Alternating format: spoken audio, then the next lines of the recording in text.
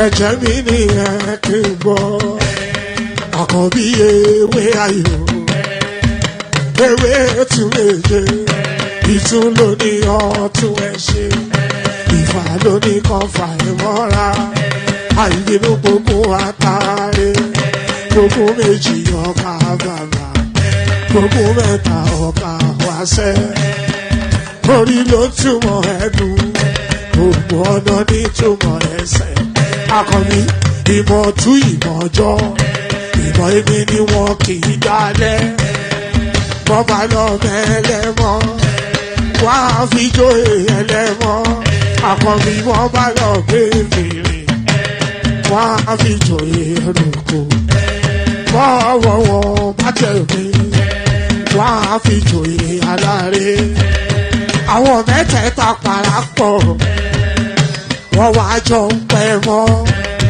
ẹ̀ẹ́mọ́ olóko jẹ wọ́n pa Akíntọ́lá ọmọ Ògún wọ́n pàdé Ìyọ̀dà ọmọ Àtàlàbọ̀bà Àkànbí wọ́n pàdé Ṣàtàdàdẹ ọmọ ọba Ìjẹ̀bú Mèrè Aṣíwájú odò gbólùkẹrẹ ajagun lólòdì ọ̀run tó bá ṣe pé tìyẹ tó bá ṣe pé tìyẹ lọ bá ń darí jọ wí àgbèrò ní kún gbọ́wọ́ ọgọ́ ti ṣìgìdì máa gbé àgétì ló máa ń gbé àyàn tí ìdàyàn ewúrẹ́ Ọlọ́run dákun má padà lẹ́yìn ẹ kó má gbàgbé ọ̀rọ̀ tẹ́ Aṣíwájú Ọlọ́run dákun má padà lẹ́yìn ẹ.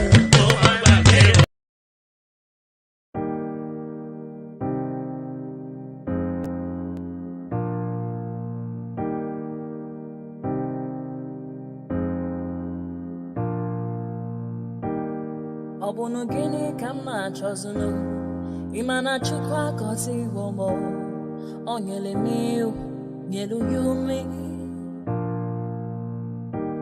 What am I looking for? See my God, he don't bless me, he give you me, give me you. Ọbụnụ ka ife nlachacha so, ọbụnụ ka ife mmechacha me. My baby, you know, say you go love for me. Hey, yeah, I do go, I could go. When I call your name, Shakara for me. Oh, Roma, I will be your Romeo. You go be my Julie.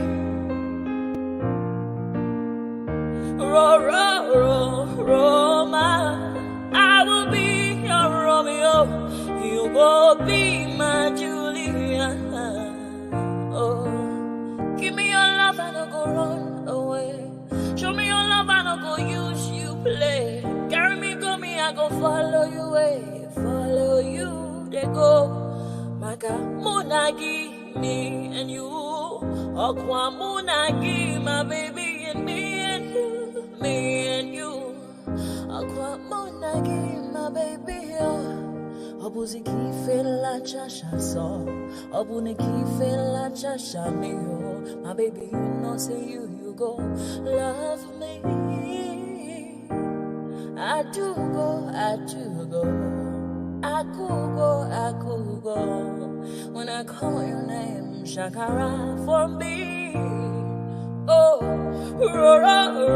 Roma, I will be your Romeo. You go be my Julie. Yeah, Roma, I will be your Romeo. You will be my Julia. Oh, Roma, I will be your Romeo. You will be my Juliet. Roma, I will be your Romeo. You will be my Juliet.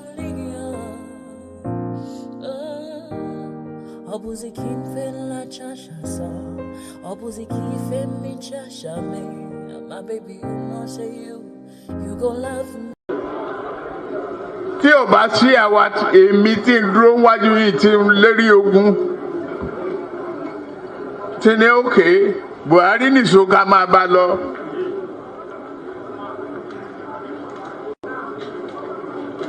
Kò lè di president. Ó ṣe kìíní olùlẹ̀. Ó ṣe kejì olùlẹ̀. Ó ṣe kẹta olùlẹ̀. Ó tiẹ̀ sunkún lórí tẹlifíṣàn pé láyé òun ò tún rán mọ́. Mo dẹ̀ lọ bá Kaduna wa rán ọ̀rọ̀ ẹkún kọ́ lélẹ̀. Àdúró tiẹ̀ wàá dẹ̀ wọlé. Nǹkan kan ní pé o ò ní fọ̀rọ̀ orílẹ̀-èdè Yorùbá ṣeré. Ó dẹ̀ gbà. Àtijọ́ tó rẹ̀ ti débẹ̀ mi ò gba mínísítà mi ò gba contract mi ì tọrọ ọbẹ̀ mi ì tọrọ gàrí mi ì tọrọ fúra lọ́wọ́ ẹ̀ mi ì dẹ̀ ìyàwó ń bẹ̀ mo wá ní lọ́tẹ̀ yìí o Yorùbá ló kàn.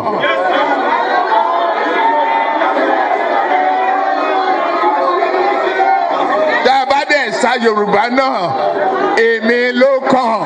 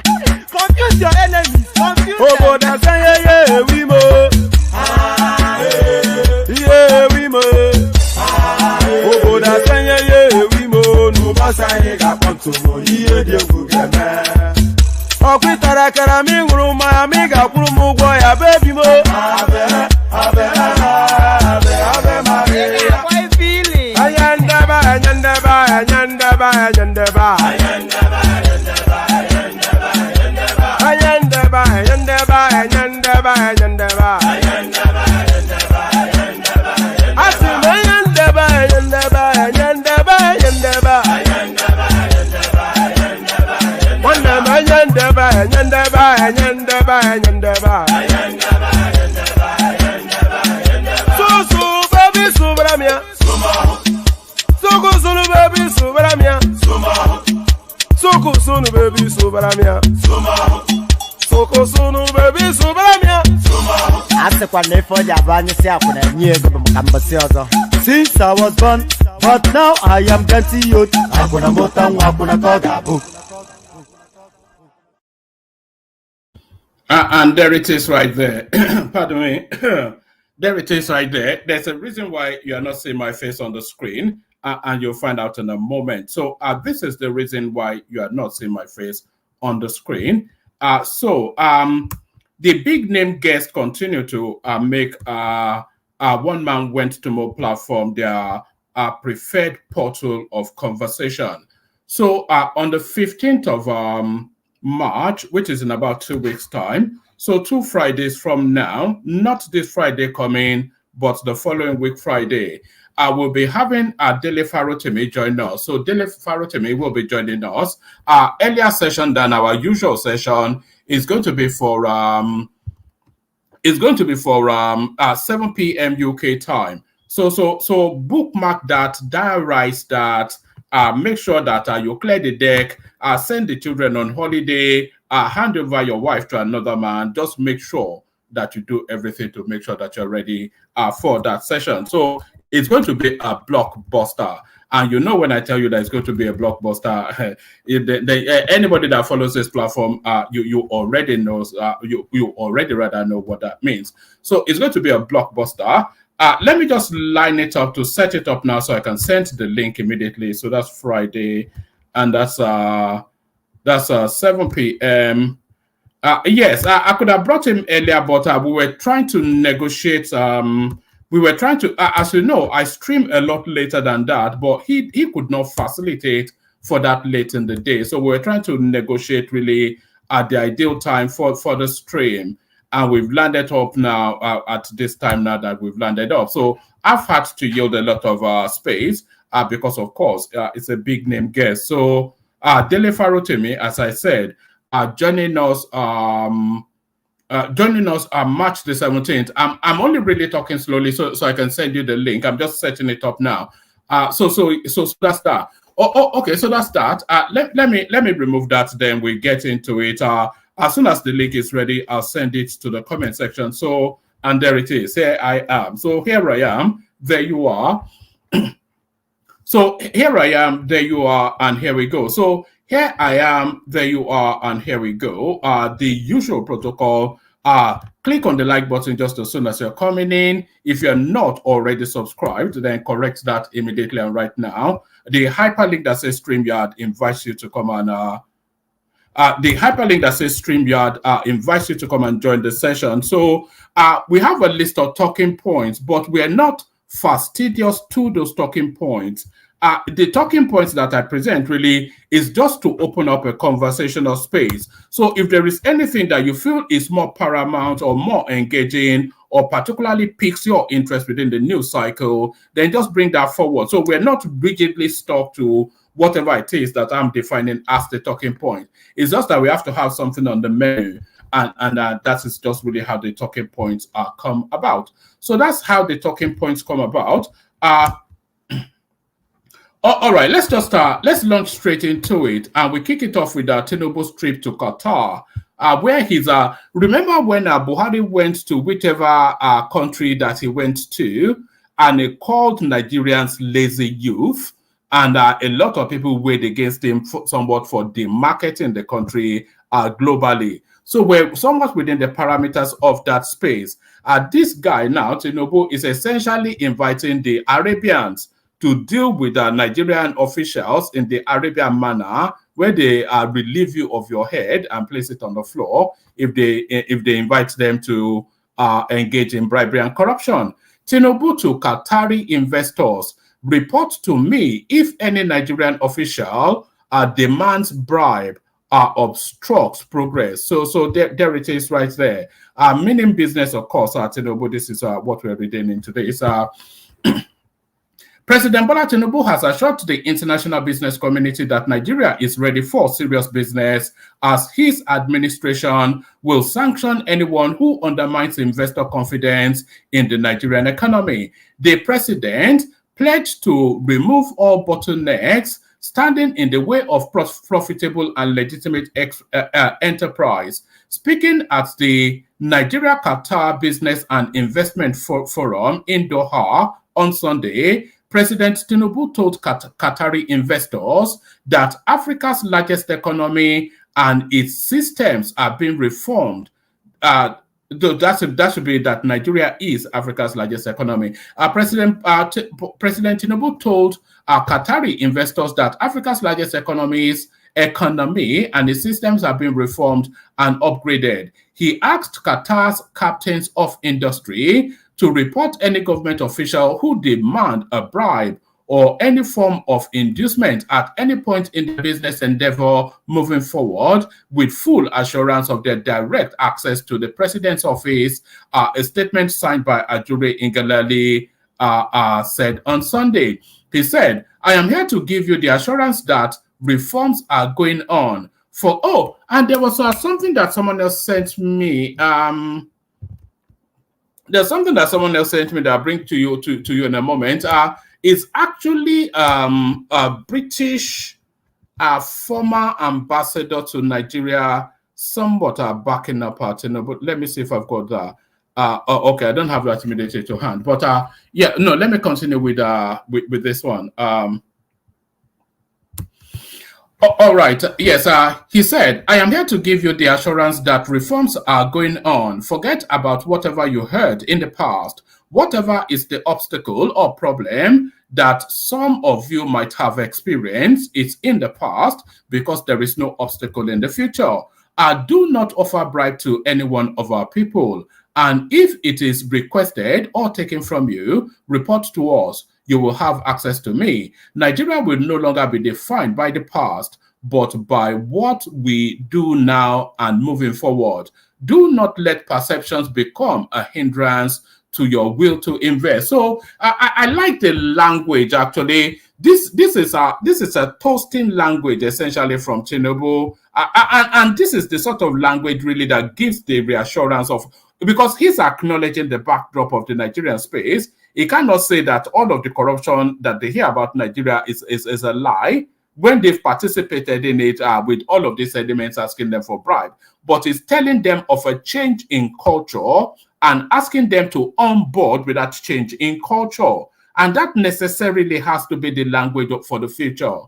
And that is the sort of language, because a lot of them actually feel, oh, I'm so desperate to find this piece by this British former ambassador to Nigeria who spoke on just the reforms that Nigeria is going to. Send me the video money more and I'll play it. But let's get back to it.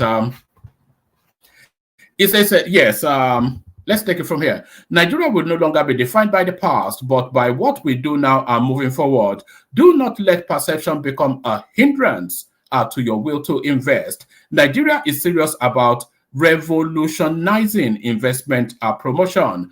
We are removing obstacles today, and we are going to remove all obstacles. We have done so much within 9 months, and I am assuring you, it is free entry, free exit. So this is a narrative. This is the linchpin of Tinubu's the whole of the. If you boil the essence of his, if you boil the concept of his ideology to its core essence, this is essentially what Tinubu is selling.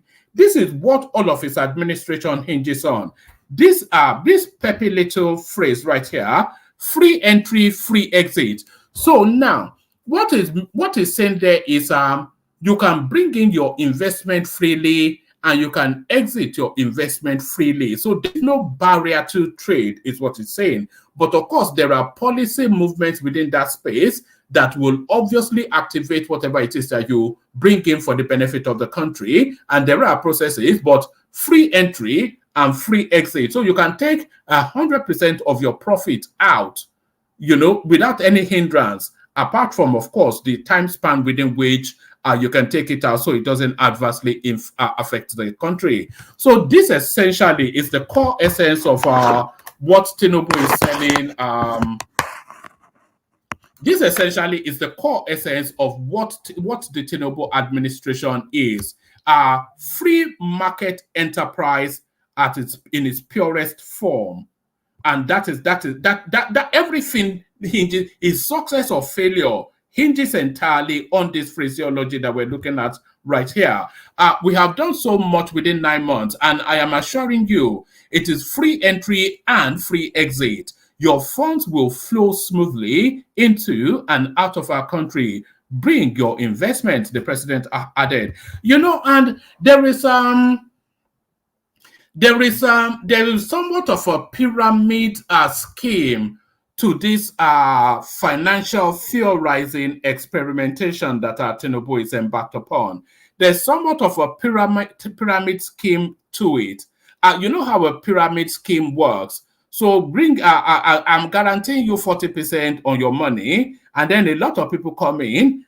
So from the monies coming in and paying, so that's essentially, it's somewhat of a pyramid. So a continuous flow of money keeps that economy continuously active, to the point that that free exit and free entry does not really significantly impact on the economy. And that is the model. That is the model that is after. But if it's able then to, because it's selling this model in India, it's selling it in the UAE, and it's selling it amongst any and everybody that's willing to listen. But that is the model. It's a constantly fluid and constantly active economy that is with the most minimum of hindrances of entry and exit.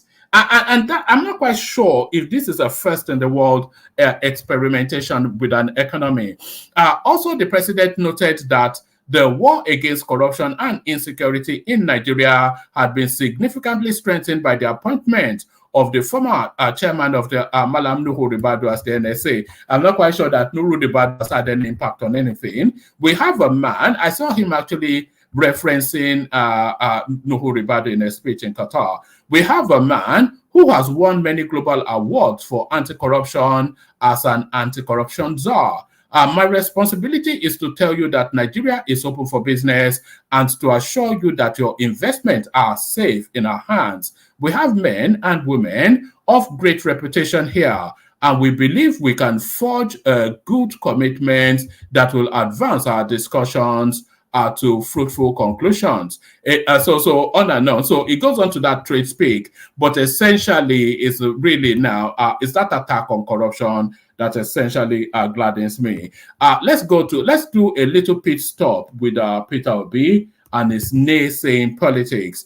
Peter Obi expresses disheartenment over Ukraine's 20,000 wheat donation to Nigeria. So has that donation actually been done? Because a lot of these things, they've never really passed the photo opportunities and the optics of the soundings in the media. So this is Peter Obi, belly aching at any and everything that seems to move the country forward. Peter Obi has expressed his disheartenment over the donation of 25,000 tons of wheat to Nigeria by the Ukrainian government. Ukraine government had last week announced the donation of 25,000 tons of wheat to Nigeria, a development which stirred mixed reactions within Nigeria. Mr. Peter Obi, whilst acknowledging Ukraine's generosity, emphasized the underlying failure of Nigeria's leadership in adequately addressing the needs of its people. In a statement shared on his, anyway, let me just read it. I wonder sometimes why I bother to do any Peter Obi sort of.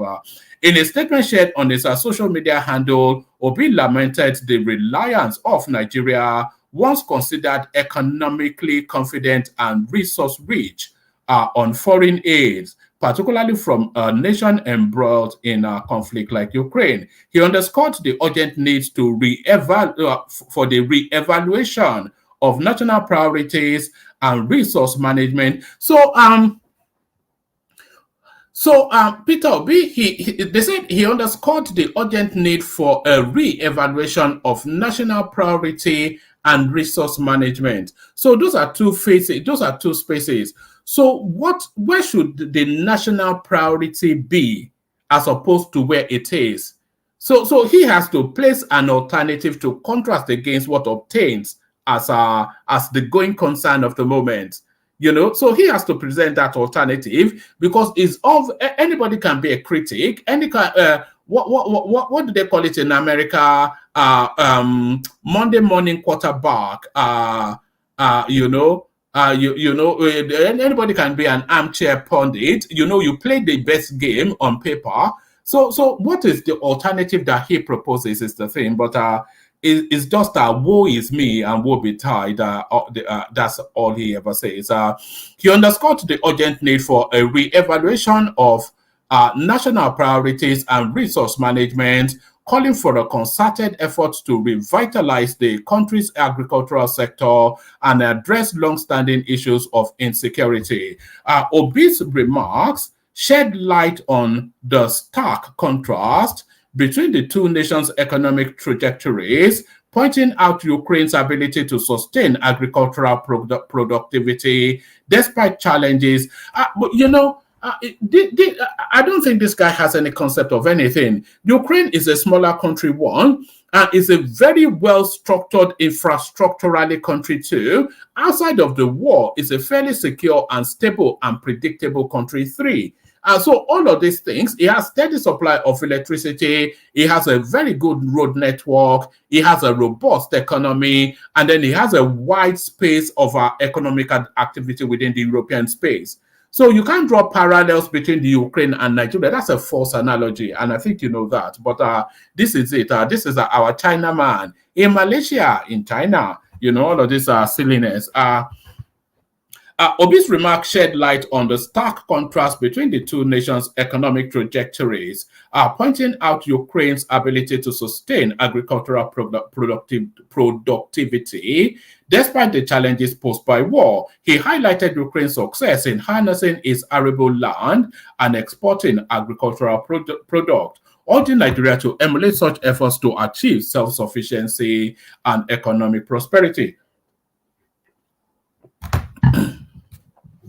You see, so I'll leave that there, by the way. You see, if that was a Showore speaking, then you will give it some credence. But Peter Obi has actually had antecedents in governance, and we have his record. So all of this now newfangled, highfalutin ideas that is rolling out, or that people are rolling out on his behalf, there's the go-to that why did you not implement anything near all of this? Did they achieve anything near food security in Anambra State? Was there any infrastructural development? Was there electricity or security in that space? Was there anything that Obi wages and rows on about? Was there any of those things in the 8 years that he managed Anambra State? Because we have his record from there. So it's just the silliness of it, but then it's politics, isn't it? Yes. I think I may have that actually. Money More. Let me see. Money More is asking me to read out Reno Omokri's response to Peter Obi. I think I had that. If I have it, then I'll. All right. Okay. Okay. So I have it. So let me then. Let me then read out the Obi's one in full, and then I'll read Reno Omokri's response. Peter Obi's remarks shed light on the stark contrast between the two nations' economic trajectory, pointing out Ukraine's ability to sustain agricultural productivity despite the challenges posed by war. He highlighted Ukraine's success in harnessing its arable land and exporting agricultural products, urging Nigeria to emulate such efforts to achieve self-sufficiency and economic prosperity. The donation from Ukraine serves as a reminder of the critical role of sound political leadership in fostering development and improving the standard of living for citizens. Obi emphasized the need for decisive action to reverse Nigeria's current trajectory and pave the way for a more productive and self-reliant future. So this is nonsense from Obi, but let's see if there's any sense from Reno Omokri. So let's see how Reno Omokri counterbalances this. It says, Omokri Hitobi, you are ignorant. Nigeria receiving food from Ukraine, not national disgrace. So I think Reno Omokri is going to be part of the overall APC strategy for Peter Obi 2027, and is already fleshing out that role for himself anyway. A former presidential spokesman, Reno Omokri, has hit out at former presidential candidate Peter Obi for saying it is a national disgrace for Nigeria to receive food from war-torn Ukraine. Obi had said earlier on Monday that it is a national disgrace for Nigeria to be receiving food from Ukraine, which is embroiled in a war with Russia. Omokri, in a post on Twitter, said, "It is very ignorant for Peter Obi to say that it is a national disgrace for Nigeria to receive food aid from Ukraine because it is a war-torn country." He said Obi needed to be educated about Ukraine. And by the way, I think Ukraine is the largest, has the maybe second largest stock of wheat globally, if I'm not mistaken, that is.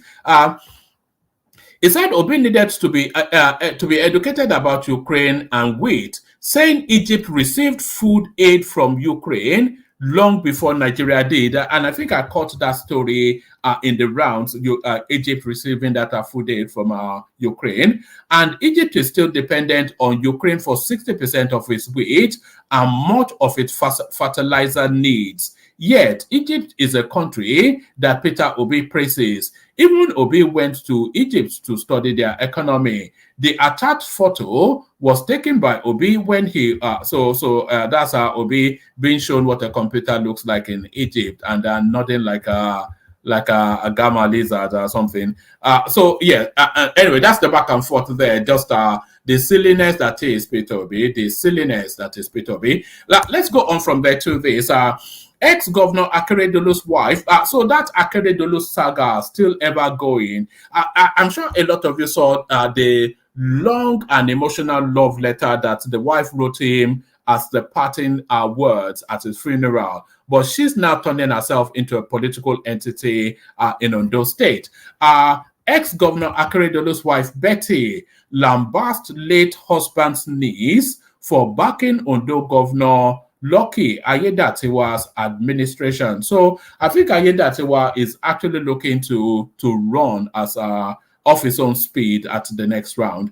Betty Anyanwu Akeredolu, the widow of the late Ondo State Governor Rotimi Akeredolu, has berated her late husband's niece Funke Akeredolu Aruna for backing the incumbent governor of the state, Lucky Ayedatiwa. In an Instagram post made on Monday morning, Mrs. Akeredolu berated Funke for supporting Ayedatiwa ahead of the November governorship election in the state.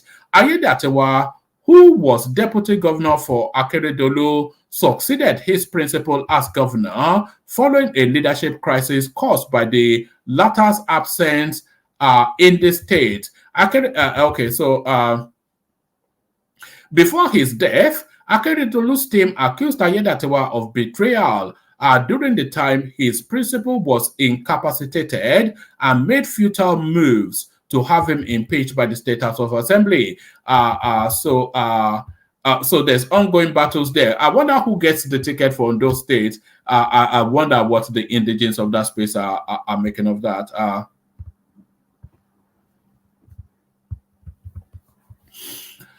All right, so this is Bloomberg UK telling us that the Naira was about to start to strengthen. Nigeria Central Bank says foreign demand up in sign policy works. It says the Naira strengthened as foreign demand rose sharply for bonds auctioned by the Central Bank of Nigeria following a jumbo interest rate increase to shore up the country's battered currency. The CBN said that foreigners bought almost 4/5 of 1.05 trillion naira, which is $682 million auction 3 months ago. I don't know quite, but that tails off actually. So I can't read much more from that other than what I just read. It's behind the paywall.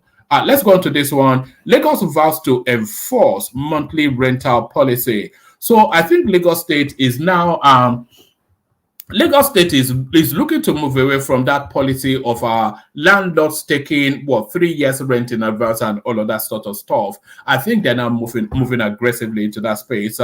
Lagos vows to enforce monthly rental policy.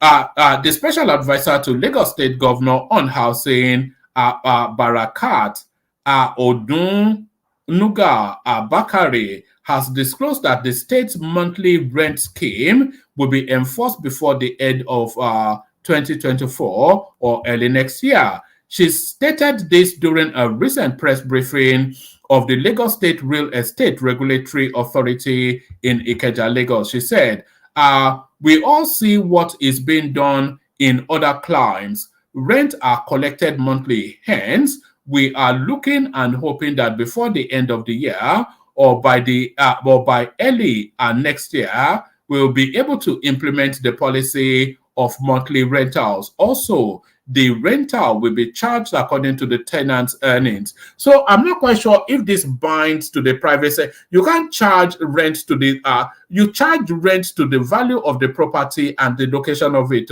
not to the tenant's earnings. So I think this may well be stock owned by the state rather than them enforcing it on the whole of Lagos State.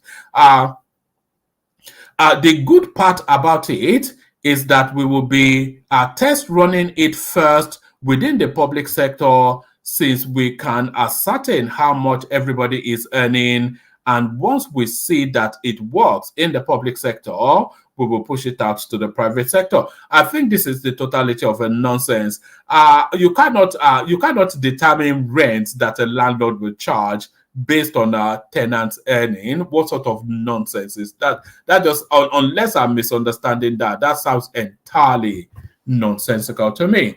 Report bribe seekers. So that's still Tinubu in Qatar, telling the Arabs to chop off the head of any Nigerian that is asking for sweeties and whatnot, bombs.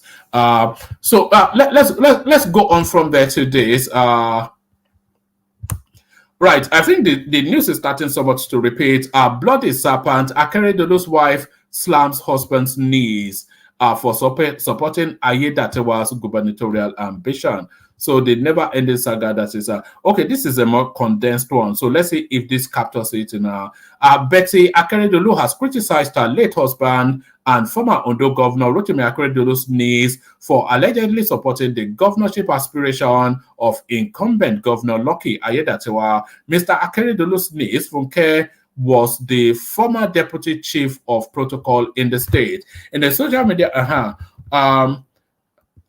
yes, in a social media post on Monday, Mrs. Akeredolu described her late husband's niece as shameless for supporting Mr. Ayedatiwa, who is eyeing the All Progressive Congress ticket for the November 16 gubernatorial election. Behold the face of Aketi's niece, Funke Akeredolu, the former deputy chief protocol to Aketi, shamelessly parades as I am Lucky blood serpent. Time will tell if she truly is lucky, the widow said on Instagram. So the way they fight their battles in Ondo State is like it's in open glare. They go into the public and strip each other naked, i.e. they play it out on Twitter and Instagram. This is a senior person within that state going on Instagram. All right, it says criticism has trailed her post, with many saying Mrs. Akeredolu should still be mourning her husband and not engaging in pettiness. There had been animosity between the late governor's wife and Mr. Ayedatiwa before Akeredolu died. Before Akeredolu died, internal wranglings had severed his relation with Ayedatiwa, formerly this state deputy governor, and on and on. So that space. So we leave that there. Oh, there's this thing making the round expose on the goings on within the Nigerian customs system, with one area commander just helping himself to nearly 10 billion naira from smugglers. I think there's a video clip attached to that. So if anybody wants to go to that space, we go to that space. Looted Abuja warehouse belongs to Federal Capital Territory Agriculture Department. So I'm not quite sure. I'm a bit conflicted. Of course, I don't approve of people breaking into warehouses. But how can the country be? How can the country be singing sad songs of poverty? So hold on. Let me charge up my system. All right. All right. So how can the country be singing sad? What's going on? Bear with me 1 second.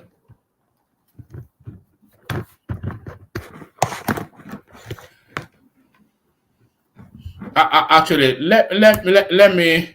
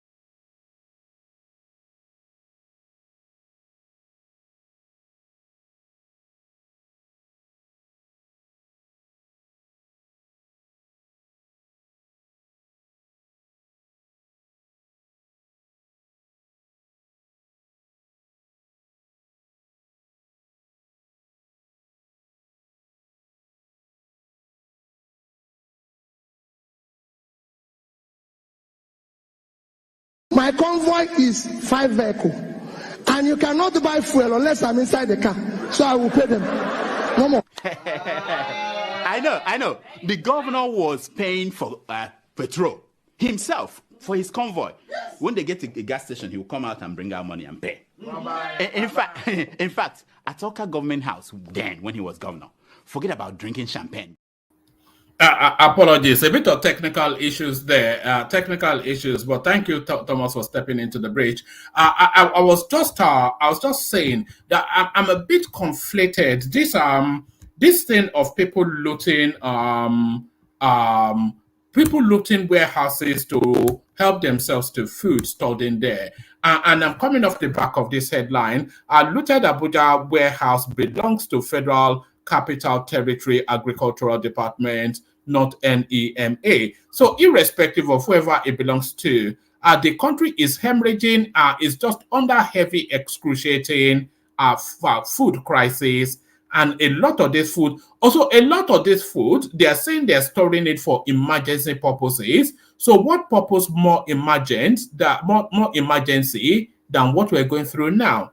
But then of course I don't approve of people breaking into warehouses. But if these warehouses are government owned and those foods are stored for emergency situations, then we are in an emergency situation now. So let's start.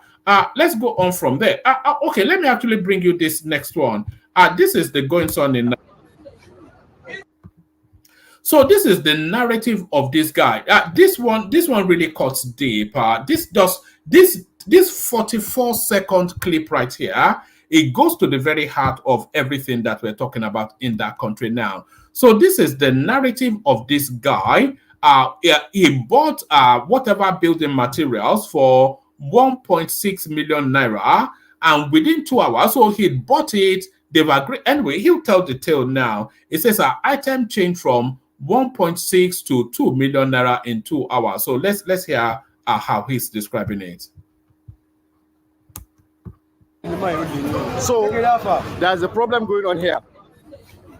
I actually bought those from this man this afternoon. No, I'm doing a video so that at least as your daughter do video, make me do video, make her put up on social media. So see, these doors have been paid for, only for him to come later and say it was paid for. Time to talk 2 hours later and said it has increased from 160 to 200,000 naira, which I'm not ready to pay. So we don't want any violence. All we just want, let's park our doors, then we talk later. But this one that you are doing, that you want us to park this door, it's going to get out of hand. We have paid for this thing, for God's sake. We have paid. The receipt is with us. Fair.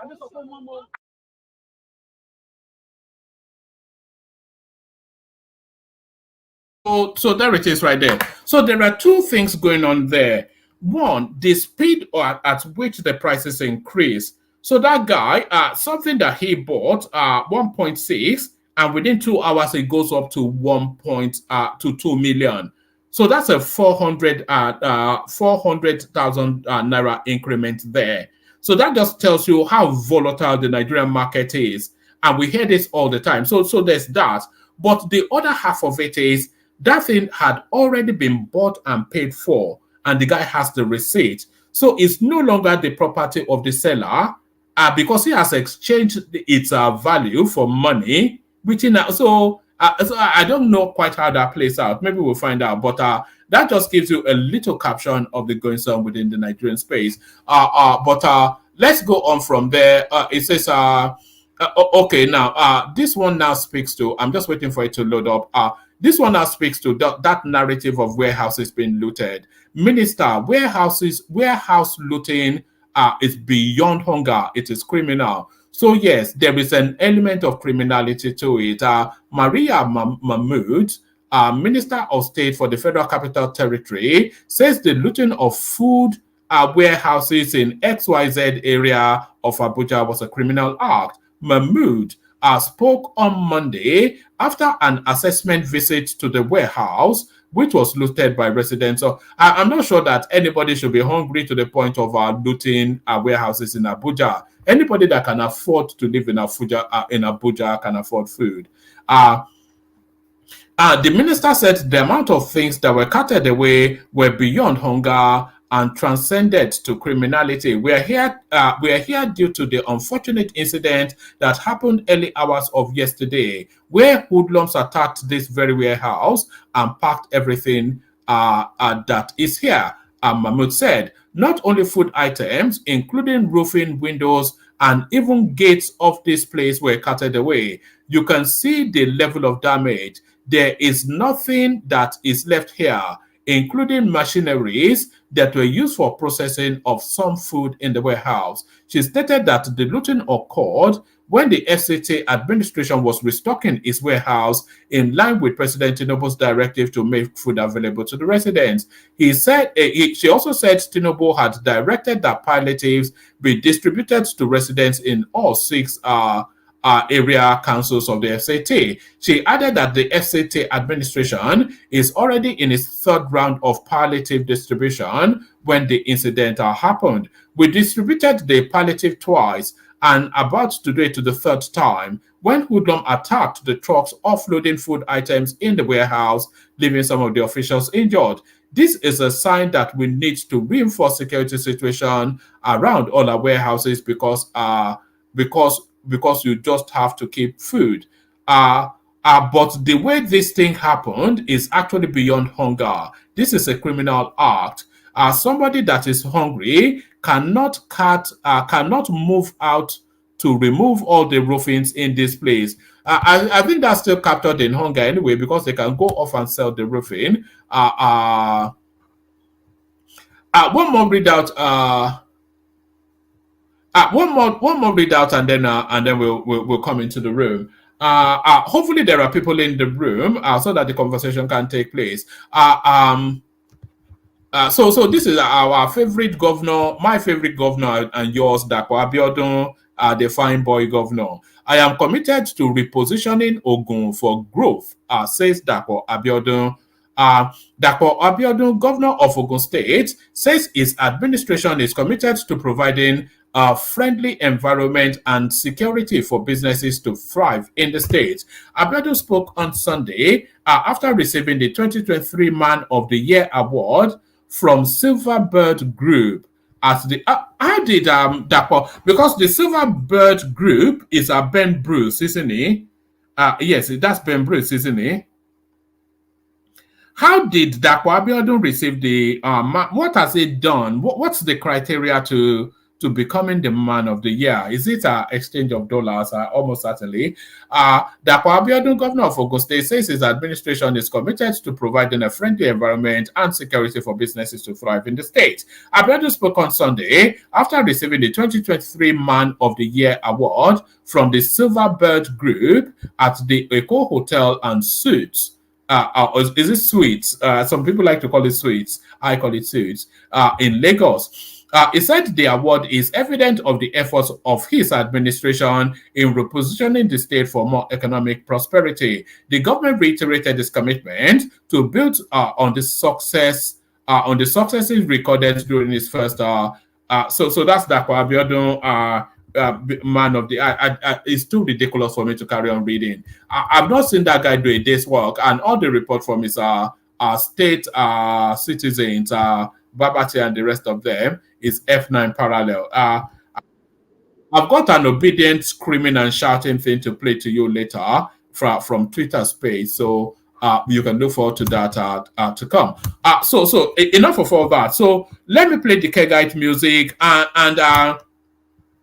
and invite you all to join Alexander Gomez in that super chat. We really want this space lighting up in multicolors of super chat because that's the culture of live streaming. That's the culture of live streaming. So light it up in the multicolors of super chat as I play you the Kegites.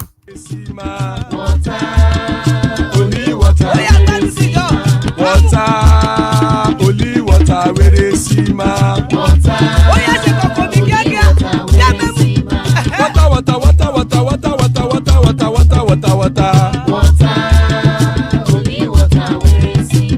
Hapa o naido.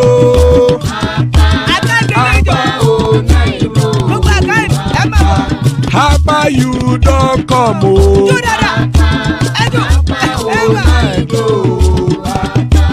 Hapa o naido.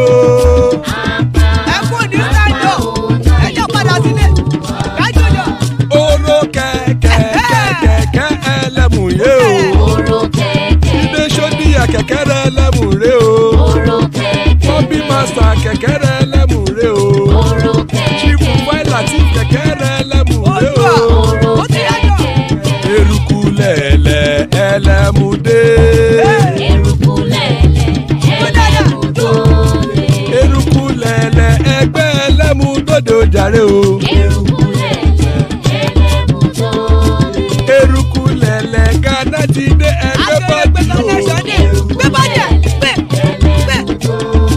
Ọmọ ẹlẹ́yẹ ẹ̀yẹ o ó dilé o.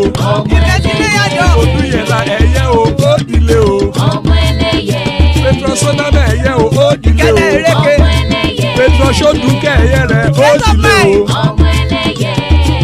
Ẹlẹ́kọ̀ ọ̀run mú ìní o.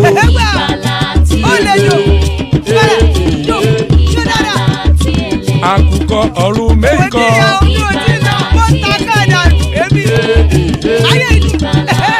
Ikú kò ní ríwà gbéṣe o.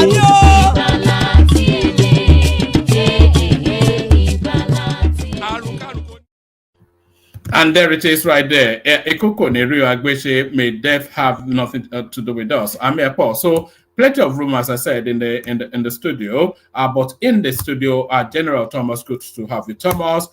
King Emekos is here, good to have you, Makers. Father of the bride, Ajan Lekoko. There is the mighty man right there. So that's the mighty man right there. So anybody that wants to hop on, hop on.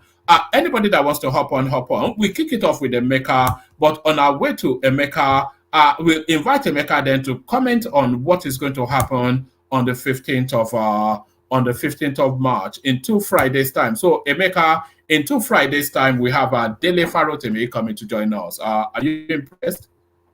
Well, woman, I'm not a fan of his. But I probably would just ask him a few questions. He rants a lot about things that he's not aware of. When you rant ignorantly, without conducting information, your due diligence or investigate properly. I hear he's no longer practicing in Nigeria. He has been disbarred. I hope somebody confirms this for me. And he made a lot of the way he spoke about the Supreme Court. No, I think he retired himself. They don't disband him. He said he retired. There was a case. He was sort of like there was some. I'm not so clear. I will try to dig deep, but I think that would form part of my question anyway. There was a case on him going after the court or whatever. I'm not so clear. I'll try, but then again, he speaks. The way he addresses issues is he plays this emotional card. Let's be very realistic. When you play the emotional card on media spaces, you tend to win a lot of people because you are speaking what they feel is going on and not what is actually going on. I like people who speak on the realities of things, and they speak the truth without favor or rancor and just telling you this is how it is. It's not like I'm here to win anybody's to my side or try to gain popularity because I want to speak what you want to hear. Obi played to that space too, playing on the emotions of gullible and vulnerable Nigerians. So he's not my fan. I'm not a fan of his. I don't take him serious anyway. If you ask me, I don't take him serious. All right, brilliant. So to it then. So today, what are you looking at in the news, or do you want to kick it off with Tinubu's trip to Qatar? Yeah, let's kick it off with Tinubu. Actually, I'm still working, right? Let's kick it off with Tinubu. So I saw this, and a lot of people were expressing their opinion on this. But I think Osita Dozie was saying, why would the president go about to want to label the country as a country that seeks bribe? For the love of God, why are we trying to be pretentious here? You understand? I don't think it's okay. There's a reason why there's high corruption in the country. There's a reason why when you go to transnational Transparency International, our corruption index is high. There's a reason why the PCID scandal went to the UK. There's a reason why there are multiple arrests or alleged arrests from EFCC. There's a reason why things don't actually work within the public space because of high level of corruption and bribery. And you find kickbacks, those who want to collect kickbacks in order to do their job, Even our friend in the house now, Rabban B, also made mention of the fact that the legal representative in INEC requested for kickback to implement a court's proceedings from the Supreme Court. You can imagine and you have Osita Dozie coming on public space or media spaces to come and say, so there's a reason. Yes, I could say the president, that's coming from him. I didn't listen to what he said, but it carries a lot of weight, right? But then it just said the usual standard stuff, which we are going up. It's marketing this country and he's marketing the country. Bishop, sorry, one man, can you fix the title of your video? I think a little bit. Just look at it for one more. Can you fix that, please? He's marketing the country and the game. Sorry, what would you rather it was, Babate? You said give any Nigerian asking you for, is it bribe or bring?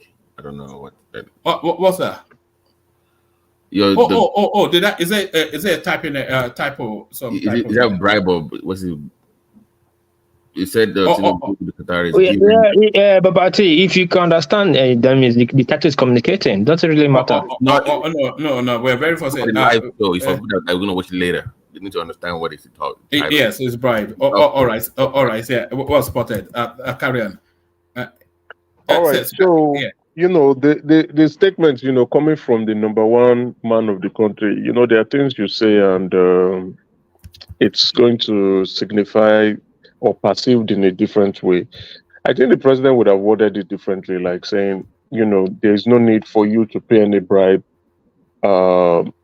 Just word it in a different manner. But anyway, we cannot exclude the fact. The fact is the fact. Let's be very realistic. And again, what I would be expecting the president to also include is that I've informed the EFCC as well as the National Assembly to constitute an anti-bribery legislation that would speak exclusively to bribery and kickback situations in the country, and anybody who is trying to just America, sorry. Like just your last statement, I totally agree with your last statement. He would have said, I've instituted the EFCC and National Assembly are coming up with a very strong policy against bribery and corruption, and racketeering and intimidation. That would have been a very good one. But we should not look past the statement he just made. At the same time, he's trying to market in his country. He demarketed his country by 110%. And one man is just saying he's marketing his country. Where's have this thing? The thing he's saying is not new to foreign. No, we know. Yeah, we understand. What he's saying, foreign investors can actually find it. They already know. Okay, yes, I agree with you too. If you want to invest in Nigeria, right? If as a new investor, either as a foreign portfolio investor or as a foreign direct investor, you want to invest in a new country, the first there are places you need to go. You either go to the trade website of the United States, you go to Transparency International, you go to the OECD website, you go to WHO website, World Trade Organization website. You go there, all this information are there. So what he's saying is actually not new to foreign investors. Just America, please get where I'm coming from. We are here to help the just like Wtih came and make a reference to help the platform to grow by this slight mistake he noticed. We're not here. I know people will take it personally. At least some people are wanting for the military to overthrow. Those people can take it and throw it to a different level. But we, the like-minded, up-minded people, we know what is where he's trying to head to. And what I'm trying to say is this, and so that he can rephrase his statement, it would have been better, he said, I'll tell the foreign investor, there's a strong law now against bribery and corruption. Don't get involved because I won't spare you. And I'm here to protect you. There's none at the moment. To go and be threatening foreign investors. No, it's not threatening foreign investors. He's telling them. No. Hold on. He's telling them don't pay bribe for money now. I know. He's guaranteed them. He's telling them Wtih. He's telling them don't pay bribe. If anybody is requesting for bribe for you, let me know. Yeah. It's same thing you're saying. He's saying it. If you ask me, yes, I understand. If we want to play on the review the comments from both angles, because a lot of people are saying, yes, what is he saying that is different? Some people are saying, oh, why is he going about saying Nigeria is a bribery and corrupt country, right? Is the marketing the place? But again, let's be very realistic. We have to speak the fact. The fact is there for everyone to see. You just need to Google to Transparency. That is the international perception of Nigeria. We don't just America. We don't make it the obvious for the optics sake. That's what we are saying. Everything is taken money for the optics sake. Wait now. See, no. Hold on. Let me tell you something. Just America, please. Hold on, please. We are talking here. Okay. In the world, the highest gang in the world is Japanese Yakuza. But have you ever seen Japanese government telling other country people not to pay tax to them? Every company out of Toshiba, every company they pay Boeing, they pay Shakole to Japanese Yakuza. The government even use them. They have bank. At one time, you remember Obama had to close their bank. But for the optics, that's what we are saying.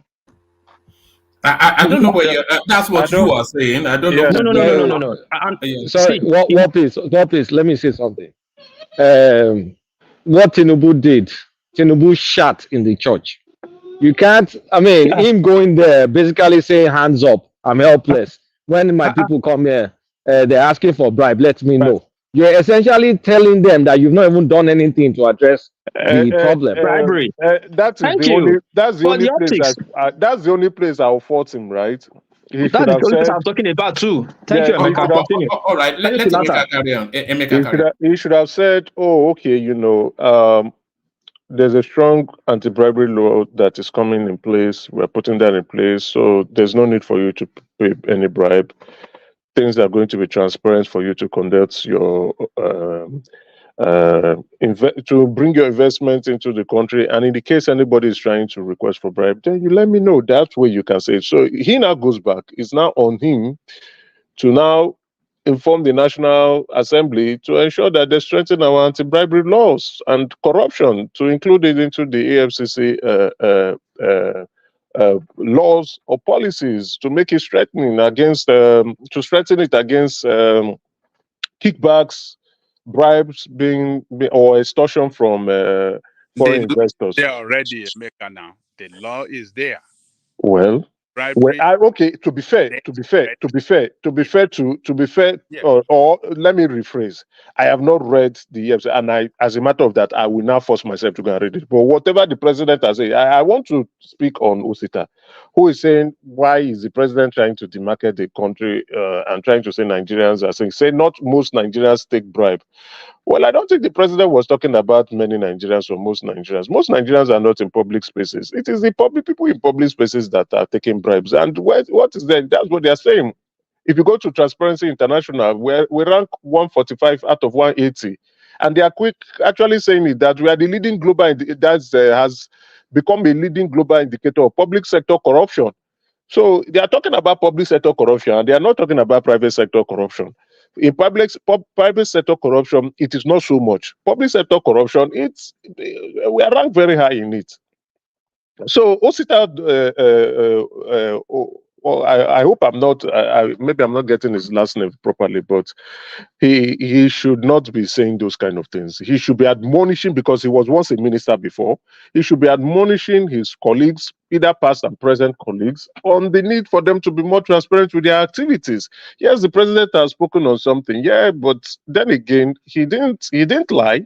There was no lie about what he said. Are you expecting the president to lie and paint a different picture? What I will expect the president to do is that we'll strengthen the law, and anybody who is elected. Okay, I will even want to take it that if you report to the president will say, oh, thank you very much. Let's get this person arrested. That's part of whistleblowing. It's still part of the whistleblowing process, where you can confront the president and tell the president that this person took bribe from me, and say you don't mean it. You have direct access to the president. That's if you ask me, is an effective method of whistleblowing process that is workable. And should be exploited and harnessed by foreign direct investors, and as well as investors bringing funds into the country. So if anybody is trying to want to take kickback from them, there's a hotline they can call, and the president to say, hey, I think what's even sad, we praise other presidents. I think the Malawi president said something similar to this, and we were praising him on social media. Our president has said it, and we say, oh no, why is he trying to demarcate the country? Anyway, we speak on both sides of the mouth, if you ask me. All right, take us to this headline on the screen, Emeka. Yeah, looting of Abuja warehouse belonging to Federal Capital Territory. It's a sad reality. We make you see, when you bring this situation, people will say it's hunger, but I would say we are not patient people. One, we are disorganized. Two, we are not nice. We are not nice people. We are not nice people. We as Nigerians, we are not nice people. Emeka, we are thieves, criminals. Yeah, well, a larger percentage. You can say find good people in the country, but we are not nice people, in the sense that why do you don't know if there's a plan. I think I believe there's a plan around this, that you have information and you go and break that place down and you loot the things. You see, it shows the way we are disorganized and uncoordinated, and we don't have respect for our country, ourselves, and way of life. You see, but we keep blaming people. Hunger is not a reason for this. This is criminality, if you ask me.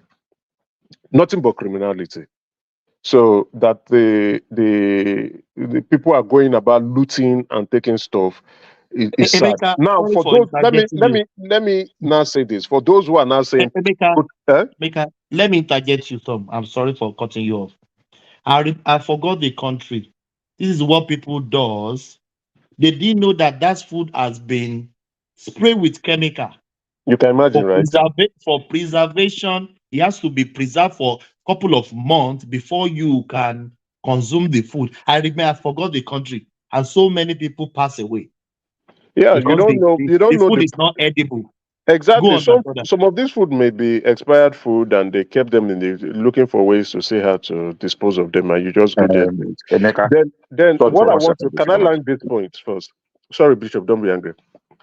This is a clear case of when people who are calling for protest or revolution, this is what will happen: chaos. This is an indication. This is a sign. If you don't know about this, this is a clear sign of chaos that would lead to from a protest. It leads to chaos. Everybody free for all. Who is stronger enters into your home, break into your home, and take whatever they want to take from you.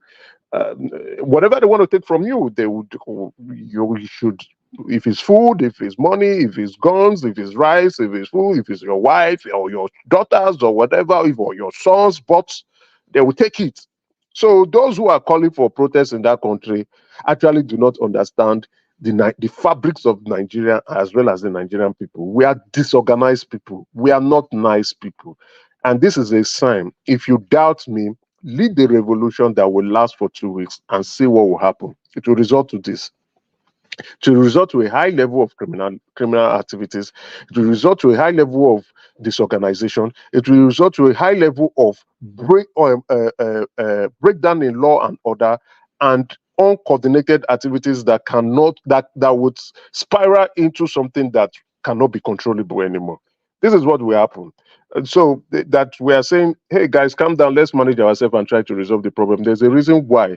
Because once you hit the street and it is not controlled anymore, you are going to get a high wave of criminal activities that nobody can control anymore. Now Nigeria automatically will turn into a failed state. That's what we want. I know we have many enemies of Nigeria.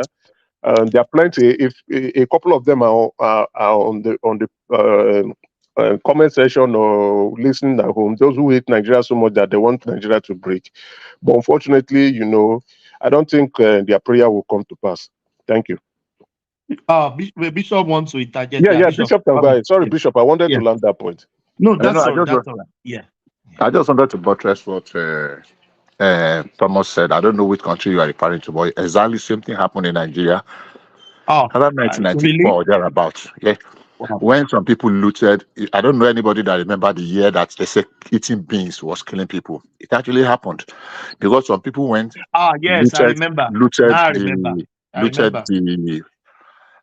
do they call it now? There's this storage where they preserve beans to plant, and the chemical takes certain period before it wears out. And some people looted it and they flooded the market with it because beans was costly. And a lot of people died of that poisoning. So I don't know the country you are referring to, but it did happen in Nigeria too. I can't remember. Maybe 1994 or 1995. I can't remember. But you remember that time, Bishop? If there is no ant in the beans, you won't buy it. You won't buy it. Exactly. Because it has been it's actually treated something. Just to buttress what you said. That's what I wanted to say. Yeah, just to say, Emeka, sorry, let me come in. Yeah, in a mother, I agree with you, Thomas and Mighty Bishop. But we are cutting this government too much slack. I know campaign is over. I know we try to count. You are the one cutting people's slide. One Piece. This is criminality. It is not justified. This is just criminality. I didn't call criminality. I said cutting the slack. It's slack. The government slack. I'm just saying you are the one cutting the people's slack now. What is criminality? I did not say criminality. Just one. I did not say it's criminality. No, I didn't say criminality. I said we are cutting this government slack too much. I'm not even cutting government. I'm just saying. I just buttressed what Thomas said. That in one country I understand. I'm not attacking anybody. Went and loot grains that was preserved with some chemicals, and I said, yes, no, I know about this. I know It about the actually incident. happened in Nigeria. Exactly. That's what I just added. Yeah, I know about Now, the incident. if you are going to cutting government slack, that's another different thing because I will have my own take anyhow. But that's what I chipped in. That it actually happened in Nigeria. Yeah, true. It happened in Nigeria. I think it happened in India, and it happened in some countries, But what I'm going to say is this: is the lack of government not to respond adequately leads to people to take criminality to their hands. I'm not saying it's right what the people are doing, but let me just quickly say what I'm going to say instead of not to bore you with my interjection. When the government keeps saying we are released strategic grain, and nobody sees it, we don't see trucks going to the market, or even have a fixed area that they are selling cheap, that like we saw the custom were selling that day. Apart from that custom, they're selling for 10,000. We don't see it, and prices are still high. So don't you think this thing will happen? It's bound to happen. Of course, I blame the both sides, but hungry man, you cannot tell a hungry man. A hungry man is an angry man. You know, somebody is well fed, he wants to go and eat, bust a warehouse. When people are hungry, they will do nonsense. An angry man should not be a criminal. No, I said yes, and hungry. Yes, I know, but people are hungry. People want to get food. Yes, now, this protest. Being hungry and angry does not mean that you need to go. Yes, I'm not cutting that slack. I'm not cutting that slack. Bishop, you know what? Why I'm saying this? Let me say this, right? In the 80s and in the 90s, advanced fee fraud, 419, Yahoo boys, was frowned heavily by the society. Everybody will point at them and say, don't be like these idiots. Don't be like these foolish people. Don't be like this man. These people are useless people. These are outcasts of the society. Now, 2003, families, women, and father, mothers are now marrying their daughters off to Yahoo boys. They are welcoming them as in-laws and dancing and singing to the heavens that, oh, my daughter is now marrying a Yahoo man, or a Yahoo boy, or Yahoo plus, as you want to call it. It shows the degradation of our society, a breakdown in values. So this is how it starts. That it started, like I'm telling you, in the 80s, it showed the outcasts. In the 90s, then in the 2000s, the people came, the rationale was, oh, the white men came, they exploit our deals, they did this, they took our resources. We are doing this to take back from them. We are taking it back. That was the excuse they were giving. And you are wondering, was it the white man's people that took your own stuff? Why go and take from the government or whatever? Why are you taking from them? We are taking it back. You are taking from gullible people who are actually being scammed from their livelihood. People sell their house. Is it right to perpetrate a crime? Okay, we consider ourselves to be godly people. If someone has wronged you and you didn't do anything at that point in time, why don't you leave it for God? Then why are you now going and saying you're not even doing it directly to the person? You don't even know these people. And if you do your research properly, those who own slaves were the elites. So if you want to use that, or those who were perpetrating, were most of the government people, the elites. So they were making excuses. Criminals were making excuses. When we were running against them in the 80s and the 90s, I said, no. So what do you do? Will you get out of my house? What do you mean by Yahoo? Come on, this useless set of people that don't know what they are doing. Now it's, Yahoo. Hey, see in Benz. Hey, see in car. Hey, see this. Hey, marry my daughter. Take, go. Our society values have gone to the dustbin. Let's be honest. And when it is this kind of mistakes we make, we must call out criminal activities from anybody, whether it's from government, whether it's from, then the next example, the next stupid illustration was, and the government is the one that caused the problem. And the government is also stealing. So we are not going our own way to go and do our own thing. And why don't you arrest the government that are stealing? And then you are chasing after us. Peter Obi said this thing that I'm saying. Peter Obi made this statement that he did. Government is busy chasing boys doing Yahoo on carrying laptop instead of them to be using their resources to be chasing after politicians. And I was like, this is an opposition leader making this statement. Does he know the impact of this statement is making? I was just like, what is? I immediately responded to him on Twitter. What is wrong with you, this man? Do you know the international implication of what you are saying, as well as the international implication of the crime being perpetrated by these advanced fraud idiots? And you are busy justifying them. That's why when I say Igbo people perpetrate lots of crime, people will be coming out and say I hate Igbo people. When I'm saying the truth and I'm calling them out for the things they are saying, if Peter Obi, who is claiming to be a leader of the Southeast, is now telling us that the government should not go after crime, that the government should not invest in resources to go after crime, that we are being known as a hotbed for advanced fraud and romance scam in the world, that we should not do it because of what? And people are still coming out and still saying they love that man, they want to vote for that man. What is wrong with us in this country? What is wrong with us and our brain? I wish one man would play that statement. These are the kind of excuses we are making that is making us turning ourselves into criminals, from the godlyhood to criminality down to organized crime. Emeka. Because Yahoo is now organized crime. They conduct tutorials. I don't know if you are aware that they conduct tutorials for Yahoo now. Emeka, hold on. People are enrolling in Yahoo school. No, I just want to ask him, Emeka, do you know a guy called Benjamin Uba? Have you heard that name before? No, I've not heard of it. Okay, everybody, Google Benjamin Uba. You'll see his case against United States.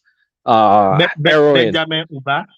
Benjamin Uba. Yeah, it's one of Peter Obi's best friends. Continue, sir. Benjamin Uba.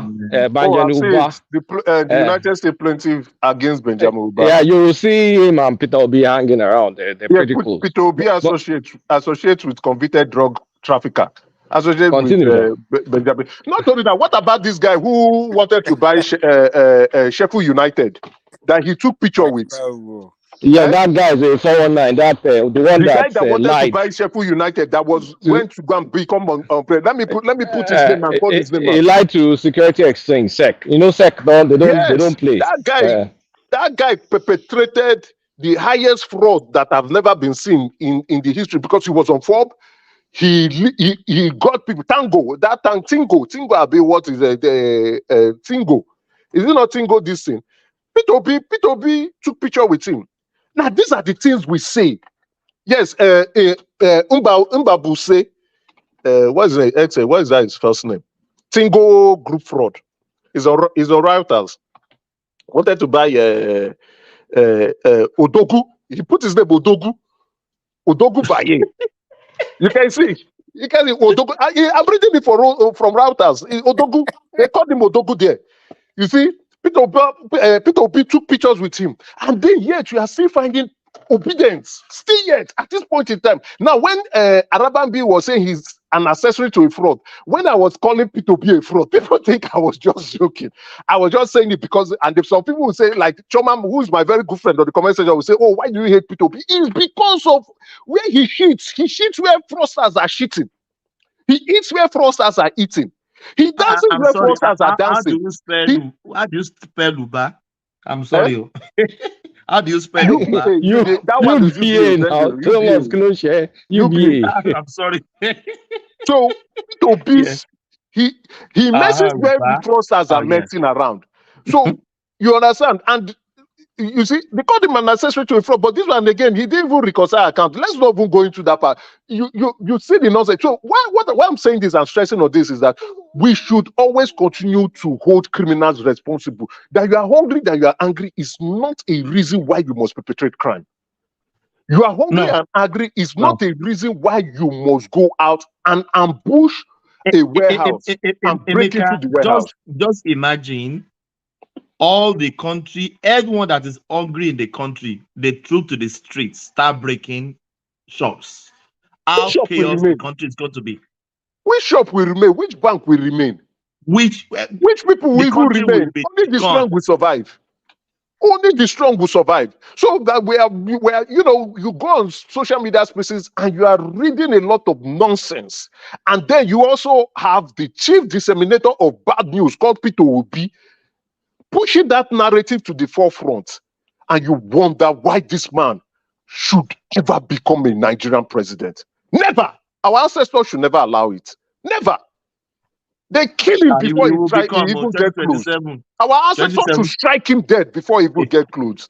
He's a criminal. No. No. Emeka, wait. I'm being serious. I'm being serious here. Emeka. I'm being serious here. He's coming 2027. Emeka, Don't worry. Emeka, calm down. Don't let your anger take control of you. I read that. You see, there's a reason.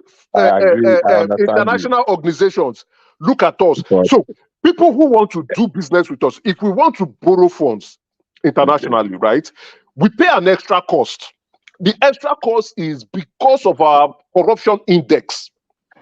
Our Transparency International Perception Index, and our inability to put in stringent laws against fighting crimes.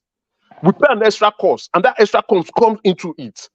Some countries like the United Kingdom will tell you wholeheartedly that you should not even invest your funds into countries that have huge corruption and bribery going on. Yes.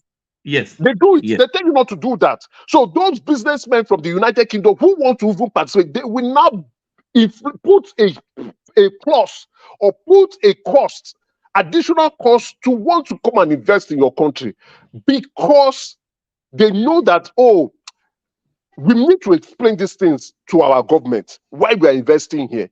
This thing is of national security and national importance. These are the reasons why. These are the costs why we are having this pain.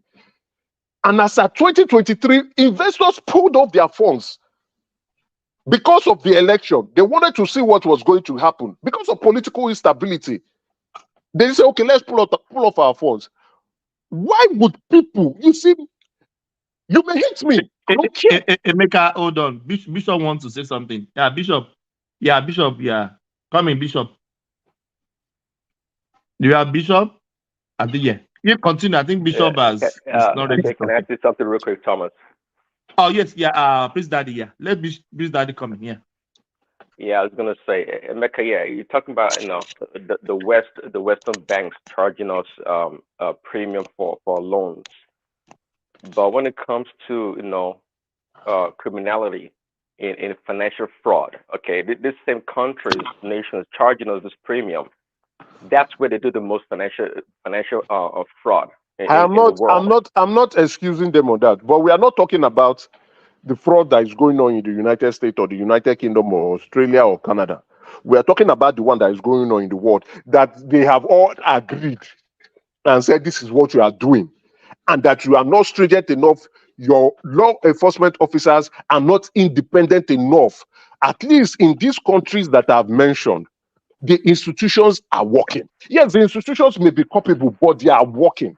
They are independent. A president cannot just coerce them to do his bidding.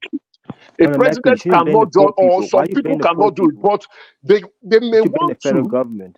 Wait, just Omeka, sorry, are you not sure we are deviating? What's on the title is the Abuja warehouse looting, and the looting that is going on. No, let's bring it back to the topic. Chemistry looting that is happening. You know, it started in the north. Now it has got to Abuja soon. You know, if you come to the south, they'll turn to criminality. So let's talk about it. I thank you for bringing us back.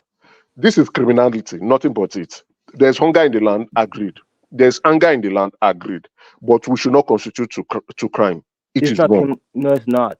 We should not constitute to crime. No, it's not. Let's say the two. I'm sorry, bullshit here. Let's say the two. Nigerian government said give food to Nigerian. Nigeria is suffering. So what is this crap you're doing here? Nigeria is suffering. Stop lying, bro. Nigeria is suffering. Yeah, no, nobody is denying the fact that Nigerians are not suffering. People like that. That's why Nigeria is suffering. But it makes me mad.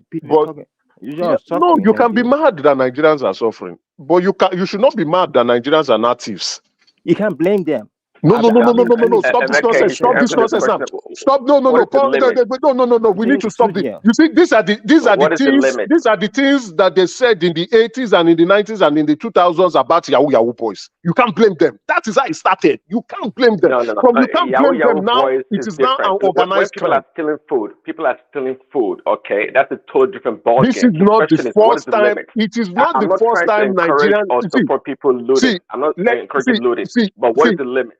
My brother Prince Daddy, it will not be the last time. If you bring your truck of food and put it on the streets and say this is open for the public, there will be stampede.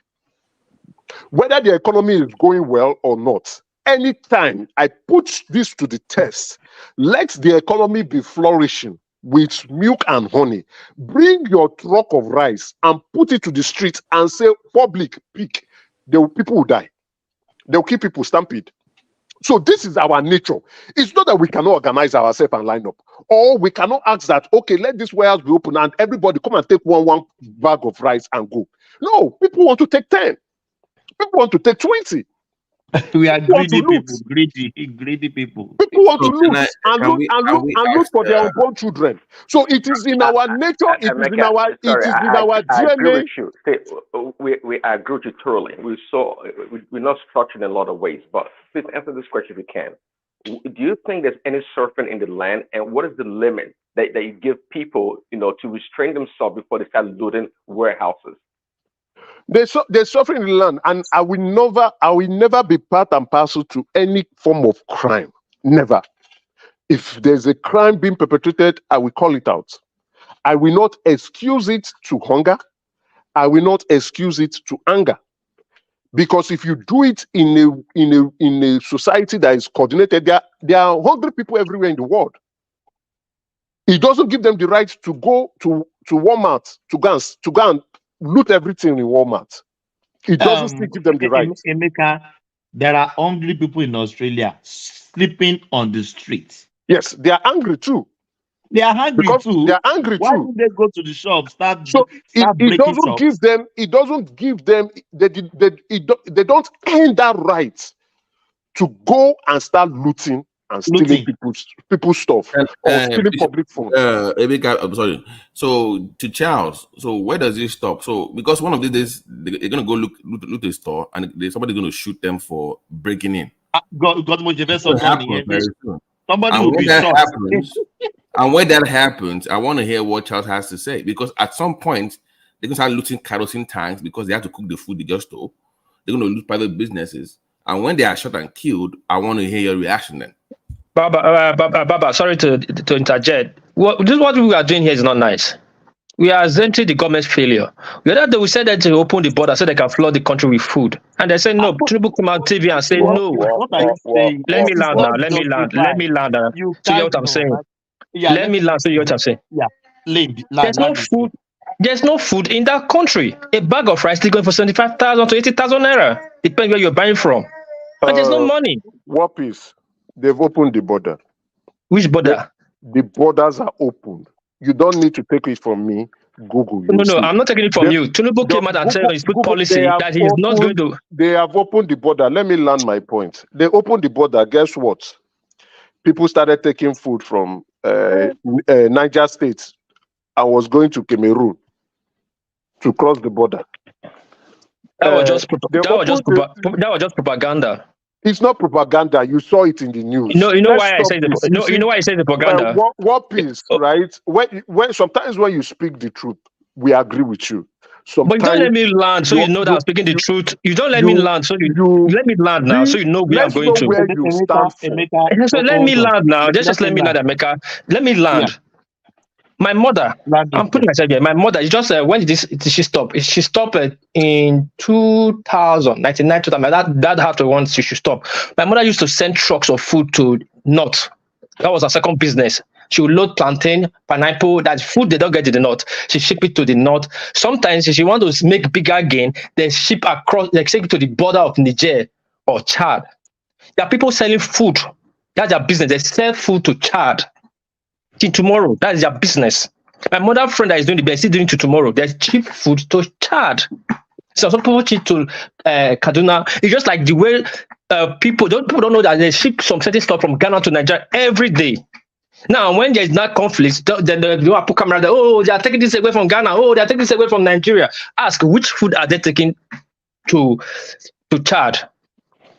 Which was in that trucks that was going out that now be going out before? I don't have a problem with those who are doing. So why are you not telling me that? Wait, hold on, let me land, please. So we understand ourselves. And you are here telling us, you are the one that just said there's hunger in the land, there's no food. Yes. Right? You just said it too. Yes. So that same no food The one that is not available, you are not taking it to go and give to Yes. to some people outside. What do you call that? Wait, hold on. No, What what do do you hold call on that now. now? You don't What do you American now. call that? Let's have a I'm conversation going now. by what you just said. Yes, You if you told want us us to have here. a conversation, don't We're try to having the time. conversation now. Hold on, just No, hold let me land the on, point please. finish now. We hold on. Don't worry. Okay, You continue. told us now that there's no food in that country. That is an objective fact. We agree. But the small food that is now available in the scarcity, in the famine going on in the country, the people are not taking it outside the country to go and sell. What do you call that? The word we are using, you are playing with words. I'll say that. Sorry. I'm not trying to disrespect you. Hold on now. I'm not trying to disrespect you. Now, you are saying it like since this scarcity started, people are started rushing selling food to Chad or taking food to Chad. Even though it's so, they are not stealing the food. People are trying to sell because Naira is depreciating. Now, what the government would do is to hold the system so that they don't take food out by flooding the system, flooding this country with a lot of food. But let me go to what you are saying. Like, what would I call that? For the political sake or political eyes, is wrong. That's propaganda. But these are the things these people have been doing right from day one. That's their business. It's not illegal. That's why I said people taking food from the other day, one man showed, they're taking food away just for us to play. They're taking the food to Kwara. And the food you're taking from Kwara is the food that you will not see in the south. That's the food you see about in the north. So since there's enough farming in the north, you will not say that you not send people that are selling food to Kwara ever since there's no sell food to Kwara again anymore. What are we talking about here now? I don't know. What they are lacking in the north. Hold on. Let me land, please. What they are lacking in the north is not what we are lacking in the south, and what we are lacking in the south is not what they are lacking in the north. That make us in a balance sheet to say that there's no food in it now. See, government should bring food into the country. Your facts are not very tenable. You just said two things now. Number one, I don't know where you got your facts from that there is famine in the north. I don't know. You just told that word. Said there what? Said there was what? You There's said, what? I'm putting you that there is famine in the north. You just said that. There's hungry in the north. I said there's hungry in the north. You said famine. Your word was famine. Famine as in hunger, famine as in famine. Which one are you using? I'm defining it. I'm just using your word. I'm quoting you verbatim. Please specify my word. Are you saying famine as in hunger? Famine. You said famine as in hunger. All right, gentlemen, what's going on? You said famine. Yes, there's famine in the north. There's hunger in the north now. What does it matter? Famine, hunger? Who cares? No, there is no famine. There is no famine. I'm not saying that. That's by the way. Can anyone hear me? We can all hear you. Yes, don't worry about the famine or the apologies. My little boy was throwing tantrum, so I had to go and settle him. So that was so where were we in the conversation? We were on the looting of the Abuja. We are throwing backbows on the looting, and Emeka is defending. We are having a conversation. I know. I'm just joking. I just came in. I wanted to point something out. One man, Bishop is about saying something. Then let's him land. Then you continue. Yeah. All right. Okay. Yeah. So I said you are throwing words. There is famine in the north. I dispute that. There is no famine. There is no famine in Nigeria. We've said repeatedly, yeah, food is expensive. It's pretty expensive anyway. I'm not justifying criminality. I'm not going to join that argument of whether it is right or wrong. Last year alone, more than 30 Walmart stores closed down in different cities in America. Do you know why they closed down? Because people were looting those Walmart stores. So some of them, they cannot continue again after experiencing 2-3 looting, and they have to shut them down. Nobody will say, because there was hunger in America, that was why people were looting. It was just plain criminality. Criminality. They can fact check it. So when these people finish looting government warehouses, they will pounce on private individuals. Somebody wanted to go and do supply, bought spaghetti, loaded a personal van with spaghetti, and people started looting it. And we're going to they will be shot. Going to pay her. They will be shot eventually. They will be shot. Nobody is going to pay her any compensation for that. It has happened. So if we keep encouraging and pampering and justifying it that there is hunger, it's going to come close to us. It's going to spiral out of people will start looting people's businesses, people will go to people's farm, steal their chickens, steal their eggs, steal their whatever, because we are justifying it. Sorry, Bishop, sorry to interject your lovely point. During the NSAS movement, they looted ShopRite. Different stores apart from ShopRite. It down. They looted In ShopRite individual and brought stores in stuff like Lagos. that. I know people that never recover from that looting. Exactly. People did not.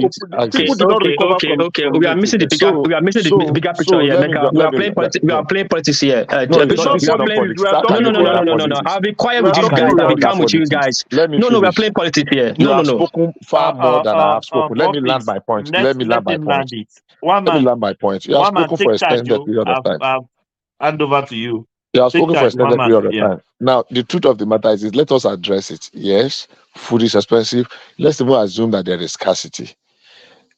Is looting government stores, which we now spiral to private stores or individual warehouses. But the wider question is: should the government be hoarding food in this time? Government is not hoarding. Government is not hoarding food, and I will answer that question to you. Now, government is making arrangement on how to share what the little they have.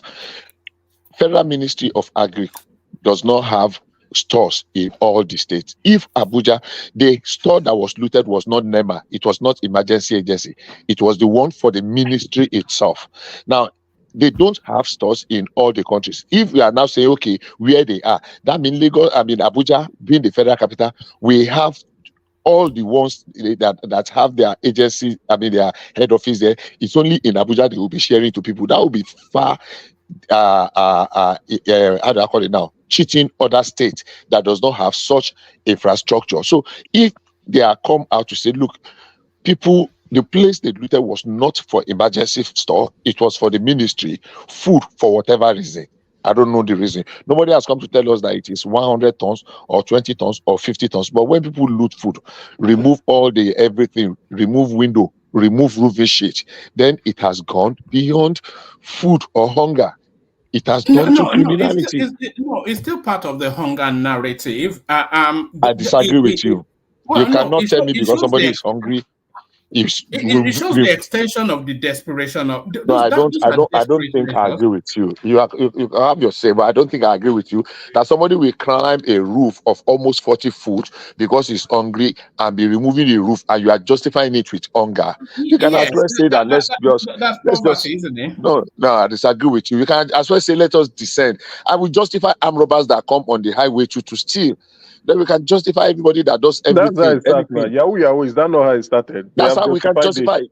How can you say because somebody is hungry, he went and climbed a roof, look for ladder, look for tools, and remove roof? Is it the head he used to carry the roof out? Remove burglary proof, remove windows, and you are justifying it with hunger? No, I don't think I agree with you, sir. Please. So, yeah, there could be, and we keep saying it. Things are expensive. Maybe we should find a way of improving it.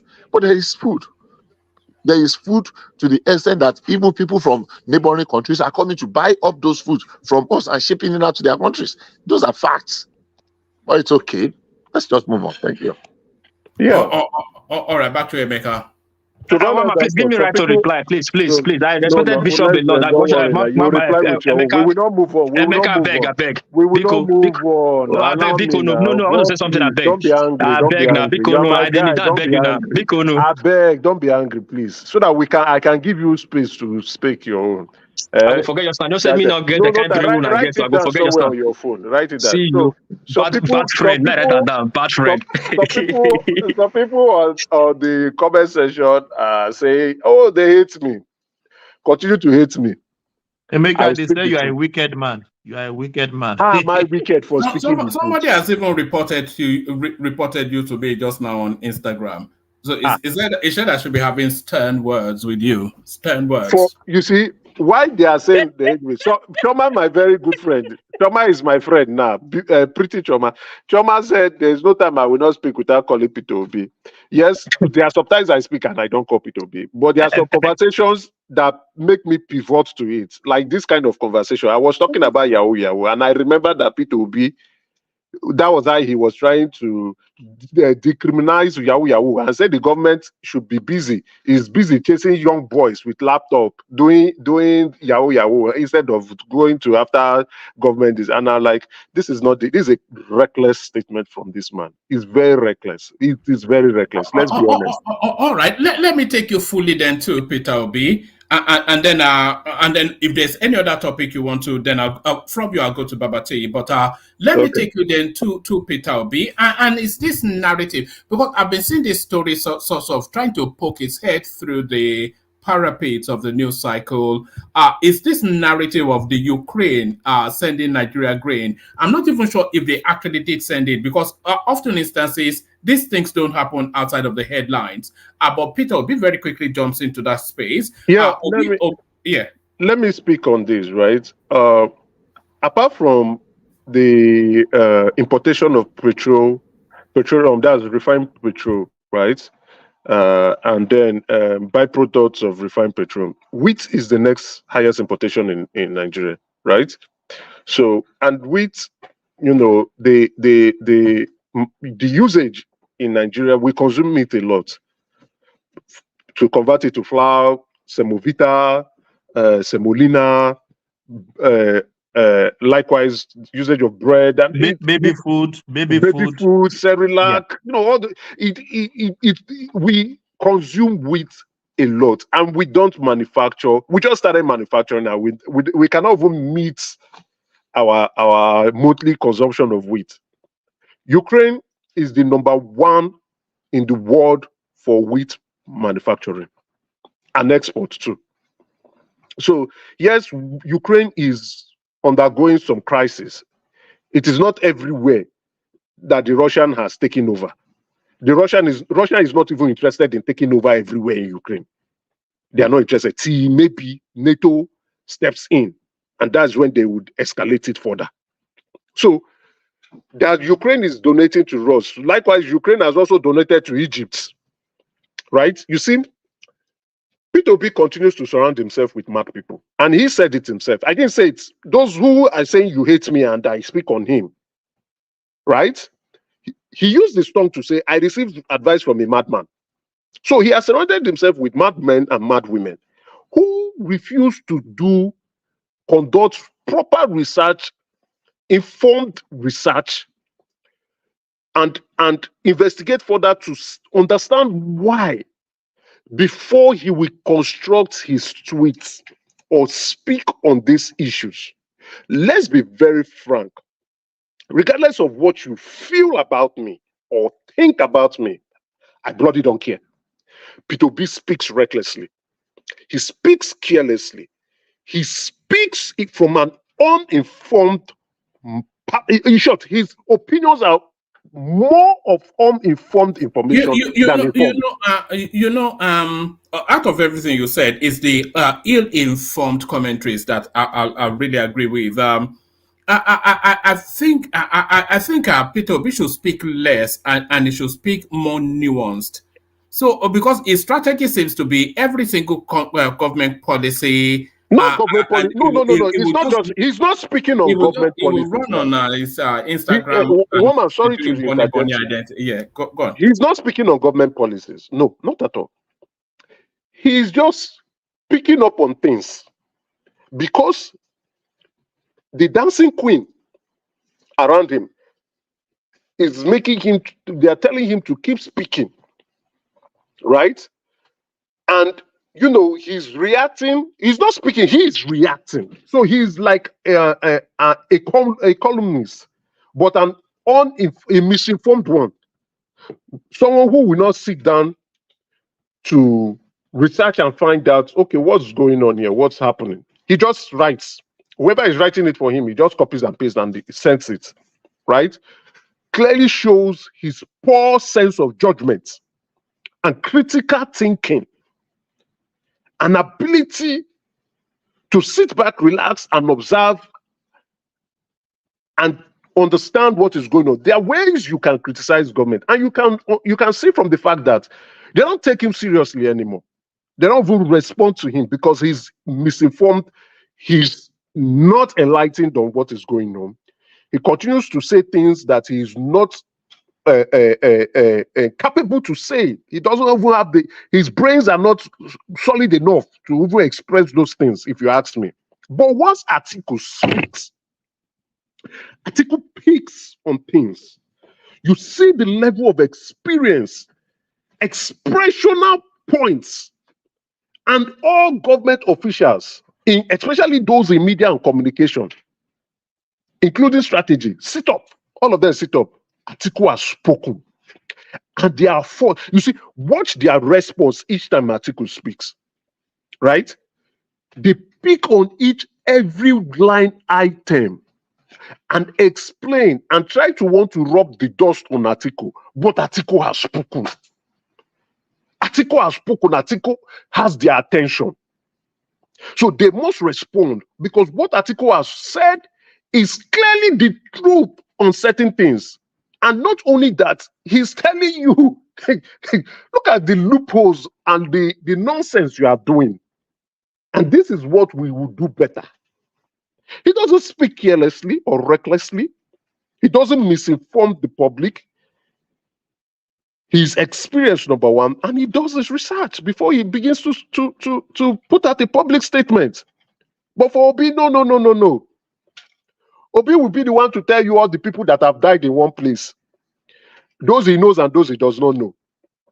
Just because he's playing to the social media sentiment. He's playing to the gallery. Him speaking, is he trying to be relevant so that people will not forget him? You see, because you see, that's what he's trying to do. That's because he's surrounded by. Hold on, Emeka. You said all that. What he's actually trying to do is to play opposition, but it's not doing it effectively. It's just the thing. Because the opposition has to try and diminish the government's achievement and present an alternative narrative. Agreed. Yeah, but he's not doing it. He's not doing it at all. Like you said, he's not surrounded by people that are especially. He's surrounded by the viewpoint, the strategy. Look at it. Thomas just said it. Continue speaking so that you can remain relevant and keep the base. That's the strategy. But when you surround yourself with Aisha, Yusufu, and Tanko, who do not even understand the political climate, the nature and contextual situation of the country politically, this is the results. I told him on Twitter, sack those people around you, get better aides, so that get more intelligent people. When they write, the government will sit up. Because the government is messing around. Let's be very realistic. They're messing around. When you see him, read the streets. Read the streets. Why you see them talking on others issues that don't be said, and the government does not even take him any serious. They've ignored him, but they can never ignore Atiku, because Atiku knows when to speak on issues, and issues that are relevant to the public. All right, brilliant, excellent. So that's the majestic Emeka who kicks things off. I have one point to make. All right, go ahead. Emeka, please quick now. Let me go. My daughter is not feeling too well. Don't worry. Let me just talk about. The president is back from Qatar, right? And he signed 3 bilateral agreements. Okay. You see that news went quiet within the obedient camp, but they were trying to rubbish him when the letter came. They leaked the letter, right? So he signed the bilateral agreement on education, regulation of employment of workers with the government of Qatar to see how, the brain drain going out of the country, establishment of a joint business council between the Qatar Chamber of Commerce and Industry and the Nigeria Association of Chambers of Commerce, an agreement on mines and agriculture, right? In addition, with cooperation agreements in the field of youth and sports, laudable bilateral agreement. We hope the country will continue to develop, especially in the trade sector. And the Qatar government would come with funds to invest and see how to provide jobs and employment for our people. So the president is trying as much as possible to sell the country to outside investors, and other countries consider to hold a lot of sovereign wealth fund that they can bring in. Those sovereign wealth funds are really doing well. They are very liquid funds. They can bring it and invest into the country, and then we can improve. We can get better from it, and prosperity will return to Nigeria. and even much better. So those haters of Nigerians, enemies of Nigerians, those who want to see Nigeria fail, I'm sorry, Nigeria will not fail. Pick another hobby. Pick another thing that will give you joy. You know, your heart is dirty. Your soul is wicked. Look for something else. Nigeria won't fail. We will continue to progress and move forward. Despite our difficulties, challenges, setbacks, and limitations, we shall continue to solve them. Because the bigger the challenge, the greater the opportunities once it's solved. Once that problem is solved, the greater the positive impact and effect on the people. So as long as you continue to hate Nigeria, you will continue to be ignored. Thank you very much. All right, Bilan. Thank you, Emeka. So thank you, Emeka. I was going to go to Babati, but what place did you say? Yeah, I want to go next. My daughter is not feeling well, and I'm at home with my last daughter too. I see two girls at home. So I just want to contribute mine so I can leave the floor for the next person. Thank you, one man. Thank you for this season. This show is a great show. It's a wonderful platform. I encourage people to come here, click like, share, and buy the coffee and super chat to help the platform grow. Mostly click on the like and share to help the algorithm spread this good information, this good news that Mecca is giving to us. Though I don't buy into all he's saying. Anyway, let me dive into it, Mecca. Kudos to him that he went to Qatar to sign all this beautiful stuff. So when our government do good, let's applaud them. But the problem I have with this our government, most things they do in secrecy. We don't know the process. It's not transparent. They just sign something and tell us with bogus word. How they're going to implement it, we don't know. When it's going to take effect, we don't know. When it's going to stop, we don't know. All we just see is MOU, like they call my state governor. But okay, let's first of all applaud them because let's encourage them so they can do more. But my concern is, why is it that the Arab we are sending these things to education? I don't understand. Anyway, probably that is the best we can get for now. Now let me move to the issue at ground. We're seeing people.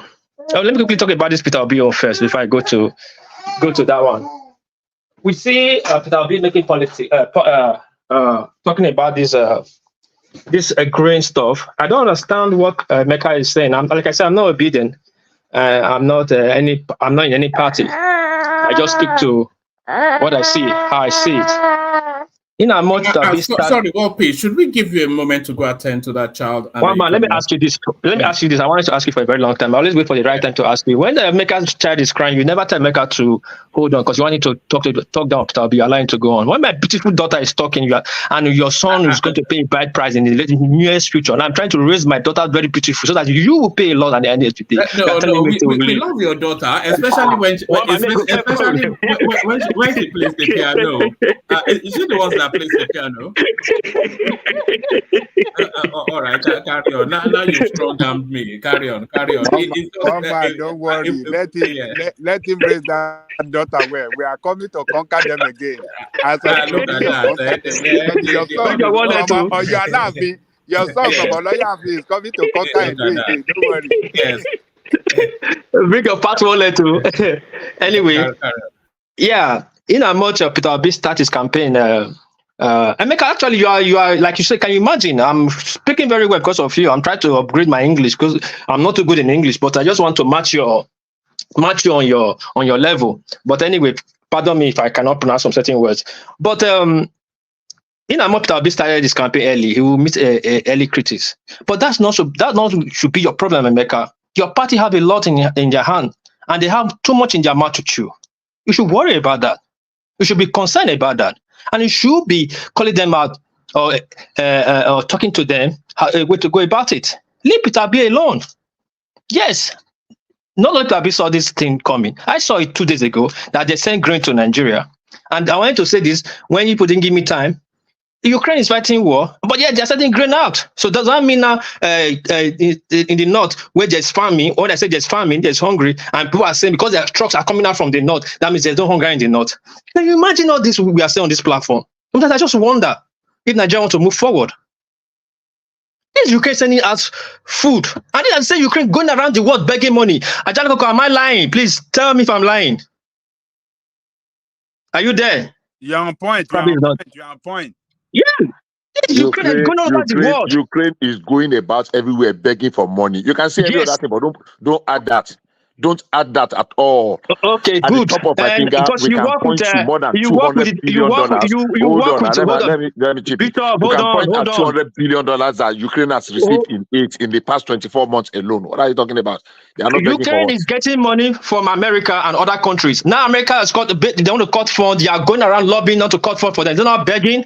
They are begging. You just said they are not going about begging, but they are begging. You don't understand my English sometimes, Bishop. Are you listening from a different device? I said they are going around the world begging money. And yet they are selling grain to people for free. Please listen carefully. Thank you, my good brother. So Ukraine is going around the world begging money. And yet they're sending grain to Nigeria and sending grain to Egypt. What does that say now? Does that make sense?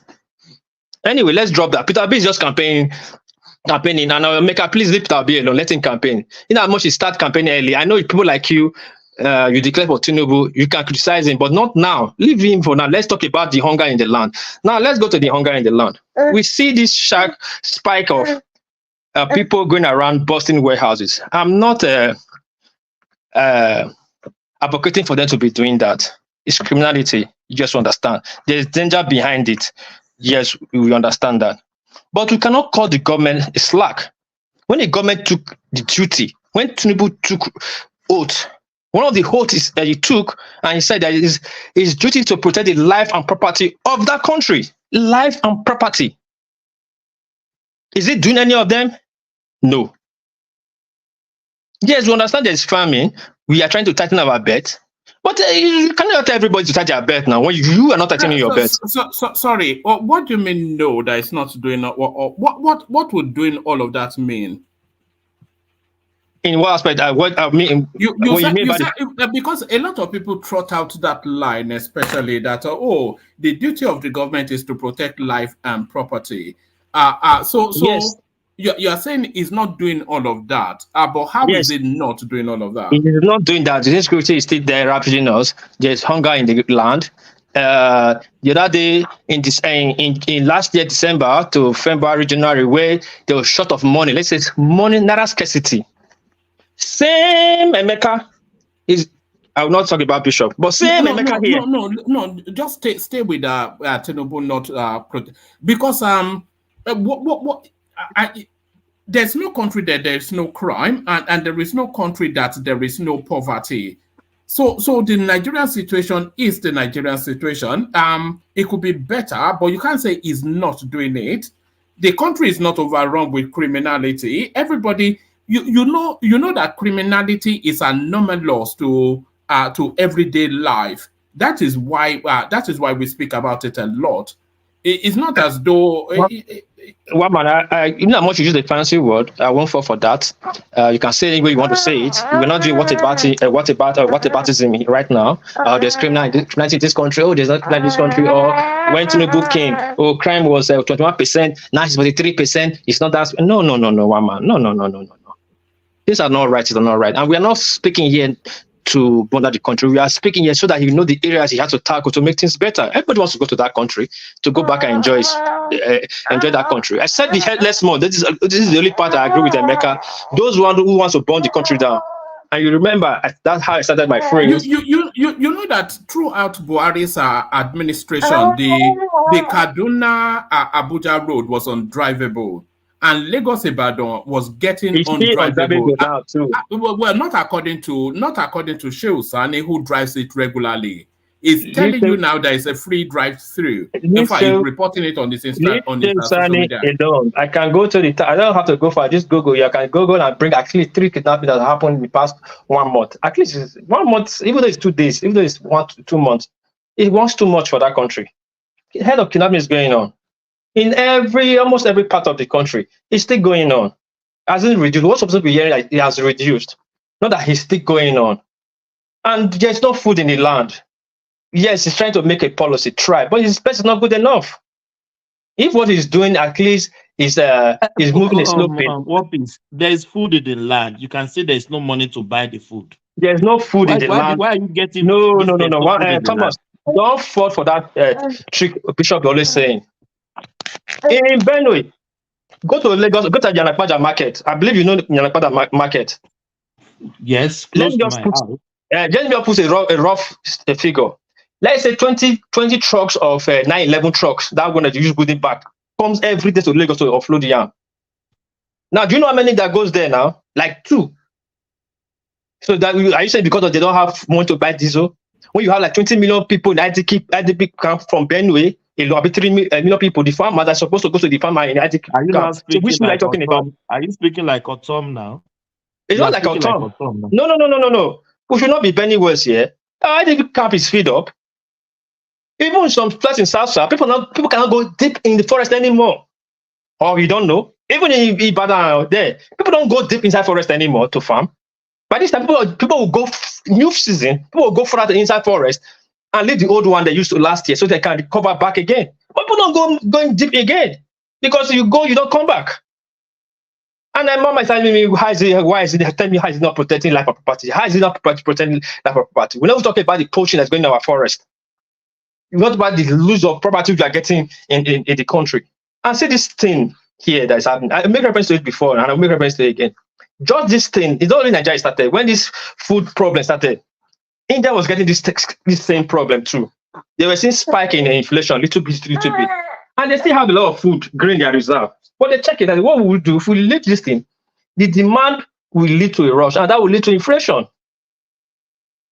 So what they did, they went to this Ukraine to Russia. I mean, that's how when they broke the sanction. They went to Russia and bought a lot of grain and flooded the market to reduce that demand. When you solve, when you solve hunger, the max problem, which is hunger, the rest is just minimal. When you solve a hungry man's problem by putting food in his stomach, he will relax and sleep. That will give you time to implement your policy. You're not solving the hunger in the land, you're implementing policy. Who wants to go and implement the policy on hungry stomach? No, we're seeing this. It started. You guys showed it here 2 days ago, 3 days ago, if I'm not mistaken. And you politicize it. Oh, it's politics. They are champion people to go and do that. Oh, it didn't really happen. People are just media. No, it's coming. I think it happened in Nasarawa. It's happening one by one around the state now. Now you see thousands of people. If it's state managed, you could say like, okay, they went to look a warehouse. So people are doing this randomly. And people are people here, they will rush there. Even though politicians will hide under it to give the government a bad name. But your government will not allow it to happen by protecting lives and property, by trying to bring policy that will bring food to people's table. When you are welfare, you will not go and destroy breaking warehouse in thousands now. If 2 people go and break warehouse, you know that is criminality, that is sabotage. But it's not sabotage, it's survival. And we are speaking, no, you want to burn the country down. And obedient. I'm not exempting them. Because those ones, they don't do their body, planning, crying for a coup. I don't understand this kind of people. So if you cannot get the position, mean the country will burn down. But the Tinubu should have put the in their shoes so they do not have chance to make noise. That's the only my grievance with this administration. And like America too. After all this, we are going to vote Olumide Akpata, the Yoruba guy. So it's going to take over Edo State. They give out to today. Anyway, let me go back. I'll show you the floor so that this book. I appreciate everybody is very calm. Not like I'm making a lot of sense. They just want me to flesh out my own anger and let me carry my wala and go. Yes, I'll carry my wala and go. But let me say this: America, it's not every time we do politics. It's not every time Bishop will come and tell us there's food in the land. Which food? Who is going to the farm? They don't have money to buy. Wait now, let me finish. I want to now. You come in. You just said so now. Now you've got to mention my name. I come. I won't answer you. I beg, just give me this 1 second. Now, when there was scarcity of naira in Nigeria, Thomas, I will copy you here now. People went to the streets. Mecca was said, go to the streets. That was scarcity of money. It's like scarcity of food.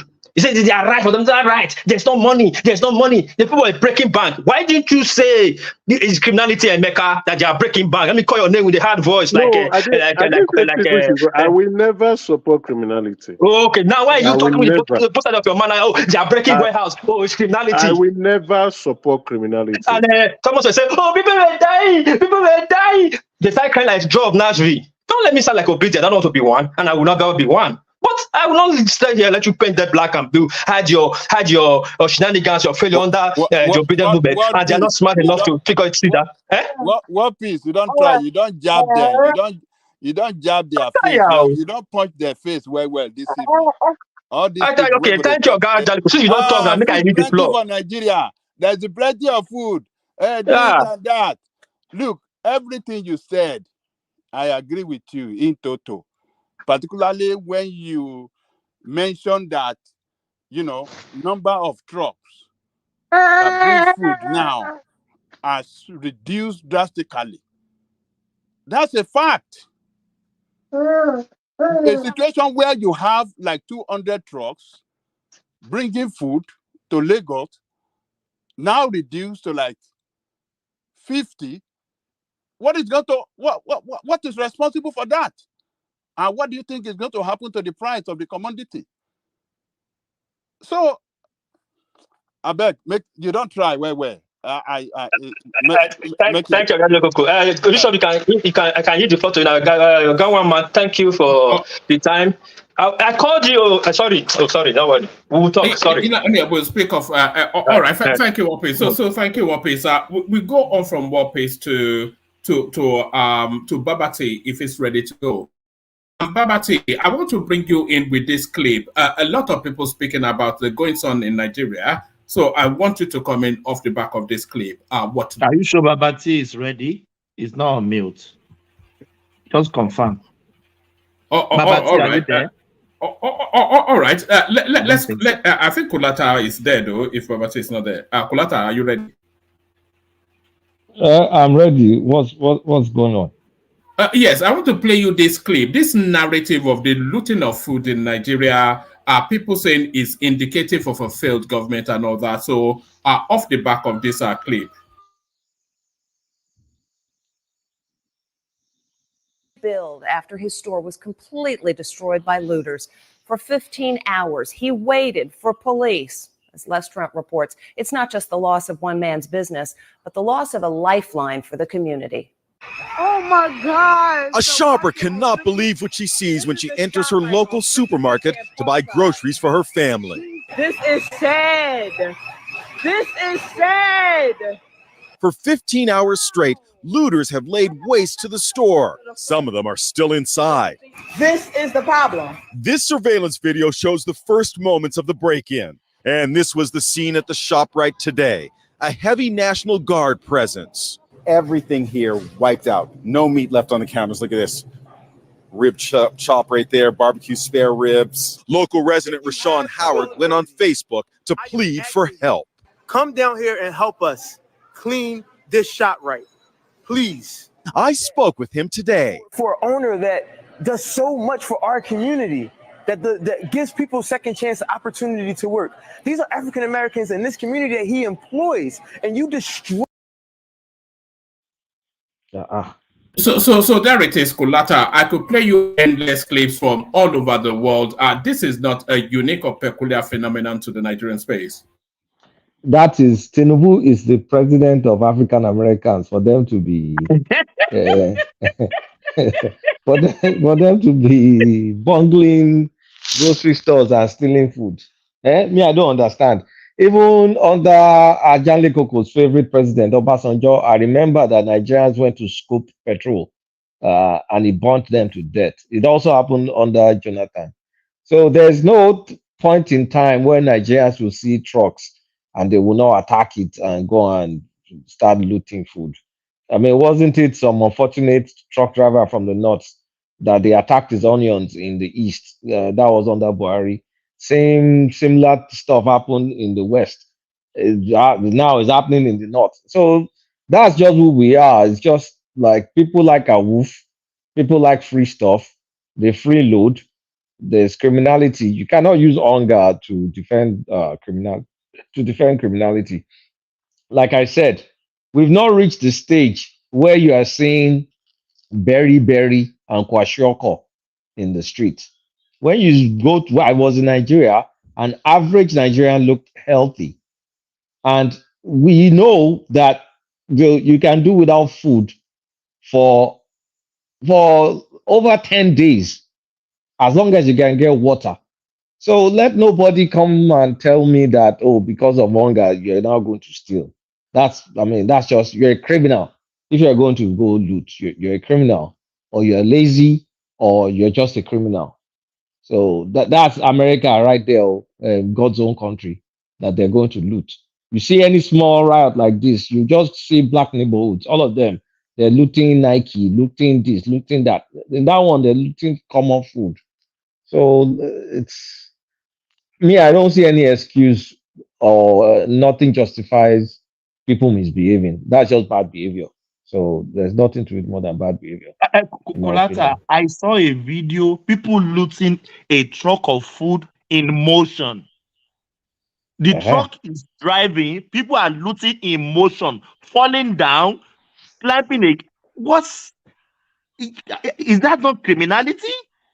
My brother, I agree with you. That is criminality. It's not about People, hunger. what is really what vexes me for those of us that are old. We've seen all this stuff happening when we were young, when we were teenagers, when we were this, and people will come here and be pretending like, this is new. Oh, I've never seen this happen before. It is One thing. everyday life in South Africa. Are this going on? South Africa. I was in one office in South Africa in the very, very early 2000s in Sandton.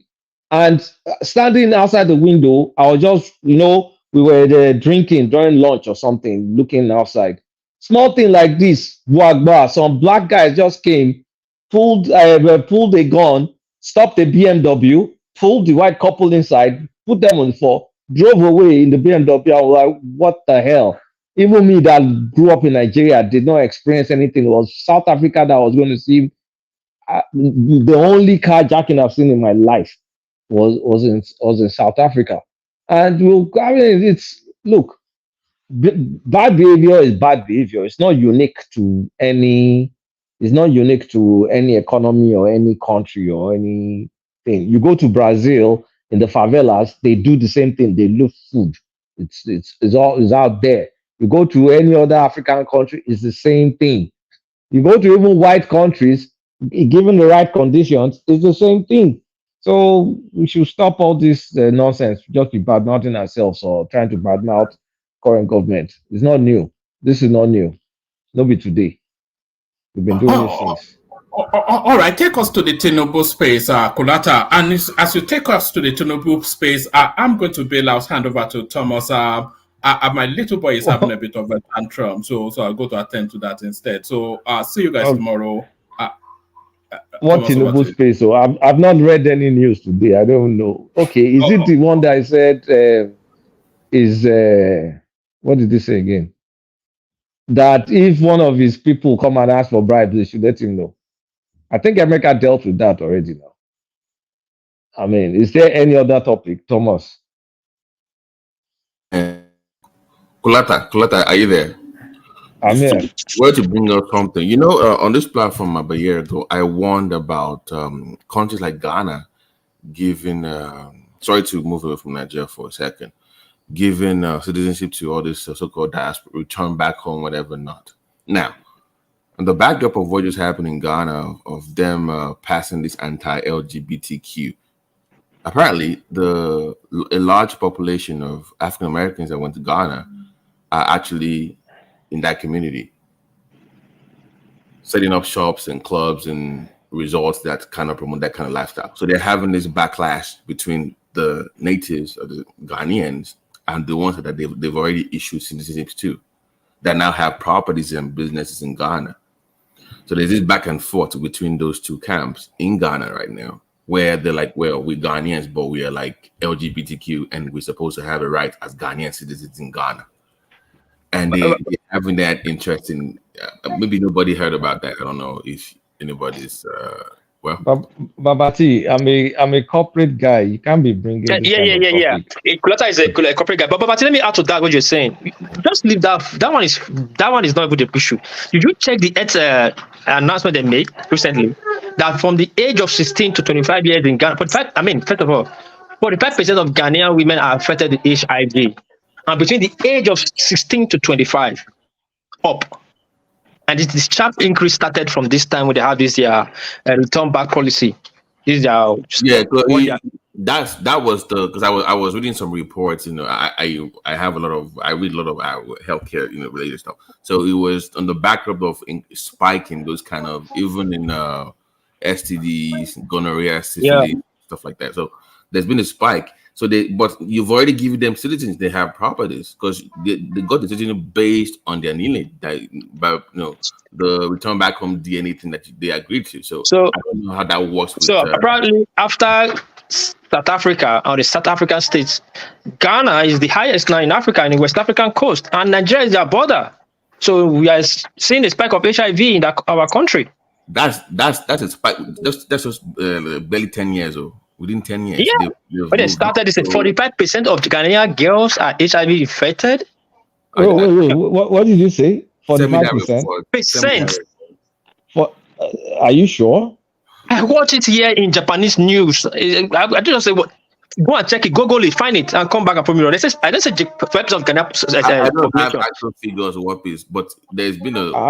I was even referring to. I said it somewhere. I will translate and send it. So the sorry for botany. What piece is very close to being correct. The spike from 2020, 2021 till now is astronomical. It's almost tripled. You just wait, no. That data. They don't sell condom. They don't is 1 point. No, you guys, that's exaggeration. As of 2022, the data you are looking is old. Let me talk now. I will find it. Sorry, before you talk, I'll find it out. Can I talk? Okay, in continue. 2020, the data in 2022, 1.6% of Ghanaians are people living with HIV. 1.6. You said 45%. That you can't jump girls, from 1.6. They say Ghanaian girls. They didn't say they don't say entire citizen. 45% of Ghanaian ladies. Demography. You cannot. I said demography from 16 to 25. I don't know the figure. Okay, I'm telling you, I have it here. No, it can't be that wide. No, I don't agree. You are watching the old data. I'm telling you. If you can give us the link so that we can just look at the links and reference. I will translate the Japanese this thing. I'll send to my wife. The health concern is also part of it. Okay, where people in that lifestyle, don't they sell condom in Ghana? No. There's a bigger point here. I'm trying to get at here. If you've already given them citizenship, right, and they're Ghanaians, and they have properties and they have rights as Ghanaian citizens, can you withdraw that citizenship if they contradict that law? I don't know how that works. Babati or Royal GPT, all of us that work in office. We can't talk about it now. I'm not. No. I'm not debating the lifestyle itself. I'm debating the conflict between the culture of Ghana and that lifestyle. Is my. Let talk about it. Okay, I get it. I showed you online anyway, so it's okay. Okay, it's fine. Let me, Babati. Yeah. The law of the land is the law of the land. And whatever the law says is final. So there is no issue of conflict there. There is no conflict there. That is the law of the land and is binding on every citizen in that land.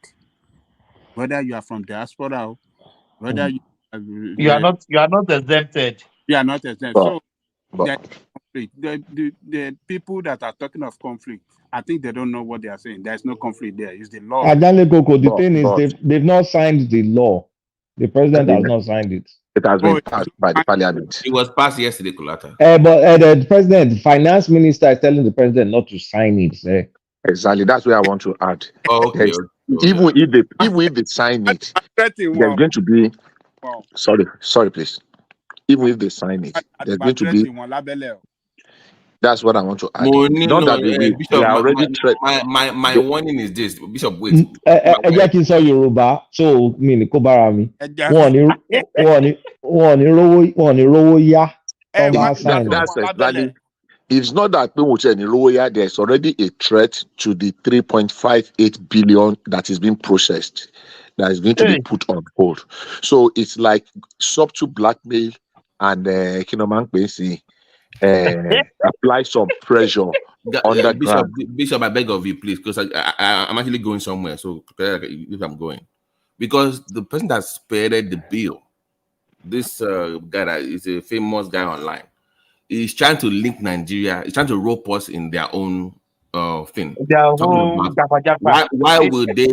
would they get banned from all these funds globally when Nigerian law is also even more stricter than what they have? That they only have 4 years. Nigeria has 14 years. Always referencing Nigeria like he wants us to join them. I'm like, Ogbeni, leave us alone. Don't try to. We have our own issues already. So I'm like, my issue is this: we are having all this so-called return, whatever. We need to be careful. If you want Nigerian citizenship, go through the normal process. Don't use that DNA thing anymore. If you don't, we are not offering such citizenship in Nigeria. Because they are encouraging this comeback company in Nigeria now in that area. So let's. Is it Tinubu? Is it Tinubu or Shetima encouraging comeback? No, nothing concern them. Hey, stay with me, close. Stay with me. I'm going somewhere. I'm saying that before it gets to that point, let's make it clear. If you come from the diaspora, this is the way. If you want to become this Nigeria, A, B, C, D, C, this is it. Our new law already now. At the sign law. We have the law. At the sign law already. So. 14 years in Nigeria. 14 years. Òfin tí wọ́n enforce. Nigeria. Okay. I know you're uncomfortable with that. So we're gonna. Hello, Babati. Let me quickly respond to it. Ajani Koko. Look, there is no system in the world, not anywhere in the world, that put every criminal behind bar for certain categories of offenses. There is none. Now, I won't agree with you that they don't enforce it in Nigeria. They've jailed a record of almost more than 6 or almost 10 people. Somebody was doing analysis on it in Nigeria. It's just to serve as a deterrent. Sometimes they arrest them, they need them to understand it is cultural thing we are trying to enforce here. So it might not necessarily be all about the law, the big stick. So if you say, if it won't enforce in Nigeria, I don't agree with you. If you go and display openly, and because you are famous, people will pick you up. Bobrisky, what happened to Bobrisky? Bobrisky is just a cross-dresser. Bobrisky is just a cross-dresser. It's just, Bobrisky is not different from sorry. Bobrisky is not a that name. Sorry, alphabetical. It's not. Okay. Several times, he's not. He's just a cross-dresser, and there are quite a few. Yeah, it's a menace that they need to take care of also. But people say people can express themselves the way they want. He had never said openly that he is, and there's no but you understand what I mean. So his own is a little bit different. But even at that, there are people that they have been caught and they were made to face trial. The problem is everywhere. Yeah. So Bishop Mountain, like, let's just be careful with people because. According to polls, that community actually favors that kind of thing. And if you go into Africa, let's just make it clear in Nigeria. Because Ghana is a problem. Ajale Koko, Bobrisky is a cross-dresser. No, Ajale Koko, hold on. Even Ajale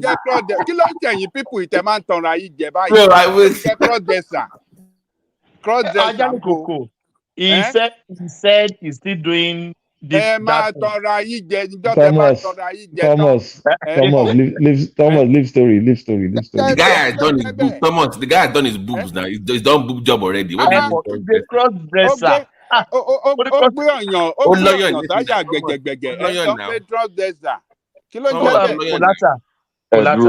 Eduro. Call me what I want you to call me. Thomas, ẹ má bínú, Yeah. ẹ má bínú, Thomas. Mo fẹ́ béèrè question kan mi mọ̀ bí a mo lè béèrè lédè Gẹ̀ẹ́sì àbí kí n béèrè lédè àbínibí.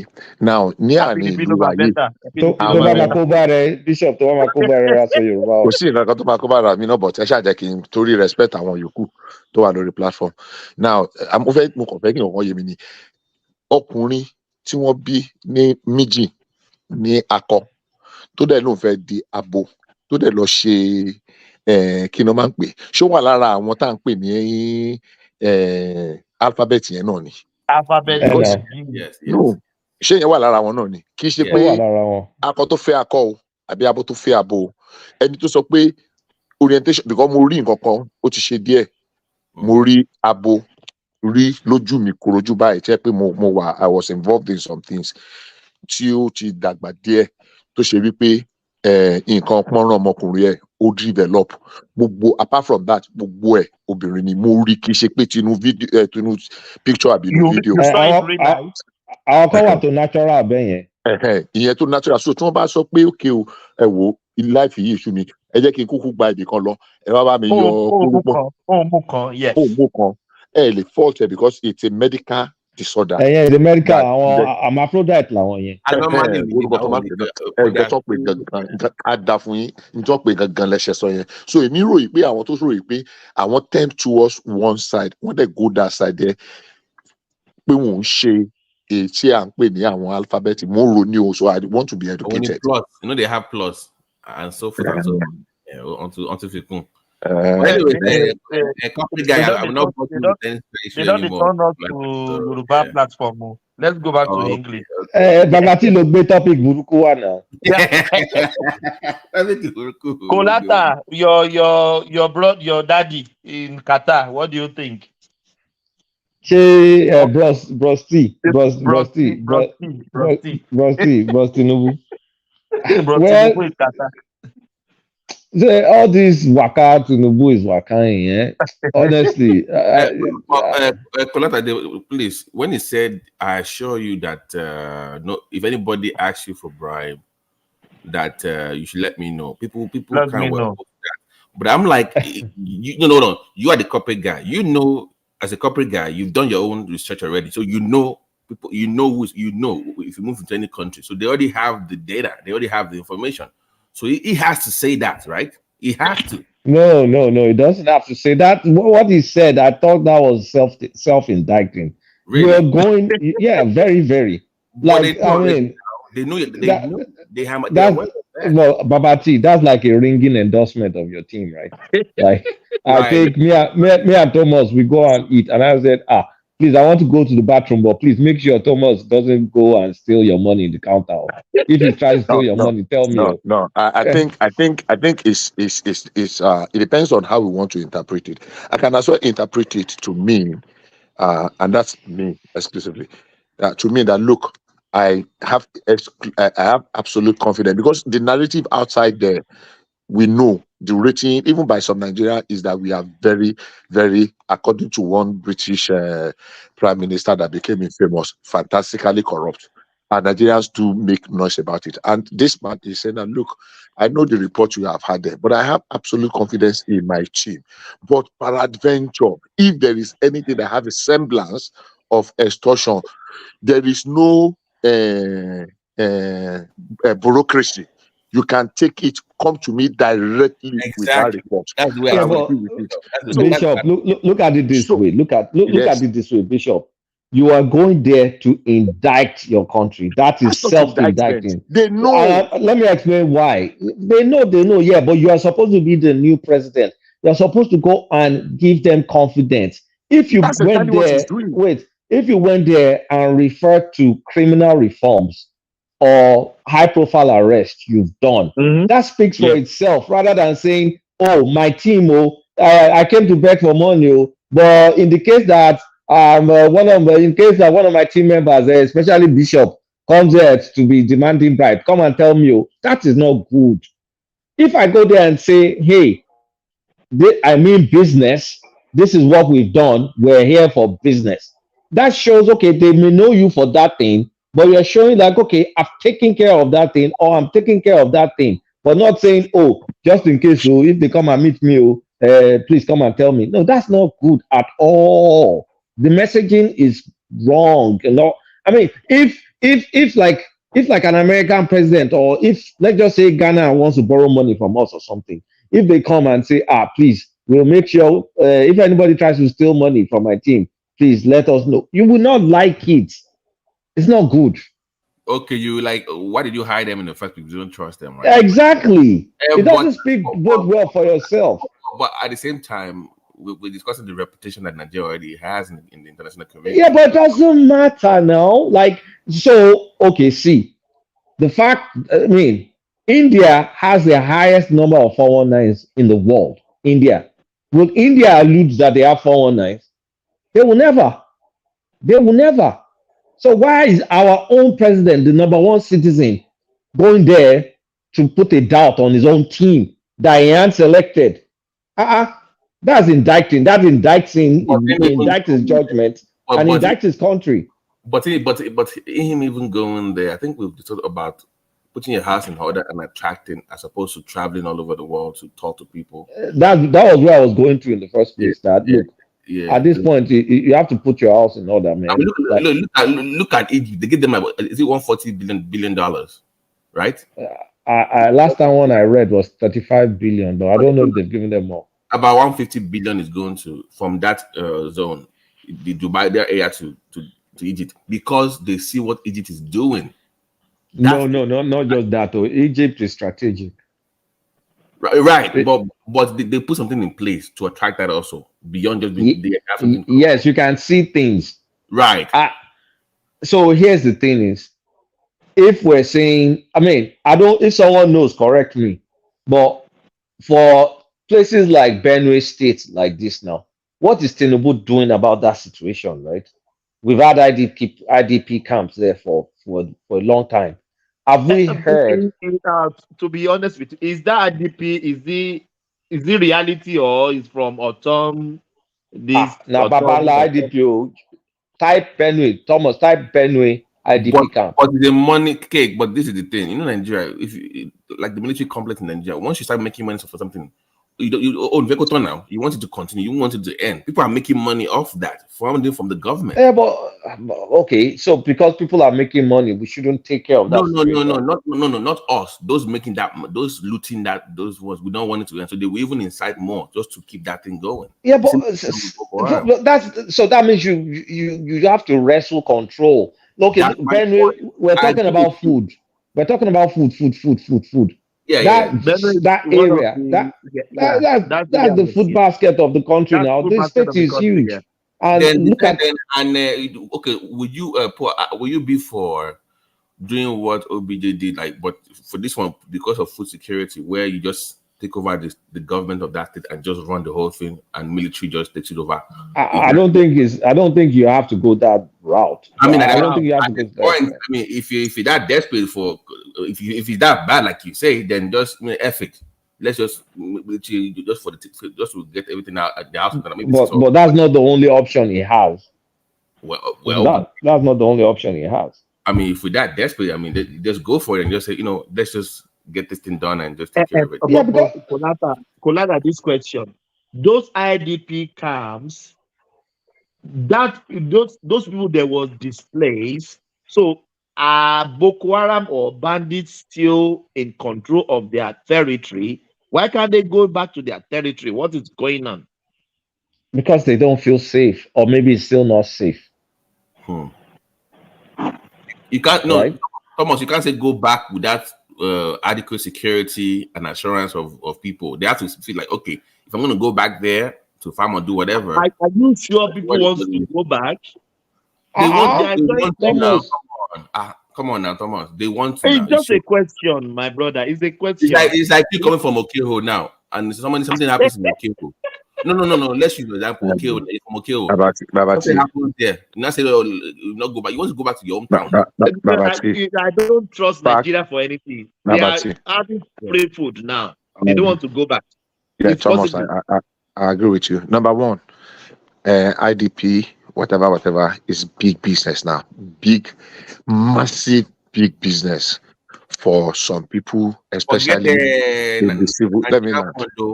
globally. him land Them now. from Let thing. him Let me land land. now.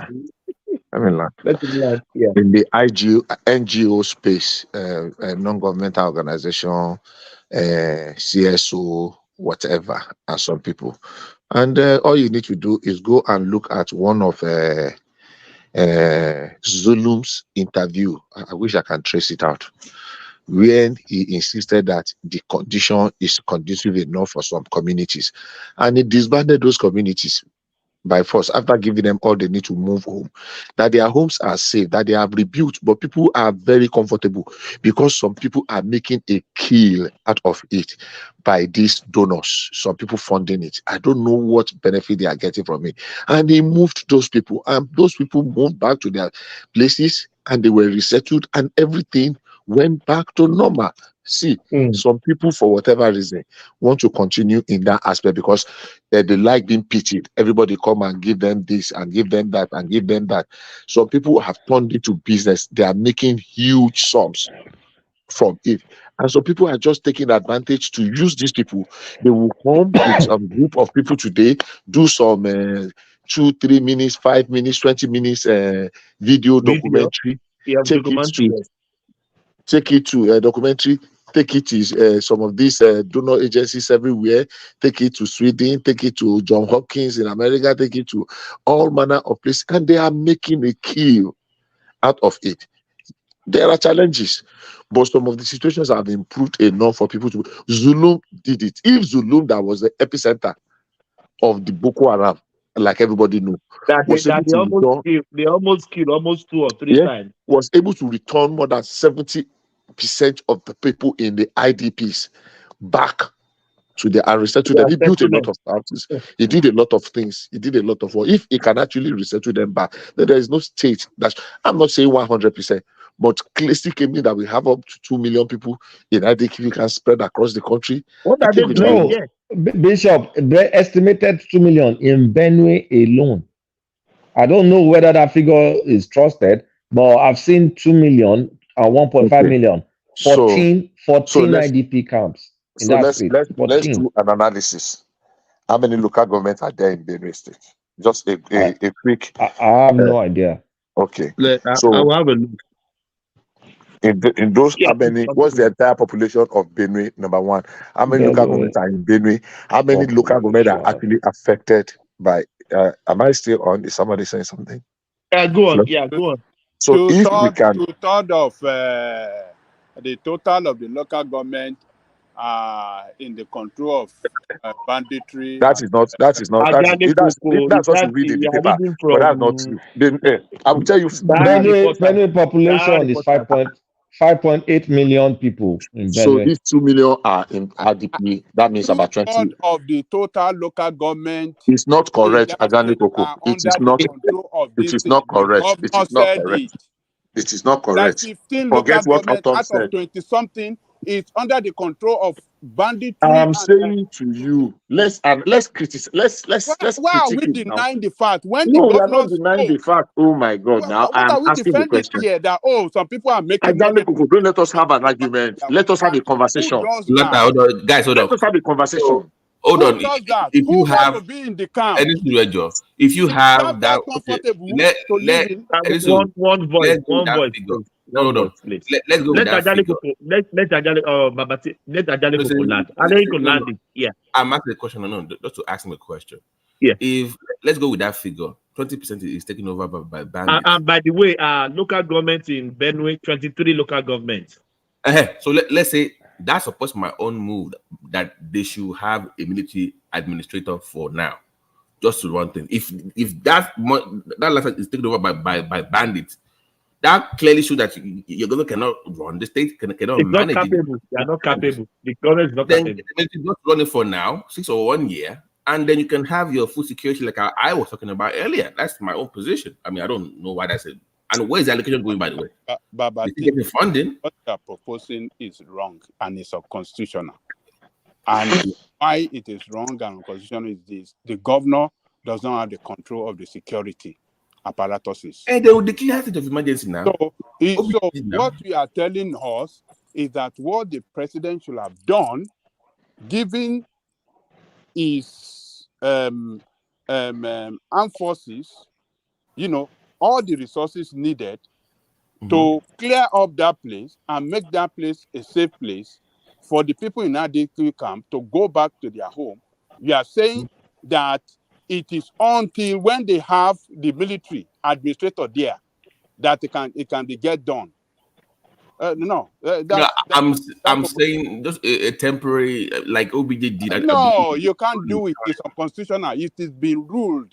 There's Supreme Court ruling to that effect. Against what OBJ did. Yes. I don't remember. Yes. I don't reflect, but that's. Yes, there's Supreme Court ruling against it. It's unconstitutional. You cannot torpedo the mandate of the people. The people voted for the governor to govern them, to be the administrative head affair of their. And now what he's doing so far is. Yeah. So it is Nigerian state. It is some Nigerian information. state that is not providing security for that state to be peaceful. So you go and hold the president responsible and his team and his armed forces for not doing their job well. It is not the governor. Kolata, 14 IDP camps, they have total 2,146,000 people. Kidding population. Kidding population 6 million. 5.8 so 6 million. 1/3 is come on now. You need 1/3 is an IDP camp. Don't tell me you don't need the military there now. Come on, 1/3 so Ajalekoko is correct in saying 1/3. Yes, 1/3 of the year. He actually said 2/3. Ajalekoko actually said 2/3. No, Ajalekoko is can you let me have my own 1/3. contribution? Can you let me have my own contribution? So check how many local governments. 23 local governments together. No. How many local governments that is regarded unsafe? Unsafe. Yeah, I will check it. Yeah, Bishop, Check go it on. and let us know. Okay. So I dispute what Ajalekoko said that 2/3 of the local governments are under whatever. We have 23 local government. Number one, I don't know all the local government, but I've been in Benue before. And I know in Makurdi and environs, there are more than about 6 or 7 local governments there. In Makurdi alone. Because Makurdi is like saying Ibadan now. Ibadan and environs, out of the 33 local government in Oyo State, has 11 local governments. All the local governments in Makurdi are safe. And the reason is simple. There are about 5-6 military bases scattered around those places. So the argument of that 2/3 is not tenable. It is not all the local government. I know the very famous local governments that were under attack continuously. I remember Agatu. I remember Logo. I remember there's this one, Zaki Biam, which is just a part of the Zaki Biam, Agatu, and one other local government I cannot remember. Yes, agreed that some are 2/3 is not correct one. The figure of 2 million, which is 2/3, the main city that is very high with high population are the ones that are around that Benue. That not Benue now, Makurdi, Boko. Makurdi. And Boko. Boko. Those are the highly populated area. So if we share the local government as per how people move around urban cities, that place alone takes more than 50 to 60% of the total population. Is the situation bad? I believe so. And I believe that something should be done. Something very drastic should be done. 2 million people in those IDP camps, I think an independent person should go and do that something. 1/3 of the total population in IDP camps. You know what it means? So they're lying about the figure. Is that what you are saying? I don't agree. I question that figure. They're lying about that figure. I'm not calling it out. I said I question that figure. I question it very strongly. Bishop, can you give on what basis? On what basis? Can you give me the number? Bishop, can you give us your own number? How many people do you think are in the camps? If you had to, that 2 million is too much, Baba. No. If you say a few hundred thousand to 1 million, maybe 700,000-800,000, maybe. 7, 6. In fact, honestly, Bishop, let me give you This this news. figure is Sorry. coming from the official quarters.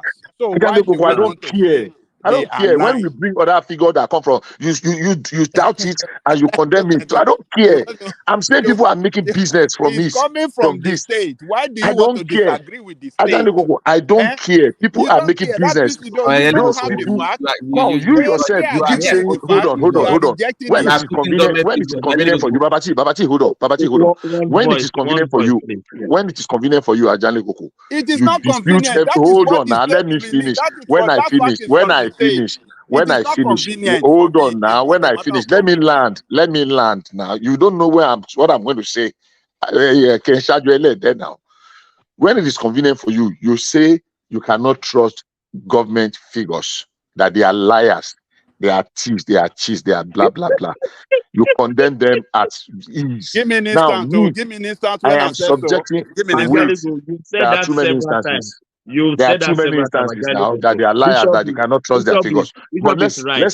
let's just take it very methodically. Now, what I'm saying is this: let us. 2 million. That is some big cities. 2 million alone. Bishop, give me one second. Unwa Chukwu Abi, what do you call yourself in the comment section? The next comment you comment, I will ban you for life. You can't call my panelists stupid. You can do that. You Thomas, can go to no. It's been writing rubbish. You can go to your obedient quarters, your Igbo quarters, Thomas, and I write support rubbish. you. Ban the guy. The guy is a clown. I will ban you. I will Ban ban him for you life. for life. Is that Ban Jude? him. Is it He's a Jude? clown. What do they call yourself? You so stupid human being. I've been seeing your comment. Watuku, ban him. You can't call my panelists. You can't call them stupid. If you don't want to listen to us, get the hell out of here.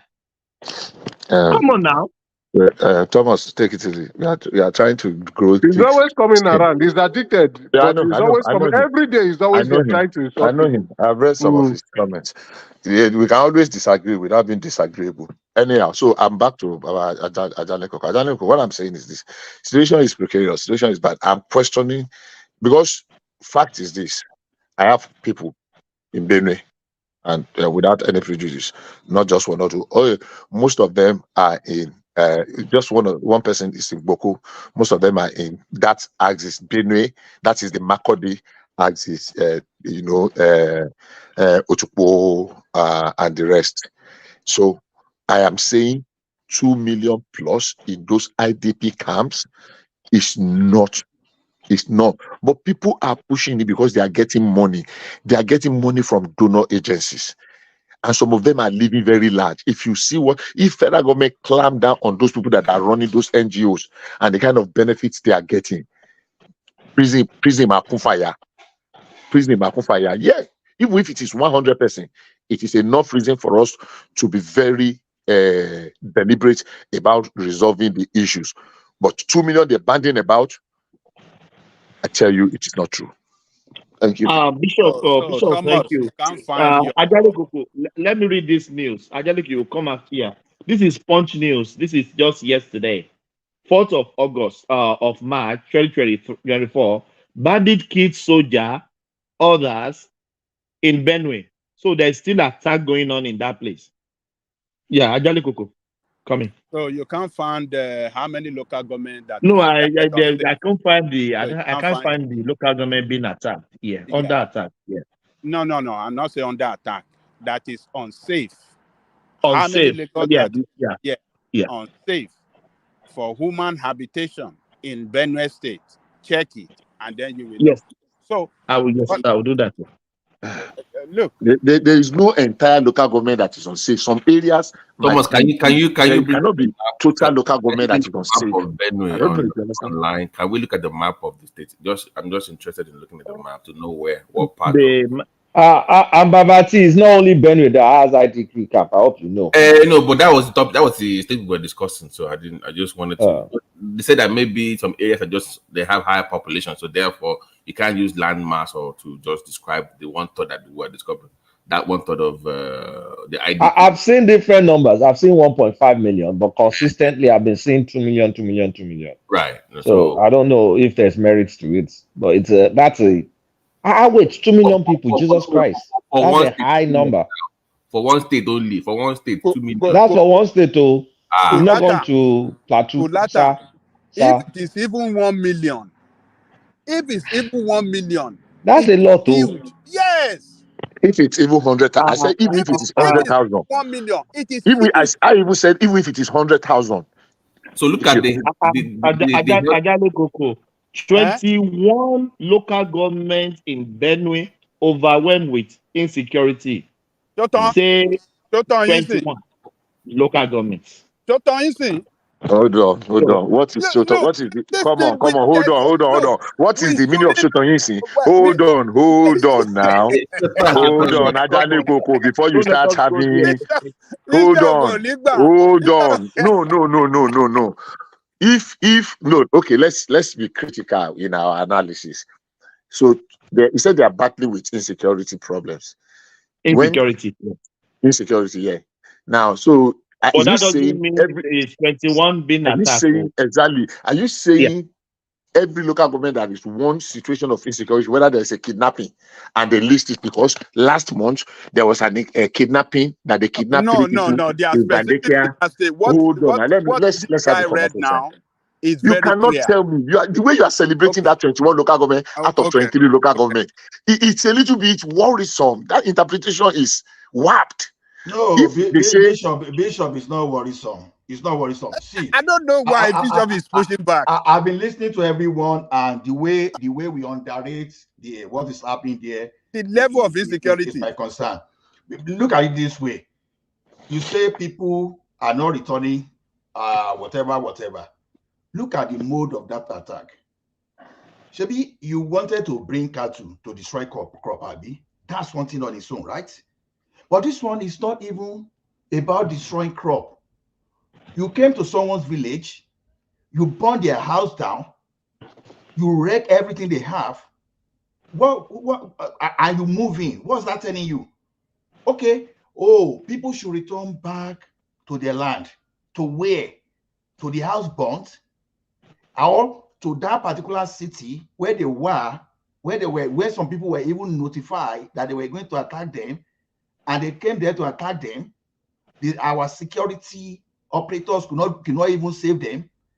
So even let me say this thing to be clear, because we are all human.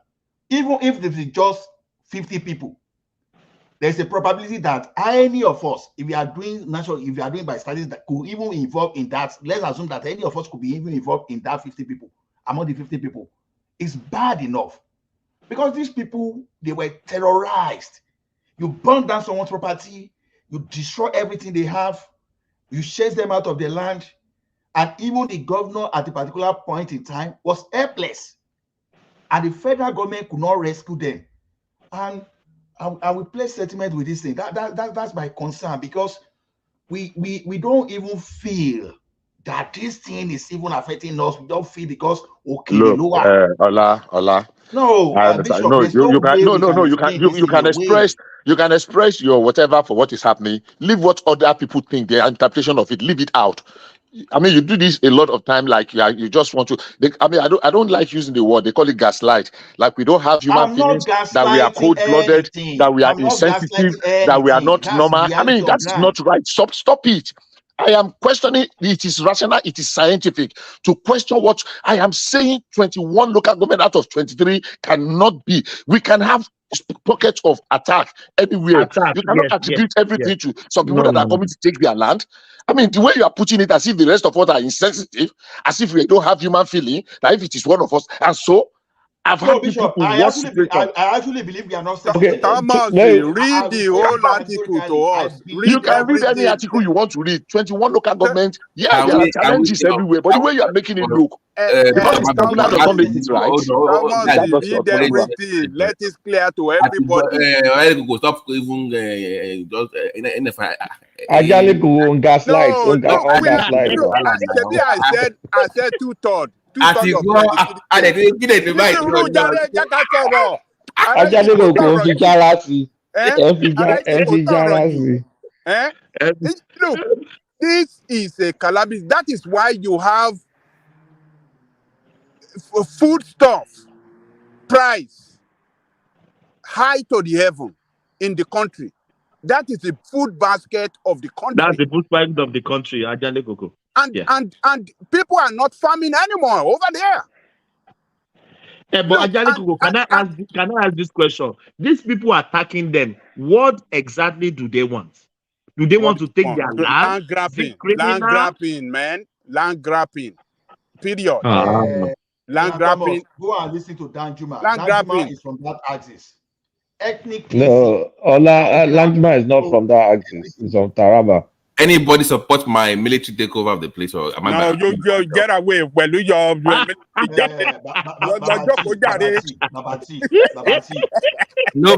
the platform. Can you keep Babati out of this? Man, no,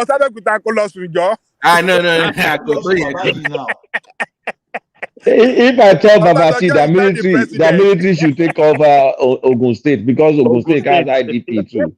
Ogun State has IDP now. Don't mind, not it Ogun State. I want IDP one. Republic of Beneloa, military, Benue State. Look, our Ogun State don't Dawaru. That's why I told you Babati military take over. Ola, you know your state. Okay. Don't let me even go there. Let's no, I can't go where you are to let it don't make go. But Babati, I will not Dawaru now. Military people. Ola, this anti-Ogun. Can we stay on topic, please? Let's leave Ogun alone. It's a very serious. Ajale Koko, this is from Premium Time. They said but yes, just read the subheading. Yeah, five out of 23 local government is free from attack from herdsmen.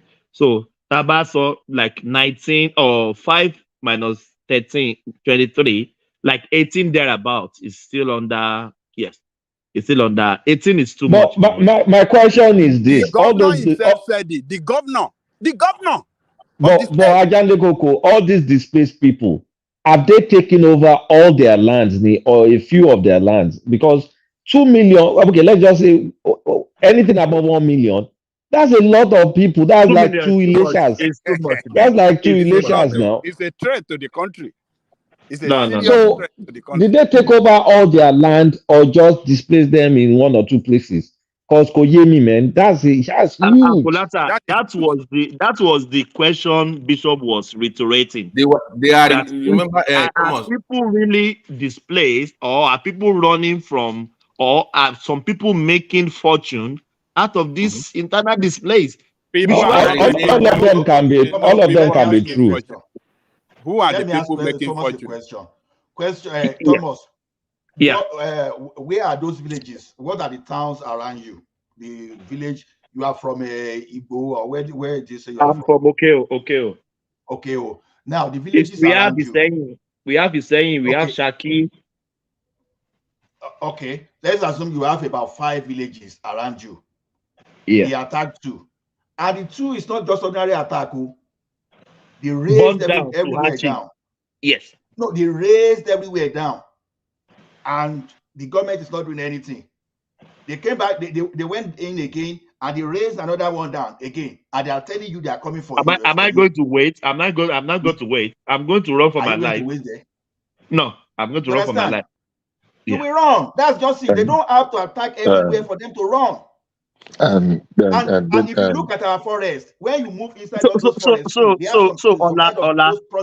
Ola, so that's both Bishop, you will respond. That boils down to what Bishop said.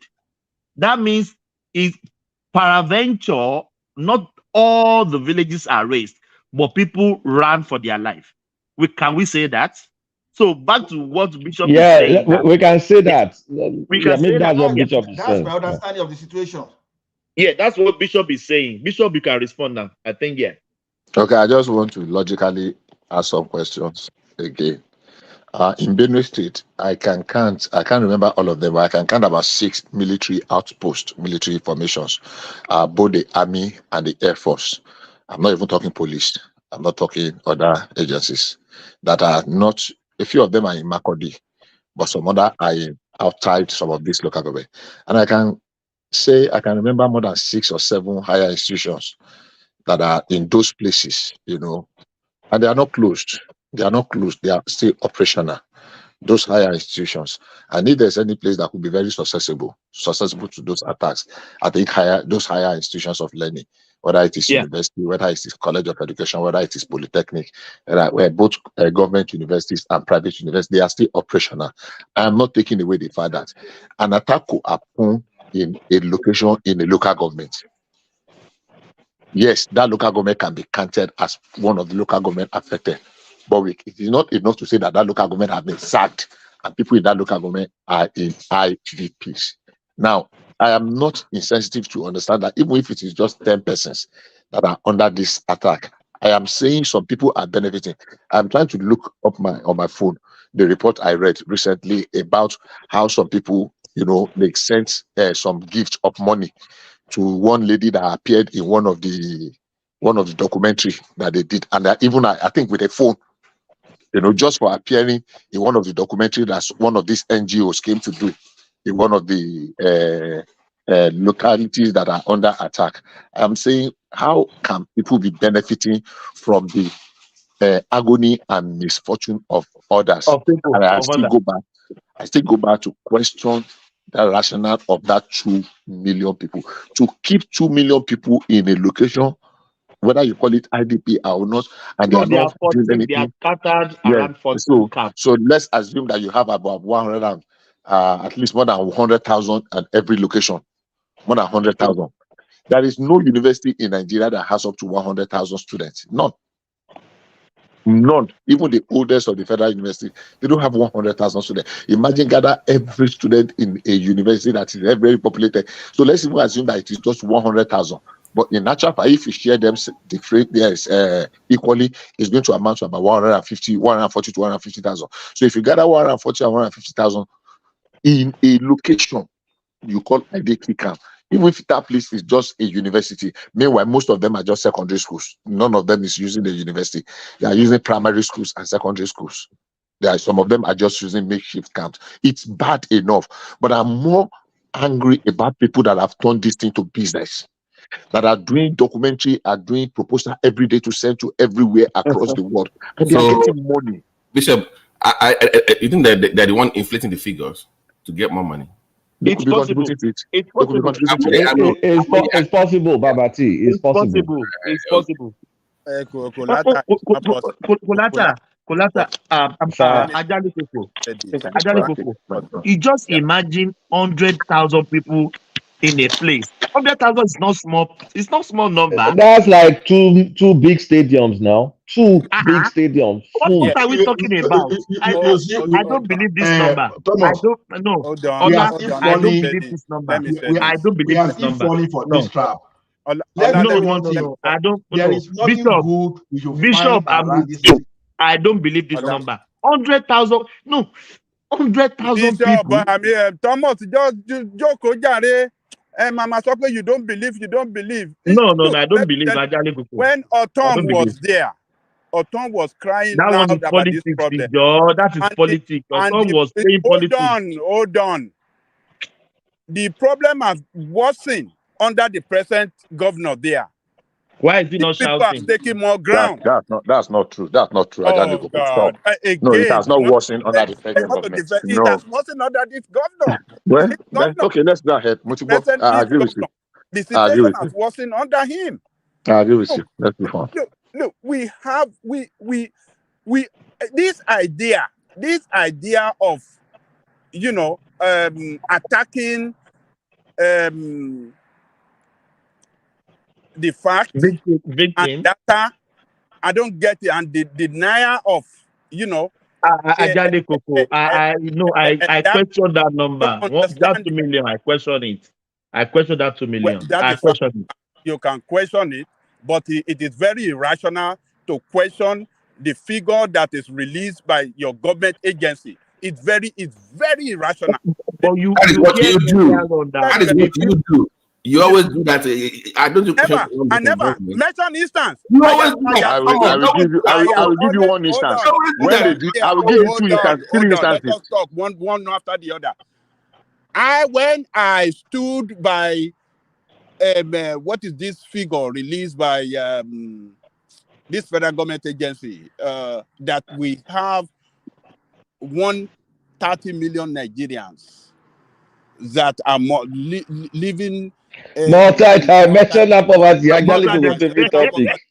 This is the same bishop that was speaking against it. Now, I know. Okay. Will you let me now? Will you let me respond? Will you let me respond? Will you let me respond? Yeah, will you be kind enough? Good. This is the fourth. This is about the fourth time you are making this reference to this issue of 133,000 multidimensional poverty. That you keep repeating the lie. Konata, you will not make you it still true. remember that Please word. let me answer. Let me answer. Please. Let me respond. Let me respond. Let me respond. Please. Please. Please let me respond. Thomas, please hold on. Let me answer you. Let me answer you. Finish. Let me answer you. This is the fourth time or thereabout. At least I can remember 3 clear times that you're making reference to that your multidimensional poverty claim, and you are quoting me. Let me correct you one more time. My question was not on the 133 million, and I did explain that. If we can backtrace and bring that video, that clip out and play it, I am saying it was the federal government that conducted that to show the level of responsibility of different layers of government. People that don't have access to primary school, people that don't have access to drinking water, people that don't have access to primary health care, people, they are in the local government. It is the level of responsibility. A lot of people, because of the media banditry that we have, completely distorted the message in that thing. It is to share responsibility to people. They call it moderation at different level. People that cannot afford to go to primary health care, that primary health care is some distance, or normally you should have a primary health care within your 5 kilometer radius. But some people have to travel. Some pregnant women have to go. Some primary school children cannot have. Those were the things I was explaining. And you keep distorting you don't this have fact. data to back this. This is your own opinion. No, because that is the problem. Because you did not read that report. You did not read that report. No, it's not my opinion. You did not read that report. 133 million Nigerians. You did not. You just pick the heading. You just pick the heading. Hold on. Let's have the conversation. You just pick the heading of that 133 million and you are running it with it. You have not taken time to read that report. I challenge you to say it here that you read the report. You did not. I read the report. You did not. You did not. And even state by state, according to how they live in multidimensional poverty, I read it, and Ondo State happened to be the most. Hold on now, and the Ondo State happened to be the most peaceful, the number 1 state that is best to live in, that has the less poverty rate in Nigeria. Ondo State. I mean, what are you talking about? What is this pushback against anything against Nigerian state that is released that is so ridiculous about Nigeria? You want to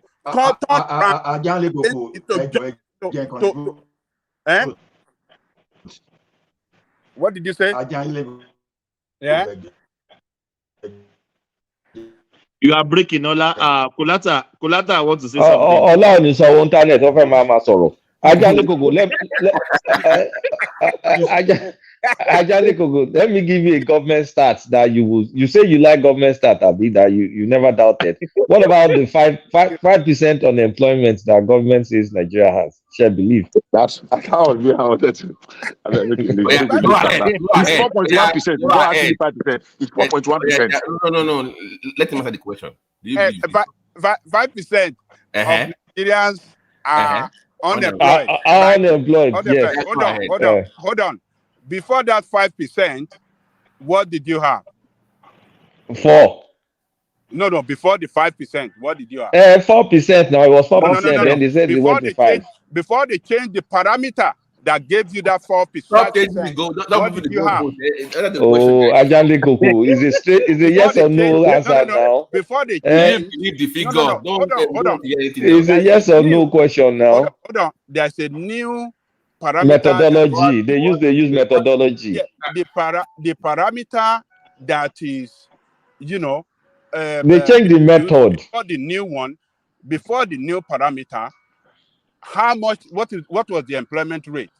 But that has nothing to do with your yes or no. Just answer yes or no. They are government. So Yes. therefore, no. By your own If they You logic, say, believe it. if You by your own believe it. logic, by I'm your own logic, accepting it it's government figures. now So that we are government they've figures. changed the parameter Uh-huh. to come out with this new figure. I totally accept it. Okay, I have no thank you. problem with that. Really? I have Thomas, no save this problem with that. video. do you Thomas, believe? save this I video. have no Thomas, save problem this with that. video, okay? Save this video for future reference, okay? Just save the video. I have no Same. problem with that. If you have any Internet no other dey thing, forget. I am always, because you can never, there is nothing that has to do with data on Nigeria that is ever good. That is ever good. And when they are releasing this thing, these are released by government agency, but you see some people, Bishop particularly on this platform, want to kick against it that is not right. It's not right. And it doesn't have any alternative data to challenge the particular one that been released by the government. I'm never, I don't know why it does that. I don't know why I'm it never does ready to. all the time. Ajani, I'm never ready to answer you. So let me give you some few points. Now, the parameters that were used to rate that multidimensional poverty, even though in our hurry to crucify the country, we have lost the cocoa of the matter to debate and to running the country down. But the parameters that were used were: number one, conveniently access to school. I'm starting from the bottom. Security shock, You don't need to unemployment, read all of this. All of this, underemployment. everybody, all of Let me us know finish now. that. Let me finish You don't now. need to go Those were the all parameters over that were this. used. Now let's have a conversation. No, You will we talk. know You will be about all talking this. about We other don't need people. to go back to What Ajale Gogo is saying is we know all we that one. all We don't know need to about go all there this. We again. don't need to We know all go that back. thing. I mean, we have let's listed this so let's here take it. like some months ago, so we don't need to go back. We can move on. So now the question is this: number one, some of these parameters, more than 70 or 80% of them fell under local and state government. That's a fact. That's number one. Are they not Sanitation. component unit? Are they not component unit of Nigerian That state? is why it was So what are done. we talking? We are That was talking the about purpose. Nigeria. We are talking about We Nigeria. got The data lost. is on We Nigeria. got It's not about lost. federal No, government no, or no. state government.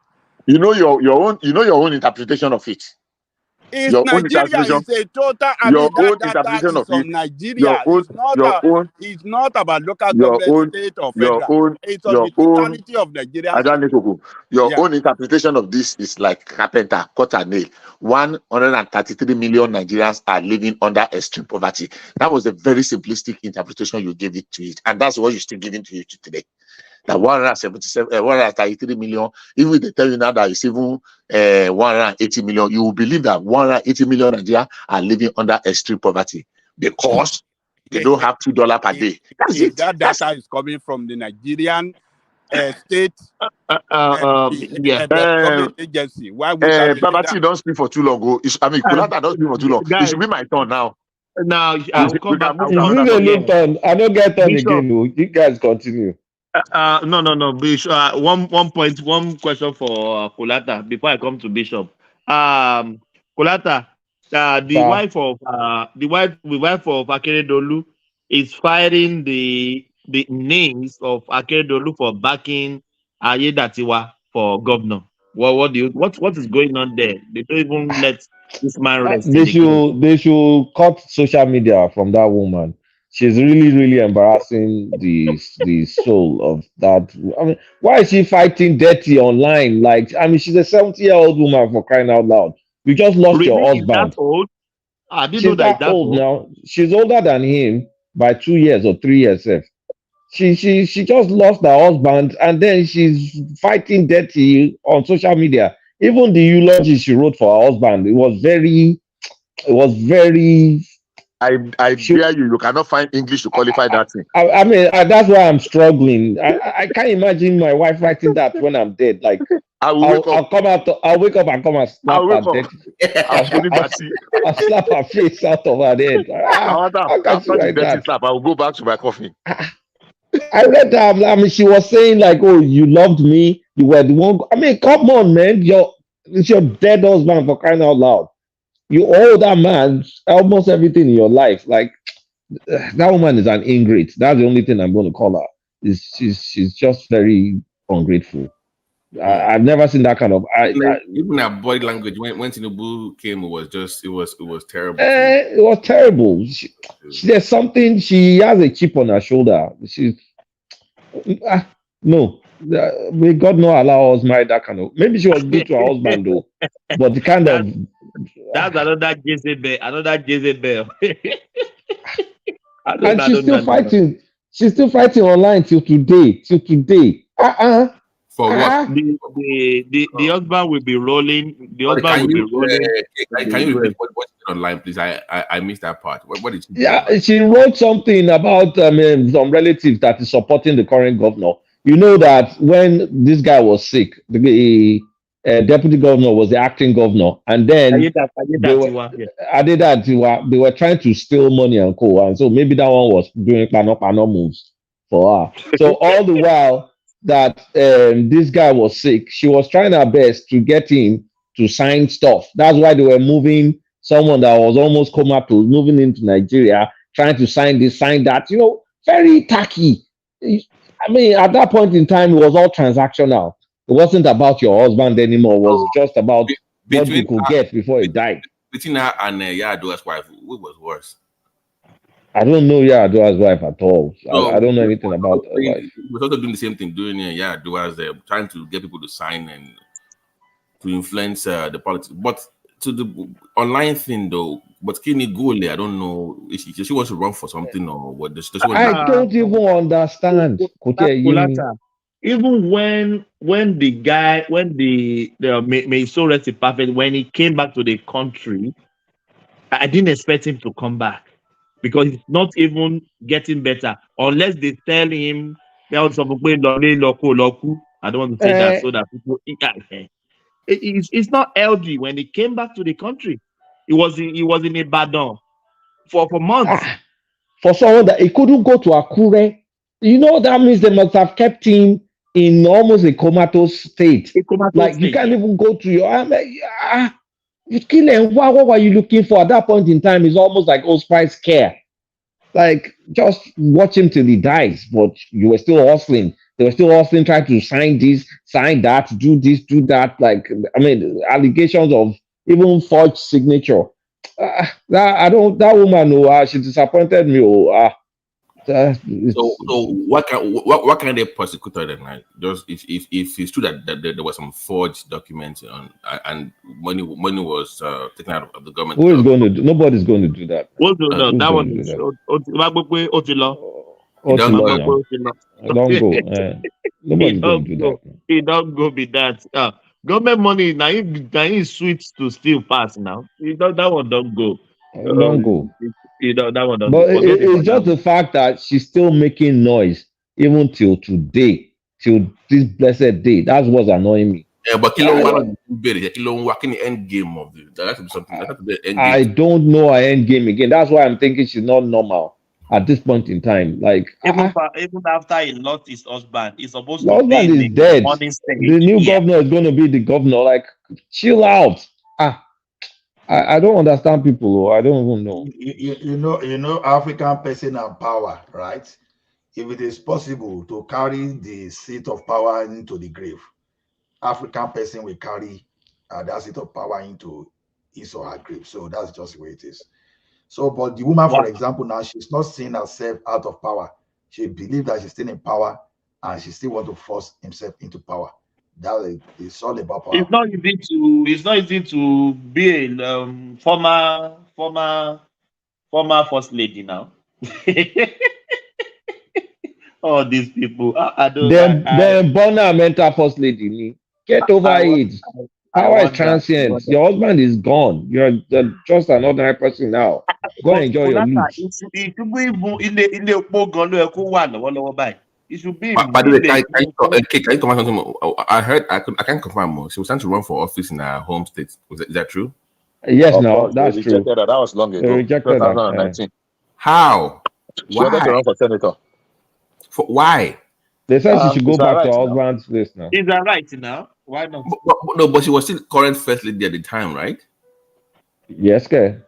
Why would you? Why? What? Why not? What do you mean? Why not? You are Why not? It's not because it's what you call it. When you If married you into different culture, when you marry the husband, are you not part of the? Why are you cleaning Thomas? Sorry, why you want to go back to your home to go and yeah, Babati, Babati, don't get this thing. Honestly, I think the dynamics in their relationship. I think she was the boss lady. The alpha lady. She was She was the alpha. She was the one wearing the pants in the relationship. It shows looks now. like It that. shows. It's very obvious. It's very obvious. You can't. I don't doubt that your comment. But let's just leave. And I think the lady should be in Ileopo, mourning the husband. I don't even expect her to be in social media. Come on, man, here for 5 minutes. Actually, Wow. Oh, sure. She's already forgotten about it. So before the man went on that last trip that he never came out. That's the truth. You need to read her body language.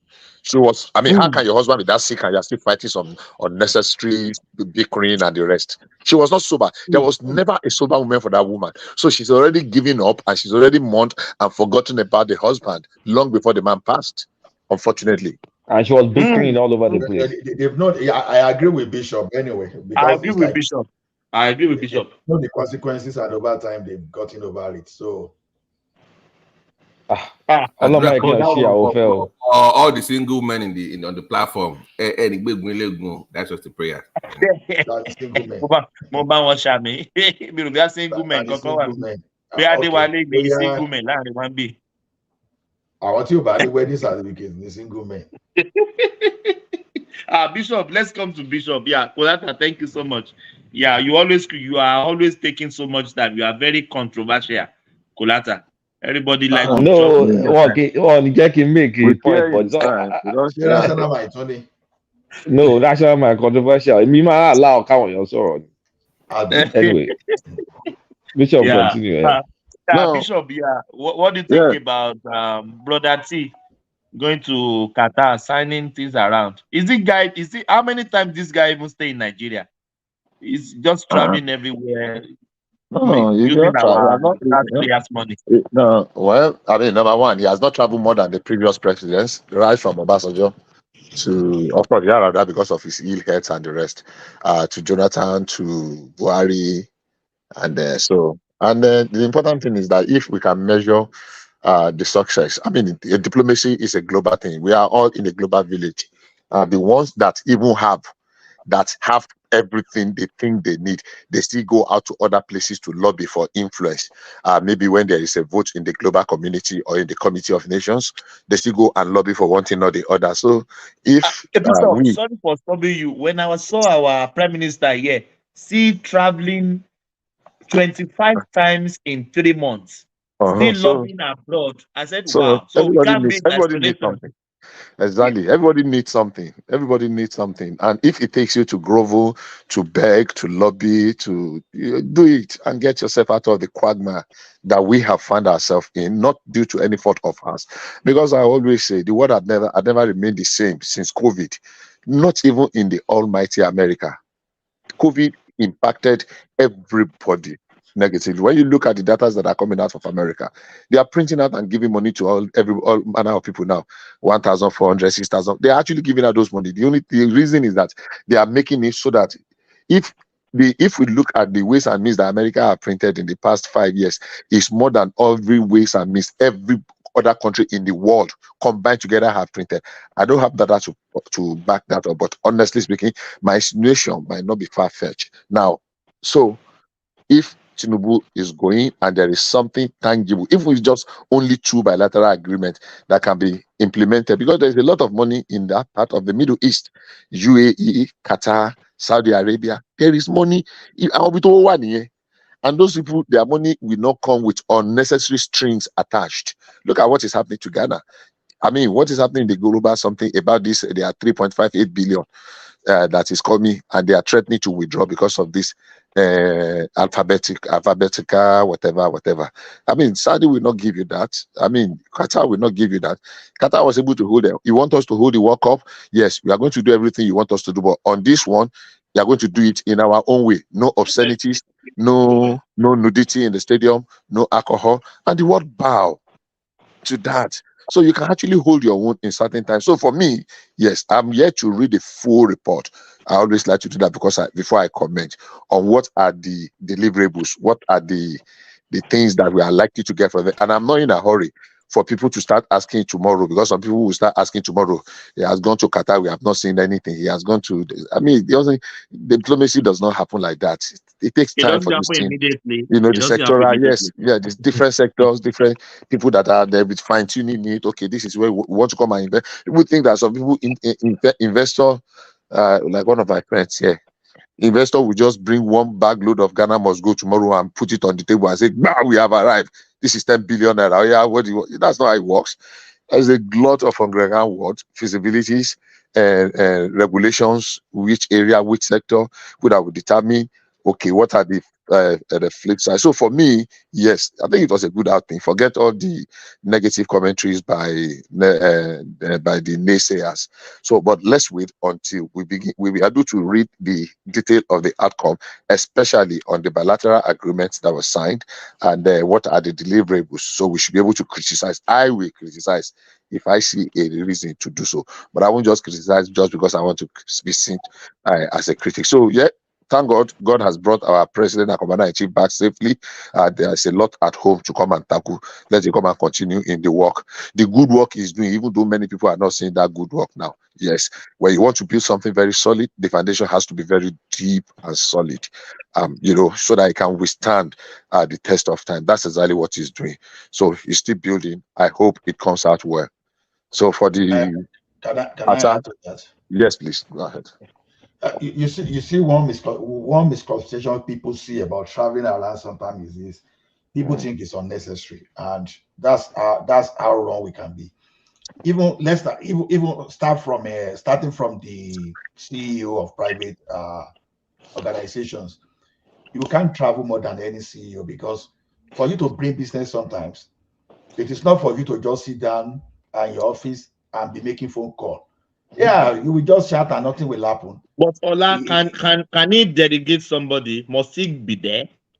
Let me tell you, if I happen to be, even if America send a delegate to Nigeria, if I were the president of Nigeria today, and America send a delegate and it's not the president himself, I won't take it that serious, because I will look at it as, okay, exactly, so this guy is just looking down on me. Exactly. Just ignore.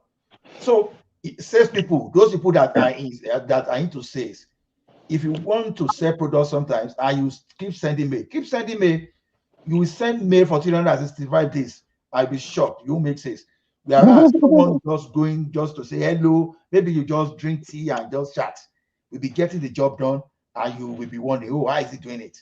So because we look at the presidency of Nigeria as, oh, there's no point of traveling. I remember then. Ola, let me tell you some ethics here. If you are looking for a job, if you are sending resume online, you are disturbing yourself. If you walk up to that place, you give them the resume, I want to see the manager. True to you, before 3 days, they will call you for interview. No, what you said, I agree, because it In happens there a Australia, lot. if you walk up to the place, give them their resume, I'm ready to work. Before 4 or 5 days, they already call you for interview. But you're sending your resume online. It happens there a lot, that you just say, you tell a recruiter that, okay, when can I see you so that we can talk?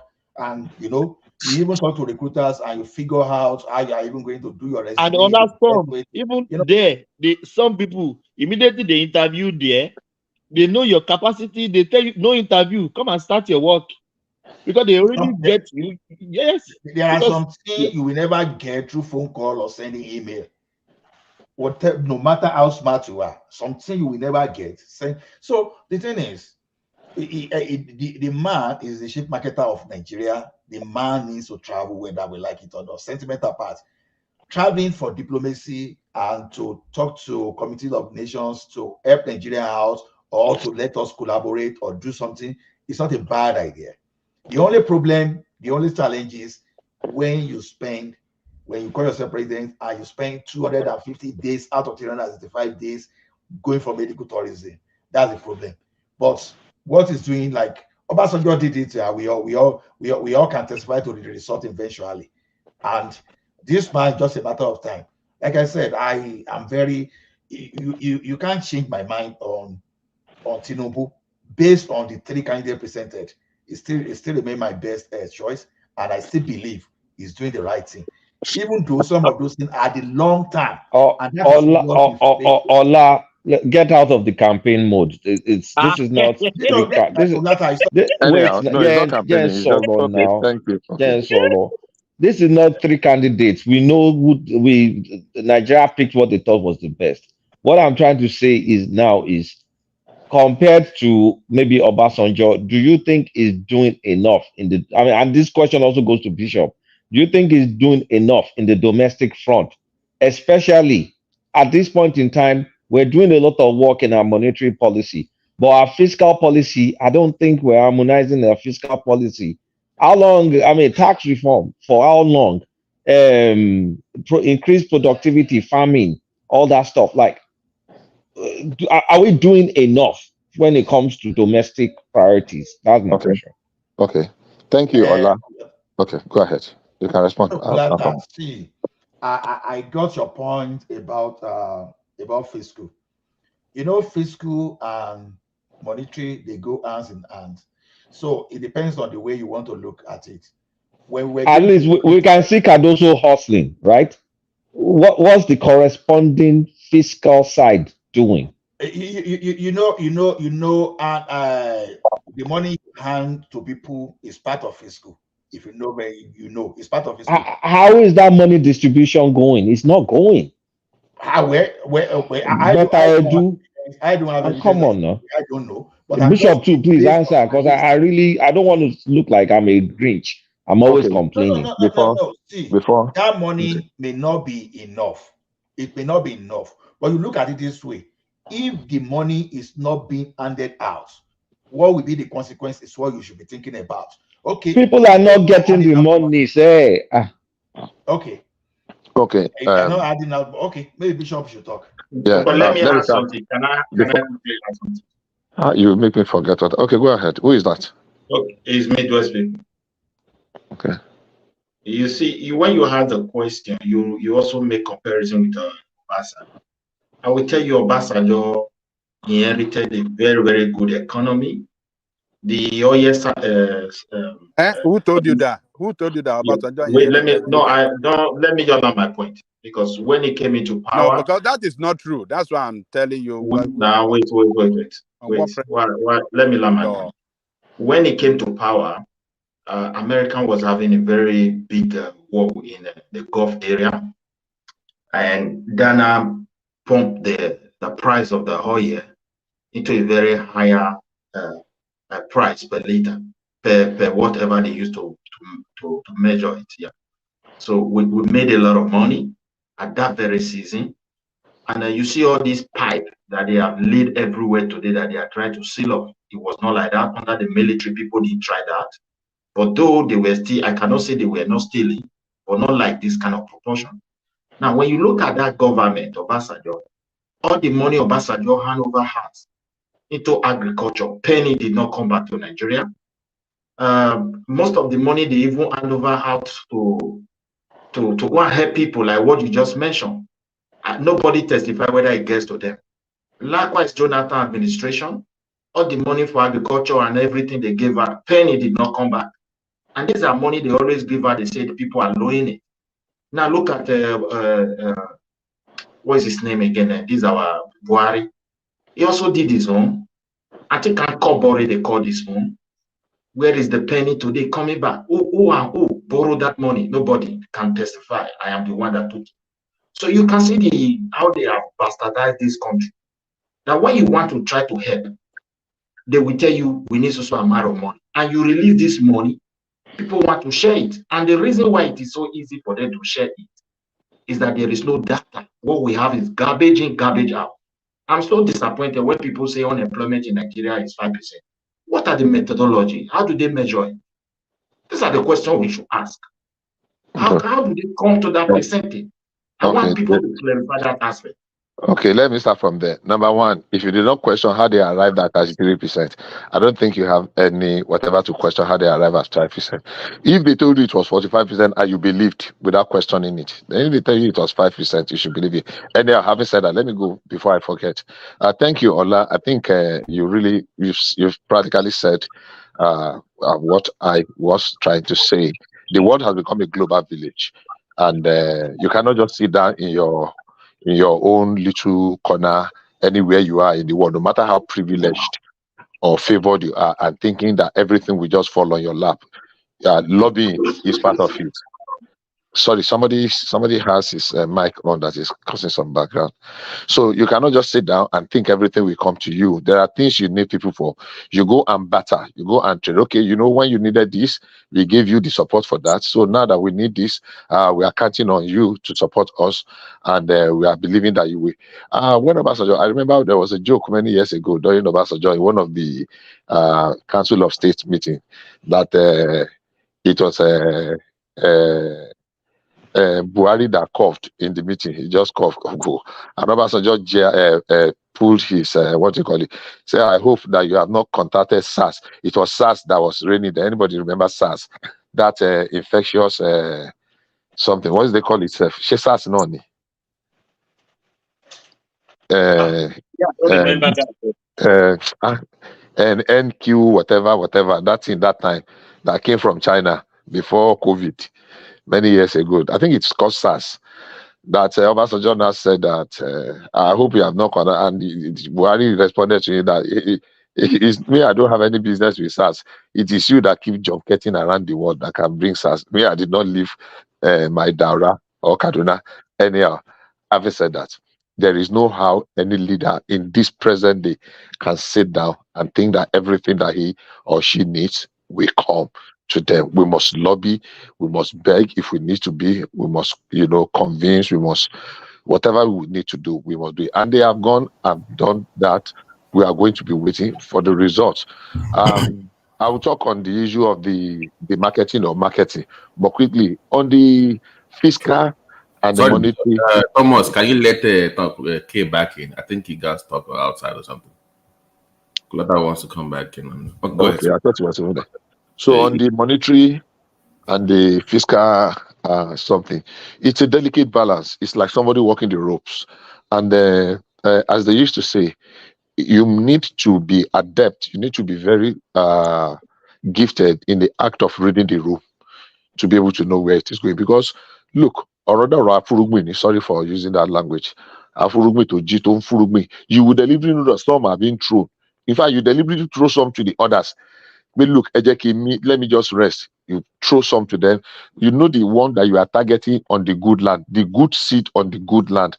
You will deliberately target, but people won't know because when you you are putting your hand into the bucket, into your basket, and you are flinging. When you fling the one that was going to keep some people busy, you know where you are directing it. But when you are directing the real seed that you want to be on the fertile ground, because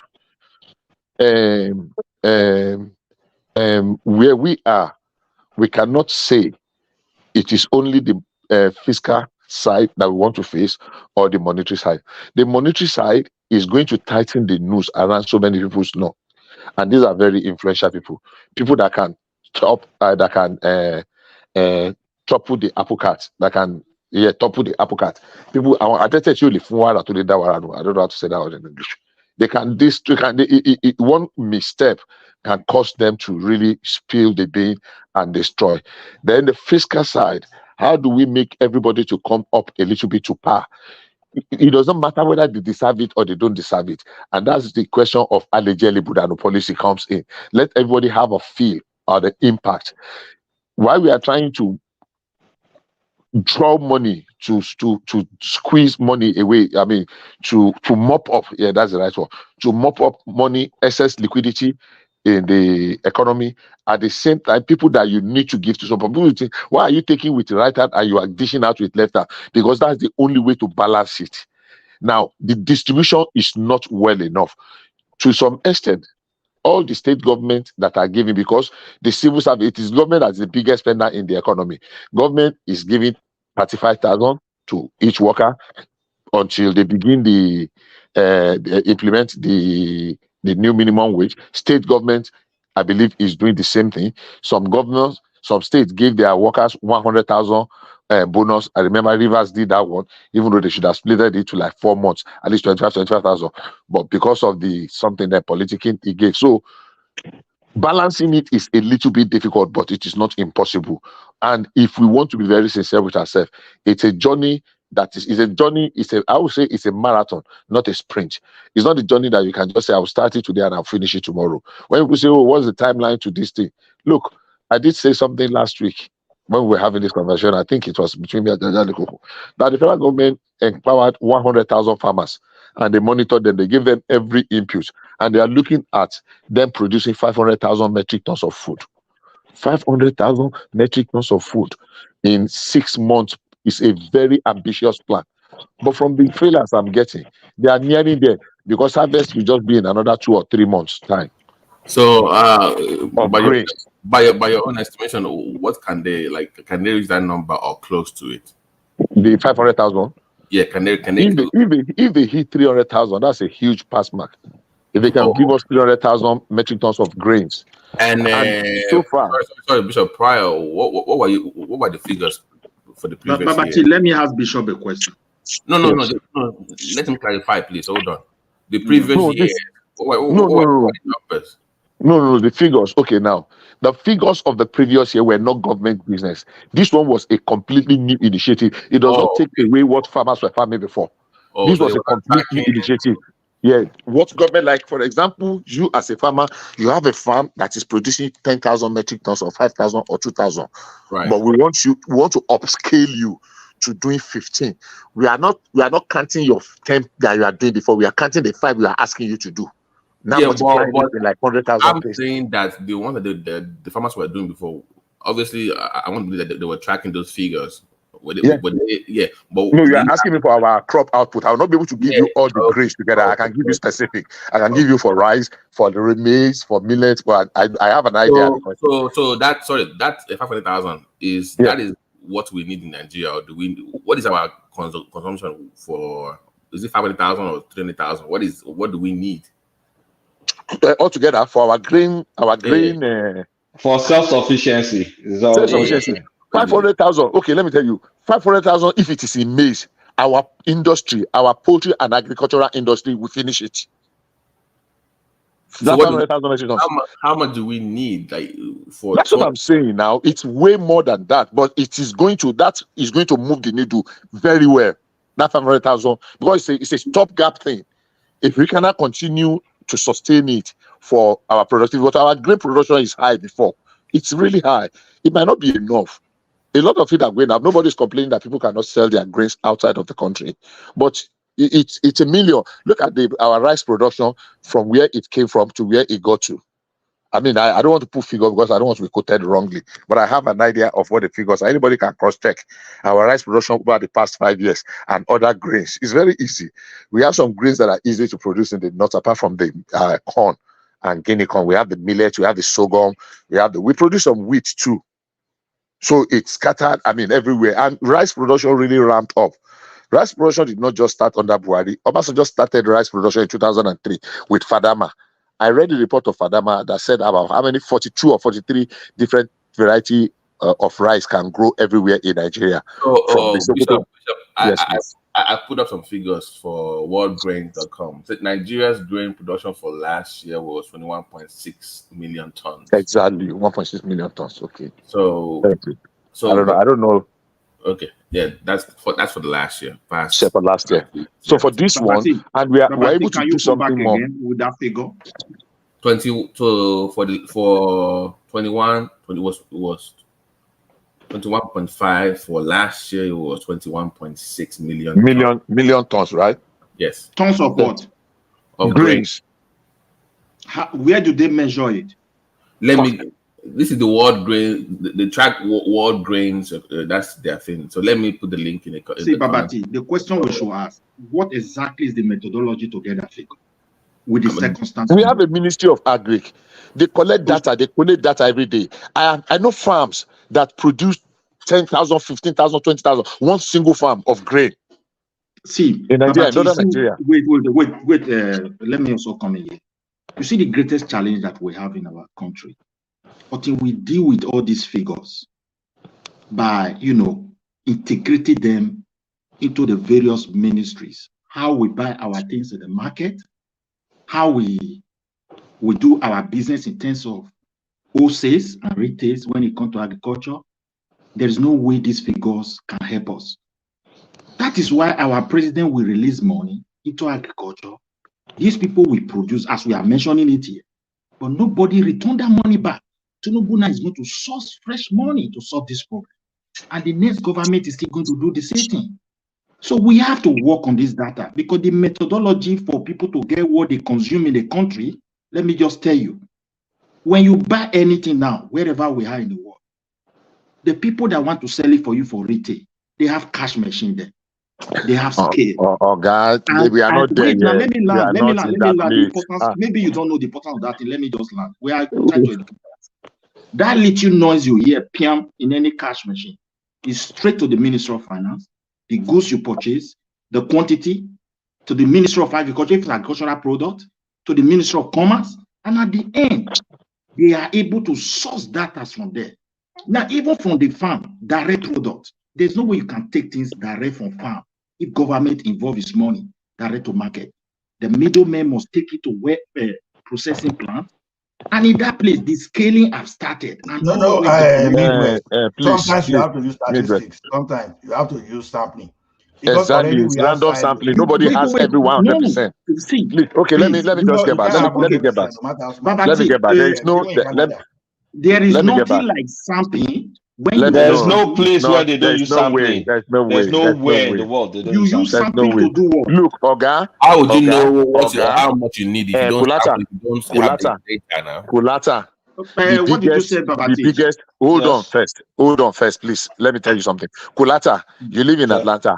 I go to farmers market, Forest Park Farmers Market, every time. It's the biggest farmers market in Atlanta today, where you can buy farm produce. Nobody collect ATM from you. It is cash. Jamitima Paro, Forest Park in Atlanta. Paro. It's let me nobody. also ask. They won't Wait. collect card from you, whether it is debit or credit. I'm coming. Let me land now. Okay. Let I me also land. want to ask you a And that's question, but wait. Do they give anything like a receipt? receipt for where? No receipt, nothing. You just buy your thing, you put that for your boot. They don't Okay, collect that is card. why I don't think our country will move forward if we're going to copy America. No, I'm not saying it's not everything that is cast in some kind of rigidity, some kind of for our own. We are moving forward. The important thing is that look, they used No, for our one corruption form of is data. too high. It's They killing used one government form of data. policies.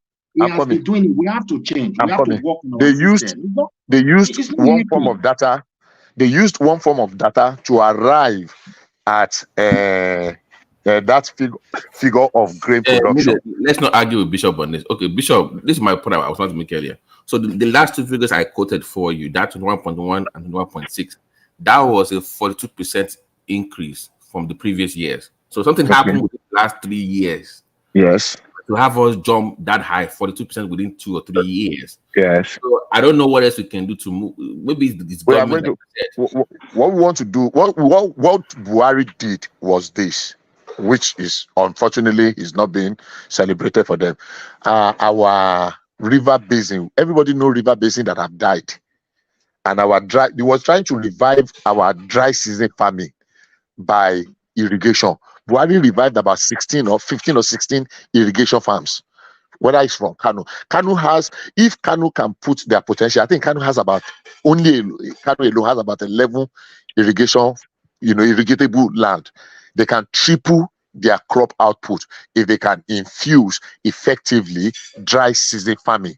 If you understand what I mean, in all areas of grain. The grain, whether it is cowpea, whether it is sorghum, whether it is corn, whether it is millet, whether it is even beans, or name it. So they have that. So across the country, they were able to improve. We have just only 4 mills of rice. Buhari increased them to more than 10. In fact, I think he added 10 to them. and they were working. The problem now is that the silo, the mills are there, but there are no rice paddies. Just like Lagos State government complained a few months ago. Now, I'm going to thinking of, can we be importing rice paddies so that we can put these mills to work? So, but our grain production can increase tremendously if we can harness that,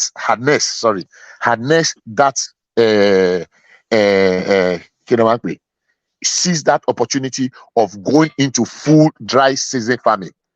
What is dry season farming? In the north, presently, they only farm once. That period of time that they have rain. But if we can put all our irrigations to work and our river basins, I mean, you and people here should know Ogwoshu, Hadejia Jamari, Owena, Bini Owena. All those are river basins that were developed back in the days. There was one in rivers. Ogunpa River Basin. So all those say that again. Hola.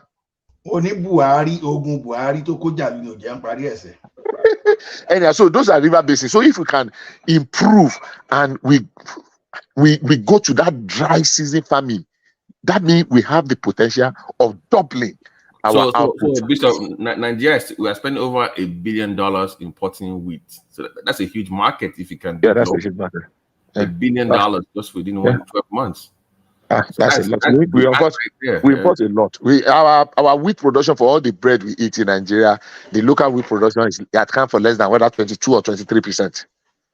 So majority of the wheat we use for bread. Every time you eat bread, your wheat chances that your wheat is imported is 77%.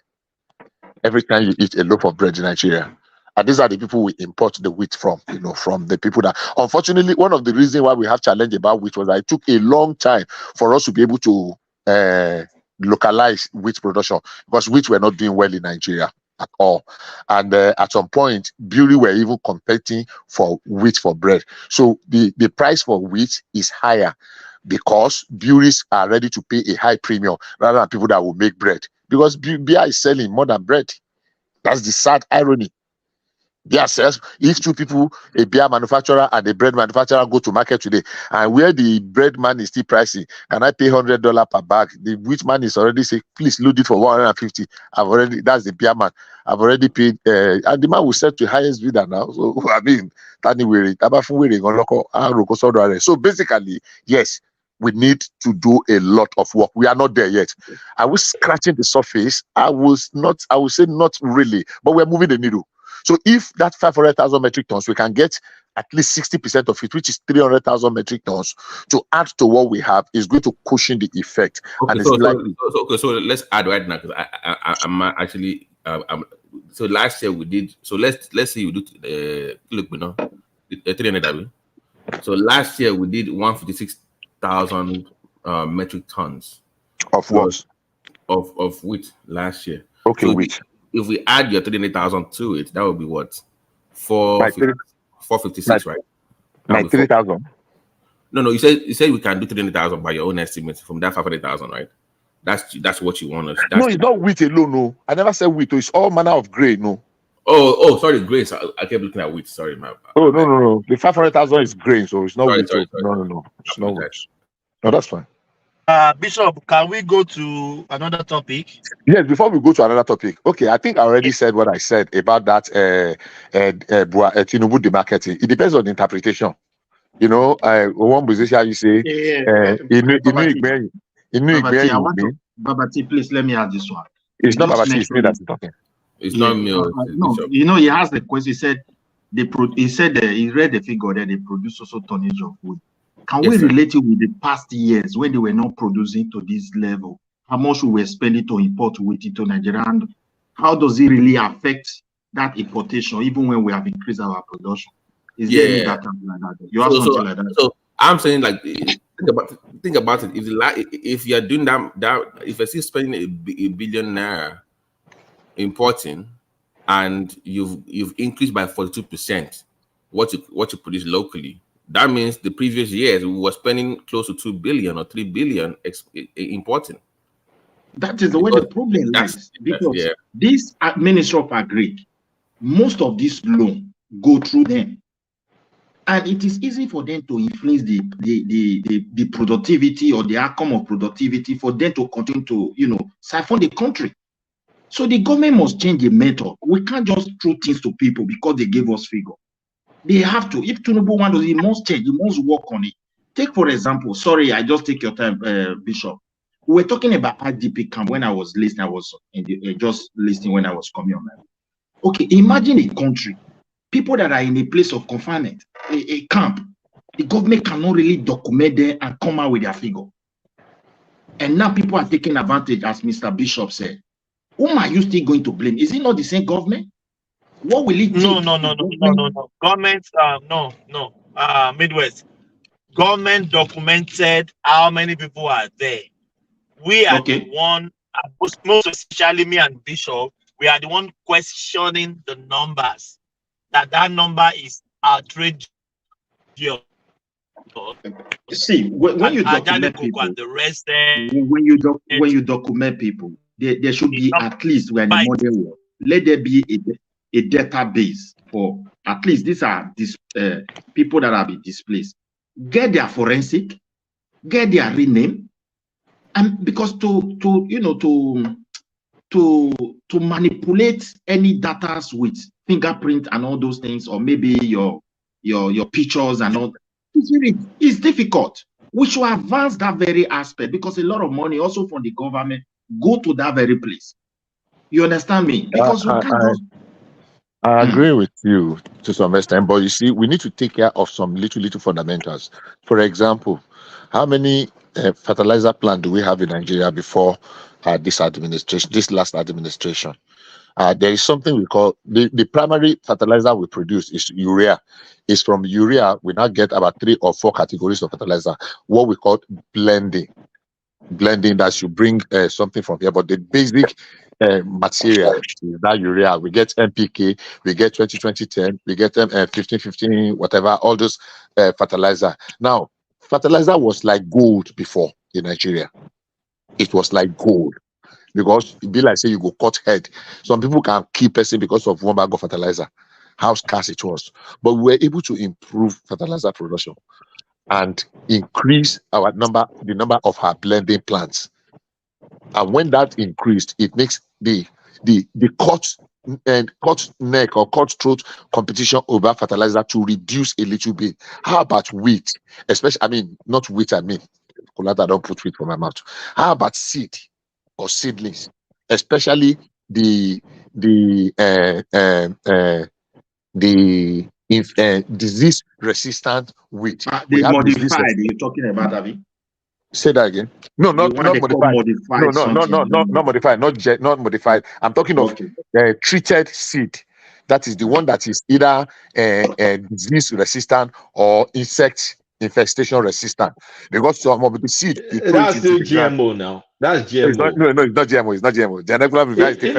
If it's insect or weed resistant, now GMO with that. No, sir. In those days, let me remember some of the chemicals we used to preserve our beans. If you want to plant them or maize, that's this thing will not come and eat them. Okay.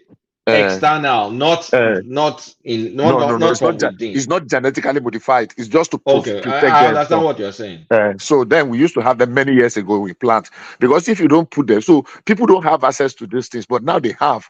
They try to make it easy so that your rate of your output rate is higher than what it is before. It is not a dash. It is not a sprint. It is a marathon. If we are consistent in doing it, we will not get to the area that Midwest was recommending, that we should be able to track. But nowhere in the world, I used the market I'm very popular and very frequent with in Atlanta. They call it Farmers Market. It's in Forest Park, in one of the counties near, very close to Atlanta downtown. No, they don't even collect card. That's the irony of it. If you get there and you don't buy everything finished, you realize that the customer that you have been selling something for 1 year, he will not even allow you to do transfer for Amo. He will tell you to go and bring cash. But that place, is it the local people that used to sell or real mechanized farmers? It's a state-owned farm, state-owned. It's not city, it's state. It is state controlled. I've been there more than a dozen times, hundreds of times. The farmers are the ones selling their Yeah, product there. the farmers bring their product there in bulk. Like here They have in Sweden, we go to bush to harvest some. If you want to no, buy this one. something. No, you cannot even see. So let You me give cannot you even go to example. the wood. Let me tell you some example. If you want corn, the owner will just be there, a little place with cash machine. No, You this see one is the way not. they do their own. Maybe they might have faced this similar problem, and they have to really be tough on it. I don't know, across Europe, European subsidized food. Maybe these are some of the recommendations to follow up because it's a union. But even when you go there, you just plug this corn. These are small scale farm. To your quantity you want, there is a scale that they put it. They put the price that you can pay online because we don't normally take cash here again. If you want someone to pay cash, the person can take. The only farm I have seen them do that one. It's like a city in America now. 10 million people you want compared to. No. In fact, Forget about population. The only place population aside, if you give them, for example, the chance I'm to only document dragging you. Nigeria, I'm only they will dragging do it for you perfectly. This when it comes to now- agriculture, Ola, let me quickly correct you. When it comes to agriculture in Europe, it's European something. So it's not even a country owned. So to put different countries together and subsidize agriculture, you should know the volume of work. It's not easy. So with the kind of incentives that is going into grain production, if the government can really face, at least that is one area that if we can sustain the plan that have been going on over the past 2 years, we will get there and increase this dry farming production, dry season farming. I'm very passionate about it. I want to see it work. I live in the north. And even without the dry season farming, without irrigation, if you go to some of their tomato farm, there is a time in the north, in Maiduguri axis, if you go and buy tomato, it will be as if they are dashing you for free. If you buy carrots, now we are talking ordinary carrots. If you see how they are loading carrots, if you see trailers, those they are short trucks in their hundreds, for how much? So if we can put incentive, I was shocked then that why can't Dangote have his juice? That time he was trying to set up Fullman, his fruit juice industry in either Benue or the north, because the amount of oranges that get perished, not only in that place, So carrot juice, orange, mango, name it in that axis. So if we can get it right, especially in the grain, because grain is the immediate food, whether it is sorghum, whether it is cowpea, whether it is corn, whether it is millet, whether it is wheat, whether it is, name it, all those grains. If we can get it right, and if you see what Olam, with the help of what's our friend in Kaduna, our little friend, the former governor, El-Rufai. If you see what El-Rufai did for Olam, and I'm sure many of you read about this lady, Mira, that does tomato juice now. And if a foreigner can come and have that level of success, until today, her farm is doing well. She has farm in Kaduna, she has farm in Jos. She has never had any issue, and her farm's doing well. She has, and this boy, Sedeke, this Niger Delta boy, that's somewhere in Nasarawa now. What's his name now? Sedeke or Sekede. What is she? And this farm is doing well, and it lives in a community, and there are hundreds of people there. And when people just paint the negative, I say, is it not the same Nigeria that Olam is operating? Is it not the only Nigeria in the same Nigeria that Mera, the one that has tomato juice, is operating? It's not the same Nigeria that one is operating. So what happened to small peasant farmers that we're now saying that everybody is not farming again? But that's another topic. That's politics part of it. On the food production part of it, we are not there. We still have a long way to go, but we are moving very slowly. I want to believe that we can get it right. Then to what I was going to say when I referenced Midwest people, look, I'm not saying that your ideas are wrong. I'm not saying so. Don't misquote me. I am saying those ideas will come at the appropriate time. Trying to enforce those things now when our production have not even gotten to the optimal, it's like putting the cart before the horse. If those things are not going to increase our production, it's just going to be able to track record. The important thing is that, look, show there is the food, and is the food there first. When people start producing and they can now measure their, we put in place parameters to measure their output to be able to get benefit. If government wants to give some, there was something that happened during COVID at a farm here. A farm got more than $14 million. because they lost whatever, because of some issues of associated with the COVID. A farm, it was a family-owned farm. They lost more than $40 million in the US. Because you know what? They have to check their record for last year. That's what I'm saying. That's what I'm saying. But we are not there. I'm saying that we can get there. It is a place ultimately we must get. But for now, we appear like we are trying to put the cart before the horse. So I think Thomas, let's see. Do you have any other one of the topics? Another topic, yeah. Eléyìí of a promise, you know Eléyìí now. Yes, Dapo, Uncle Dapo. He committed to reposition the growth in Abeokuta. Is this guy talking rubbish or? No, you see, Abeokuta.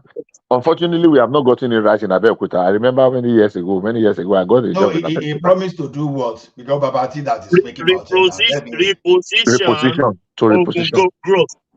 And the Ogun State growth. That's the problem I have. When I first went to Abeokuta in those days, eventually I used to go to Abeokuta to go and attend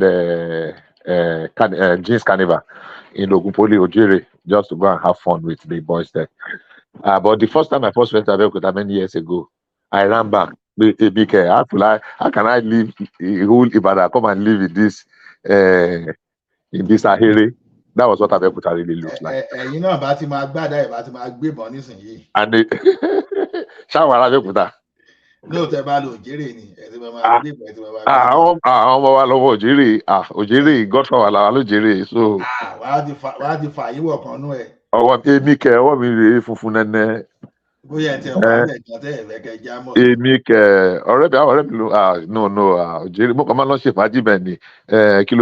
Koloba. Àtàwọn ẹbọ bí mo bí mi mẹtò sọ̀rọ̀ ṣọlá ló sọ̀rọ̀ ọlá jọgọjọgọ ìgbà Olódùmarè ìbà Elédùmarè ọwọ́ mi rè lókè o ẹni àṣà ìbà Ọlọ́run ọba o ìbà Elédùmarè èdè ọ̀rẹ́ mi kàn nìyẹn Alabama jọgọ ẹni àṣà jẹ ká lọ síwájú ká má lọ máa bẹ speaker jù. So as I was saying, Abeokuta should have been greater than what it is. The collaboration between Abeokuta and Lagos should have started like 3 decades ago. And they are from the same party. They are from the same party. It does not even matter.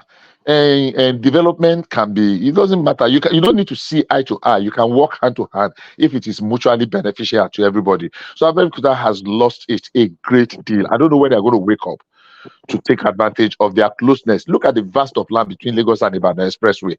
Yeah, the governor of Lagos State said they are trying to collaborate to develop that corridor. That corridor alone, except for our churches in the long babe. Kilo come with the church. Man, let go church wogbo. Let the rail between Lagos and Ibadan, and that express road and that other road from Ikorodu that goes to Ijebu, you can do a whole lot. That is a whole industrial location that is just sitting down idle.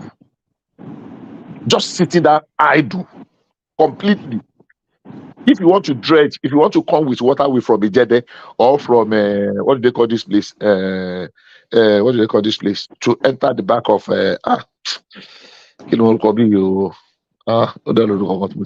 so there is a lot that can be done. So just talking about repositioning Ogun State now in your second time. We are talking about Abeokuta now. Babati don't silence you. No, he knows what I'm talking. If I'm wrong, he can come and challenge me. I know Abeokuta. From Abeokuta, look, Abeokuta with Oyo State, with Igboora, you know, this place we call L00TING, Igboora. There is a road that Obasanjo started here, Igboora, Erua, Igdere, Igogo, Bugwe. There is a road that was supposed to go here, L00TING. There is a road that was supposed to go from that place that cuts through, that goes to Sokoto Straight, through Iseyin. At the back, the Obasanjo started that road. It was neglected way back in 1978. I have been to that road before. In fact, let me tell you one thing. If you go to that Igboora road, as if you are going to Erua today, the tap that is there, that is, except they just repaired it yesterday, those were the taps that were laid way back in the 70s. Nobody has repaired them till today. For you to know how solid they are. Bishop, I can tell you that is my route. It has been repaired. Oh, okay. Yeah, Maybe they just we are going depend. to Adwa Waye, Lanlate. You And know, latte, yeah, that's my latte, yeah, state. you get it. I do have Yeah, and latte, yeah. this is So along Kokeo. So I okay, plowed I through know. that Okay, road well, there. but that time you were saying that your border state. You said your border state. You said Iseyin and Shaki. But I don't know around. No, as if neighboring Kini Momin, Okay, but what neighboring do you know? What do you know? What do you know? yes, So yes, that's right. Ibo of Okakasi, Okaka Shepeteri, Tede Agundege, Okada Agua Modu, Shepete, yes, Agua Agwa Are. Modu. So anyhow, so as I was saying, there is a lot that Ogun Thank you. can benefit from Lagos. Unfortunately, we don't have visionary leaders. And these are not projects that you can start and finish. They are projects you put in place a formidable plan that every successive government will want to key into it. If you want to build the thing that you will build and finish, you are just going to be building like Ile mushroom poultry everywhere. If you want to Politics, build yeah, something that will outlive you and will endure, you must have a very big dream, massive dream. So that's my thinking. So kudos to him if he's very serious and sincere about it, but not just this going to be lobbying and be looking for unnecessary award with you monodoko ranuko sifa award ranu. Brother mi latogun babati mabinu mo pe eyan loba meje Baba T quiet. Baba T àwọn sọ̀rọ̀ lọ́ba kò stay sing. àwọn lọ́ba méje oníwọ̀fà mẹ́fà So, wọn lọ́ba méje alógun ẹlẹ́gbàá. you were just interjecting about the wife of Akedo. Give us your full details about yeah. We move Yeah, to another person. my it should be an understatement to say that her conduct is unbecoming of an elder state woman, the wife of a governor, a 70-something-year-old person, learned, educated, and somebody that said that she was a cancer survivor or something. There's something she was saying that time. I think she will have seen the other side of life. Her utterances are very unbecoming. And I don't know why she so much disrespect her husband. I think the husband must be from the very different perspective. Now I'm seeing the husband as a hero now, as a great man. So I've been able to manage the excesses of the wife such that everything was shrouded in kind of covered up. Secrecy, yeah. Yeah, Secrecy, yeah. I think the man really tried because the excesses of the woman is legendary. That woman is not really different from most women. Okay. It's not really different from most women. In my opinion, it's not really different. Ola, I beg your pardon. Bishop, can you hear me? Good evening. Yes, sir. Baba. Yeah, good evening. Yeah. I've been Uncle Ekaleo. Àwọn ancestor kún show ìlàlẹ̀. I've been trying to get it, but my mic was messing me up. Bishop, don't you think that maybe because of cultural value or cultural differences, that's why she was, just behaving that way? You remember the outgoing governor of Anambra? What is his name? This Matombora. What's his name? Obiano. When his wife collected. Obiano Borani. Obora ń lo ṣẹ́lì lásán ni. Thomas wọ́n ti sọ pé o ti gbọ́ náà nìyẹn. Ó búra. Favoraja governor. Ó fẹ́ di Michael Jackson. When his wife collected slap from Ujuku's wife. So, I mean, we can imagine somebody in such a high position behaving badly like that. So, do you think it has to do with cultural background or, stuff like that? Because I don't know if anybody, is it Tinubu that will behave in such a way in the public, or somebody from, even what is it called? The current governor of Imo State, Mr. Yoyoy, forgot his even his wife that is as young would not behave that way. So, I'm beginning to, maybe it's just a cultural value difference that's making her to be behaving that way. So when you say culture, is it because she's Igbo? It doesn't. I'm about me Igbo. I'm about mobile. I want food today. I didn't say that though. I And so mean, I what just. culture? What culture is she from? I I mean, what do you mean, mean? look, even in the Southwest, we are kind of like different, in some And ways we Southwest, we have some. value respect. We even have like adjectives going for respect. Okay, so but in the entire Southwest, we have in our own distinct way have a way of dealing with issues. So maybe it's a factor because I mean, if we look at the way the composition of our government, their spouses are in age, in education, in exposure. So maybe those could also be the contributing factor for her to be behaving that way. You know, I don't know. I mean, obviously, she sees her husband as equal partner in that office as a governor. Maybe she was even the one calling the shot when the husband was alive. So maybe there's a difference in culture. I don't know. But Actually, Adewale, she Honestly, said she it's too said that. disrespectful. Actually, Thomas, she said that. He said what language is usual? They're packaged for two or something like. She used a phrase like you're getting two of them together. Something Kolata, similar to did that. this woman mourn that husband at all? Because I it's don't think just, so. it's just, oh my God. It's supposed to be in Ile Okpo now. Quiet somewhere, maybe in abroad, cooling her head off. He's you mean acting her as head if he's even shaved off? happy the man passed away. You mean her head shaved off?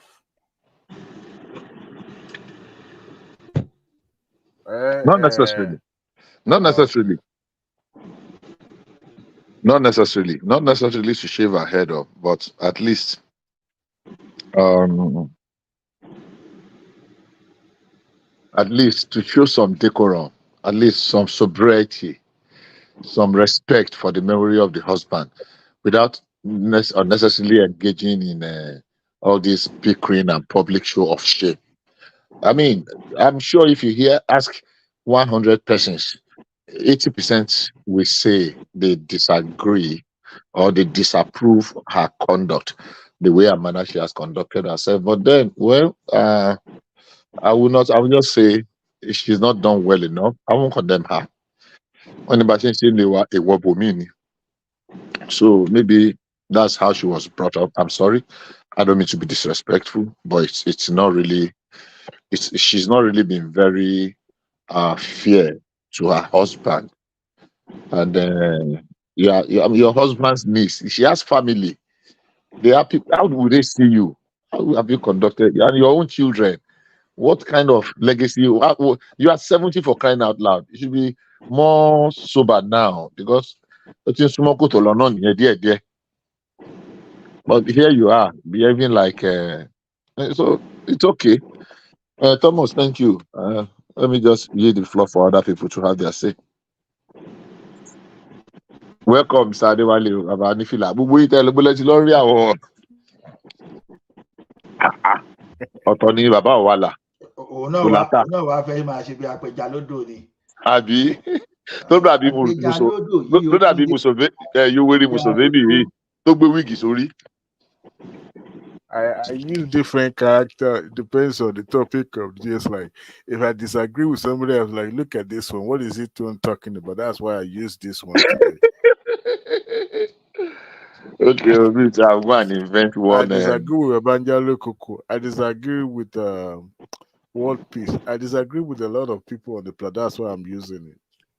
You guys were talking about the statistics about the IDP and all that going on in Benue State. Yes, and we all were that. there. What's your take on that? I disagree with Zabajale Kuku. Everything these days is all about, this figure. You see, that's why whenever one man is making reference to some of these Nigerian dailies and is quoting Nigeria legit, was it legit? Nigeria legit?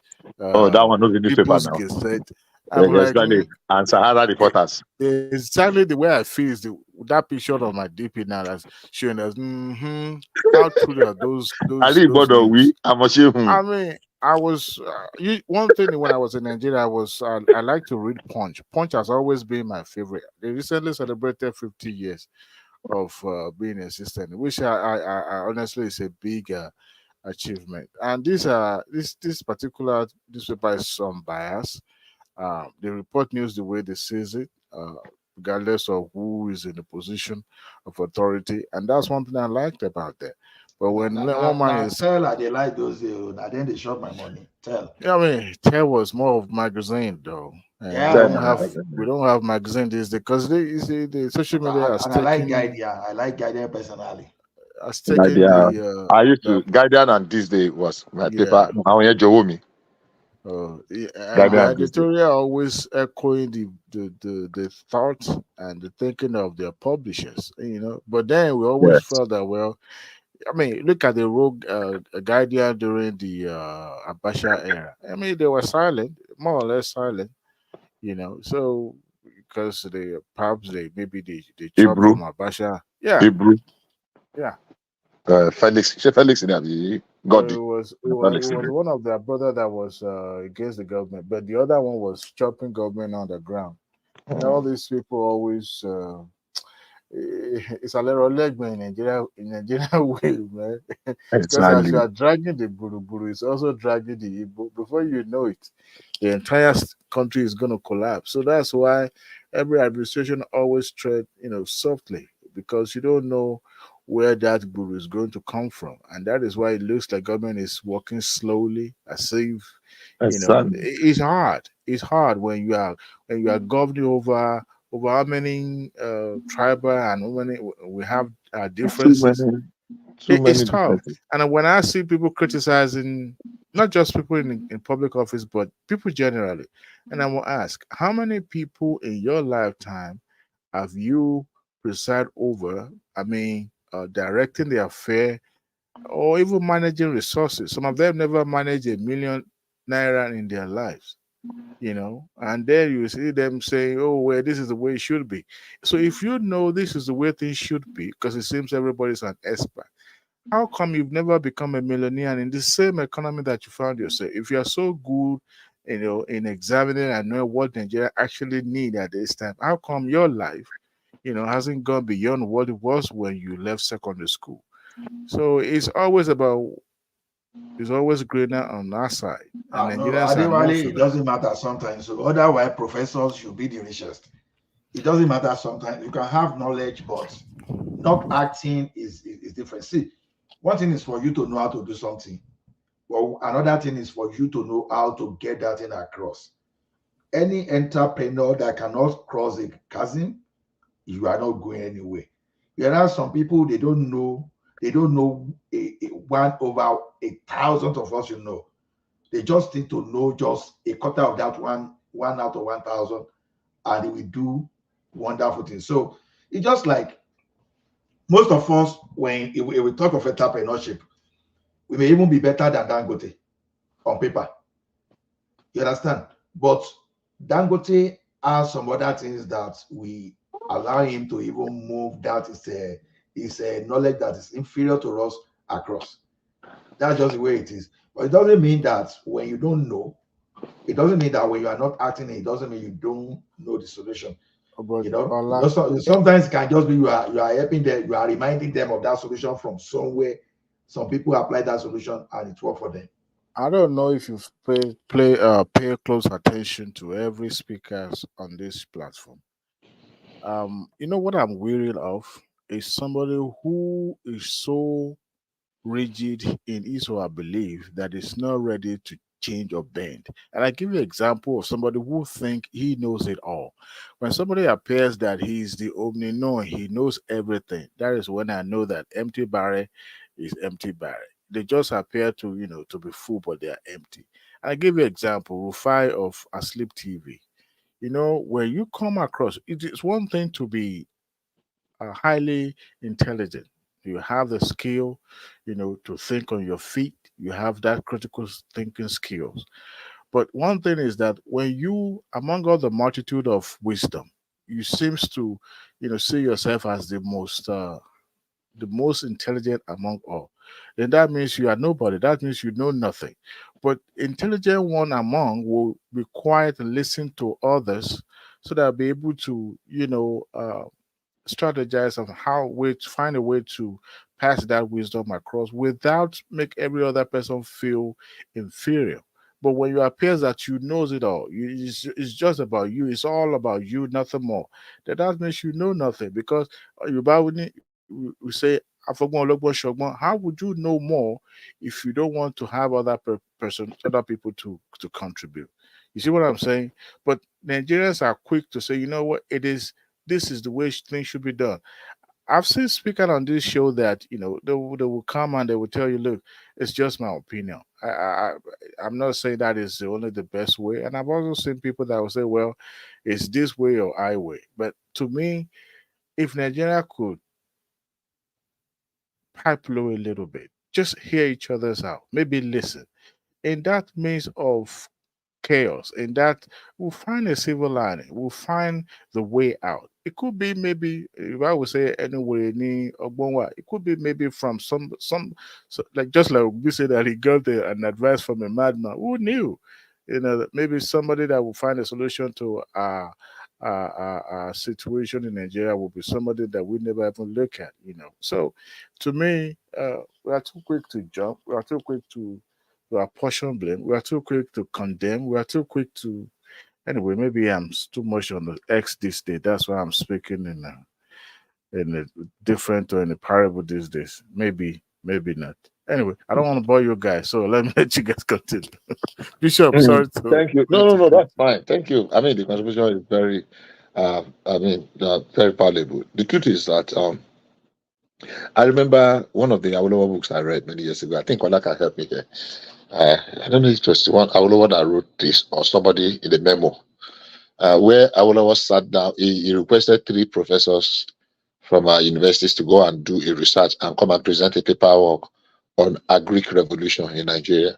And you cannot take anything away. I think Awolowo was the foremost leader when it comes to agricultural revolution. He never had the opportunity to put all of the things he had. And when they came up with their presentation, the D-Day came, all of them presented their presentation, and Awolowo presented his own presentation. He was not a professor, talk less of professor of agri, but all the 3 professors agreed that Awolowo's paper was better than their own papers, 3 combined together, because he was not just thinking 1 year or 2 years. He was not thinking 3 years. Awolowo was thinking 50 years down the line in his presentation. Sometimes, Bishop, yes, from please. Idianyure to Ijebu-Ode, the road Awolowo built in those days, the road are still shining till today. Onigambari, I know your hood. I know the road. I know the place. I know the I know the place. I mean, the visions of those people, all those agric research institutes were the brainchild of Awolowo. He was not just thinking of, look at the ranch. If you are going from Monoto by the left before Leland, look at the ranch, the cattle ranch Awolowo had there.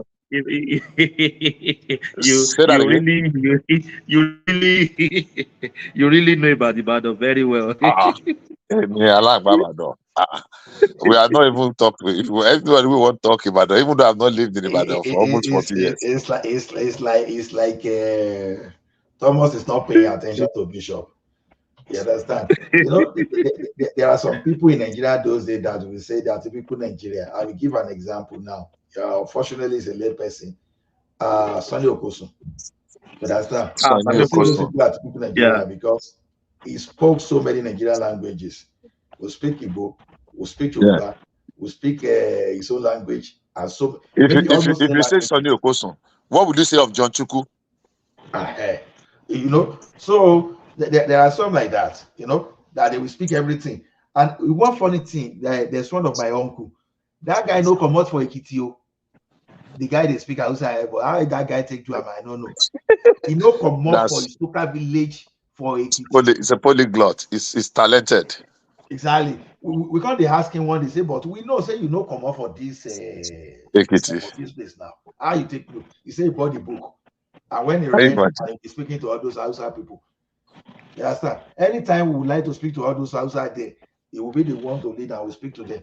And this guy, we know, not be say Except maybe he traveled to, not that I don't, but as far as I'm concerned, the guy knows step beyond Ekiti.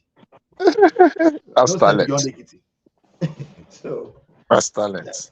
there are some like that. So So so if so you so notice Bishop, basically, Bishop that work with show that stay with soldiers and all those stuff. So you will know now. no, actually, in fairness, apart from the fact that I was privileged to, the time I took myself to go around and see Nigeria Yes, your water. Yes. as Yeah, a young I will person, take it. I'll take care of myself.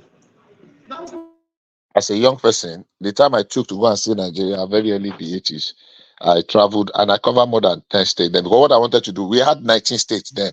So I made up my mind I want to visit all the 19 states, which I did at my own cost.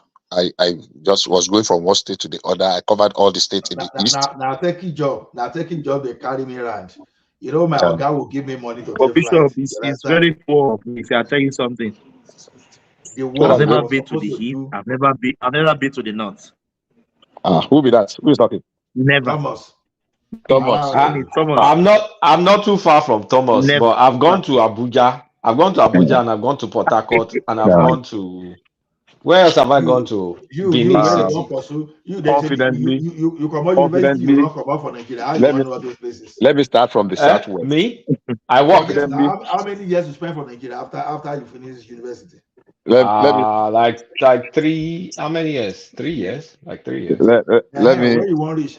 We see the go the service thing, the ATM, computer, all those things. Ola, let me start from the southwest. All the states in the southwest, all at Esekpa. Not that I just visited Except 1 for or that 2 one months or year. 3 months. So all the states that way. Then south, all the states in the south, all I chew them like chewing sugarcane.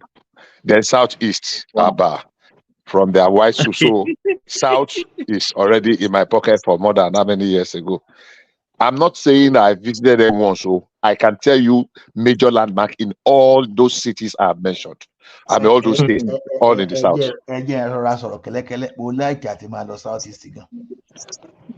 I put 25 years of my life. I lived 25 years more than in southeast and south together, almost 30 years. So then moving to the north central. North central is practically also my playground.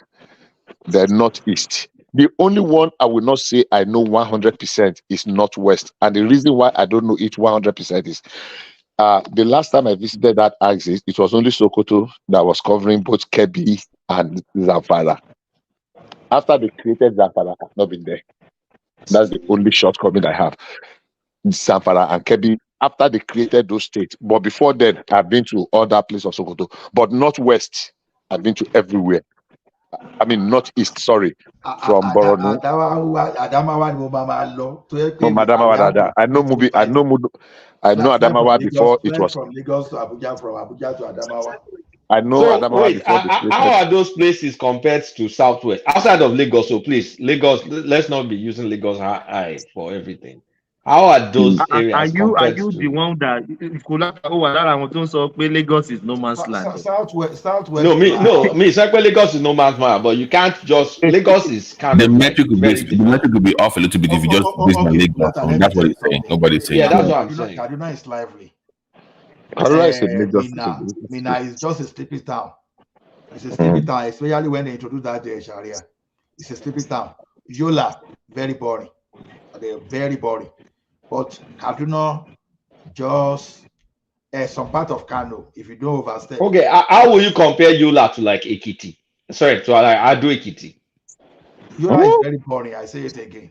Yola is. It depends on your. It depends on your is not assessment. lively now. It depends on your. Lively. In Gongola State. Sorry, I'm saying Gongola State. In Adamawa State, Yola is not the most boisterous, happening city. You know, it's the capital. But you'll be shocked if you go to places like Mubi. What you will see. I was going to say Mubi. I know all these places because of geography, but I've not been there before. Yeah, I've been there. Mubi, see, I don't know of now. Mubi you are talking about now. All those when you are talking of where I don't they say cockroach for hotel and where they find very good hotel to get. Now one of those people that come to mind because that's all it's different from Ukauri to me. Although I know that the place are the. But guys, you know one thing: the southwest, outside of Lagos, is very kind of like rusty towns. No, Osogbo is okay. Oh, it depends on where you go. And it's kind of like rusty town. I mean, yeah, Osogbo, Akure, I get that. But Osogbo, Ilesha, Ibadan. I'm from Ilesha now. That's my hometown now. Now that's why you don't know now. Don't worry. When you know, it's very kind of rusty. Like you don't go Ada before. Don't go play golf for Ada. And Kitty State. You know, Kulata, don't go Ada. Look back up Lada. Mycom. A long time ago. Hola. A long time ago. Hola. Yes, sir. And the Kitty State. He said Kitty State, they rusty. It's rusty now. It's not rusty. Ekiti that has Polytechnic, that has. Oh God, Ola, you don't know. Ola, stop being defensive. When I say it's rusty, see, there's some areas in Southwest town that, if you take picture when I was a kid, maybe in the 80s, like can take all this. That's why they ask you which year you come out for Nigeria. Probably you come out. I left Nigeria early 2000s. I tell you say Ekiti no day. I still went to Nigeria last month, Farabale. There's some places in the southwest that if you take picture in 1980 and you take picture in 2024, there's no difference. There's no difference. Yeah. Get me right. I'm not saying there's no new development happening. No, don't get me wrong. We know that place is a kitty. There's no difference. I've been hearing something it's not even being defensive. See, even if you go to Zaria. When they be you in session, it's total as even though as that's a university now. Now we have Wtih to OAU. That's not what I'm saying. Those are one of those things that makes it lively now. Are you talking about all those rusty Kolata, are you talking about all those rusty roof in Bere? Rusty roof, they look like Bere. Bere.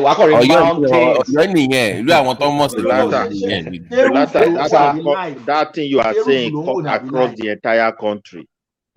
No, it's more. It's in Edoto, it's in Benin too.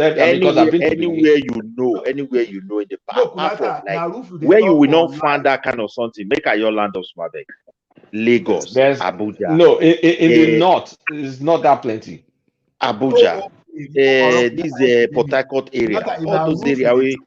I know we argue that one. You see, there was one point in time in Nigeria, maybe in the 20s, in the 30s, in the 40s, that there was a lot of development. Then it got stuck. So there's some areas in our towns that have been stuck since the 40s, since the 50s. Like, I mean, those houses have just been like that. And no upgrades, no nothing. And people still live there. Kulata, Iwolu, Soronyoro. See, I was thinking whether lively you are talking about, but now I know you are talking. Rusty town. Talk about a town is a rusty town. Like laid back, not really showing. Social life. At the social at the physical it's just kind of like a rusty social everywhere don't change. Social you change where social they change. Now infrastructure now I be waiting me. I went to my hometown now and I was like, I still have memories of these things back in the early 80s. Like it don't change now.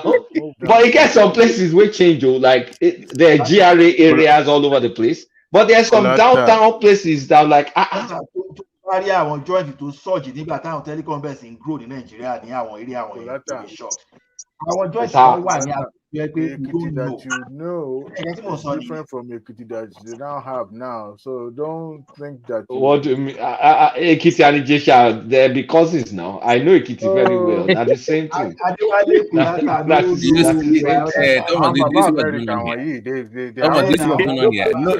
No objectivity whatsoever. Everybody defending their own place. You see what's going on? Before Babati, let's talk about Abeokuta so now. I know the time I go stadium for Abeokuta. Let's move on. Leave us alone. Let's move on. No. I'm not even patronizing you. I'm even serious. I think if we have to be very sincere with ourselves, we have not done well enough in developing our cities. Right. We have not done well enough at all. In fact, things are worse off now. Let me give you two examples, three examples. Yes. Let him land. Let Bishop. You guys want to move on? Show Wtih. No, I want to say, This guy, what's your problem, man? Bishop, please forgive Let's me. move on. No, go ahead. In Ekiti and in Ondo and all those houses, we are very, very contented. We are not the type. The progress justification. Progress, I be justification. Stop making excuse for lack of development. Progress, honestly, I mean, apart from Ondo, Akure, and even Oshogbo, there was. Osho was created in '96. So these states were still struggling. And when you're trying to justify the level of progress, economic progress that they've made, I mean, we have to look at that time frame that the state was created. And these are the conservative people. They are not in a rush for any progress that comes to them. They embrace it and they are going at their own pace. But to now benchmark it to what we have in Lagos and in Ibadan, that means Ibadan should have let me say something. Let's just say the truth. Yoruba people don't go back home you don't build houses, you don't go back home, and very few people remain there, except there's a reason, there's a livelihood for them to be there. And as things go further, the reason to be there is only because of universities at this point. Ado is the capital city. Apart from Ado, you go to, I've been to Ikere, I've been to Ijeru, I've been to all sorts of Ekitis. Mike, please don't call Ekiti Salanga now. That's not nice. That's not very nice. Come on. It's because everybody just leaves and forgets the town. They just leave and forget it. Like some few cities, okay, like I mean the GRA areas. I'm not saying there are no GRA areas, right? But what about those, like, you know, those your great grandfather's house that was built? Social life, that's what I'm saying. If you talk of that one, they get Kolata, let me put something. Kolata, see. Wait, let me ask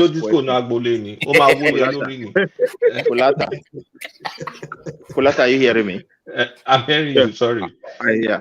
My question: if you look at it, what is the major occupation for those areas you were talking about? Is it not farming? Well, there's petty trading. There's farm. I mean, some farming.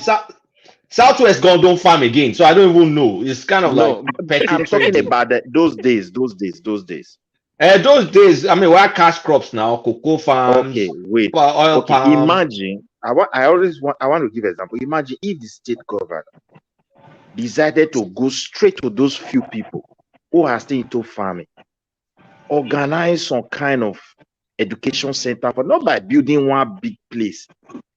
Even if you like, make sure they have the basic equipment like tractors. Document these people.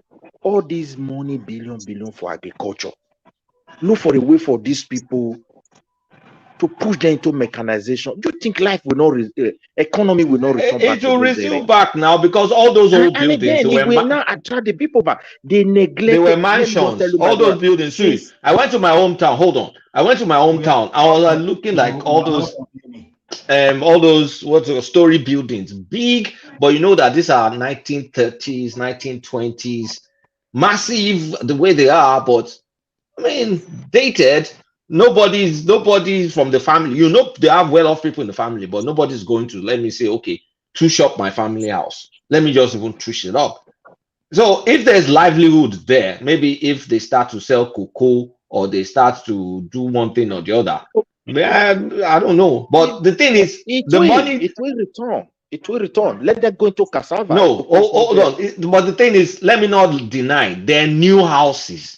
A lot in my hometown. There's a lot of new houses, but it's spread out. But I'm talking about the downtown area, those ancient areas. Downtown area. The downtown areas.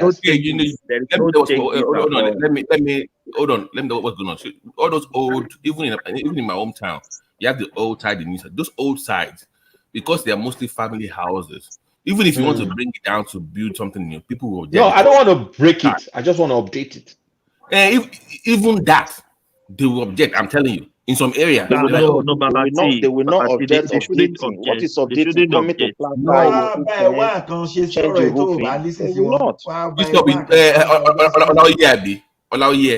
Ó yé Why mi would they jàre. object? Why would they object? Let's just move on for that. Wá bá ẹ wá nǹkan ṣe sọ̀rọ̀ ẹ̀. Ronnie, I don't believe Joe. See, Kolata, you know the problem. Caution. Let me tell you, the rural area for years, the government have neglected it. They don't want. It's not. Hey, don't call it rural area. My town is a city of like 500 to 600,000 people. So Okay, that why one would is you call it already a rural? city. By what standard will you call it rural? Okay, so okay. No, I didn't even know. I was thinking maybe you're talking about like a rural area. Let me ask you the question, please. Letta, what can we do as people from the southwest? That, like you said, we don't go back to our we don't go back home. That's just the truth. What can we do to? Because even now, shamefully so, if I talk about development or talk about housing, even I talk about Lagos on the platform. Not, I have some stuff in, but majorly Lagos that I want to invest. But what can we do to help that to help change that narrative or that to get to where we go back? What can the government do to help people like you and I come back to their area? What can we do? Forget government. Forget government. Okay, forget government. Okay. I mean, it's more like, okay, I'm hearing people that says, they have cocoa farms from like grandfather. I'm like, really? Your grandfather? So who owns it now? So there are all those things. Why can't we go back to do the cocoa, have cocoa processing, go back to do more cash crops, process it? Like, why not?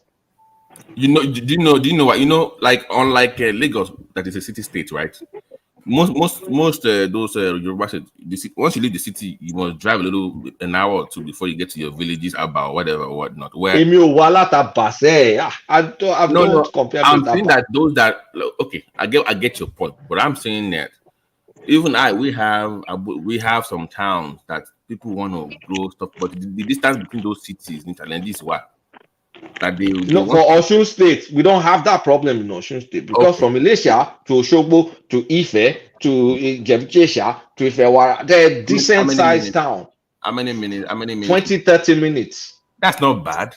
That's fairly. That's okay. So that's it's not. I mean, Osun State has a high concentration, and the roads are good. The roads are good. Yeah. One year I'm let's speak. I'm serious. Let's speak. I'm just going to use 3-4 example, and I'm going to take a stretch. And ordinarily, back in the days, those stretch are almost trackable. From the man that is talking from Osun, let's take from Ife to Ibadan. Let's say you take it from Mayfair. By the way, I was in Oscars, so anybody that knows that will know. No Road, Oscars. So Mayfair Lagiri, yeah. Yeah, so where you coming from, and you trekking from that place as if you are heading towards Mogon. And that place, from that Mayfair across University of Ife, and you are going towards Mogon. You know where Mogon is now? Of course. On that road to Ibadan. From Mogon, you get to Ikire. From Ikire to Ashejire. From Ashejire, you go to this Ajoda New Town.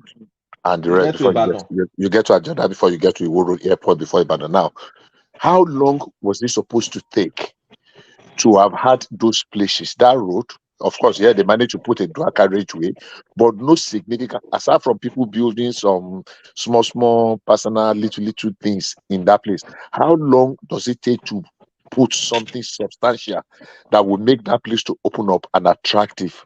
Because it's not everybody that must head to Lagos. No. It's not everybody. So if that place is conducive and productive enough, many people from that area that are talking to Bishop, we bought a land in Lagos. We wanted to start building it. The last time I went to Nigeria, I said my wife, no. I'm not building anything in Lagos. I'm not going to. I'm going back to Ibadan.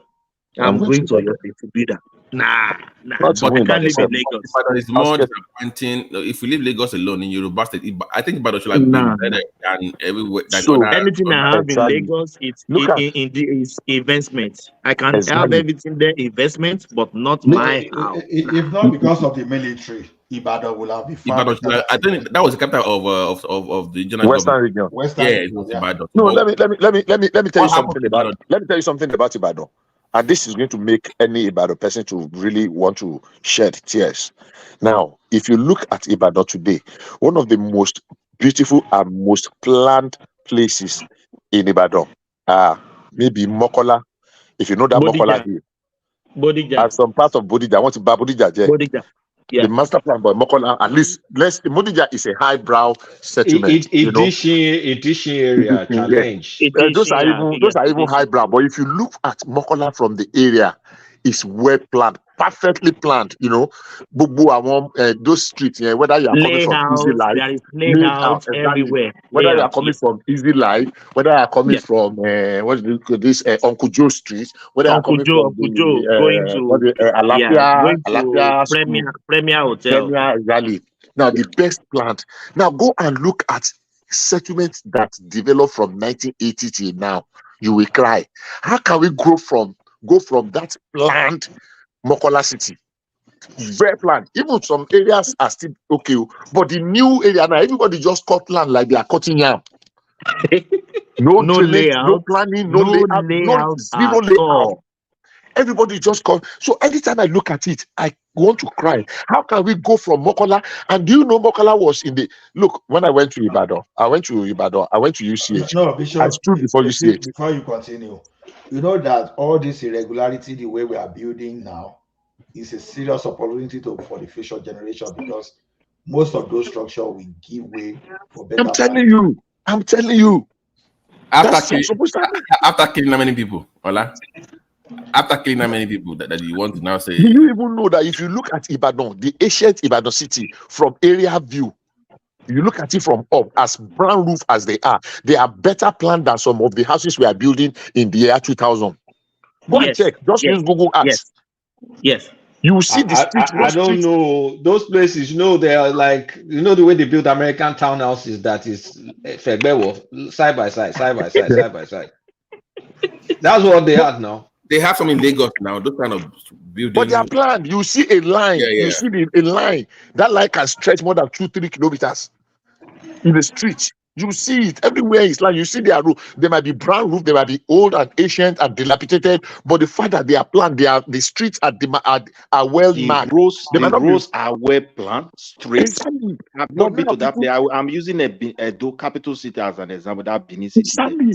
When you go there to the ancient city, you can see their road. The road is so clear. Look at those ancient places in Apapava. You know Apapava? Yes. From Ring Road. By that Nepal. I remember Ring Road. I went there as a kid. Yeah. Ring Road, Apapava. Or Queen Amina, when you go into Osapele Road. Or is it the one that Ubowo you want to when talk? you go to the area, Ubowo, they call GRA, my brother. If you go GRA, GRA, God bless you. You go, the way some road they want to use fence to block it. Let me quickly say something, if you don't mind. Yeah. Did you know that Ibadan landmass is massive? Is bigger than that of New York City, not New York State or New York City. Do you know that? Of course, is the largest, one of the largest cities in West Africa. I know. I'm even saying the landmass of Ibadan. The landmass, yeah. Is bigger compared to New York City. Bishop, when I went to Nigeria, we drove from Haja, my sister's house, to Okwebi, Ikeja. We drove 9 hours. You can't live long in Lagos if you are living in Lagos. Man. Oh, no. Thomas. Maybe with this blue rain, is improved. Traffic in Lagos has improved. It will change. No, Thomas, there are some places you stay in Lagos that you won't want to live anywhere outside Ibadan to Lagos. Are you kidding me? No, you can't be staying in Agbado Jaya. You are telling me you are staying in Lagos now. No, be that. But there is no life in the highland. People come from mainland is the life in Lagos. If you are living in highland, Thomas, now there's life in highland. What do you mean? No. I mean you understand what I mean. Like I don't know how to explain it. I prefer mainland than highland. Lagos now home of God. Forget about all those traffic and look at the other side. Abuja, no dey sweet. Reach out for Lagos. See, you get where you go stay. Where you can hear they tell you. Even for Agege, even as bad as tough as Agege is now, there are some area you go stay in Agege. You know, go one even leave before Ibadan. Especially on Friday, Saturday, Sunday. I tell you. So no, they compare death and sleep.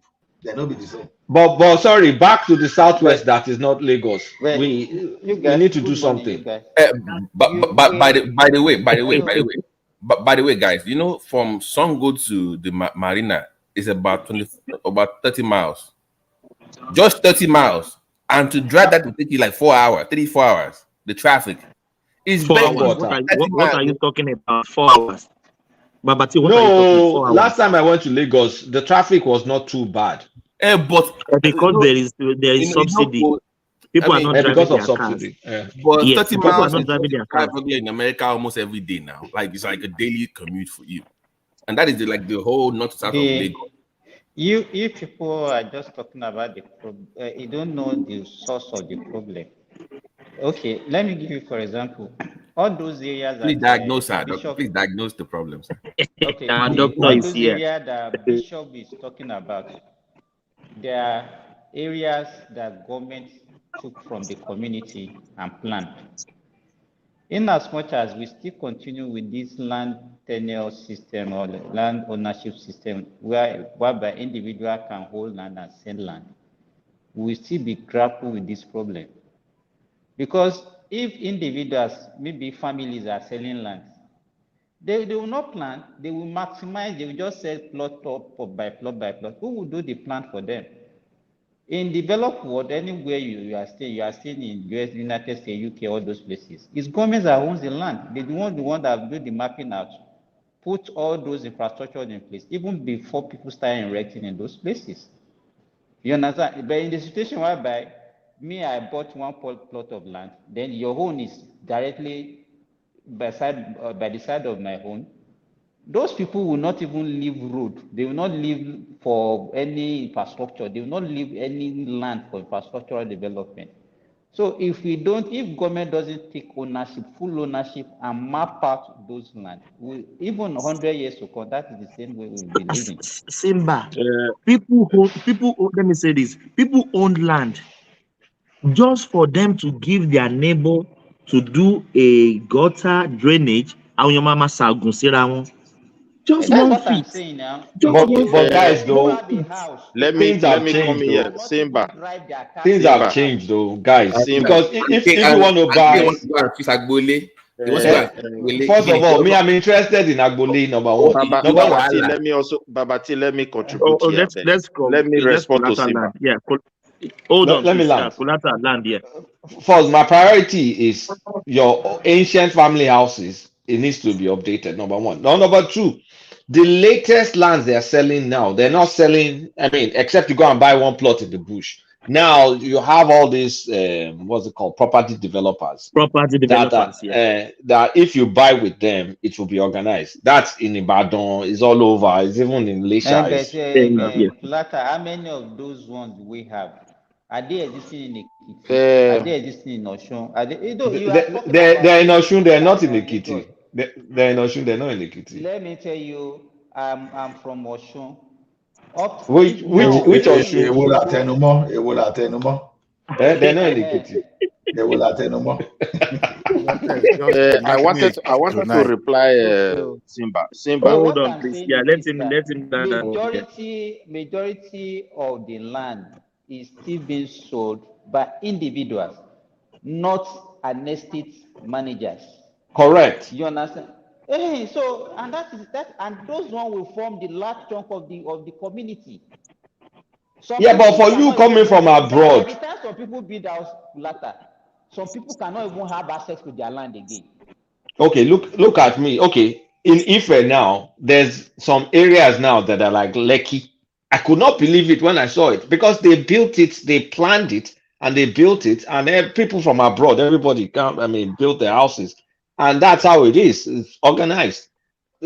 So everybody that is building now needs to be building in kind of like a GRA or estate. Exactly, but how many people arrangement. can afford those areas? Okay, for example, my brother told me 3 days ago let me say this. Osun State, they are selling land now. They map out some area, they call it GRA, new GRA. It's 15 million to get, 15 million naira. You understand? How many people that 50 million naira is enough for some people. Everybody go To live represent without. it. Everybody go represent it. Pops be that too. Exactly. 50 million naira from the government. And you have to pay 5 million upfront, and you must balance within 3 months. It's not as if they will give you some years to pay. Should it be Simba? Should it be? You remember this back then? This everyone gets it It's back not in. an estate, just land though. It's not Oh, land, just it's not an estate. okay, You just okay. buy Mega Pens go buy land for Kitty. Go get land for Kitty like 2 million. No, even to Shogbo, you can go to Sure, some area, right, you still Baba. get land for Sure, 2 right. million. Make him What are come you buy for talking about? Ibadan. He go buy acre. He go buy acres with that 50 million. Simba, I want to ask you a question. If they take the right of ownership of indigenous people from land, so you think that will give that automatic well-planned city? I think so. No, The answer is I think what it should no. do is No, for the them answer to is take no. land from the Let me tribes. ask you. Do you know why I ask you that question? You see, you not that I didn't agree with you. The thing is this: the people should have right to their land, but the government should be there to manage it. For years, the government have neglected that That's what they management. do here. They did not I take will land give you. away from people. I want to give you an example where, like 80s, or let me say 80s in Edo,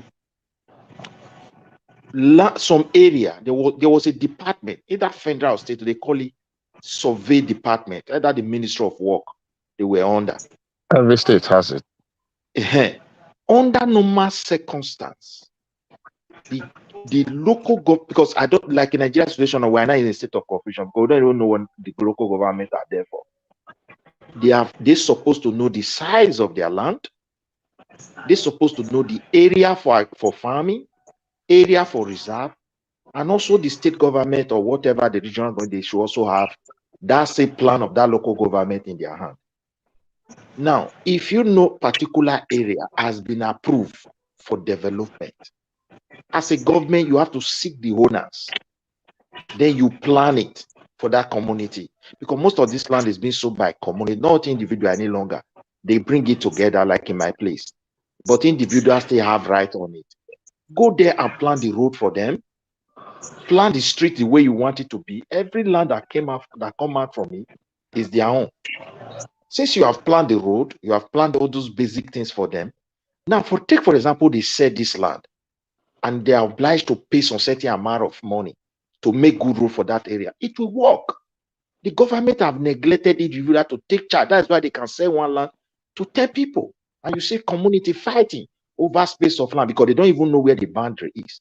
It's just like somebody was talking about western part of Nigeria. People are leaving the area. Most of the real people that know the area, some of them left.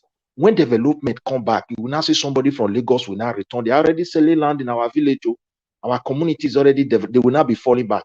They don't even know the boundary. And some of them will become the, what is it called? The head of the community boys. So we have a lot of things. And I think we can't take the right of the people away. The government should look for a way to find a balance between those rights and even the government self, they are not even serious. Some of the governors, you just give the state to them, they sell it to their girlfriends and boyfriends and people. That's all. So that's my own contribution, because I feel they should find a balance. The government have to change the way they do their things. What I said in the past, I just want to reiterate it today. It's not because of this insecurity issue in this in our country, and the way some people are displacing people.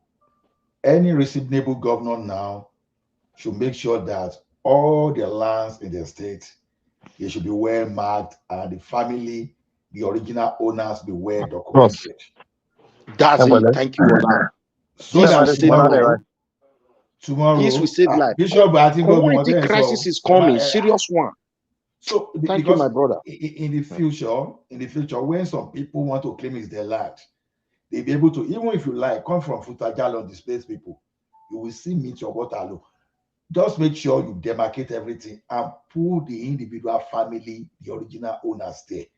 So that one alone, whatever evil plan that anybody is even having, not showing, you know that kind of evil is dead on arrival, because that's what we are still not doing. And a lawyer told me, Ola, that is if it's enforced. We just talked about Benue State now. Do you think?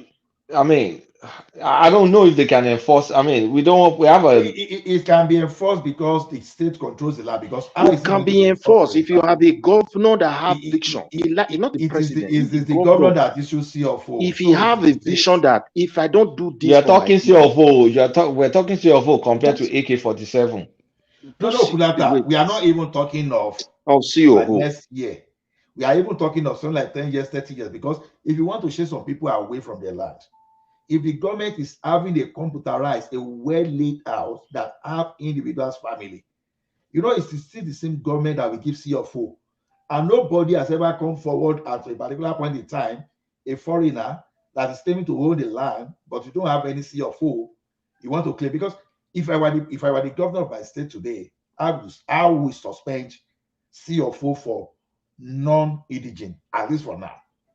Any land that we go to any non-indigent in that state will be on lease.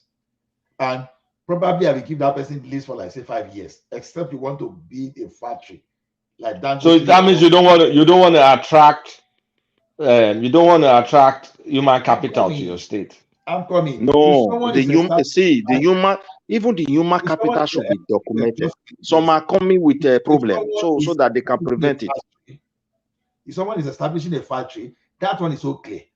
So if some guy comes from Ebonyi State or Benue State or something and wants to build a house in your state, you say no, you can't build a house. See, at least I know that someone is coming from Ebonyi State, right? Well, I'm just saying that there are some land that you cannot even, the farmland today that you cannot, there are some family that are no longer there. Now, maybe you now find some funny looking face, because you as a state governor, even if anybody is going to buy land, you must have CFO. For example, everything I have in Ogun State, for example, now it's not even Lagos now. I can ask me for CFO, for example, I will give you, right? Okay, you buy something from Ekiti, even though Ekiti CFO may not be that serious, but you still make sure you get your CFO, at least you get your paper. So what I'm saying is, on behalf of the people, the government should be able to find a way to know the family that owns lands. So tomorrow you don't see one idiot that just push people away from the land and be claiming. Because there's something in Nigeria that if you stay too long on a land, you can claim that land. So all those people that have that incentive of chasing people away from their land, from their own land, once you have that in place, they are just wasting their time. That is exactly what I'm saying. So we are not in the primitive age where some people will just go and wage war against one village, displace them, and take over. But let me add this one. See what you just said. I keep on saying it.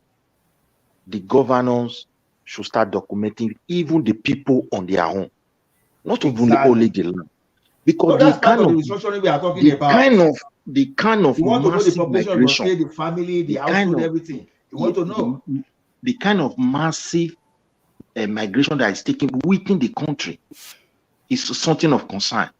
Anywhere you go in your place or some area, the kind of strange faces you will see, and we don't even have anything to integrate them.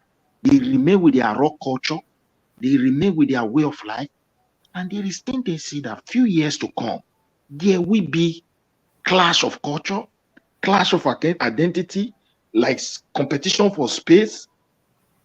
It's not going to end well in so many certain parts of Nigeria. That's just my belief. But it is a challenge to any state and many governors don't even know their place that they are governing. Some of them just they don't know the aspects. They don't know the history of their land. No, the state used to have a surveyor general, whatever they call themselves. They have their surveyors. For example, Ogun State know their land. It's only when they want to do Ojoro. But what we are saying this time around is this: knowing your land is one thing. document the family that owns those land and put this in there. In the future, if someone is claiming a land and the government has not issued any CFO, now your wahala, make you no claim CFO. Except the family can. Some of these people that will take land, they are not likely to get Sorry paper. for cutting you. What is the problem of government giving CFO? Half of Lagos I won't say 80% of house in Lagos, it doesn't even have CFO. Ibadan, no CFO. Now, what is the problem of giving people CFO? Did you have any plan in the future to grab real people's problem, land? do you know why people don't have this? The death of town planning, like they used to be before. You know, even up to early 80s, you don't build anyhow in Lagos. So when they hear town planning, what do you think they want to do? They go demolish. Now only when the thing can't just get worse when all this what do they call them? All these Military guys came in. Administrator when they took over in 1983. I heard someone now praying for military administrator because, oh my goodness, when we computer get to a state where we say someone can punch someone from computer, maybe not Thomas, I can just knock Thomas. Why was that a controversial? Why was that a controversial statement to say that you should have military intervention in the state? I don't know why people are dying to make it like it was something crazy. It wasn't a crazy idea. It's a very crazy idea. What brought us to where we are? Told you of the other time, Babati. Don't mind it. See, now what brought waiting us to where we are? Ola, because now waiting. Make I go put this one. I bet me I go sleep. I bet me I one voice. I want to go sleep. Now I put this one. Now waiting what the military guys took from left to right. That's what we are trying to fix today. They mix up everything. And if anybody is thinking that when they come back, Nigeria will be good, they should go and think not for about Nigeria. Please let me clarify. I wasn't saying think about the country. I said for Benue, like where you say state of emergency in a state where you have a military administrator for that state for a while until you can stabilize security issues. Don't you think that's extreme? For that to happen, you have to suspend the constitution that governs that state, so that the military can take your command. Can you see how complex it is? No, maybe Babati is saying they should move the military headquarters to that place. No, they can declare a state of emergency. Right. Yeah, and then you have and declare martial law for that state. Right. For the meantime, where you can. That was my point. I wasn't discussing the whole country or it was just that state. If we need them that much for food, like KK was talking about the food basket of Nigeria, then you do everything necessary to ensure that the security is returned back there, and you can have you can start food production again. If what we claim that we need them that bad, then you do everything necessary. No, it's a good idea, Babati, but I would rather say accelerate the creation of the state police. Accelerate it. Do you know why? Temporary measures, sir. Temporary. I got your point. See, the problem here is this. There was a time when Nigeria used to be the major force in ECOMOG.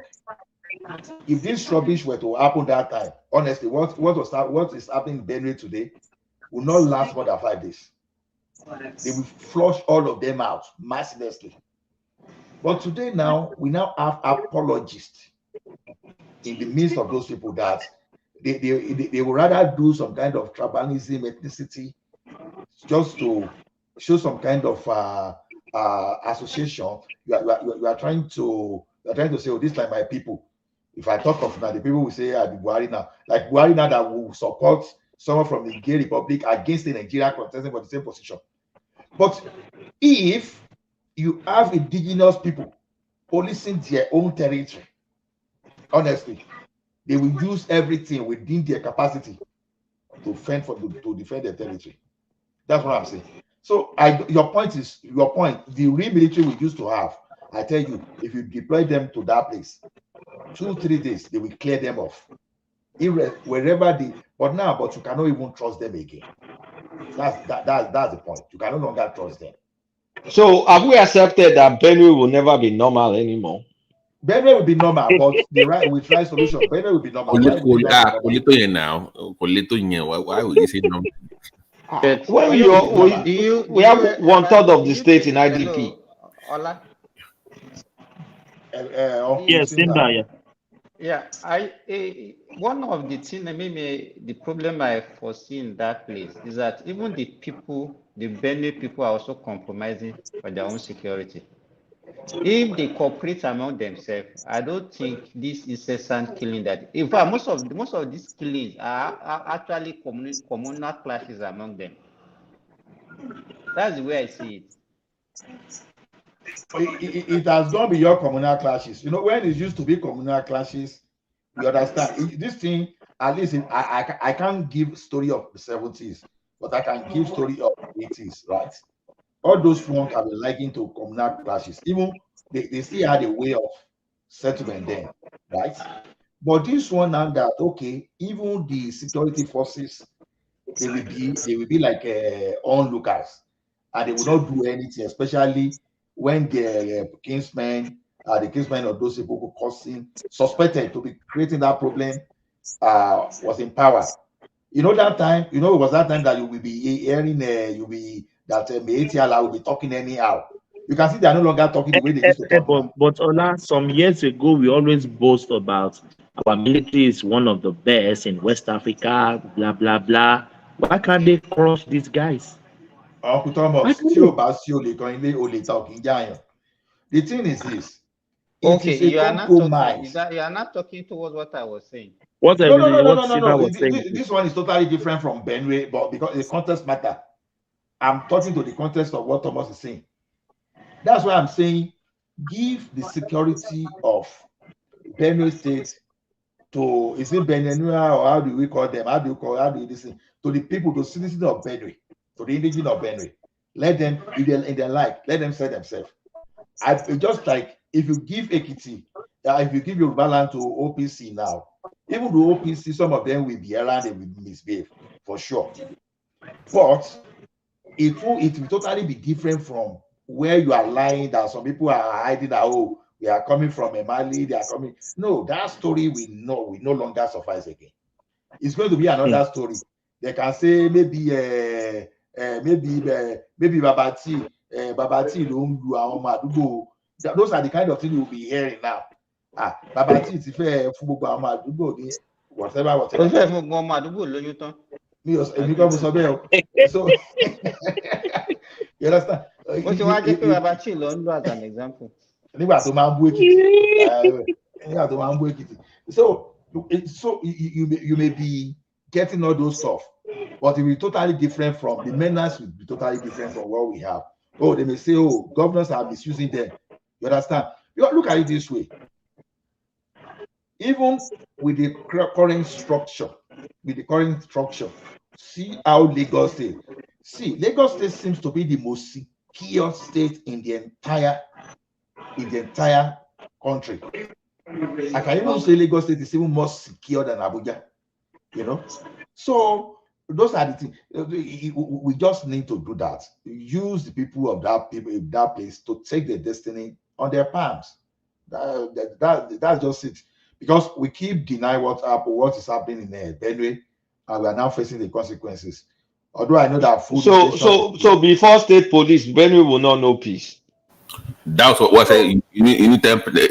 Like, in the meantime, wait till you form state police. You need something, right? Like, I said what Babati said is valid. I don't talk about. The question I want. I said we just only need to accelerate. Why Benue? Why Benue? Why this? You guys are joking. State police in Nigeria. Was there anything particular about Benue? No, they were discussing for the country because they produce a lot of food in that area. So therefore, you need to secure the state. That was what brought up the discussion about Benue. So if you need that much like you claim, then do everything necessary. Alternatively, bóyá ká move àwọn tó wà ní Ọ̀ṣun state kúrò àtàwọn Abẹ́òkúta ká sọ ìdókò. Kọlọ́ṣun anyway, so wọ́n á gbàlejò ní Ọ̀ṣun yẹn dà. Àlejò ọ̀run. Àwọn ọmọ Ọ̀ṣun náà ti sá lọ Amẹ́ríkà tán. Irúkú látà nísìnyí á lọ máa hide ní Georgia. Atlanta. On the circle, Yeah, no. let's just use the entire of your state for agriculture. So that's what we want to achieve from this. Honestly, I don't mind though if we can get our governor from the dancing box to get him into. Gbogbo ilé tó wà lọ́sùn Honestly, ká wó wọn pátá ká sọ̀bẹ̀ lóko ká fún ọ nílẹ̀ síbò mi. orí ẹ yí léwo ló ń sọ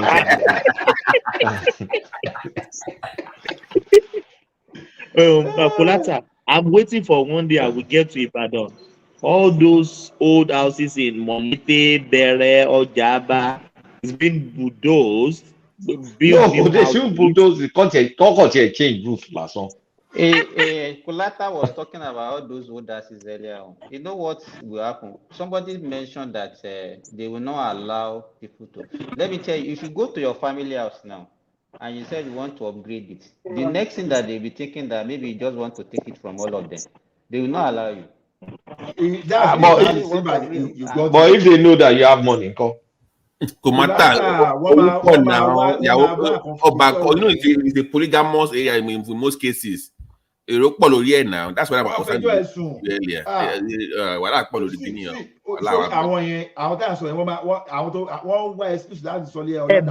Ola, hold on. Kolata is not saying that take it from them. Kolata is not saying that take it from them. Just renovate it, make it more. Just renovate now. You guys stay there. If you have an agreement with them that okay, I'm going to give you. Let's assume you can even build duplex for all of them. I'm going to build duplex for you. I'm going to build for you. Let me tell you something. Even as you are building it, some people will still not believe you. The best you can do is that maybe you want to help them. You can give them money and let them be fighting on it. But once you start it like this, they no go trust you. Now, polygamous thing now. Let's say 10 rooms, right?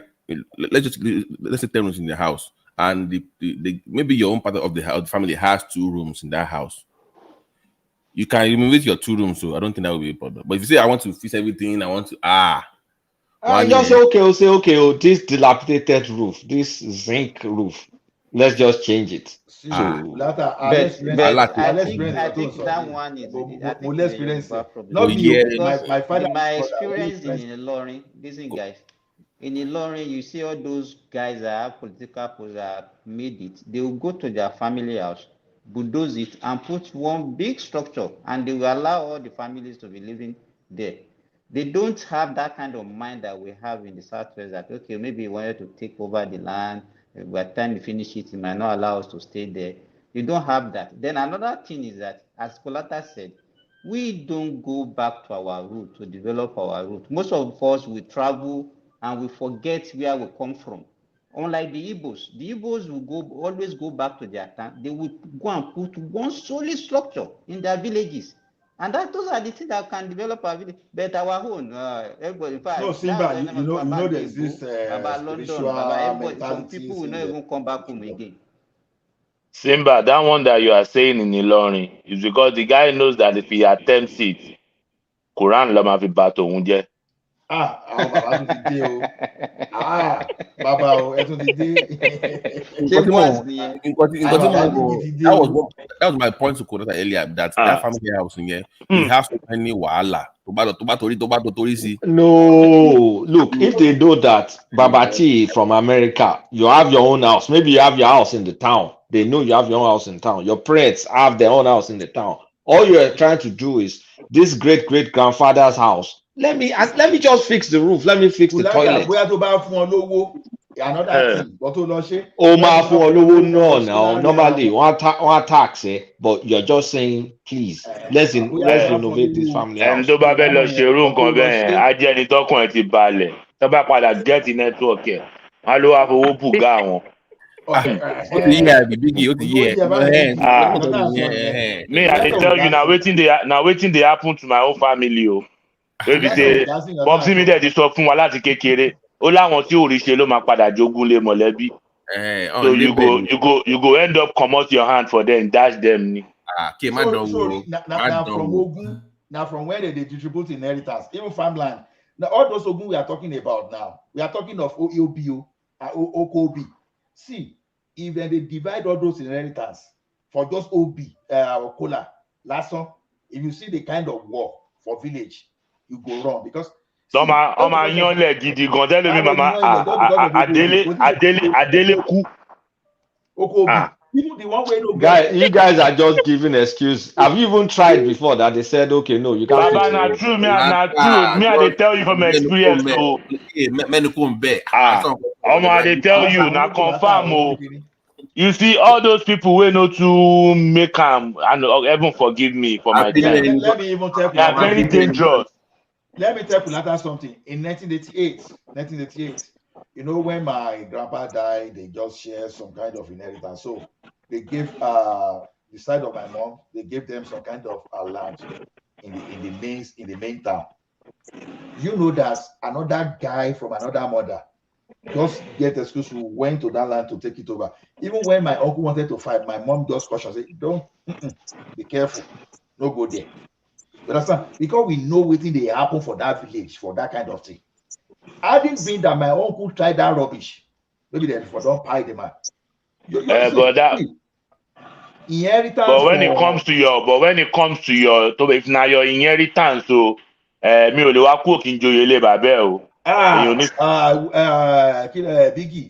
Nǹkan tó bá pa wá pọ̀ bó lè má dá sí, bọ̀ tó bá jẹ́ tèmi tó pín fún mi, màá bẹ̀ fàdé ibi tán bá yàn fàdé. But you go Biggie. So you know one thing, he plot land, he can look back. My mom just told him, just leave him. Just leave the thing. You understand? We don't even fight. Because the person we are talking about. My mom's, yeah. My mommy's dad, he left Okokoko. We have, yeah.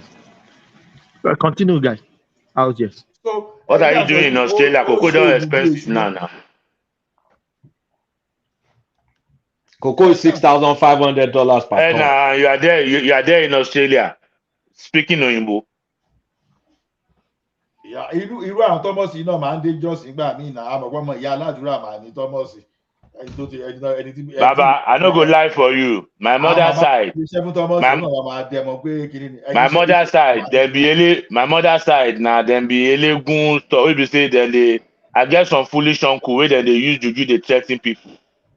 Me, Baba, me I dey go hire people come confront them new. You go hire them. Most of them will look. Baba, me go malong, I leave me go malong for hire me. My best party, man, baba, your conversation ki wa ben. Biggie, let me tell you something. So that one lane, some of them, they are empty buildings. The only way that you can do that is until that house to back from a collapse from area. Exactly. You are talking. But if it's still standing and somebody is occupying a room there, you cannot do. I don't don't do it though. I'm just saying. So you can't even say I want to fix the toilet. Kulata, these people, you know, about fear mekuno losoro ba ni problem jo. One investment kaka. The moment you come out there, gbogbo ogun mẹ́ta ni ó sí. Ogun aroka, ogun aje àti ogun lára. Ogun mẹ́ta yẹn ó sí. If anybody tell you exactly. Family now poor now. There are some families that are it's not about being poor, it's about some people just it's not the poor thing, you're missing the point. It's not about being poor, it's just it's a mindset. That is still poverty now. If I'm saying I want to fix it up, and you're saying but that is you. No, all of them are doing well that they can even contribute. No, they are doing well. They will not do it. No, they are doing well. I agree with you, but I'm saying that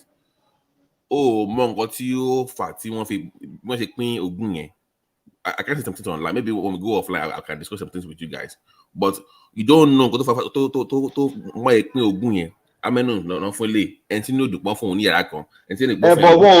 Now. It's family house now. Yeah, but you are not saying you want to You're just saying, guys. I'm just saying, guys. You know this roof is leaking, right? Let me fix it.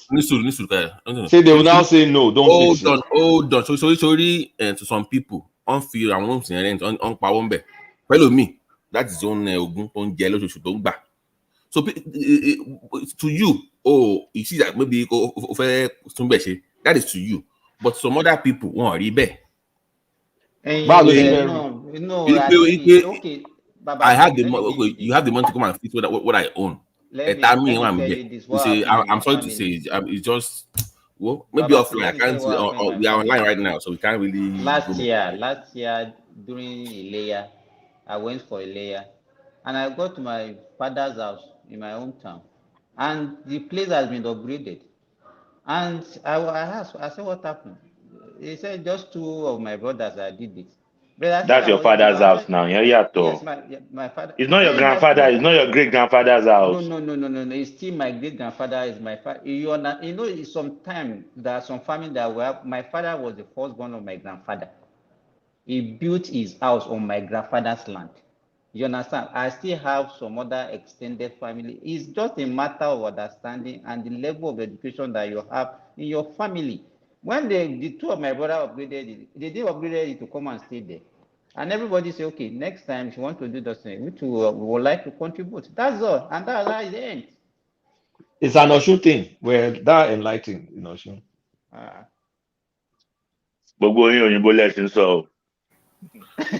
When you get in touch with these people, you know that you can match anything for it's okay. I'm not saying no, but just be careful. It's all about. Wait, I mean, I'm even pissed off that you guys are even talking like this. We agree with you now. We're discussing reality here. No, because I don't it's not reality. It's just your own assumed reality. You've never tested it. It's just an hypothesis. Test it now. Not test here. It's an hypothesis at this point. Go and test it. I agree with Kolata. Some of this fear is exaggerated sometimes. It's exaggerated. Now you want to fix a place up. They say don't fix it. So most of us. Oh, wait, that's sorry. Now because if we do Western world, the way we they think like this, oh. Now because if you do Western world, though, ọmọ kókà ó ti yàtọ̀ sí gàrí o. Tó bá ṣe tán. Ọ̀kan dùn jù kan lọ. But you never. May we not experience these people. May we not experience them.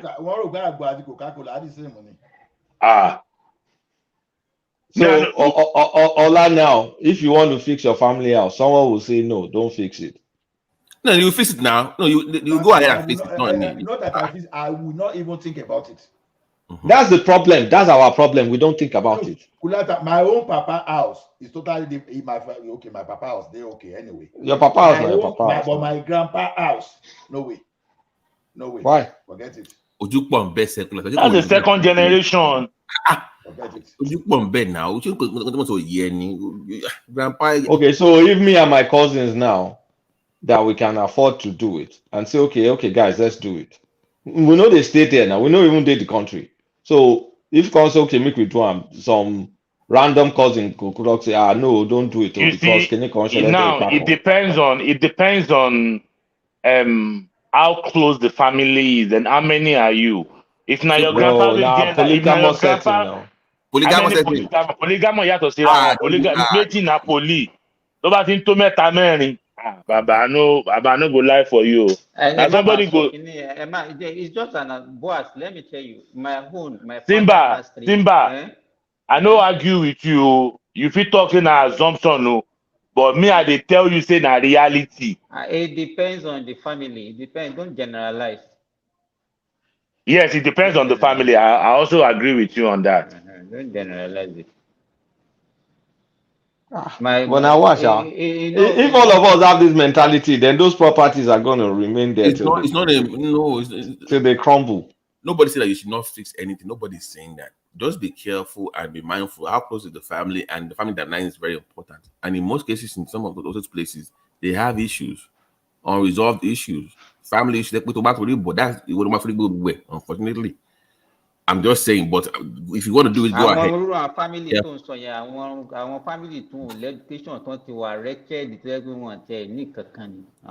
but you cannot all be the same in your family. Oh, everybody now. So you look bored now. Let's just move on. Let's be careful. My own family now, even my extended from my grandfather, most of them, everybody has scattered all over the country. People that are abroad. That is when somebody will not be after one. But this is my point. Go ahead and do what you gotta do. Just be careful. Is what I'm Thomas, saying. what please say make you allow her in? If not me, I no advise you don't do anything, my brother. Everybody for Edo State vote for Olumide Akpata. Thomas, what the year? Thomas, oh yeah. Thomas, what for please say Olumide make you Akpata. allow her in? Hello, Thomas. What please say make you allow her in? What please? Oh yeah. No, don't go and build house. Baba Simba, make I tell you one thing. I no go disclose anything. Simba, make I tell you one thing. You see, my mother is an only child. My grandmother is an only child. My great grandmother is an only child. My great grandmother is an only child. You see, no be say fear. This one na say when them, you know, say you get family will be say they want make something end. Simba, just pray say make we no experience all these things. And a person where it happen to, now if he explain. I don't see person where be say the genesis of a problem now say he go develop family house. And that was the end, and that was the beginning of his end. Hey, Jesus Christ. Beginning of his end. House where they live for the house, so you just go there, develop am for them. Some people they think say tomorrow if you can't lay claim to am. Now then Lay claim for something where they don't build for 1920. What this guy is saying is true now. Thank you, Jerry. We are telling you things. What Biggie is saying is true. That we're talking about house. You're talking about house. House is too far. Family house is too far. Build house close to family house is the problem. I have a friend here in Japan. He built his own house close to family house. That's the problem he's having right now. Pregnancy of 6 months disappeared. I can see. Pregnancy of 6 months. Where pregnancy wrong go? I'll do you a favor, brother. Me and you can talk privacy. I will send out to you. I bet you people too. Those are superstitions. How will the president disappear? Not superstitions. For 2024, where pregnancy the waka go? Don't worry, we'll talk off the camera, and I will set up for you for disappearing this thing, so that me not get for your hard copy. Don't worry. Disappearing pregnancy. CNN supposed to carry that one, because not be shoot the mama fly. Not be shoot the mama fly. You people, they give excuse. Let me say something, Kolata. I've been hearing that before.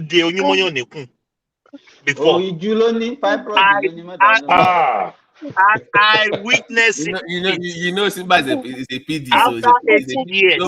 Discount what he's saying. Don't. Simba is a pediatrician. Babati is a doctor. Look at Babati talking like He's a medical doctor. I'll tell them to seize your license. Babati, let me tell you this. How long do you think a baby can survive in the womb? How can you tell me? You are the expert. What do I know? A baby cannot survive more than 42, 43 weeks. The placenta will get blown and that baby will die. So I want to do you money about it. Why is the baby? Gist, all that one are gist. It's the story that you are hearing. Some of them okay, let me tell you. Okay. If you take it like that, it's a story. It's okay. In 1997, we operated a woman that believed, in fact, she was even a nurse then. She believed that she was pregnant, and then this thing that in 1997. 1997. So I thought you said 1987. I don't want to say Baba. It's probably fibroid or something. Fibroid now. You understand? It was when and she carried that thing for 3 years, and she believed for that 3 years that she was carrying pregnancy. You understand? She have money sickness. We put it in a bucket. It filled like a 30 liters size of bucket. Wow. Simba, I want to ask you one question. I beg, no vex. Do you believe say some things they really say we don't feel explain? Yeah. Simba, This one that you have. Simba, I no go do you evil. If you Okay, get time, you see you people. I thought say making I go fix family house, and I don't think I'm to supernatural. Let me tell you guys. To do roof, and I don't think I'm to jet flying. Person will disappear. Fix roof of ancient family house. Babati, let me tell Clutter one. My dad relocated back from London just 2010 here. Yeah, then he was stretched 30 years because he did 10 years before he did 30 years straight. So mom wants to renovate the house. Bungalow now. She wants to change it to a fancy one upstairs. As we were preparing and everything, bringing surveyor, one man was just walking. One early morning, I was kind of Baba that walk past they walk to their destination to work in the morning, that walk back in the evening. We were just walking in the morning around 7. He just stopped at our side and called my mom. Greet my mom. Greet her. He told my mom they should not put a nail on the roof of this house. If they do it, they try it. The landlord of this house will not come with the 2 legs to the house. They will put it on a body bag. They'll put him in a body bag. This is a man that don't know where my father is. He don't know anything about us. He doesn't even know if we are having a plan. We already send money to renovate the house as welcome package for my dad. Because that's our family house. That's my dad, first generational house. How do you call it? Jogbe. Because of that thing, we went to build my dad's house. Superstition. So your dad stopped. He didn't continue. He just left the project. We left that house. We built my dad a brand new house. Experimenting now. Go test here. So what is now? What is your great grandfather or your grandfather house? So you go renovate no. Listen, the house is my dad's first house he built in the 60s when he was a young man. And that's your Popsy house now. Just that's a Popsy house. So hold on, that's still Popsy house. So see the product is called Igyogbe. Benin, your first house is your family line. That's my father's family line. So I have a small brother. I have a small brother. But your own papa house. Wait, now just hold on. I'll get to you. Now that's your own family. This is his own house. So now it's not our own family house. There's some will not innovate them. Will not touch them. Will not remove pin as a B. Your Popsy house. Who could tell me that one? Okay. Build a brand new house for my dad for all of that thing. And my dad built another one by himself. Not only one person said it. More than 5 different people said a different occasion.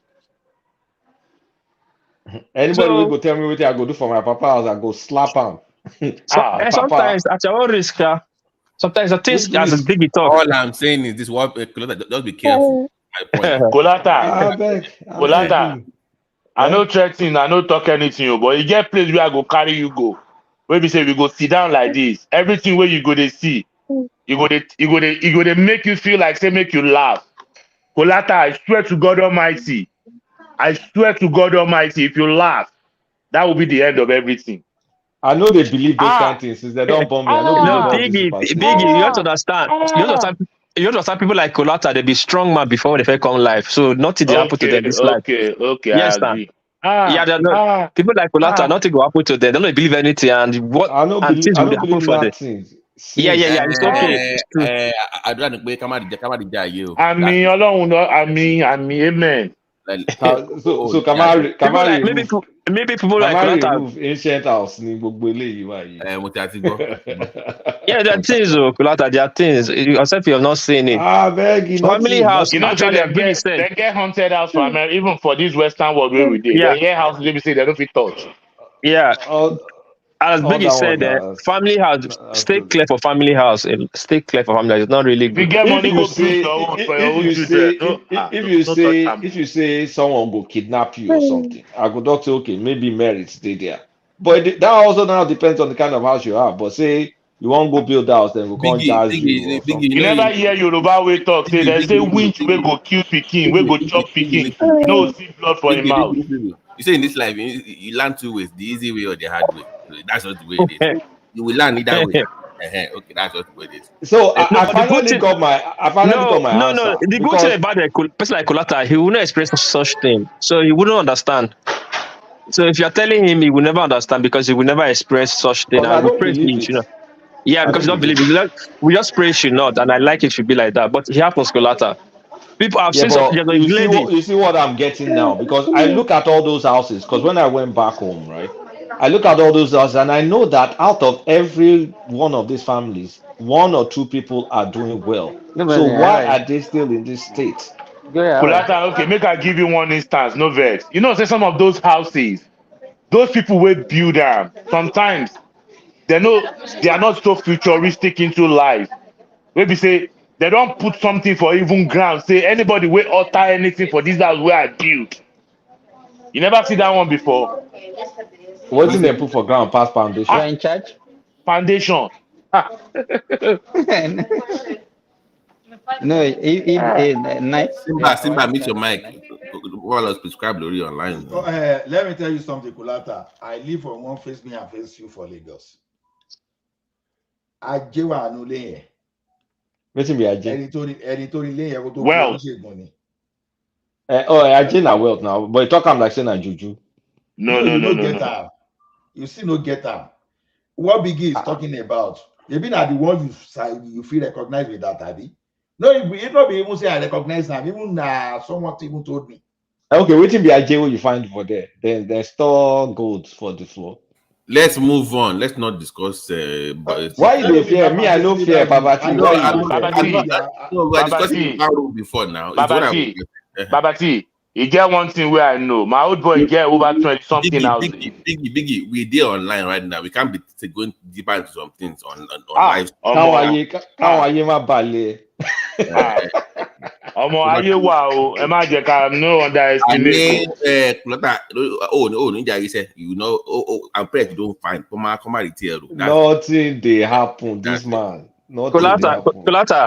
Kulata, you should come and champion Oluwapata. No say me not fit champion am now. You should come and champion him. Olumide Akpata, Yorubas are taking Edo back. We're taking come and champion him. Again and again, Abi. Good now. We want make Edo develop. So if he's the one that is bringing the development, he should come and do it. From south now, Abi. But yeah, he's from south. But it's supposed to be central now. Abi? No. Central has already had 2 slots. They have from PDP and APC. So it's only Labour that have only this one from Labour. Emilokon arrangement is supposed to be that guy that PDP guy don't scatter obedience for Edo. Don't scatter them. Because Asian people they do Emilokon now. So any Asian person will be obedient. But Tutu is their turn now. Tutu Abi. It's their turn. So what is the problem? Why is Olumide running then? No, Olumide don't have a problem now. But Olumide is not. It does not really. It's the LP that they want to win. So that's the SP problem is not a problem. As in, they are trying all in to win an election. They cannot do the same thing with PDP and APC that already have a strong structure. You understand?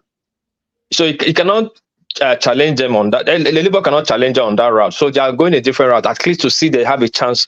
A chance of, I would say they will win, but a chance of at least throwing a shot at winning. So it's a good move, and nobody's worried about that.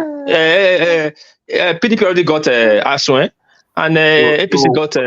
So what place? Who has a chance to? Who do you think will win the thing? Because you're from there. As it start right now, is Aswen. It's at least 60% now is Aswen. I think is that a good guy? That's APC Abi. Aswen Godalo. No PDP. Okay. As it stands now, essentially, Miloko wants to do something different. Want to close Third World War in Benin. He will ring it openly and give it to Okpewelo. But right now, because the standard. Hold on. Do you think that maybe Labour will take away from the PDP votes and help? No, Labour will take away from both of them votes. No doubt. Not only PDP. Because a lot of people will vote Akpata. Akpata has a name, and don't trust me, it's going to be tribal too. So they're going to vote him, but that will not still give him a win, right? That he will not make the game be like how will I say? He will take the winning factor away from Edo South and take it to North and Central. So when you say it's going to be tribal, is it because they are Akpata and a Bini boy? Yeah. I don't need to lie now. They will definitely vote Akpata. They will started it. We didn't start it. They won't look at the fact that he has Yoruba names. No, Akpata is not really a Yoruba. His father, their surname is of Yahweh. Just like his father is bearing his father. Yeah, they are bearing their own father's name. Yeah, like my own, like my senior brother. I have a senior brother. I have uncles that bear Oshodi and Bamidele, but we are Edo now. Yeah, we say our own father, great grandfather is Edo. My own father is bearing his own father's name. You understand? Like a large family, after like 2 generations, 3 generations, some kids start bearing their own father's name. About the first name, Olumide is clear Yoruba. That's his name. Yeah, that's his own name. Akpata is his father's name, but their great grandfather's name, their progenitor is of Yahweh. Yes, but they have that they have ancestry to Yoruba, no doubt. They have their family ancestry to Yoruba. That is the Yorubas in Edo State. The Yoruba, of course. Edos. Yes. Olumide is a Yoruba. You know, Obaseki is Yoruba Edo now. Really? But it's not doing Chinedu now. It's not like it's not. Obaseki actually is Yoruba and Igbo Edo. Obaseki family. Obaseki and Akpata are related. Does he speak the language over there? No, Obaseki family are the family that came with Oromia to Benin. I mean, Olumide, does he speak the language in Oh, of course, fluently. He speaks the language. Okay. It's not. It's not by the way. Obaseki does not speak it. Obaseki speaks Yoruba. Obaseki don't speak at all. He speaks Yoruba. He speaks Yoruba. Olumide was our bros now. We used to come and hang out at our baby Uniben that time. As a funny, nice guy. You know, so he's a bros man. He's a nice guy. He's a nice guy, but it's gonna be a tough one. But that's when it's going to be. We work in the same building. When is the one in Ondo coming up? After Benin, I think 3-4 months after Benin. And the next one, okay. All right. But you should come, closer. You should come and champion this thing now. Ekene came to champion him today now, and he tried to defend him, and they schooled him, and he schooled them back. But it was funny. It was champion Olumide. Yeah, it was champion a Labour. No, I'm just using it to play now because you know when Lagos. It's good. We would play. Come to the platform and play with it. Guys, it's fun now. Come when they were doing Lagos election, they said Labour Party top to bottom. So now someone is saying Labour Party top to bottom in Edo. So Obedience are now saying no. Is Edo Central Stone? Is it good? Actually, the guy that is in Onwa, the Labour lady in Onwa. In Auchi, Labour in Auchi. Is the one champion Aswe? What episode on, please? Obedient are supporting the PDP guy. Yes. What? Yes, now. Is it because I is joking? Hey. I'm not joking. Why they against? The guy is joking. The videos that are there, the lady. So why would Labour Party hate them? They're not really for supporting the party there now. They just pro whoever their guy wants. That's it. They don't wait. Have you gone to the internet space, seen the Benin Labour telling the Obedient that Benin they should keep their Labour in distance? Benin is different though. Have you not seen it? Are you defending them? What piece? Are you defending that? Are you defending? Why are you saying? No, Benin Labour are funny people. When it comes to local, they don't do Obedient too. Labour is Labour. Don't try to. No, not like that too. When it comes to local, Labour is not Labour. You know what one of them said? FS Yusuf. He say, "Now only Obi join us together." When it comes to Edo politics, stay your lane. Stay your lane. That's true now. Okay, let me give an example for you. After the election for Tinubu, all the Benin content creator and blogger that was supporting Obi, it's not automatically you see the reverse. They started fighting the Obedient and the IPOP. You guys don't see it? I saw that. Yeah. They reverse all of them, top to bottom. What is? I know that Edo used to be like a show where it had a huge following in. Yeah. Show was supposed to be their man. Yeah, but what happened? Sure, that detention and restriction against Oshore make him to lose his business. Those people now move to. First of all, let me tell you how it went. They first of all moved to this guy Wtih. Edo was the first person to start championing Wtih. If you notice that Wtih first came to Benin to mean you're about to declare his intention. So Wtih collected those people first. So when they bring Wtih out, there's okay, where to go? The John Obi movement. That has already lost its base. All those bases were already talking like lost.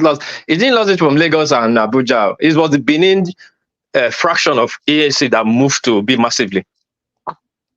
That's just very ANC movement in Nigeria. You know, so now they are with Obedient. Now they have left Obedient. Now they are come to the local election. They are also supporting their uncle. And do you not understand? It's their uncle and their cousin that is on the ballot box. Babati. But can you hear me? Yeah. Like what we say the election is different. Like my other show the other day, only with that cousin was there. Sayaga, this thing, his first cousin was on the show talking. Oh, your live show. I forgot what is even. He has his own channel now. Yeah, I forgot. Do you go? Yeah, I've not been there yet. So, but I did subscribe to his channel. Yeah, but I know it's heavily skewed towards Edo politics. But you know, Thomas, are you saying something? You're muted. Your mic is muted. Though. I don't know. Maybe he's talking business. I get it about you. Ultimately, you're gonna need the steering. What happened to Office? Oh, he left. Right? I think. I know it's maybe his network dropped. Why is everywhere so quiet now? No, we were discussing development and sorry about the brown roof thing that we went down the drain. We are okay with a brown roof. If it's talking about brown roof, that's no. It's sorry, Ola on the most serious. Let's not go there now. We might address in laying it behind the scenes, but that issue needs to be addressed. So, even I know that we're supposed to find a way around it, but to do it as an individual is not a good idea. But we need to. It's a saw on our thing, but you know that's just the reality, like I said earlier. Yeah, but yeah. You know, all those brown roof. Even if you want to see, there are a lot of sentiment. Bishop, let's not go there again. Yeah, the mobile. See, Babati, when you even make that attempt, some people that been looking for a way to get at you before, you are opening the door. And the kitchen she was say, I want to go this matter. I want to go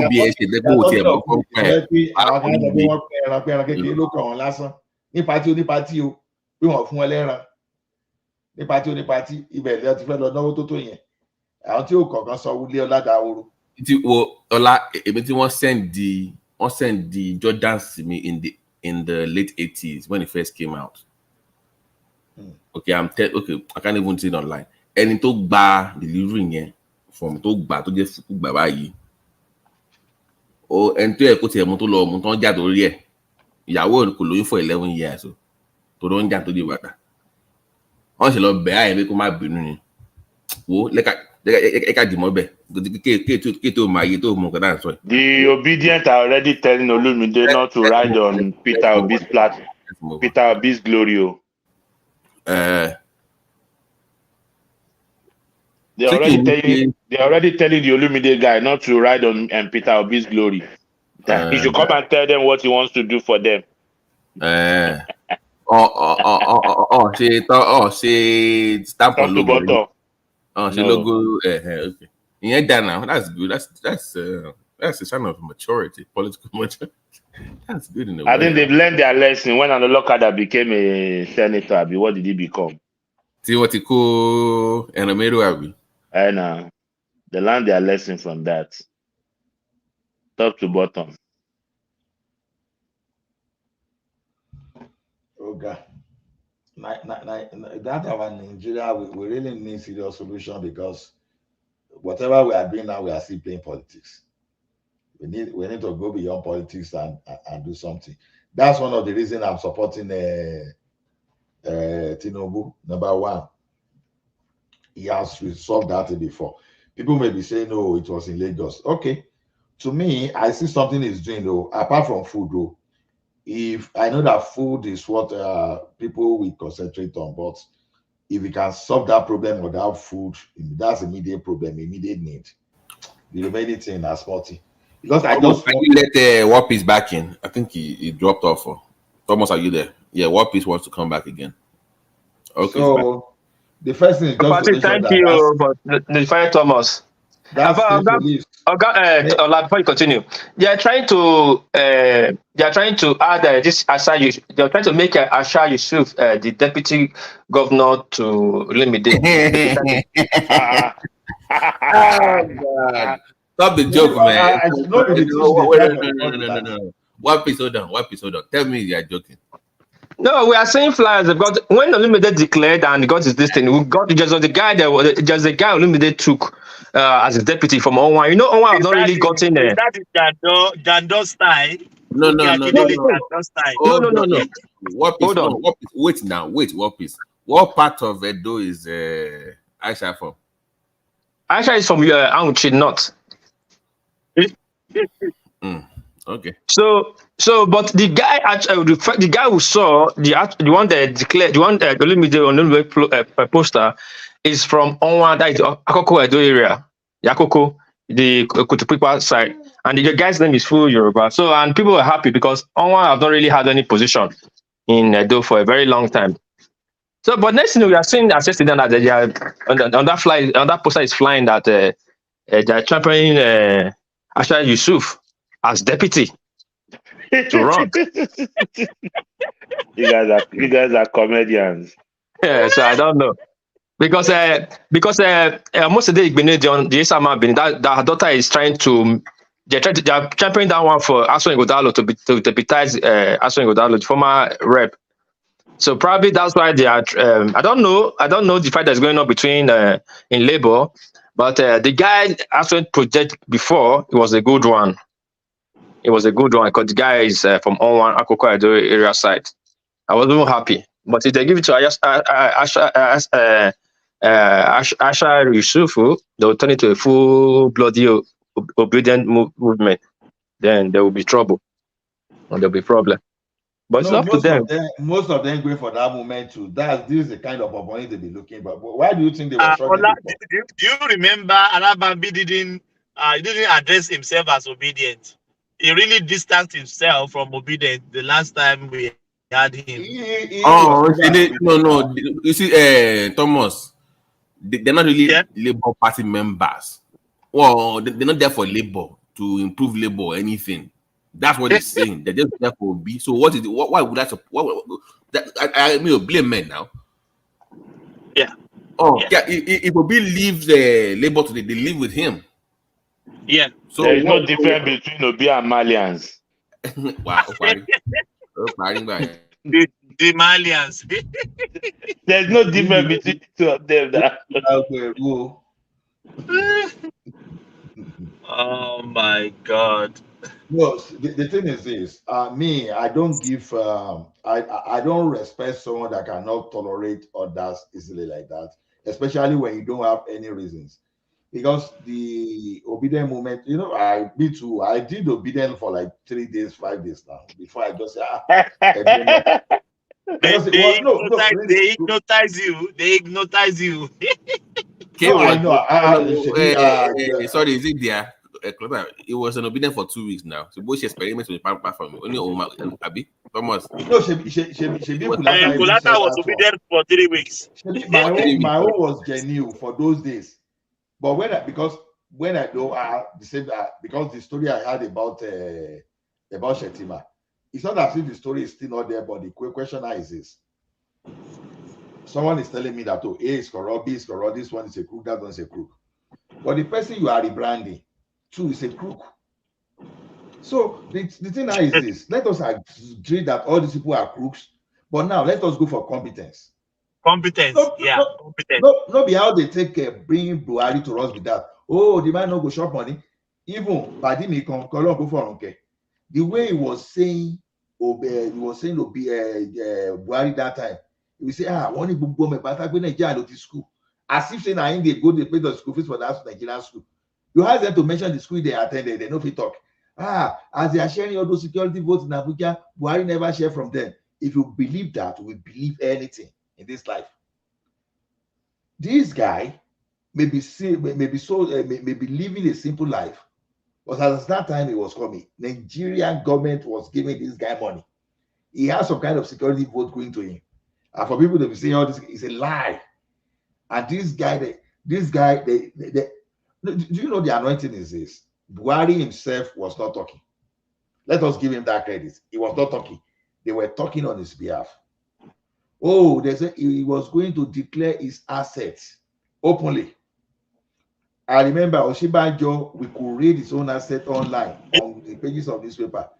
Ask for Buhari, that of Buhari to tomorrow. It tells you, go and ask the ministry responsible. Tell me, anybody that has ever seen this guy, Buhari's asset. So they just 419 Nigeria. The same way, the same people, they wanted to use the same story to bring Buhari, to bring obedience to Obi upon us, thinking that Obi, we had to see, if you say now Obi, they there now, as the noise that they hear like this, that's small thing though. Number one, for the first say Tinubu na Muslim, at least it's still gathering some kind of not that vote, especially those people that like politics, that they believe vote. This is one of them. Now, for the first thing, deputy to now Muslim, it still can't be think that small. But honestly, to say now Obi, by now, the country for not day. Not be that Nigeria we dey where they threaten say what Tinubu is doing, we have political consequences. Now Tinubu then they thought that one too. Just imagine if that Obi. If that Obi, because a lot of things will work against Obi. The problem Jonathan had, not just because he came from South. All of a sudden, South has no right there, so it was nobody, all those stuff, right? That's the way they will see Obi, and Obi come from the east. Oh my goodness. Ola, were you surprised when they talked about that they even considered Ngozi Nkoji-Iweala in Labour? Did that surprise you? No, naturally, you know, I like Okonjo-Iweala though. Naturally, I like Okonjo-Iweala. But when it gets to me taking decisions sometimes too, I will look at the situation. Now, what Tinubu will do, all these guys are the ball to do it. You understand? Probably if Okonjo-Iweala, if Obi is there, maybe Obi is even still tougher than Okonjo-Iweala. If the like of Okonjo-Iweala is there, you understand? This is not a Ministry of Finance thing. This is not politics now. They will be threatening her with impeachment. You can bet that. You understand? Even Obasanjo, you know how they try Obasanjo very well. They then try. That's Obasanjo now be shoja that time. That they making they remove the Senate president anyhow. So if they try that rubbish with Obasanjo, one of them will. You understand? Maybe they've learned lesson from that of Obasanjo. Maybe that's why they are still taking it to say with Tinubu. Despite that too, some people are still trying to gang up against him. Look, if Okonjo-Iweala is there, the northern people will have just said, okay, Yoruba people, let us gang up. And trust my Yoruba people, some of them, they will just fall for it. Because it will depend. Probably, if Okonjo-Iweala just go the way of Jonathan, they probably fall for it. But you know, this time around, the Igbo people is like the hours and say, okay, you were there because I think she has a broader, maybe not within the Igbo space, but compared to be outside of the Southeast, I think she has this broader, more.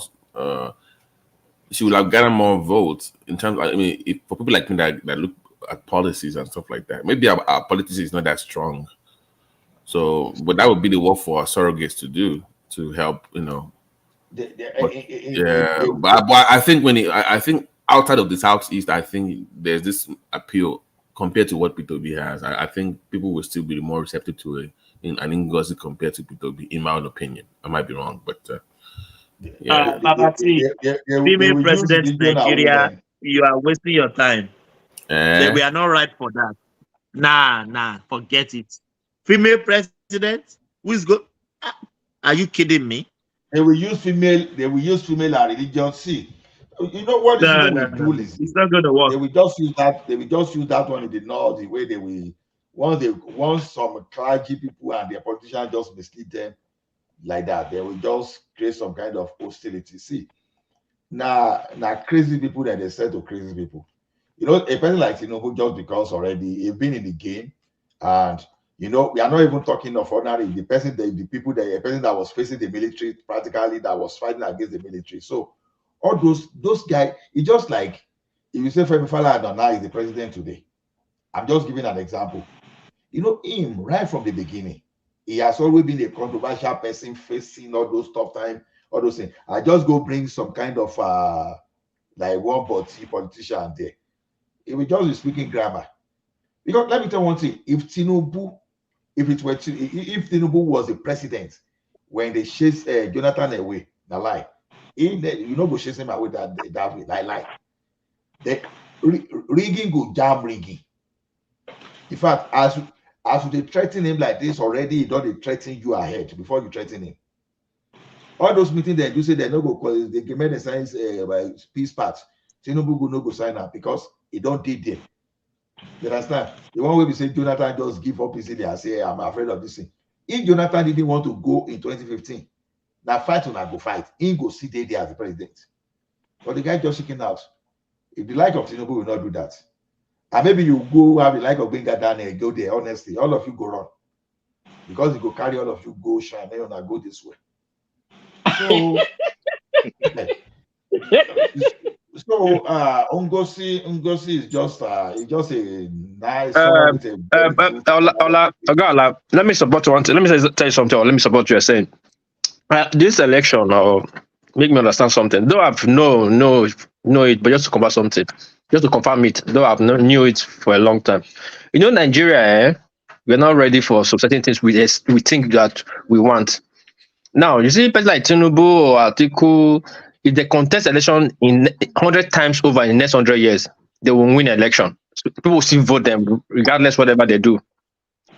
Now, people like Falana, our great people with the sense, the good also would be good one. If they go for election, they will not win one vote. We like which name will I use now? Like this our lawyer, Falana. What is it depends on the platform. Anyone that run on that. No, hold on. Let me land. See, now you see that person like Falana, which other great person, the activist we have now again that is coming? Ghana Falana even try then, yeah, which other person that is coming up now, like have a good name, like this guy from this African bank. What if you are making a mistake? If they run on that platform bigger like PDP and APC, they will win election. That's what I'm trying to tell you. Even if a monkey, I know that, but that's what let me learn. Even if a monkey run on those two platforms, they will defeat everybody. Know, but Mike, we know it. But the truth of the matter, those people will never see that platform to run on. The people that can run on that platform. Your argument now. You are saying they can never win election. You hold on now. You hold up. You are come again now. Relax. If you see Nigeria that we crave for change, the people you feel that, if they enter the ballot box, they'll be the one that will just be landslide. Zero, foul. The people, when they enter the ballot box, is we, the people, start criticizing them. They will not get one vote from us, even though they run on different platforms. We give them the PDP platform. Are you with my Ngozi pick? People say because she's Ngozi will not even get one vote. Let him go. Hold on. If you put Ngozi or this lady, Natasha, on APC or PDP, they will defeat anybody from Labour. They will not get a vote. They will defeat anybody from any other party. So forget this. They can't win one vote. He won't get. No. She won't get. Listen to me. Because if it's on APC or PDP, because it's a woman, she will get new. Even the women will support those two parties. The reason why they win the election, they have structure all over the Nigeria. I think they will pass in the millions. They have their structures in the millions now. They will do primaries first before she can become the aspirant. No, that's not the argument. That's not the argument we are saying. We are trying to tell you. You are saying that we are focusing on the vote they will win if they run. No primary and all that stuff. You are shifting the argument. Let's focus on the main argument. You are saying if they run, let me go your route. Let's focus on that. Don't start talking about primary. Let me go your route. No, it's your route. It's not my route. You are just the one shifting goalposts. Continue.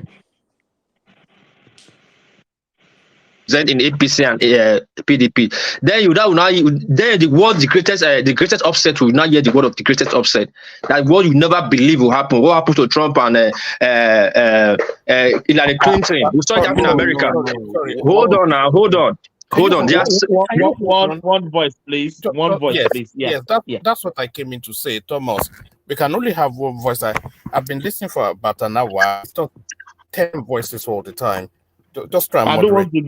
don't want to be too general today. Just one voice at a time. That's just it. One voice. Yeah. What is land it? Mike respond, please. Yeah. Thank you.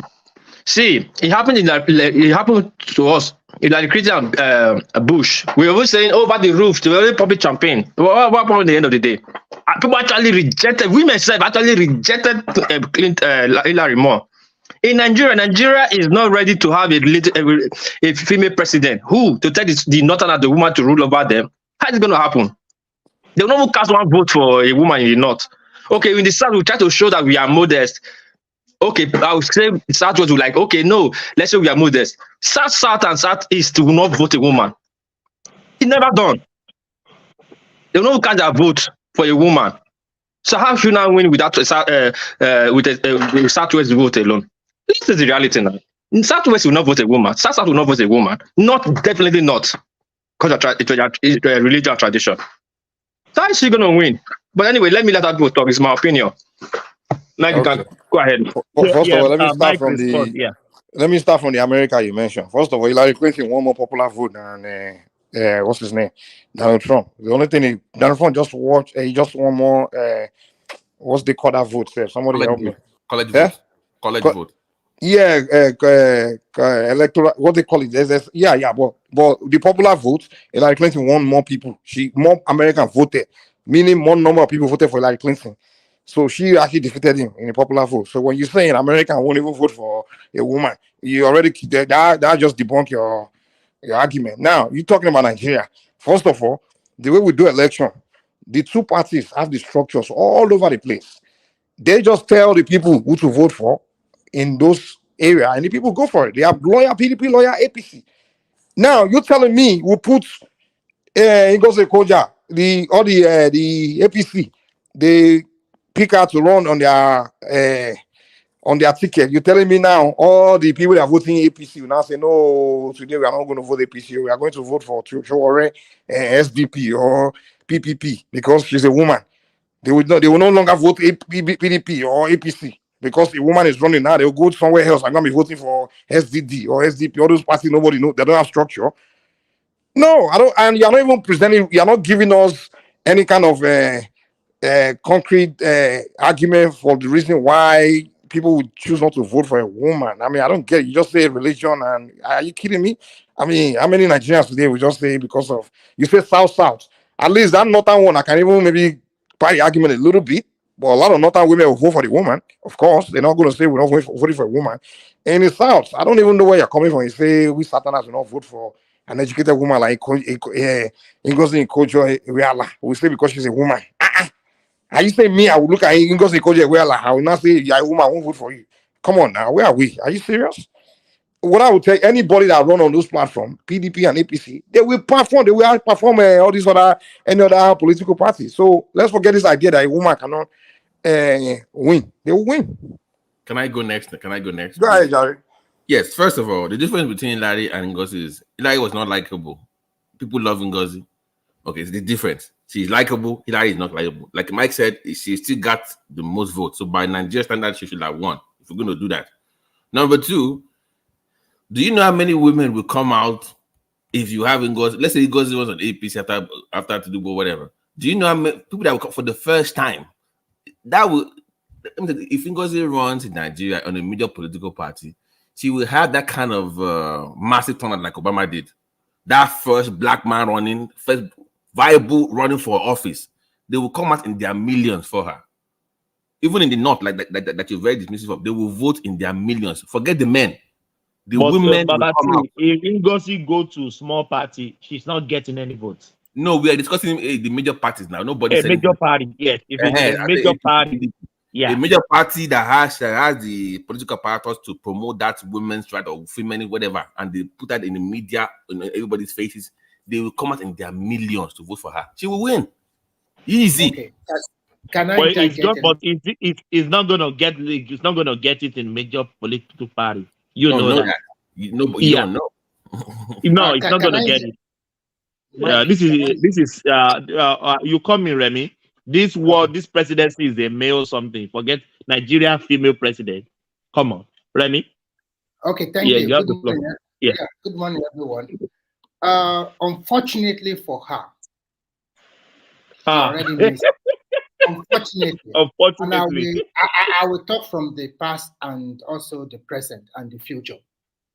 If to say during Obasanjo regime, and then after Obasanjo left, during that Jonathan era, that it belonged to the South, if Obasanjo have used his clout, it would have been rigged in and he would have been Nigerian president that time.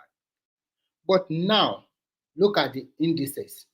This is Tinubu, 2027, he would like to go for a second time. The northern people and the South and the Southeast, they don't really have regard for women at the Southwest. And when you are talking that, Babati said a lot of women will file behind that is in, you never know that when a woman is contesting, they make the number one obstacle to women to become a leader is women themselves. It's women themselves. It's women that you are right. Thank you, Garemi. So, unfortunately for her, present situation, 2027, the Hausa will not like it to give it to another Southerner. That means you guys want 12 years, right? Invariably. So it's not gonna happen. So he has, Okenja too does not really show interest in Nigerian politics like that. To me, I see her as an Oyibo mind, okay? So she does not show interest. Even if I want to push her, how is the leading two political parties, how are they going to present her? Never. If you know, even as we are talking about PDP today, if you see the people that are lining up for 2027 from the north, talk less of. That is why Obi will never go back to PDP because he knows. But if they have people for PDP again, that means they want to lose again, you know. Who? They prefer to lose again than to give it to Obi now. Do you think is that bad? Let me have one question for you though. If the godfather of those parties, I say the Tinubus or the Atikus, they nominate a female. Two women. They decide who run those godfathers of those parties. Which year are you talking about? You must which year are you talking about? Are you talking about? Well, are you telling me that if Obasanjo was the godfather of one of those parties, he won't nominate Ngozi Okonjo-Iweala? Hold on, now give me a second now. Listen to my question. Okay. Let's say because there's really no much difference between the mentality of someone like Obasanjo, Tinubu, and Atiku. We all know because Ngozi Okonjo-Iweala was someone that performed under Obasanjo well, and he knows she's competent. So you're telling me if Obasanjo was the godfather of one political party and Ngozi Okonjo-Iweala is one of the nominees, and the other ones are a bunch of mumu like we normally have, you think Obasanjo won't appoint her as the one as the chosen person? You will say because she's a woman, Abi? If you listen to me carefully, I said in the past, during the Obasanjo regime, if to say it's the Southerner turn that time, Obasanjo would have used his clout to present. Even if he present, he has to rig it like he rigged Yarga in. Because when you look at Nigerian contest, Nigerian people themselves, let's be objective here. Nigerians, as an individual, most Nigerians, they always like men first, women second. Not really. If you're talking about, if you can talk about your Southwest, we Southern Westerner, we are liberal in mind. We are liberal in nature, yes. No, it's not. It depends on the woman. If you bring in a woman that's a solid, because the African women like to play that submissive behavior, so that's why we tend to look down. But if you bring in a iron lady that's speaking like you say, no woman, nobody will say, oh, she's a woman. Come on now, we're not that foolish. Let me conclude my analysis this way. Let's just oppose it to 2031. Okonjo-Iweala would have been aged. She does not have the power to contest again. We are talking about reality now. In 2027, if the PDP want to present a Southerner to checkmate Tinubu, if they win, that means the Southerner is going to have 12 years, give or take. we know Nigerian policies very well. So the Northerner will prefer another 4 years of Southerner and go back to them. That is the truth. Nobody is stupid. Remy, please let me add this. I know where Mark is. When I was talking just now, I said this Southwest is kind of liberal. They will want to say, okay, let's be modest and let's vote a female or a female president. Where Nigeria is right now, in the next 20 years, let me not stretch it like 50 years, I'm not seeing any chance for a female president. This Wtih, I had 80. I had 80 to the 100 years. No. Wait, we may have female governor soon. But wait, governor is okay, but wait, let me just land, please. Sorry. The North could call on tradition, their religion and tradition.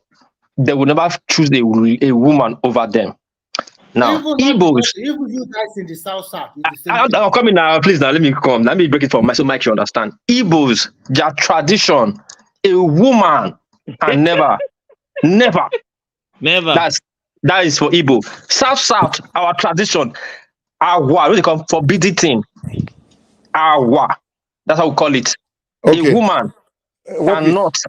So I don't know why you. Okay, hold on, Mike. I don't know why you're getting your notion from like maybe from your own side. You're looking from it from your own side to other people's side. Oh no, you are smoking for nothing tomorrow. Okay.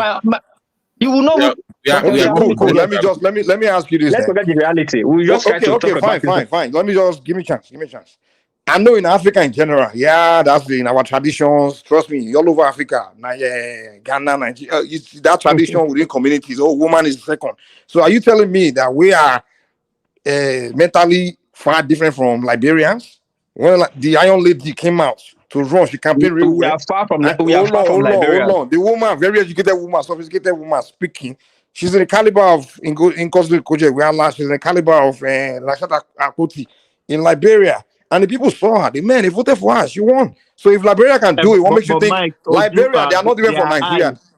Their eyes are black in Liberia. They are black. Their eyes are black. Their eyes are black. Can you hear me? Our own eyes is white, Abi. We are Japan, Japan be practicing Japan practicing constitutional monarchy system. This is the first time they just singularly through their party system present a governor, a Tokyo governor, like the female, and she's not having it's not having easy at all. In Japan, a woman can never be a boss. Hold on. In Japan, a woman cannot be a boss, not to talk about governor. Boss. I don't think it's a matter a tradition. I don't think it's a matter of people have to present a woman, or they are presenting a woman, or women are not allowed. It's just that women generally don't show interest in politics. Even though you show interest, I'm telling you, even though you show interest. Hold on now. Naturally, most women really don't have that much desire for political power and things like that. There are only few exceptional women. Even in the United States, hold on now, even in the United States of America, not too many of the women are really going into politics. Male is predominantly male. And few women that they go and they want to perform real well, they outperform even the male. So it's not really because men are not allowing them. It's just that generally women, it's not their desire. That power, political thing is not their desire. They're more focused. Naturally they just focus on getting married, building a house, raising children. That's just their thing. It's men that is our nature. Family thing. Yeah. So it's not. So we can't use it because we don't see them. It means that it's because men didn't allow them. It's not the case. So we are not allowing them. It's because they are not going there. That's why. It's not that we are superior to them. No. Exactly. It's just that they are not showing desire. That's all. No, we used to think women. We used to think women cannot be gifted in sports. Like for example, when I was growing up, before women started playing football, I never thought a woman can play football that would entertain me. Until recently, when some women started showing interest in football. When I watched the female last World Cup, I even enjoyed their performance than the male. Those ladies can ball, man. Let me interject now. Sorry, I'll come back to everybody. One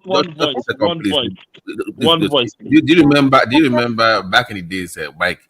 If the boys are playing football, right, and the girls say let us play, even if you beat them by 100 goals, if they score one goal, they won the match. You can score all the goals you want to, but if they just score one against you, it's over. They won. So I get what Mike is talking about. So you can't blame them, but at the same time, the interest is just low. Yeah, the interest was low, but it's not like men are stopping them from doing it. But people always present it as if, the reason why women are not there is because they didn't allow them. It's not that. Because if women today, because the only way you can say women are not being allowed is if the law of the land is saying they cannot, then you can say, okay, they are being stopped. But in most places, the law just say anybody can do this, anybody can do that, but women generally don't show interest in it. So now, men will dominate it, and they will start saying, oh, we are the ones stopping women, we are the ones preventing them. No one is preventing them. There's no law that saying you can't go there. But it's just that, Mike, let me put this. Yeah, let me put this. And also, the dirty game that men will play to get to power, some women cannot do it. Exactly. Because they are family orientated. They can't. Thomas, don't understand something. This we're talking about. It can happen in London because of their cultural peculiarity. It can happen in India. We've seen it happen there. But it cannot happen in Pakistan. When the woman tried to rule Pakistan, what happened? They nuke her out. It was the most popular. She was escaping assassination until they took her out with bomb. It can never happen. There's some countries that it will not happen. This is a mistake we are making. But if do you know how many men have been kicked out the same way? Hold on. Are you saying there's no man has been kicked out the same way before? No. In Pakistan, the woman cannot rule over them.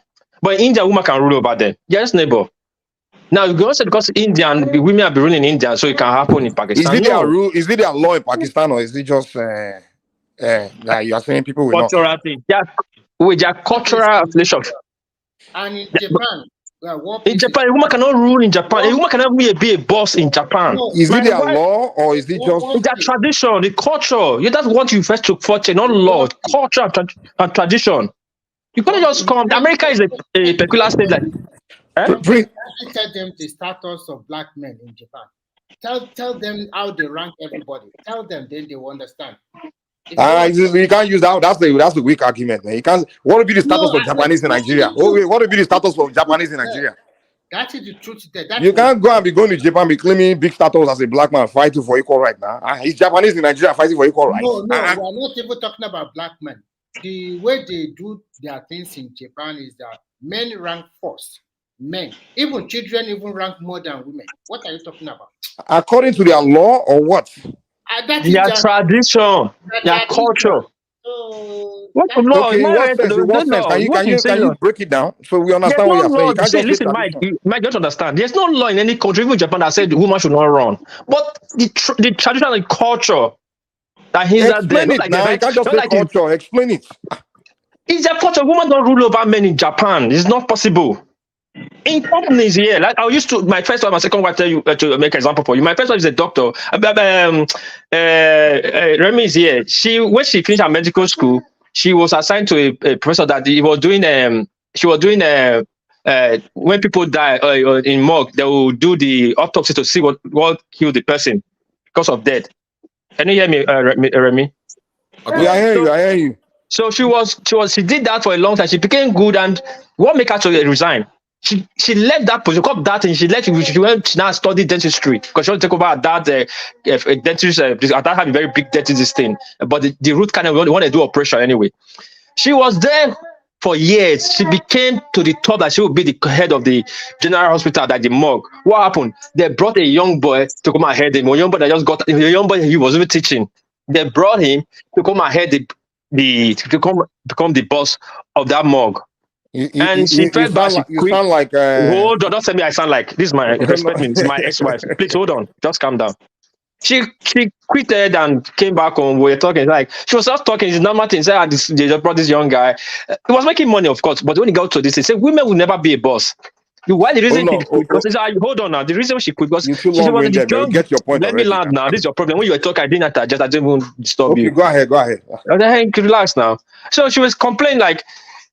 The anger is that this boy is just a student that she was not teaching here, which day here. Now she should not be taking order from the young boy. And she left. But he said Shogana is like that in Japan. That's what it means in Japanese. Then she went back to study 3 years again to become a dentistry, but the one that do operation, the higher one of it, they do root canal operation and those kind of job, those stuff. They not took over this thing. That was one. My wife now. Her dad owned is a called Fudosan. That is a what you call landlord. That's called landlord in real estate mogul. We have high rising, you know. Now, when her dad wants to pass away, they now call her grandson to come out to be running the company. She was running the company. What happened? Her dad came out from nowhere. Like, no, she can't. Her uncle that is not claimed that dad say yes, support that is no, she can't. That her dad should come and take over the place. Women cannot be a boss in Japan. It's a cultural thing. Now she's working as sister support. She has grown so high now, but they're putting one lawyer that is not up to my wife as the boss. Okay, when you use the word women cannot be boss, so if she start her own company, someone will tell her you cannot be boss. Yeah, is that what you're telling us? Thank you. Sometimes your argument is just Okay, I don't all right, understand where cool. the argument is coming No, from. Sometimes if you the ready reason why to I keep asking you is because are we talking a private company? We're talking about private company. We're talking about a government office. What to manage the people, to make decisions about the people. Okay, another question I will ask you is this. Okay, within the organization, a woman that's very competent that can produce, you know, because every organization is about productivity, right? They have to meet quota, they have to produce, they have to make this amount. So now a woman that's now developed the level of competence where they know that okay, she had it, they'll meet the quota. Maybe the quota is to make 50 million by the end of the year. Now the woman has met the qualification. You telling me that now they will not go and bring a boy that they know that he's not capable of making that? Wait, hold on now. Let me learn. They will not bring a boy when they know he's not capable of making that 50 million for them. He can only make 10 million for them. So they will say because she's a woman, we'll sacrifice 40 million just to hire the boy, right? That's what you're telling us. Mike, you were once in Japan. Hold on, Mike, you were once in Japan. Your argument is not binding to what this what piece is talking. He said that is their culture. It's okay, hold on. Mike, you were once in Japan. You were once in Japan. Hold on, you were once in Japan. All the baby companies you saw in Japan, how many were women women was heading? How many did you see? Well, that's not even the way to present something. I'm asking you, I'm trying to get to the that is Japan culture. Forget the 40 million, 50 million. Logic of it. Oh, calm down. No logic. Bros, calm down. Now all you keep telling me is culture is culture. Well, I'm trying to get to the logic. Right? Hey, and I'm Mike, trying to tell. Can I talk now? Give someone a chance to talk to now. To your law. Calm down now. Let's try to use law. Let's try to reason. Let's reason to what we are talking about so that we can make sense. That's what we are doing. Not maybe they interject you, Michael. Now Thomas will talk to you. Okay, fine. Okay. What I'm saying is this. In an organization, they're not there to just party and drink and shine. They are there to work and to make money. That's what they're there for. They're not there to love and kiss and do this. They want to make money. And organization can collapse if they don't meet what they need to meet. Now, my question is, you telling me that the Japanese people, they are so serious about gender to the point where they know that the only person in this company right now that has the competence to head this department to where they will meet the quota. Maybe the quota for that company to stay alive is they have to make at least maybe 30 to 50 million at the end of the year. Right? And they know the only person that has the competence to head that department to make it happen is the lady. Now you telling me that now they're not the second option they have is a guy that they know that his level of competence is not enough for them to make that amount. The most the guy can produce for them is maybe 10 million. And they know the lady can produce 30 to 50 million. So you telling me that they will look at that and say because of our culture, we will not give put the lady in charge, we put the boy in charge and sacrifice 30 million because of culture. Mike, we get you. War Peace, before you respond. What War Peace is telling you is that you can't tell me that in that past Tatars, there is no male that is competent like the lady. And this, do I need to read the meaning of culture to you, Mike? It's their culture. That is their culture. That's who they are. Okay. You understand? Let's. I don't know if somebody else can get where I'm coming from. So it's not all the time you'll be able to find someone that can do the job. You know that, right? Yeah, Mike. Your logic will work with countries like in America, like London, in Indian. What do you mean, like London? You work anywhere anyone. I want to make money. Any businessman. That's a basic business. Hold on, Mike. Hold on now. Hold on. You were talking. We gave you time. Even when Clinton lost election, the elite came out on air and start talking. Like they said it now, open. Like, well, she really think she's going to win? That America is not ready yet for a female president. All the movement and what about big people? They said it. Make it reality. Hold on. Yes, hold on. Wait now. Hold on now. Please hold on. this your logic will work in the country that women have, like Australia, woman is ruling, and those kind of places, fine. No, that logic will work in any business Wait, hold space. on. It's not any That's business. business logic, Hold on, and it's Mike. Hold on. universal. Mike, hold on. Mike, hold on. The business you are talking about, don't forget they built it. The man that built it. Toyota and the rest It was built by doesn't man. matter. The business Hold is on there to now. make No, money. you You're not hold on. there to do anything This else. is the problem. Wait, now this is the problem with you. When you just hold sense logic, you just hold on to typos. No, stop. the company you're trying to use logic for in Japan, it was never built by a woman. It was built by men, and they will stick with it in the end. That's So Japanese. they will violate business principle because of culture. Hold on now, please. Listen to me.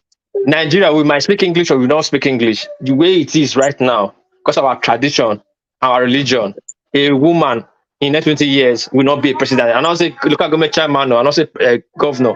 It will not be a president of Nigeria. The North will not vote him. The Southwest will not vote him. The South will not vote him. Probably the Southwest might change their mind. Okay, let's vote. But they will not. Who is the best to remove us from the economy problem? What they are saying is the one that you know what you're saying is very familiar to me, right? Can you check the private chat, please? That is the top 10 CEOs in Japan are women. The top 10 CEOs. You know what he's saying to me is very familiar. Because which top 10 CEO? Wait. I don't need to check your link, Bati. Let me call 10 companies for you. Toyota, Honda. Hold on. No. I don't. I'm here now. Somebody still reading the book. Toyota, count it. Toyota, Honda, Mazda, Isuzu, Mitsubishi, Lexus, Nintendo, Sony, Kawasaki. Kawasaki, they make bikes. Yamaha. No. Hold on. I don't know. No. Hold on. Well, please allow people to at least get their own too now. It's not by you don't shove your points. That people say top 10 CEOs in Japan. Listen. But let him clarify himself what is now. Let him clarify what he meant. Hold on. Let me tell you what I'm even saying now, so you know what I'm saying. I'm saying that top women that are CEOs, they are top 10. I didn't say overall CEOs in Japan. I'm saying that women that are top CEOs in Japan, 10 of them is on the link. But when you say that we can't have female bosses, so I'm like, how come you have Wtih beverages in Ghana, in Japan, that has a CEO and a woman? When you say top 10 CEO, I don't know the CEO you're talking about. Japan. Hold on. Can you bring the link up, please, Thomas? Japan, we have a called president. As president of the company, we call President Sacho is president.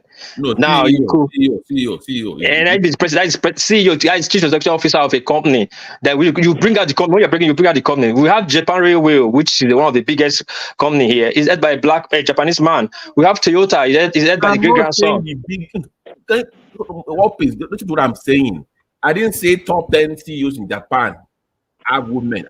That's my. You said that they don't have any boss, and I'm saying that there are women that are CEOs in companies in Japan that are bosses.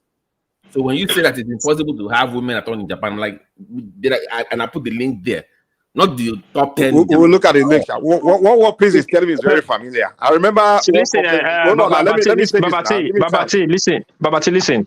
Japan don't have Babati. What you are bringing out or saying that is American style. This thing in Japan, one person is the head. If you're having a branch, side, like my wife, I tell you, my wife was heading the mock team. They brought somebody to be leader there. That's why she left.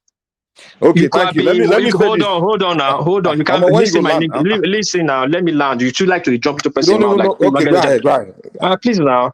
You can have a unit. You are continuing a unit. If you are working in my wife's friend is a particular slot machine. She has the unit she's controlling. But the big company at the end of the day is controlled by a man who is a president, a leader. A president, that will be keep saying. You always say CEO, we tell Japanese my CEO, all they know is the leader. Who is the leader of Toyota? A man. Who's the leader of the company you are going to call? Who's the company you're going to call? Who is the president there? Is the man. Please call the company and look at the president, not top state CEO of what? Branches of what? Okay, Kawasaki is the man. The company, the head of Kawasaki is the man. Now is CEO not the boss? Is CEO not the boss? CEO is not the boss. Boss in Japan is president, number one man. One piece, can I come in and hold on, Remy, I've been trying to come in. Let me just come in quick now. You know, the moment people start using personal experience to paint reality. Hold on, just talk on this one now. I've had this thing we're saying is very familiar to me. I remember when I went to one company and I'm already starting now. Let me just quickly finish. I remember when I went to one company like that to work there. You know, the black people, they were saying a black man will never make it to that director position. It's never happened. If they are sitting there, they are so racist, everything. Within 2 years, I've made it to that position. You know, so it's just people do that stuff, man. And they gave me a kind of example like this guy trying to do it. Oh, they gang on him. They I said, come on, that's just that guy, man. We don't know. So me, I made it there, and I looked at them. They looked at me later like, why you do it? You know. So anyway, go ahead, Remy. Okay, thank you. First and foremost, the way the Asians do their business is different from the way Western Europe or America or Africa do their business. In Asia, they also have different culture, from Chinese to Japanese or Singaporean, or maybe to Malay or Thai. What they do in most of these top big Asian countries, like top three, let's say just Korea, China, and Japan, you might have your CEO, but they also have a president. The president, they always call them the leader. He's the number one leader. Anything he says, the CEO sometimes cannot even say, no, you cannot do that. So the way that they do their own business is different. In China, a woman can rise to a position of a CEO or even a position of a CEO or sometimes to become a president of an organization. But in Japan, it's not that way because of their culture. That's what One Piece is trying to explain to you. Try to understand him first. Hong Kong, you are talking about, Hong Kong that you went and you become a leader. Hong Kong was ruled by UK for 100 years. They already, I have to say, their way of thinking is British way, totally, 100%. I've been to Hong Kong twice. Even if you're in Hong Kong, you will think you are in a small London. If you go to Singapore, you also think you are in a small London because they copy some of the styles of the British. So what One Piece is trying to tell you, in their public domain or in their big organization like Dangote of Nigeria, you can never see a woman as their president there. That is their own culture. But in a private setting, of course, a woman can be a CEO or become a leader. Nobody cares. But even in some big private setting in Japan, he mentioned a lot of names. You two go and check it. Do you see? I'm not talking about CEO. I'm talking about president, the leader, number one. You see a woman as the leader of Kawasaki or Nintendo and the rest. You will see their men. That's what he's trying to explain. There is no ambiguity around it. That is their way of life. So Thank you, Remy. I've just taken a look at the company is sent. Like what you just saying, the CEO, CEO. That's not this. They take order from the president. Because Sacho. I have one for you now. Let me give you one now. A president that is a woman in Japan. Japan Airlines. Which company in Japan? We all know Japan. Let me say it now. Let me say it now, please. Let me even finish it. Let me even finish it before you even reply. Continue. Hold on. Let me finish. Japan Airlines named former cabin editor as the first female president this year. The first female of the company. Let me put the link. Japan Airlines. Hold on. Let me put it right so you can read it yourself. The first female president, because you said not CEO. You said we don't use CEO. Okay, fine. Now, put it there. Hold on. This is not a. Let me land. Let him land. Hold on, please. This is not get reporting. No, this is Reuters. So it's a credible news source. This is it right here. Can you put it up, please? Can you, Thomas? The first speaker open is a female. Japan Airline female president this year. So this like follow the money. One piece. If money is involved, they will put the best person there. Culture or no culture. Culture or no culture. If the money is there to be made, they will forget culture. They will make money. That's the reality. And that's the logic I'm trying to present. Like, why would anybody want to lose money in the name of culture? Japan Airlines female president right there. Babati, there is one thing you should know. Whether male or female in Japan, they all always adhere to quality and excellence. They train their men and their women. Female, no, Remy, don't move the goalpost. They say you said no, don't move the goalpost now. I'm not moving any goal. I'm not moving. Don't move the goalpost. Babati, what are you trying to champion here? This is the country I live, and you just said, sorry, this is the country I live, and you are just hold on. I told you since they started democracies over almost 200 years here in Japan, this is the first time Tokyo is having a female governor, and it will be possible to even have a prime minister. Now, that governor, they was handpicked because of the family and whatever they want. This lady that is here now, I'm just saying it to say, first president, a Japan airline, 1 out of 1 billion. And I will guarantee you, it won't last 6 months or 1 year. He will resign because it's Japan. They will pressure you, will resign. We've seen it happen in the house of this thing here. They will pressure you, will resign because they cannot accept you. Hold on now. Hold on, listen. I'm still standing by my word. I'm not rescinding my word. This is the country I live here every day. You can see women go to because she has Toto. That's it. You can never. It's their country, their country. They'll tell you Shogunai. You lived here before. That's why I'm just laughing when you're talking. They'll tell you Shogunai. You can't. They cannot take order from. The house of their rep, house of Senate here. The woman that was giving them this, they told her, go home and take off your husband. The unit is not made for you. On national TV. They bully, and she stepped down. These Japanese lawmakers. Are you sure it wasn't the opposition party member that were saying this? Our opposition is not party. They will bully you out. Men is men. But they people bullying themselves for power now. The men, they bully each other now. I mean, we all bully each other for power. So you can't say because the man is not the opposition is bullying her. That means it's because she's a woman. Okay. Here's the point. Here's the point. They have hold on, please. They said Japanese companies, less than 10% of their companies have female president. Doesn't mean they don't have at all. It's just a small amount. 10% is still huge. So about that figure are actually female presidents of companies. Babati, I'm reading stats now. Listen now. This is the country I live in. If you are talking about American companies here, which is American company, not Japanese company, they could have Japanese. Japan Airlines American company. Listen, you just said this one to me. I'm not arguing with you. And as I told you, this is 1 out of many billion. Not many companies in Japan. Japan Airlines cannot compete with mighty companies. I'm not arguing with you. And as I say in here, in next 6 months or 8 months' time, come and check. I can guarantee you this woman will not be there. They will bully her out. Even the guy from Renault, the French guy that was heading Renault, that brought Renault out of, I don't know if Remy know about this guy. The guy that brought Renault out of, from this thing, Japan here. What happened to him? They're bullying out of Japan. Is it that they don't bully the men too? Japanese men, their culture is a men's world. It's a men's world. It's a men's world. It's their culture. The men bully each other out of power too? Forget that. They don't bully. Well, I can't say forget that now. I mean, bullying is bullying. You can't say they bully her because she's a woman. They just bully her. People are struggling for power. They will bully now. Trump was bullying. Trump was bullying like Clinton. Okay, I cannot have this conversation with you. You can be having your logic. Logic does not work. Reality is. How can you say logic does not work? Are you kidding me? You're speaking logic. This is where I am. I've been you see in Japanese. So emotion is what works. It's not logic. Emotion is what works.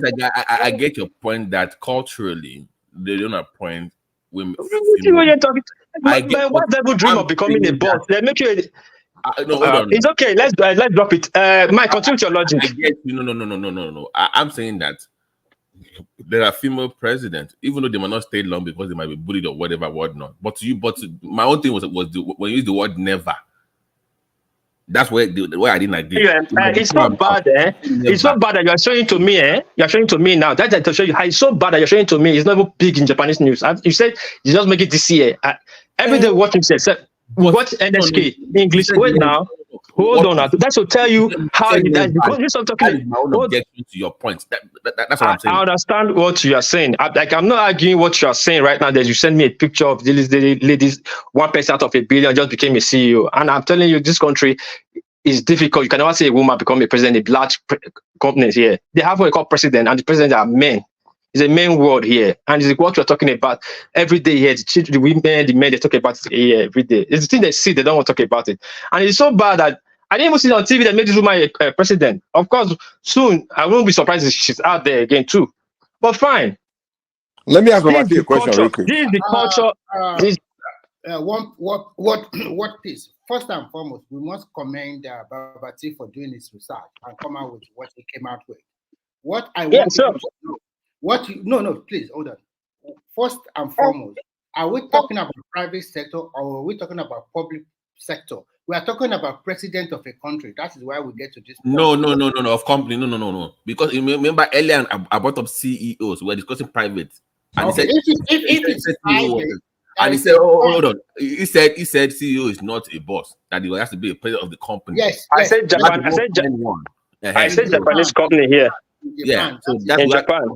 What piece? My own issue was using the word never. If you just say maybe once in a while or maybe minority, I agree with you. But I'm not retracing my word though. Because that one I don't like. I'm not retracing my word because first of example. I make a very good example of Asia. They have the president, which in Nigeria, maybe for the chairman of the board. But in Asia, in Japan and China, those kind of people, they have more power than the CEO.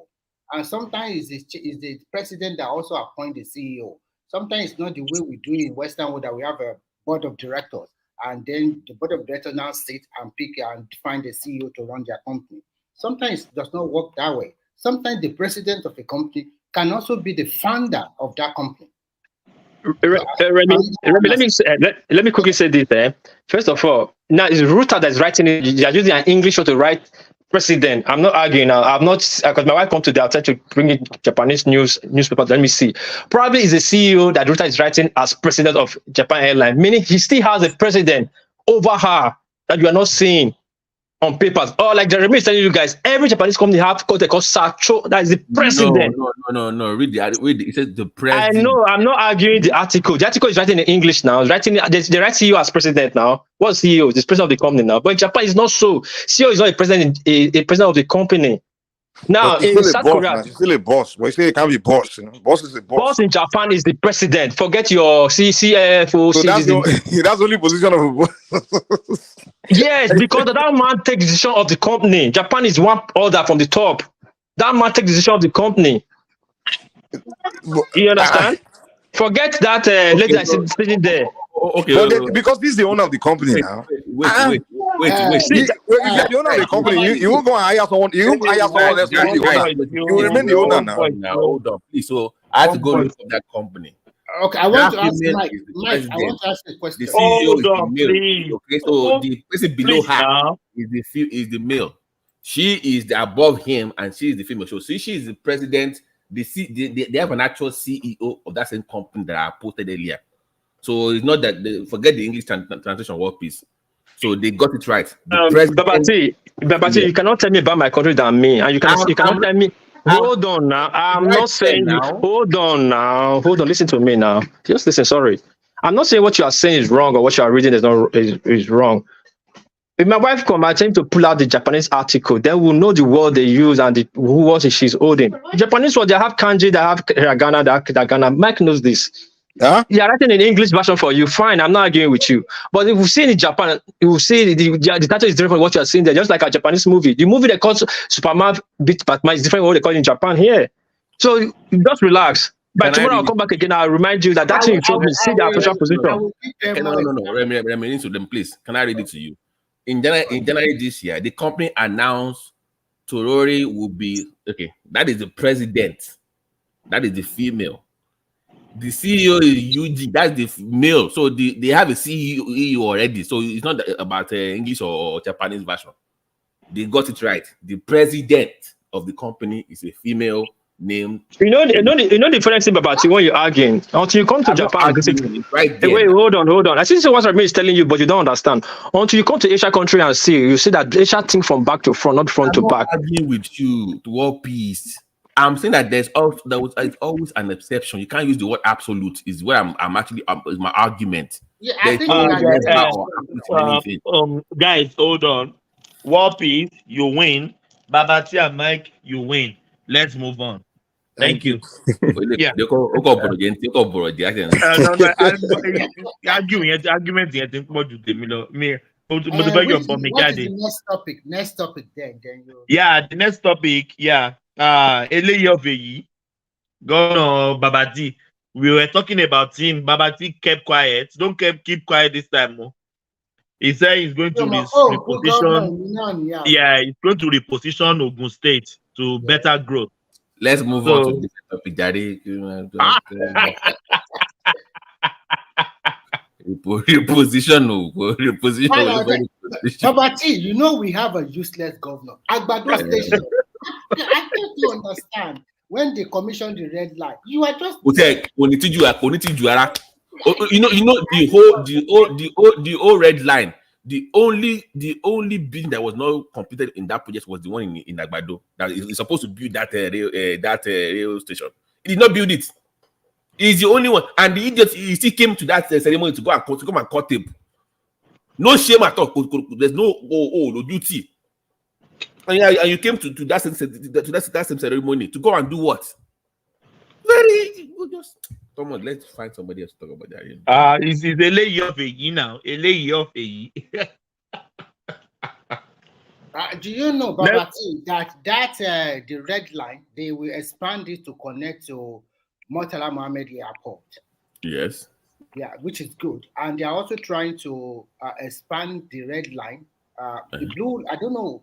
They are trying to more into Ogun State also. Maybe 2 more stations into the... Yeah, it's supposed to go. They have 2 lines. One's supposed to go to Agbara Estate. Yes, and I think our governor, whether we are busy him, is ready to write the check also. So he must go in LA. He must. Kill him for he must go in LA. It's one of the richest states in Nigeria now, so you must.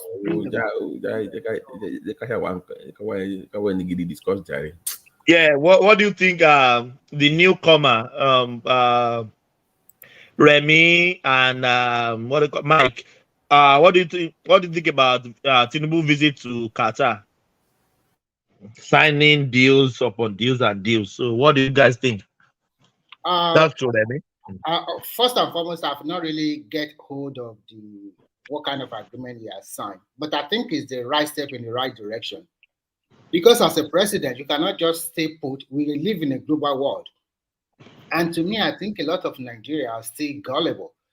I'm sorry to use this word, because actually staying in Nigeria for what? You have to go outside there, try and talk to other partners, other countries, so that they can bring investment to Nigeria. At the end of the day, it's going to be good for that 200 million population. And I think what he's doing is right, because if you even look at it, one of the greatest ally or partner of America in terms of infrastructure development, military and whatever, they are the Arab world. This is the richest area in the world now. You talk about Qatar, Saudi Arabia, Kuwait. They rule the world. They rule the world. They have this money. It's like, I don't know, maybe God just blessed them differently from the rest of the world. I don't also understand. And the traditional ally, like America and Western Europe, that we think they have the money, it's just by mouth now, no more money. Do you know how much a lot of them are owing China? They borrow a lot of money from China also. So when you look at the whole setup, the world is changing. And if America can do big business with Saudi Arabia, Qatar, Kuwait, and the rest, what is Nigeria doing about it? I think we should, instead of criticizing America won't you. How will you say America no get money? You know how many Americans that can decide to print currency now and it's going to affect the economy like it's going to affect. But infrastructure were dilapidated a lot of doing. What infrastructure is dilapidated? What infrastructure? Most of their infrastructures, can you compare to Canada where you are living? Say the truth. What infrastructure now? Mention it. In terms of their train technology, I think is what train technology? I mean, in terms of subway. All those things are just grammar that they understand themselves. America no be. Yeah, I know that China they are moving forward. They are. Me, South America or low. Me, South America ti o mo low more. Me, South America low. I do not say America is a very smart country. Tony Badoba wonika o megbe baba ni ton she now. But did America did they have bullet train? They don't need it. If they need it, they will do it. They don't need it.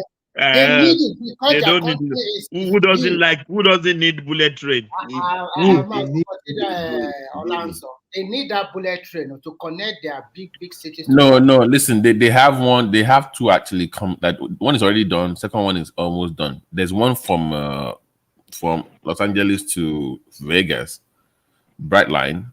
That one is almost done. They have one from Miami to Orlando. That one is already running. So I don't know. About it, I don't know. Kill our people if America pay now. They think that. Yeah, they have one from Houston to Dallas also coming up as well. So they are building in some places. So let me be frank with you, Ola. Nobody is telling you that your so-called America is not rich or whatever. But we are talking about the new world. And you are living in Canada. I will also encourage you to travel to the rest of the world and see for your eyes.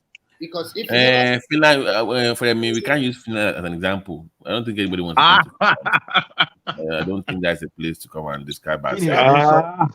America is 28 trillion economy.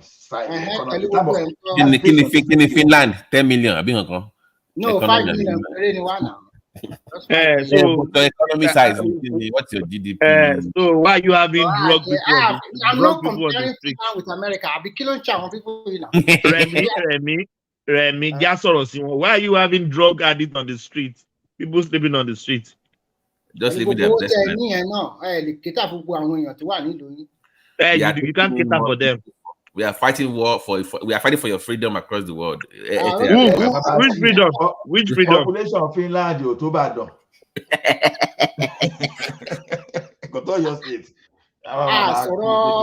If we got Finland, it's one sorrow. This Finland, you can never see homeless people here. Never. If you come here for asylum, they'll give you like 2-bedroom flat with your family. That's the reason they're giving you the bedroom because nobody Ben. That's the reason they're giving you free room. Remy, they are shifting the goalpost now. Now. Of course, we have enough room for people now. If you are the richest country in this world, why are so many people? I just don't understand. In that your America, Remy, I saw the street of Philadelphia. Oh my God. Is this America? Okay. So let's compare America, Australia, Canada. Where is more desirable for people to want to come? People want to come to America, not Finland or Australia. I don't come on. Who wants to come to Australia? Okay, I will tell you why. I will tell you why people will pick Finland ahead. I will tell you why. If you want to raise your kid, if you are a family man and you want the best for your children, and you want to come to Australia. And you want come to Australia. You don't want diluted, or unguided kid or whatever. Finland is a place for you to be. But if you want that fly lifestyle,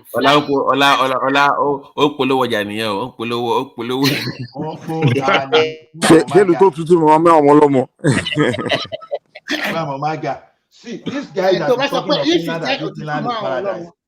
20,000 homeless. Let me wait. So 20,000 homeless people in Finland out of 5.5 million population. It's a lie. Where did you get that information from? I'm on the internet as I speak. It's a lie. Well, from Radio Biafra.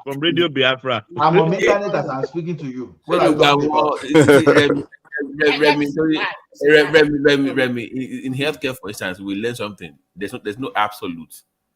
You can't use the word never, always, or when you say there is no homeless people in Finland, you know that can never be true. I've never seen that. I've been living here. That is you now. But you can't say that it's not anywhere. You want in now. Somebody live in no, but that is your own experience now. You can't base that on your own experience for the whole country now. No. I will tell you what is going on here. Let me tell you. I don't know. You guys have a free visa to Finland. And you can get a cheap ticket in winter. Come and see. Let me tell you what. If you are drunk here, the police. I say, well, we know they come now by force. No, let me. What I'm trying to tell you that if you are homeless, the government, they will provide accommodation where you are going to live. They will put you there. If I'm telling you, as even at night, if you are drunk, The police will come and take that drunk man and take him to a safe house. And if they know his house, they will take him to his house directly. That is how safe and how peaceful this country is. If you ever live here for 1 year and what you are seeing in your street in America, I bet you will stay here. It's peaceful here for your children. It's peace for you here as a man. It's peace for you as a woman, compared to where you have to look at your back, where there's gun every time. Remy, let me advertise my country. Australia is one of the safest countries to live in the whole world. With all those kangaroos and snakes. All those scorpions. Those snakes and kangaroo everywhere. You're telling me it's safe. You have Google on your phone. Just Google it. Australia is one of the safest countries. We don't have natural disaster. We don't shoot ourselves. You don't have neighbors. So what if something happens? What will I run to? You know me, have you? Hey, we don't have so many alligators, man. That doesn't matter. You go and meet them there. If you stay in your house, alligator will not come to your doorstep. So, I'm saying like when people open their toilet, they see alligator on the toilet. America no doing it. Let me tell you, one more, you know, be me. I go away. I go away. My Thomas, my co-web be liar talafia. Nobody will mug you in the street. Me, I won't lie to you guys. If you want to make up for this life in America, if you want to make it. But actually, to be frank with you, with all whatever I said, it's a peaceful country, but I still like the vibe of America. Okay, I like. If you're only looking for welfare, you are looking for welfare life. No, where I'm be not taking looking care for of you. welfare. Stay in Finland now. No. Mike, you hear what he said? You hear what he said? He said America is still what? Let me say it again. I said I like the American vibe. I'm telling you. There you go. I need to. You want more? Me no more. Give me. But don't like it, go vibe, yeah, but over the gentleman, see, where there's no money, nobody go rob you, right? If you get nobody a person will get money, then go rob. At least online. There's no money in Finland now. You are a typical. Oh my, look at what you just said now. I think you can't rob somebody in that kind of weather now. Oh, if it's ID. When you're talking about the weather,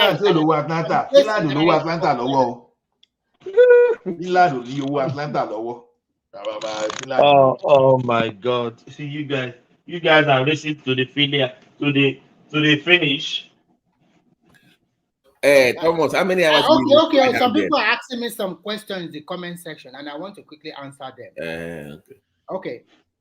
First and foremost, I will tell you that most people that come to Finland, I'm not talking about asylum seekers. If you came here like through the educational route or something like that, I can guarantee you within 4 years you get your permanent residency. And if you can pass their language, then you become a Finnish citizen. That is the way they put it. Finland does not discriminate against foreigner or whatever, and people does not look down on you. The rate of discrimination here is extremely low. You cannot see people in the street and maybe they use a slur against you or discriminate against you. No. But at the same time, I will say the truth. There's a glass ceiling here. The glass ceiling I mean Babati and the rest that have been living abroad, they understand me quite very well. There's some position that you cannot get to, no matter how high educated you are. So this is the way they fashion their country. Sometimes how big is the Nigerian community in Finland? It's quite big. We are number 2 after Russia. I follow this guy on YouTube. After Russia, Nigeria. Remy, I follow this Nigerian Omobano guy in Finland. He married a Finnish lady. But that one that has 3 children, right? I speak Yoruba. They speak Yoruba. Right. Yeah, you know them, right? Well, those children are speaking. I don't know. I know that it's not living. They're speaking in Yoruba. They speak that Ibadan is saying Yoruba kind of thing. Yes. So the guy really tried, and those 3 boys, they are playing good football also. So that is a plus.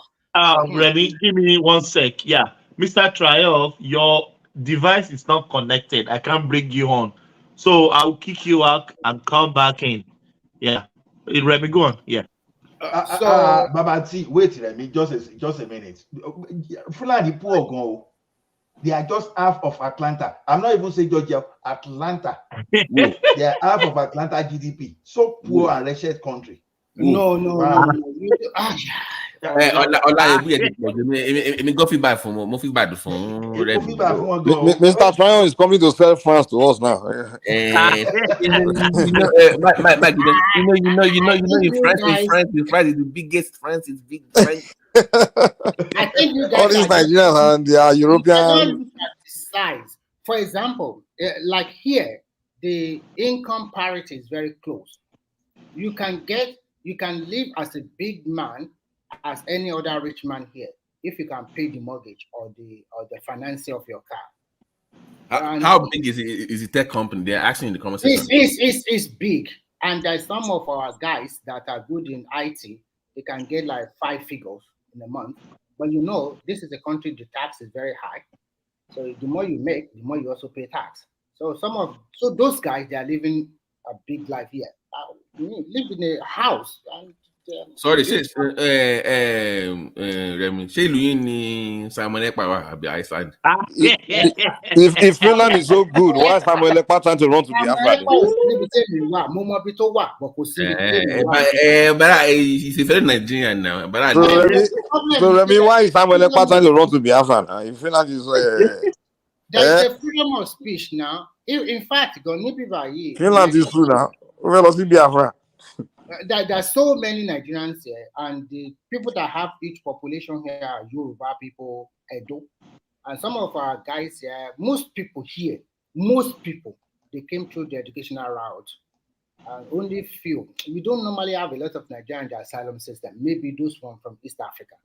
But Remy, is it not this word self? How do I find myself in Australia?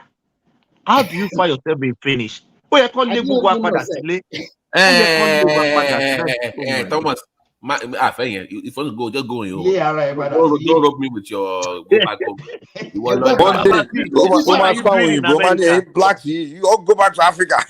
Go back to your country. Thomas, one thing I want you to know about this Nigerian living in Canada and America, they are just like American and Canadian government. You can never. They are like chameleon. They change to right and left every time.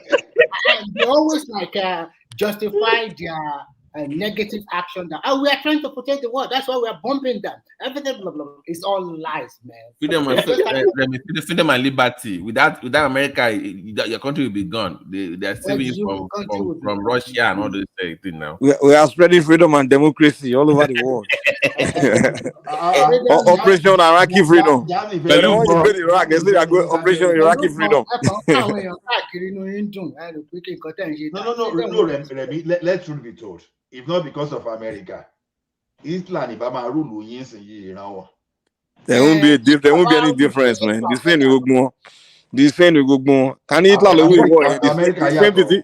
Hold on. If Hitler win war in World War II, the same thing France is doing to all those francophones, looting them, and England is the same thing. Germany will have done. They are a bunch of idiots. They are all the same. So they will say Hitler rule.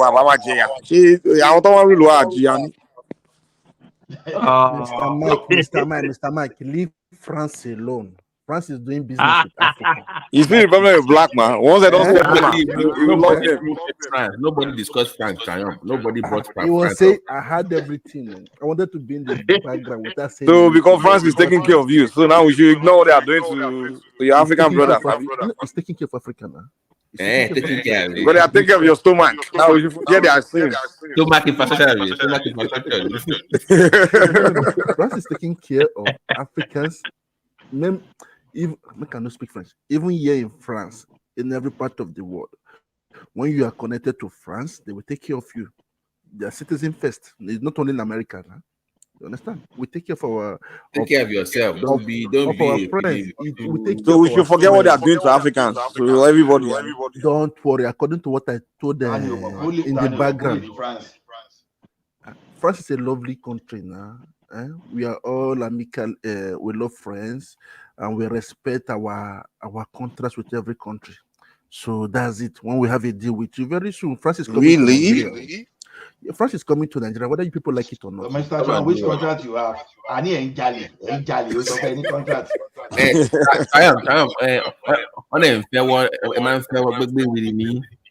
In France. No. We are coming Àwọn to Igara. Nigeria. We are coming to help you people in Nigeria. France is coming. Totono ni. Is Siemens a French company or is it a French company? You know, one thing is that they don't come direct; they will come indirectly. What can you mean? I don't know. They will come with other companies that they have contracts with. But what? No, sorry, is Siemens, is it German or French? It's German. It's a German company. Okay, I know that's the one that signed the power thing with Nigeria, but I've not had any Yes, other French but company. everything will be. You understand? I said it yesterday in the background. And everything will be. Guys, what do you guys know about Germany? Germany. Oh, Germany is Is very it a good advanced. country? Is the largest economy in Europe now. Oh, my brother, Stop. Don't say that. Don't say that. Don't say that. Baby of wait, I should not say what. Don't say that they're the biggest. No, as for now, no, Germany is the biggest economy in Europe. You want to argue? They're feeling the heat. They're feeling the heat. They are the most advanced. No, that I don't like Germany. Economy in Europe. They are bigger than France. It's only on paper, so it's only on paper. So which France? They are bigger than UK. We are talking of France. Which France?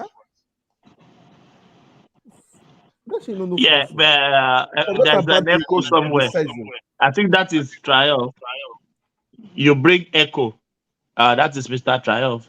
You bring echo into our midst. That's France. That's what France why does. do I cannot survive with that Africa now? If they turn off Africa from them within 1 year, they will collapse.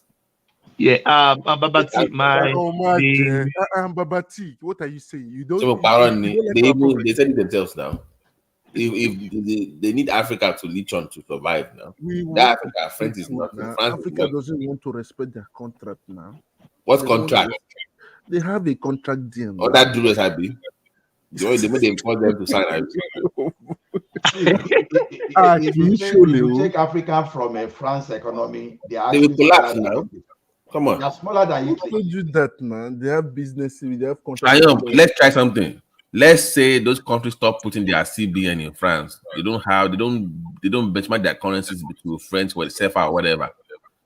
They are independent. Their CBN is independent of France. They don't have to save their money over there. Let's see how long they will last by then. Let's see how long they last. They are making the currency strong for them now, Babati. We are making their currency strong now. If not to making it strong to be lesser than Naira. You have to understand now. They're making it. They won't. So why do you have different CFAs between the one in Cameroon and the one in It's just color. It's just the color of the paper. No. Why do you have a difference between the two? No. I thought you were supposed to be together now, Abi. No, they are together. They are together now. But it's different now. Cameroon CFA is it's still the same rate. It's still the same rate.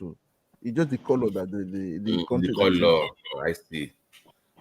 It's still the same rate to you because of I went over it. I'm sure Triumph is just trolling, so I will not take what it's saying serious. No, now I know. You like country Majali.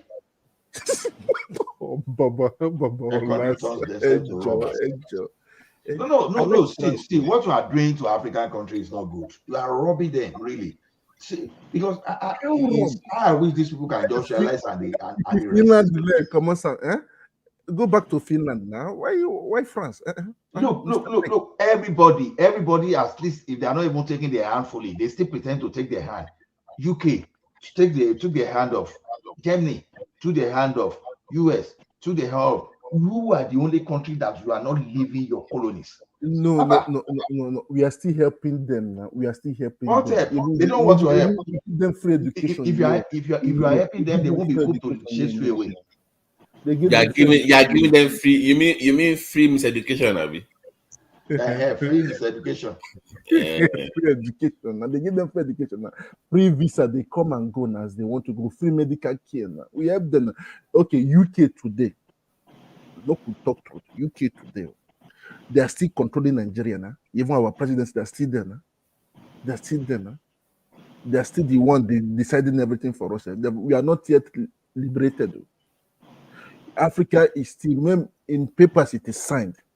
But the underground work, we need the Europeans now. Later, we become the China. Africa will become China. But as for now, we still need them for the development. Now, we are still a baby. When I say baby, people will be angry with me now. Nigeria is still a baby. We are still moving on gently, but we are going to arrive there. That's it. Arrive where? To our promised land. Now we are moving to our promised land. And where's that promised land? Where Africa can speak, where Nigeria we start speaking for the behalf of all the whole Africa. Nigeria will be the one leading it. I dream, Abi.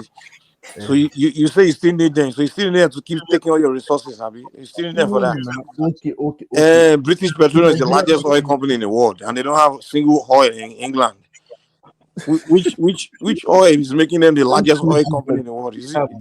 They have. Even France too, they have. They have oil? They have, but they cannot extract it. Just like America. They cannot extract it, but they know how to extract your own, Abi. No, they don't want to extract it because it will cause pollution now. So they decided to go where they will negotiate with them. Oh, it's not like going to pollute your own. Okay. You understand? That is now they're helping you, Abi. You need them. So they can do it now. So you understand? One thing is that I love European nation. All the Europe are nice. And again, the crime rate here is very low. UK is no more European Union. So that's why their crime rate is high too. Welcome. That, in America, you people have gun. In UK, they carry knife. Now, even though you want to buy a knife, you have to bring your ID card to present it. And you say, why do you want to buy a knife? Because everybody... Hey, Mr. Triumph, what happened to Pogba? He's still on probation, suspense. No, he's been banned for 4 years. Yes, now, because of what he did now. And again, the banned... no, they all do now to recover. But it kind of mistimed the cycle used. That's why there's no way a human being can play that much game without using something to recover that cookie before the next game. Now they all do. You just don't use it during the time that he's not aware of it now. He's not aware of it now. He said that they have testing cycles now. They have what is called off cycle now. If you play sport, off cycle time where to recover during games. So, but you should know when they're going to test for it, so that you'll be off the juke for a while. So you kind of screwed that time up. So do you know that? Let me tell you something. When I was working for the government, you know that that was then. I will say it out. There's nothing new under the sun. We used to. Some of my colleagues, former colleagues, used to beg me for my urinate, and I give it to them. Yeah, you can't play high level sport. I'm sorry to say. You understand what I do? You understand what I do? Look at this guy playing basketball, LeBron. 21 years, still averaging 27.7 and 9. No way on God you can. That is, you know what I mean. He has to recover that fast now. No. They need their vitamins now, but maybe it's because it was his brother. No, it's not. No. Oloshi, brother. No. Oloshi. You understand that? Listen, a lot of money. Listen, sir. The guy had his tendon in his leg. Awful. The guy came back in 2 weeks. That is impossible. Who was that? LeBron. Nah, LeBron spent millions taking care of his body. Buying what, Mike? The guy's not using anything. He just takes care of the body. Come on, man. Come on, Mike. No way. That's not possible. There's no way. He's on that juice, man. That's not possible. You cannot have tendon in your foot and come back that fast. So they will use that to recover fast. It's just Kumako. It doesn't help your game, but it helps you recover fast. That's just the difference. Like now, Pogba is receiving $2,000 a week. He's not happy. The money is too small for him. So very soon, before the end of the year, he's going to lose his once he left Man U, it was already over for him now. He went back to Junior now.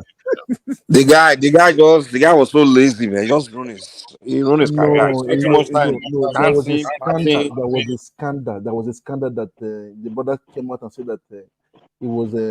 I know that Kolata and many people we want to talk now. Also, the brother came that he wanted to use black magic against Mbappe. Everybody had it. Yes, it came out in fact. Everybody started, but Danone, because everybody started being afraid of we blacks that we use black magic. I heard that. So it was his brother that said that. His brother came out. it was a big fight too. With his brother, still date, they're still fighting. You understand? So the brother said everything out that he wants because he said that Mbappe was taking it overshadowing his star. So so you understand? Mbappe father, I respect him a lot. He's a father that understands life. Colata, mon concord. You don't know anything. I'll say that in English. You don't know anything. This world is ruled. There are two ways in this life. Either you are in the supernatural or in the natural, and it exists. It exists. I remember when somebody told me to come and sorry for diverting. To come and take my family property that I'm the one going to inherit it. Somebody called me and said I should leave everything.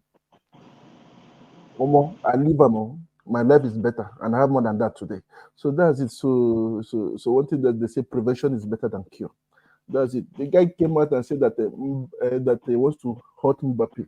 Mbappe came out and was telling his brother, please talk more. Where did you took my name to? Then Mbappe fathers went to Africa now. I came back. So that is it. So what is that? In everywhere there's jealousy.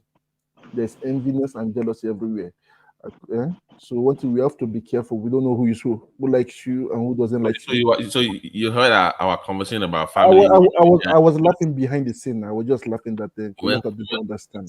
He wants to go and he wants to go and Mike, if you go or kill and discuss our family house. Repair Agbole. And come out now. Who? It's like collector. No fellow repair. We discuss only one brown roof house in to Agbole and pay a repair. Only by only you can go and do it. Money, my dog. So while last one, but that was just the conversation that got there. Money. I will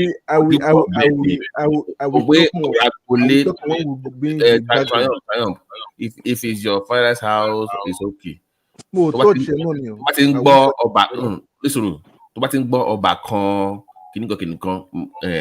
Just leave it alone. Once the father is away, it's away from you. Just don't even bother. It's not what. Okay, let me say it. You know, Mr. Mike, it happened to me twice. I wanted to destroy the house and put it for them. Gift, no new gift. Something happened to me. Bam. I say, what is the problem? So somebody called me. I said, leave something alone. I was stubborn now. I want to put my head again. I say, money the key juju. Nalayo, money no the key juju. Forget that one. When I lose the contract 8 years ago, nobody tell me. I ran away. I just left the building like that for them. They should be fighting. I want to go and build another place now. So that's it. So I understand. Not everybody has that jealousy in their family or their neighbors. You understand? So that's it. So everybody's hiding his or herself today. Why are you guys always afraid of juju? This people juju. My hand. Triumph. Mbappe dad is from Cameroon, right? Yes, he's from Cameroon. Mbappe and Pogba is Cameroon too now. Abi? No, Pogba is from Guinea. No, it's from somewhere. The father abandoned him. Guinea, something like that. Because they went to his village. He cannot even. But I don't blame. He did not. He built a very fine house for his mother's family. He did not do anything for his father's family. They are living in a hut. I saw the video now, documented in the whole France. People were insulting him. He can't even take care of his own father's house. He was thinking about it, but he said that it is his mother that brought him up. The mother's family did everything for him. So I understand. So he's doing payback. You understand? So that's it. So maybe it's time for him to resign. That's what they are telling him. You understand? It's time for him to resign.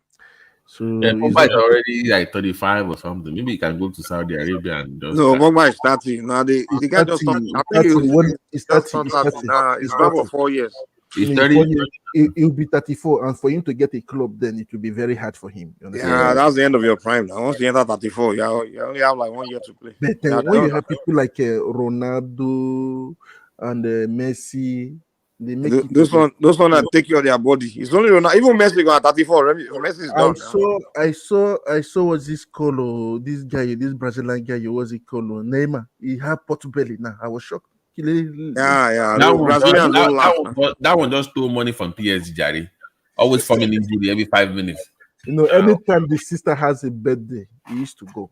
You understand? One thing is that is in the sorry to see you in Brazilian games, in Brazilian games, with the moment they clock that 30 years, they start getting enough fat. They don't pass that. I don't know why. Even I was Mr. Trump, when they were covering that case and when that lady accused Neymar of raping her, and they were covering the guy loves events. money. The guy loves money. No, I'm trying to tell you what happened now. Like when they were covering what happened that night, they said Neymar was drunk, intoxicated, that they had to send someone to the lady to escort him to the room. And I'm like, so this guy's a footballer and he's getting intoxicated. So I'm like, I see why these Brazilian guys they don't last. Look at that. Look at Ronaldo. Look at Ronaldo. No, try even Ronaldinho. All of them by 30 they are done. The original one, no, not Portuguese one. Yeah, they're Lima or whatever. If that one took care of his body, it would have been better than the Portuguese Ronaldo because it was better when it was really good. Though. Yeah, it was 29. It was done. Like you don't fast. Like now. Let me tell you one thing I respect about Mbappe. I like it for it goes to parties now. The father needs to go to, but he never drinks alcoholic, no smokes. He only drinks water. In parties, he drinks water. That's why Ronaldo career lasted that long. Mbappe doesn't drink alcohol. He doesn't. He said that he wants to be the next Ronaldo. That's what he's saying. That's his dream. And Ronaldo said that Wtih. So he admires. He said that his role model is Ronaldo. He said it out now. He's Ronaldo now. Ronaldo likes him. Understand? So they advise him now to go to Barcelona or Real Madrid. So he's leaving this year, before the end of this year. So that's it. So where is he going? He wants to win that best footballer of the year now. He's gonna have to leave France to do that, man. He has to go to either Premier League You cannot win it here. One thing they give it. He can't go to Premier League. He has to go to Spanish La Liga. That's the only way. He has to go to Real Madrid.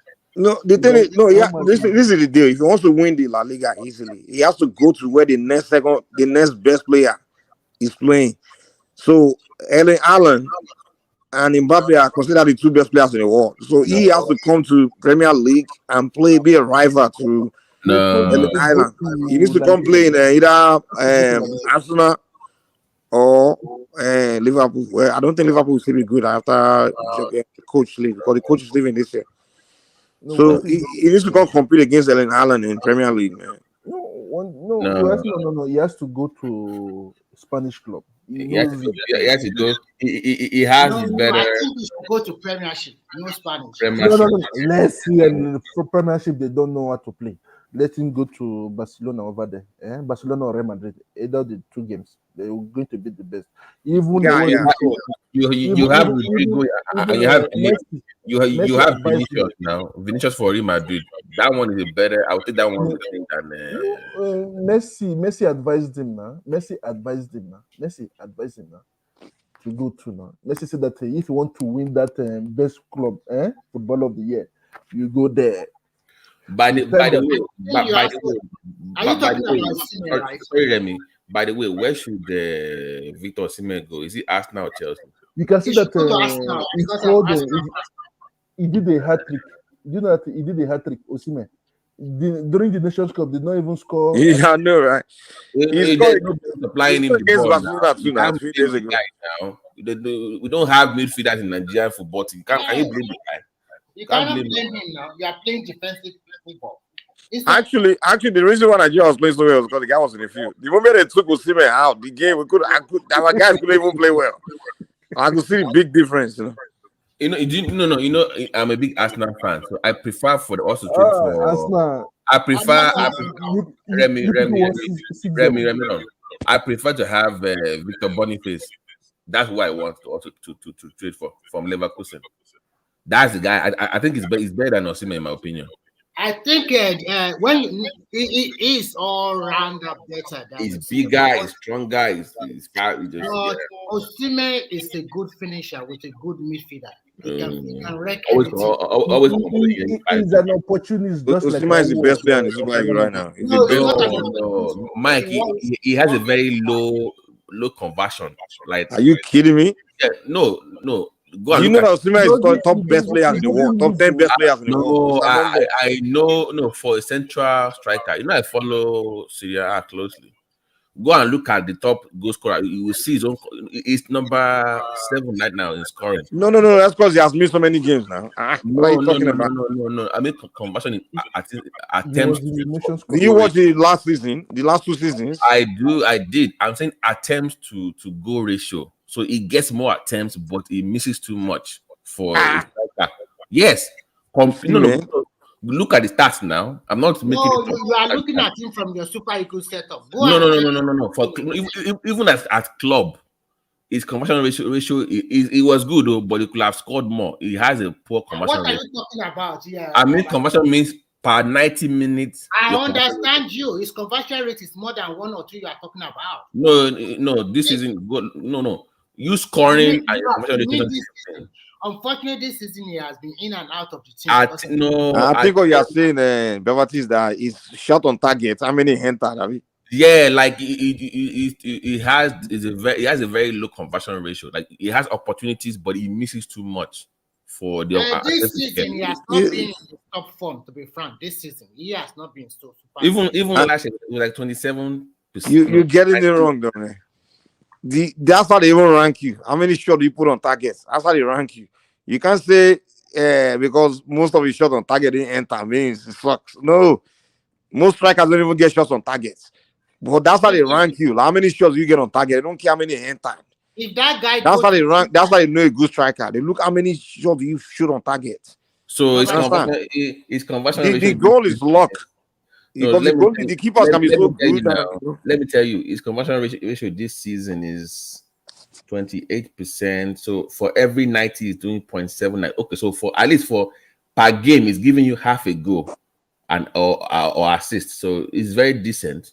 But top striker, you must be doing at least 0.80 and 25%. That is world. But let's go by the ranking of strikers in the world.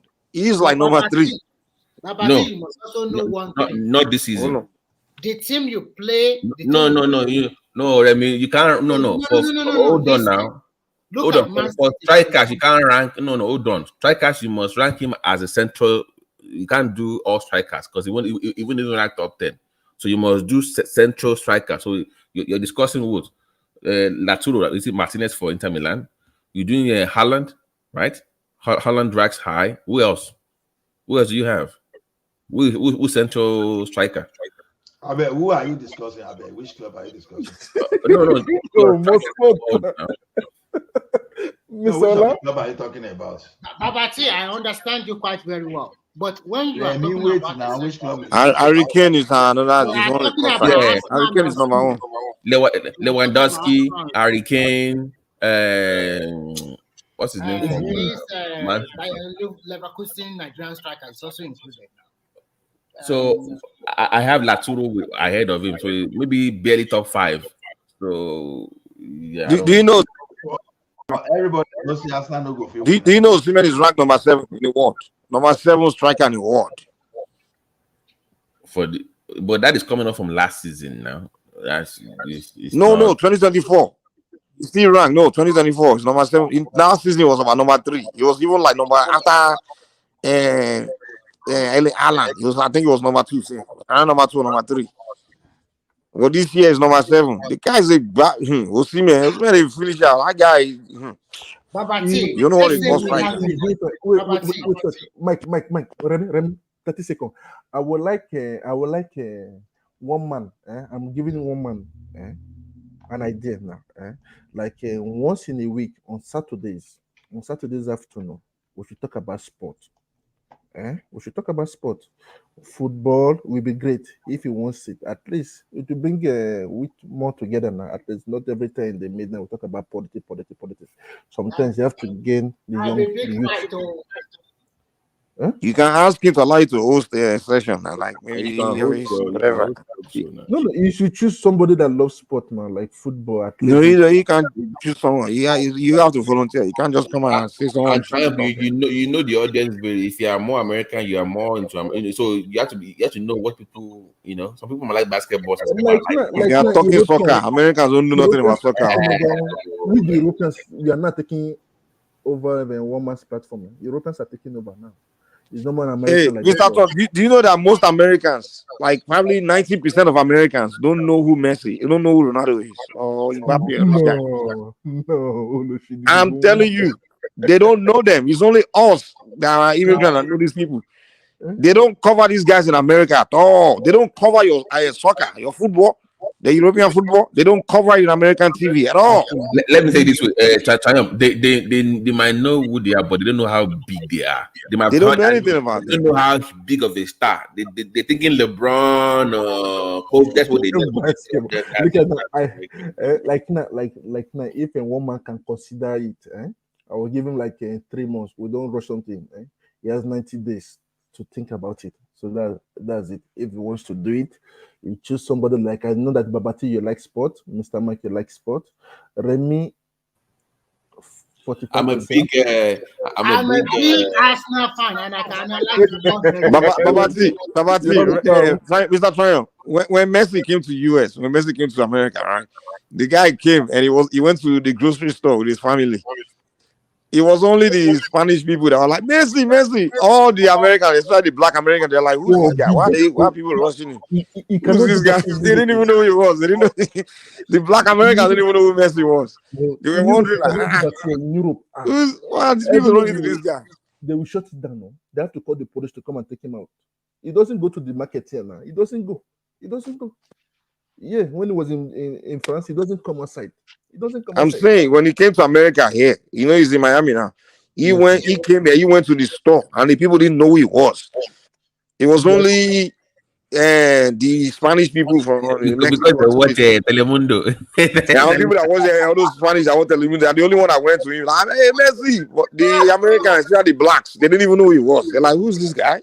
They just looking like, why are people going to this guy, this short guy? They don't know him. Because in America they like American football, okay? So they don't cover your football, European stuff. Football, basketball, baseball. But I was listening to one man earlier saying the Americans envy the English. I'm like, dude, Americans, they don't talk about England at all. They don't even know you. They don't. All these in it people. No one cares about. They don't say anything about it. They don't cover anything.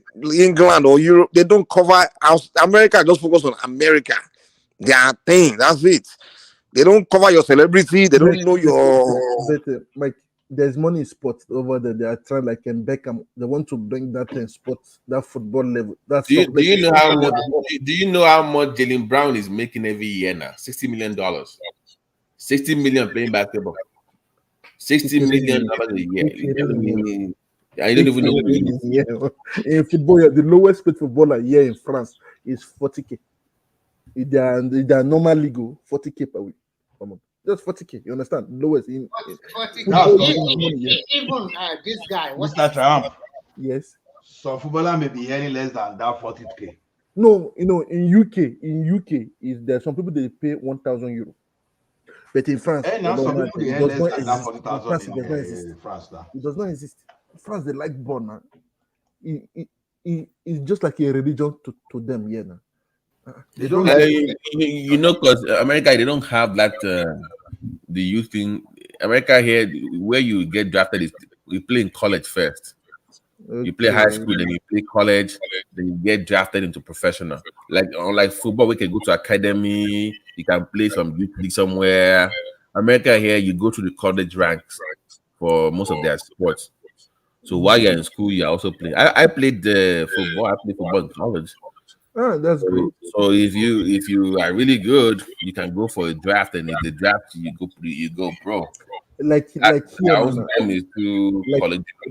Like my neighbor now. Like now, when they see that you're good, and the mayor, your family, they talk with the sport, the coach come to talk to your parents that you should go like Ikeba, sorry, like Mbappe, Mr. other guys. Traor, Mr. Traor, I come for They you. attends, wait first, attends, s'il vous plaît. Please wait. They will take you. They will send you. They have a school of sports here, university here, just for football. Then you start. Then when they sign you your contract, you have to share the money with everywhere you pass. They train you. Like now, when they sign Mbappe have to give his club. Understand? He started with in Paris little money to you pay them to you pay them. That's how they do things here. Understand? They will Mr. help Trump, you. I not going to let you run away.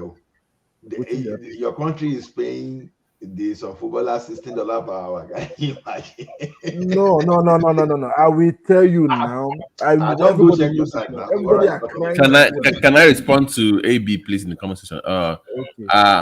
I'm a big Kobe fan, so I'm not I don't like LeBron. I think he's a crybaby. So to me, Kobe Bryant is the greatest basketball player of all time. No, it's That's MJ. that's my opinion.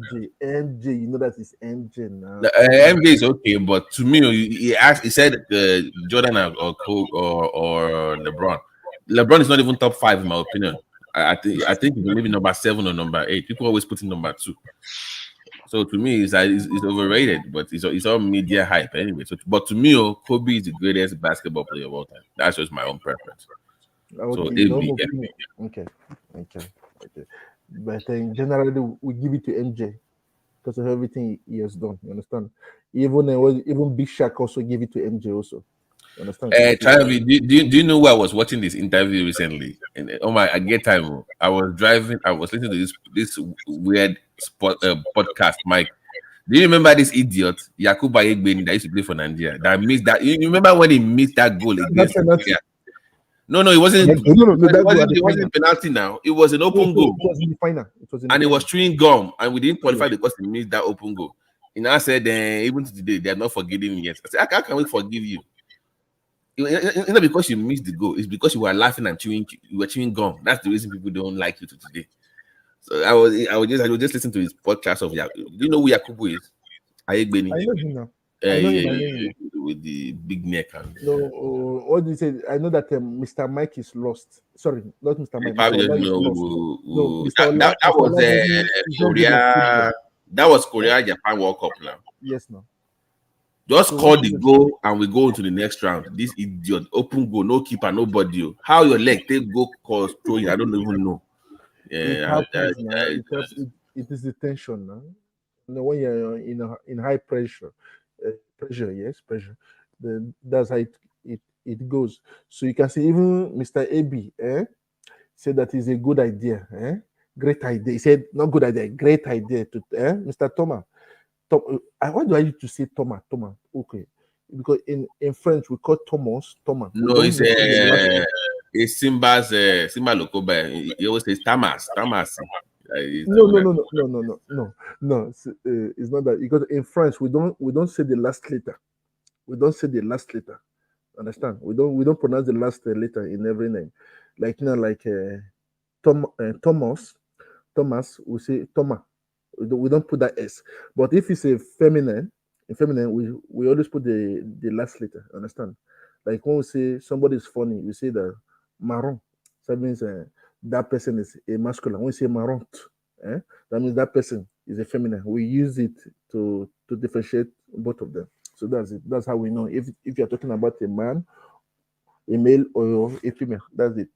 So at least it would be a very good idea. On Saturdays, we take like 3 hours. We talk about after the Premier, 1 hour before the Premier League, games. Then at the end, we talk about the goals and everything. We give out the highlights and everything. What happened? We just choose We're going to choose Spanish League, Italian League, French League, the British League, Premier League, not Scotland.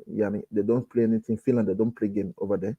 Then you choose a few clubs in the American League. Then we add basketball, no cricket to India, no rugby also. That's not our game. Understand? Just to bring bring them together. We can give highlights like sport news. That's it. Just to make everybody happy. Understand? Just to say it out. What maybe we're going to do it live to make people to comment that knows about them, and that's it. At least it's going to be great. It's going to be great. That's just it. That's only what I have to say. And again, maybe in the future also it can also add also economics. People that they really have business that is thriving, not limping. No, we have businesses that are limping in one leg, and we have business that are thriving. Understand? People that are doing well, they can come in, and you have to start inviting them. So that's it. That would be great. I know that he's listening. I know he's listening. At least he's going to make his decision. That's the two areas I would like him to tackle. Understand? That's it. So people can come and give talk, and again, people that can talk, that people that have results. Without results, you cannot talk. That's just it. Okay. Thank you very much. Okay, that's it. Look like sports don't carry everything. Go. When we talk about sport, everybody relax. So that's it. That's it.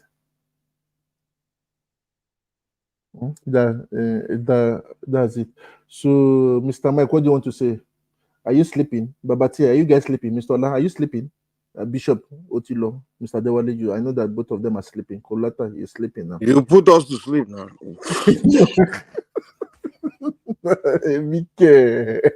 Your French, I'm not boring like that now. I'm not boring now. Babati, am I boring? You've been in France too long, man. You know, by the way, so on the Triumph, was your accent this way before you left Nigeria? What happened? It's like I'm Baba Willie now. I'm Baba Willie. You know what I'm saying, man? You know what I mean?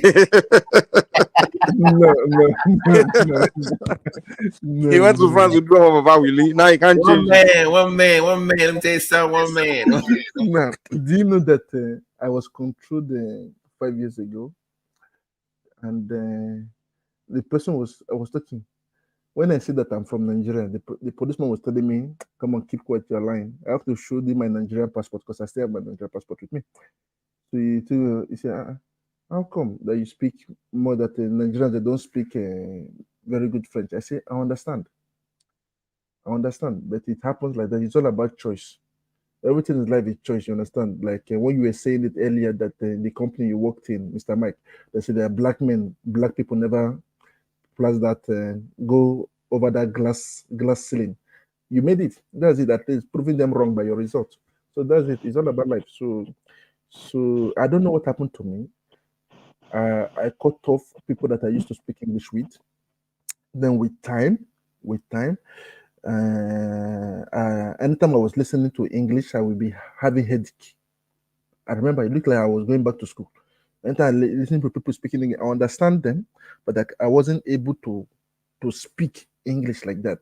Even sometimes I was a bit ashamed that I cannot even speak. Even when I went to Nigeria, they were laughing at me. I was just looking at that, say it's not your fault. So it's only when I start speaking pidgin English, at least I managed. But it's the culture here now. I only speak everything I do almost 90% here. I speak French. The only moment I speak English is with my families in UK or other parts of the world. That's it. That's when I speak English. But everything I do here is French, and I enjoy it. But if you come here too, you do the same thing now. Mr. Mike, you the same. You do the same thing now. So that's it.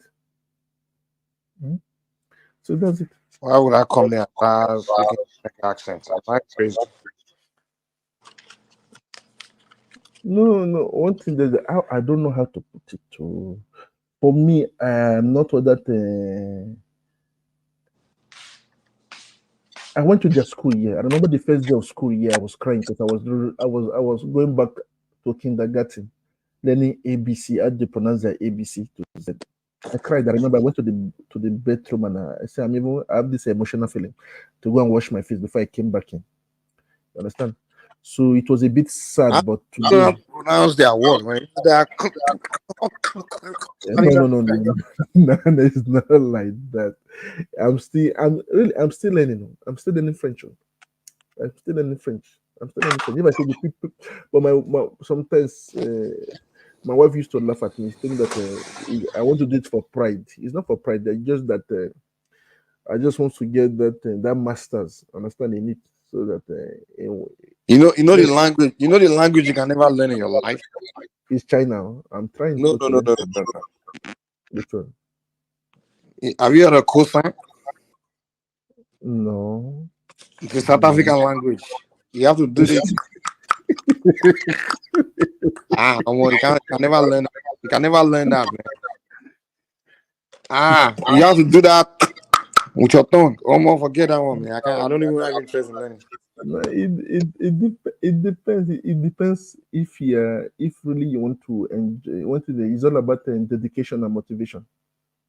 If you have discipline, you will learn it. I remember now, because I was an illegal immigrant here before. I'm a citizen today. I was an illegal immigrant because of that was then. So I wanted to do some. So I remember I was an illegal immigrant, but I remember when they told me to stay, that I was laughing. I said, "Stay here." And I wanted to go to another country in Europe. Now people were forcing me. People used to say. So I fell in love with somebody before my wife. Then that's what made me to stay in France. Understand?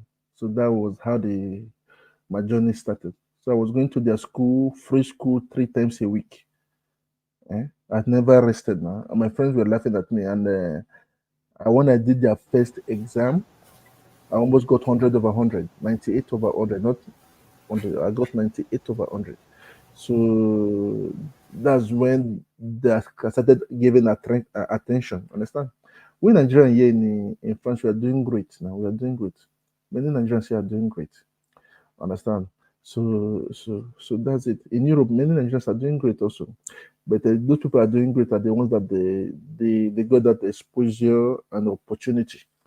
So as for me, my home, that's what I used to tell people. And I learned something. I don't want to be giving my own experience anymore. I have to generalize it. Each people, it depends individual. That's it. At least I tell people that if they can replace you in a job, that means that they don't feel your impact when you leave. That means that you are nothing in that place of job, the way you worked before.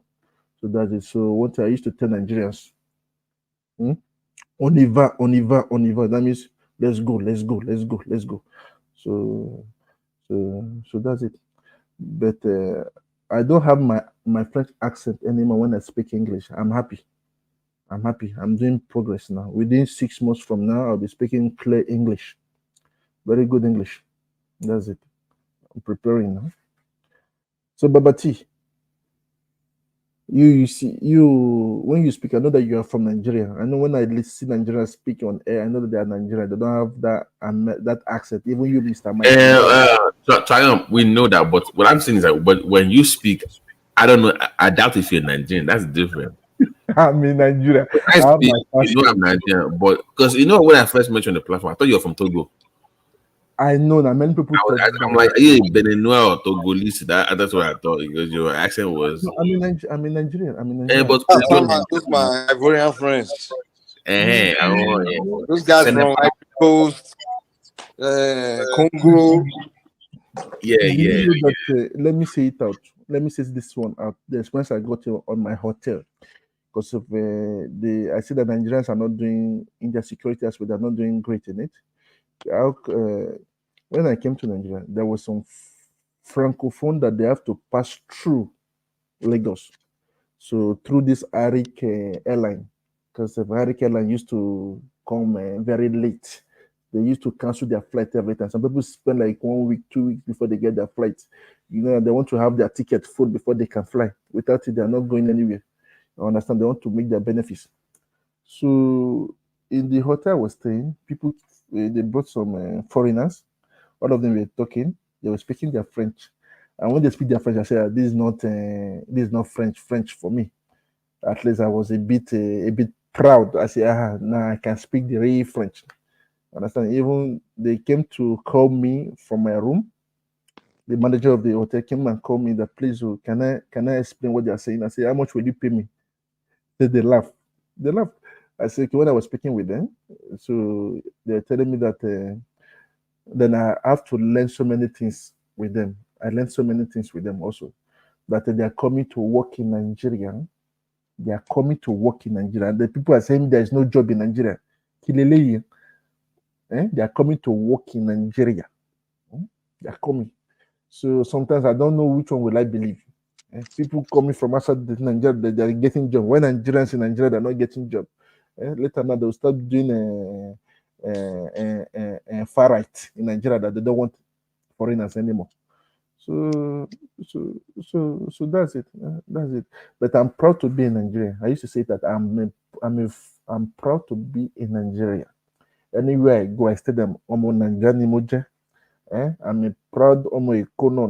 I was born and brought up.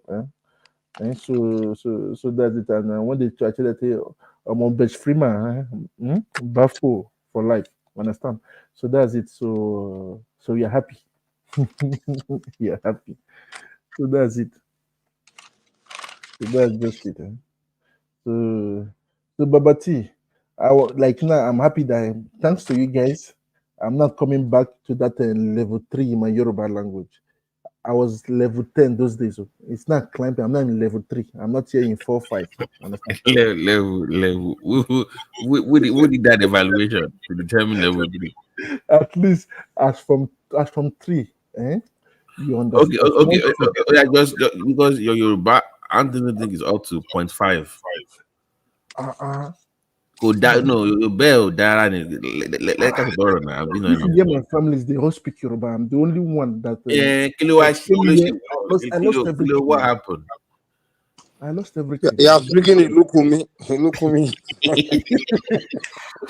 No, I lost it now. I lost that Yoruba, but when Yoruba speak, I used to interpret now for the government now. I understand it now. Understand? But I don't have that fluent that when I speak, as I'm speaking English now, sometimes I have difficulty. I have to think, am I speaking French or English just for the pronunciation, not to say anything out of line. You understand? At least give me some. You know that I used to speak Yoruba, Hausa, Igbo before. I speak those 3 major languages. So I speak them. So that's it. So let me catch up back with the Yoruba, then Igbo, then Hausa. Then I'm good to go now. So that's it. Just I have to bring everything back. One thing that when you're in the Western world, you will lose everything. Huh? Like now, AB is making fun of Mr. Remy. Mr. Remy, they say that that he has a Chinese accent when he's speaking Yoruba. I started laughing that you have a Chinese accent, but that's good now. When you stay a long time in somewhere, that would be great. That would be good. So that's it. So that's just it. But what's it called? Mr. Thomas. You know, Triumph. Let's say one thing. Thank God you're not the pastor because he won't have members. You know. I'm kidding. I will have members. I'm kidding.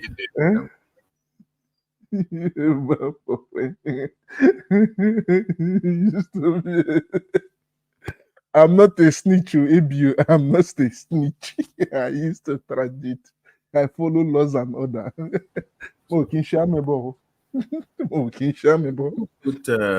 was trying to send. Okay, thanks. I think one man just sent the link for Kandu and Prince Daddy. Come up, man. You're a Kobe fan.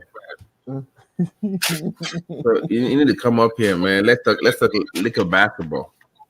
Because all this, I don't like LeBron, but you know what I'm saying. I don't like LeBron like that, but you know, I'm a Kobe fan. I will only start becoming a Laker fan again when LeBron leaves the Lakers, so we can go back to what we were before the idiot showed up. I can't stand that guy.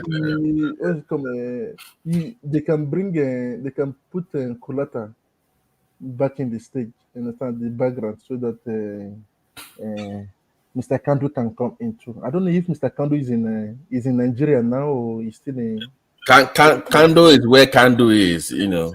At this point, Kando can be Kando can be on a yacht somewhere in the Barbados. You know how Kando does, you know. I still do North Carolina. The what? I The what? still do North Carolina. I thought that you're home already. No, I'm leaving Thursday. Okay, you changed the date. Where you going, man? You going on vacation or something? I'm going to go see my dad. Nigeria, Lagos. Oh, I'm going to my heritage town, Lagos. That is it. You know what? As an exam man, I will excuse that. I will. Let's just move on. Okay, I won't say anything. I know you want me to say something, but I'm not going to say it. He's going to eat. He's going to eat organic amala. He's going to eat amala. No, Triumph, you missed what he was trying to do with that. When he said that, I know what he was trying to do. So, but I'm not going to fall for that trick. So, Kando, I'm not going to say what Mr. Triumph, yeah, I'm not going to say it, but it is what it is. You know. Mr. Triumph, Mr. Triumph, I wrote something earlier when you talked about how wonderful France was helping all these African countries. I wrote,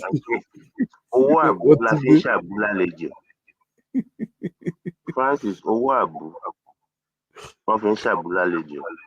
It is the East African countries' money that they are using to help them. At least we don't need to go back there though. At least they're doing something for them now. They're helping them.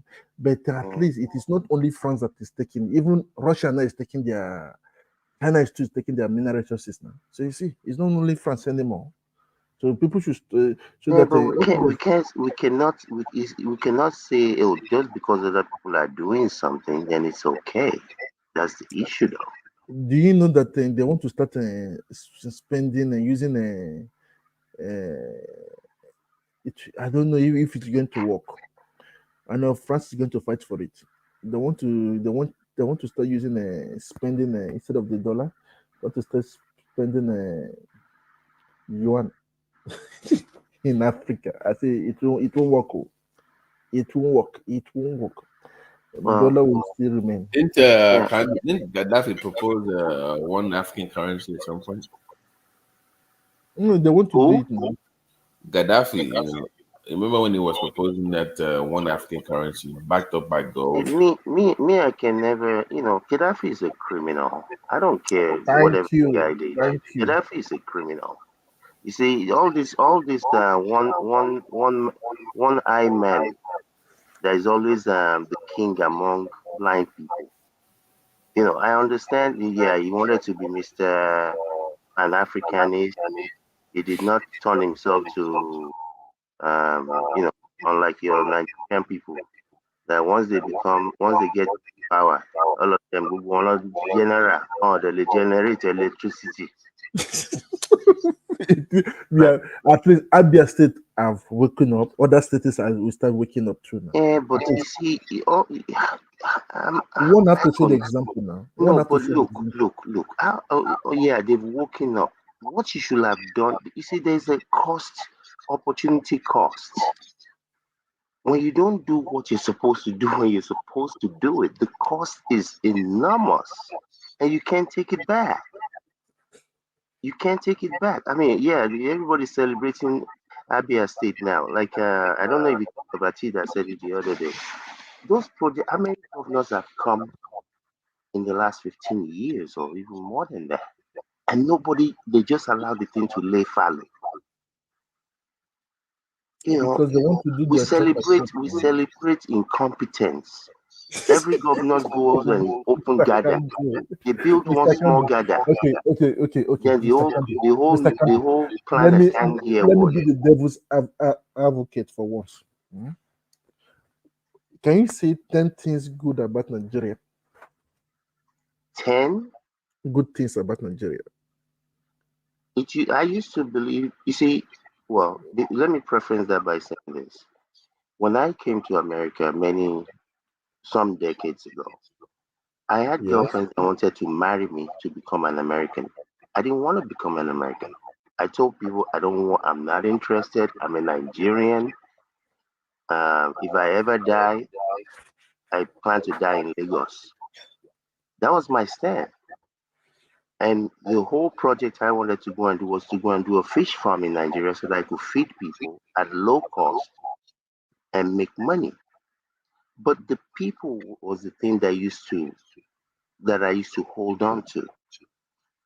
The people, the average people. But those average people have now been bastardized. All this saw already Nobia because of the things that these people have done. Okay, say something. I want to bring the I list. don't. I'm trying to tell you. I don't even know what one. It used to be the people. I used to say the people are good. The government might be bad, but the people are good. Other than that, I can't point to anything. Honestly. Nigeria as a whole, over 200 million. I said the people as a group. Okay, as a apart group. from the people. Aside from the people, there is nothing. But I preface it by saying you're not Americana. You're not Americana. No, I'm not Americana. I'm a Nigerian. I'm a Lagosian. Via Egba. So, Babati, okay, Babati, say 5 good things about Nigeria. 5 good things about Nigeria. Okay. The food. That's number 1. Thank you. Sorry, the food. The women. D'accord. What? That's my own perspective. Okay. Business opportunities if you look in the right direction. Okay. So untapped. Culture as a whole. I mean, especially from the Southwest. I mean, so the culture itself, and that's the 4, right? 5. Just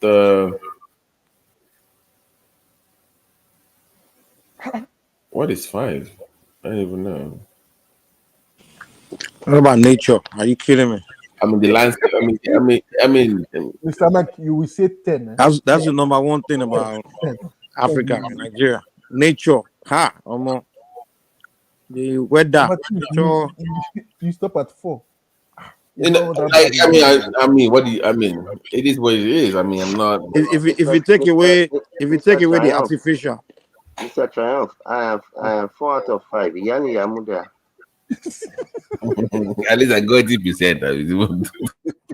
Ogamo pass, but 80%. No. Yani Yamuda in the year mobe. I do need 1 by I pass. I feel like okay, Mr. Mike, tell me 10 things good about Nigeria. Say it again.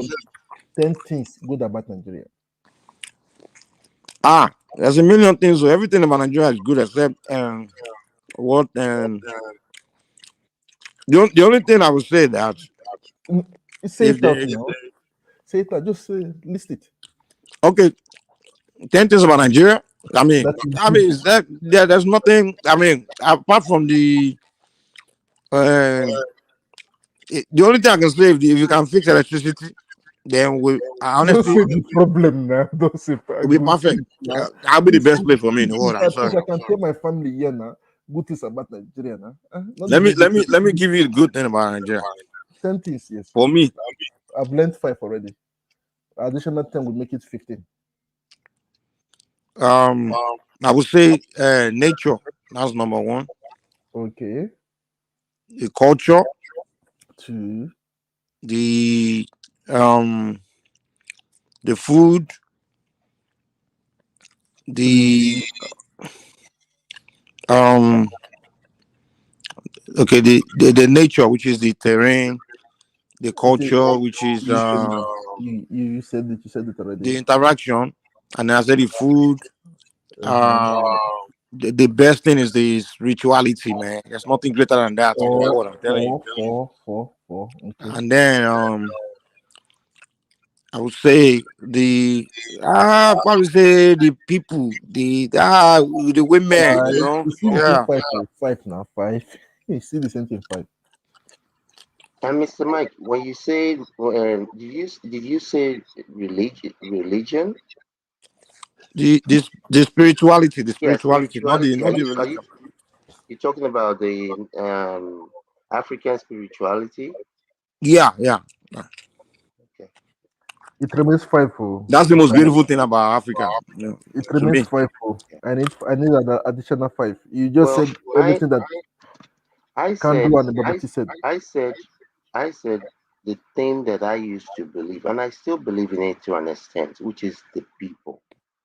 But you see, I won't say the people. To me, the people can be what they want to be. They can be good and they can be bad. You understand? I would say what the people were meant to be, they're not being that. You understand? I would say, But what about the agriculture? I'm not yeah, the talking land. That's about. why I say the nature now. I'm not talking about when I say the things that I'm saying. Yeah, if you have agricultural land that potential, but what has that produced since 1970? Has it made you? Has it made? Please. Hold on. Has it made you? Um, um, has it created food independence for you? So I'm not talking about potentials. I'm talking about what has been. Where are we? Where is not about. When I say the people, part of the reason is if you have a chance, look on YouTube and type in uh, um, barista, CR1M1NALS barista, the truth. That song, I think that song, I don't know what year it came out, probably 1992 or 91. I mean, that is our truth. Whether it's Agbada people, whether it's soldier people that have come since 1970 or thereabout, we have not lived up to our potential. Well, Mr. Can Food do. wise, There's a difference. If they ask you that, the good thing about Nigeria and the good thing about Nigerians is two different things. Nigeria itself is separate from Nigerians. You understand? What Nigerians, the way you experience Nigerians is different from the way you experience Nigeria. Like me, if I say what I love about Nigeria, it has nothing to do with Nigerians. Like if I say the nature, if I say the spirituality, that's Nigeria for you. If I say the weather, that's what has Nigeria. that spirituality done for Nigerians? Spirituality does what you No, what has do. it done? Not does. What has it No, done? What advantage? spirituality cannot do anything for you. You have to use spirituality to do for yourself. Okay, You then understand? So, what is the importance of that whatever that thing is, in this case spirituality, that is not beneficial to the group? it is beneficial to the group. The In what group, sense? well, the group don't practice it, so you can't. The group have separated themselves from it. So what is Virtually to 90, to 90, me 90. Let useless? me say It's this now: not 90, more than 90% of Nigerians today are Christians and Muslims. They are no, they don't practice their ancient ways. They don't practice their ways anymore. So whatever issue you are dealing with, you have to go. You have to, if you want to blame it on the spirituality religion, then it's got to be the religion that most of the people practice, so which what I'm is saying is if you okay, yeah, I think the question was, can you say five good things? If you calling agriculture or the fertile land that Nigeria has, to now be able to extrapolate and say that's a good thing, you have to be able to show what that the result that good thing has produced.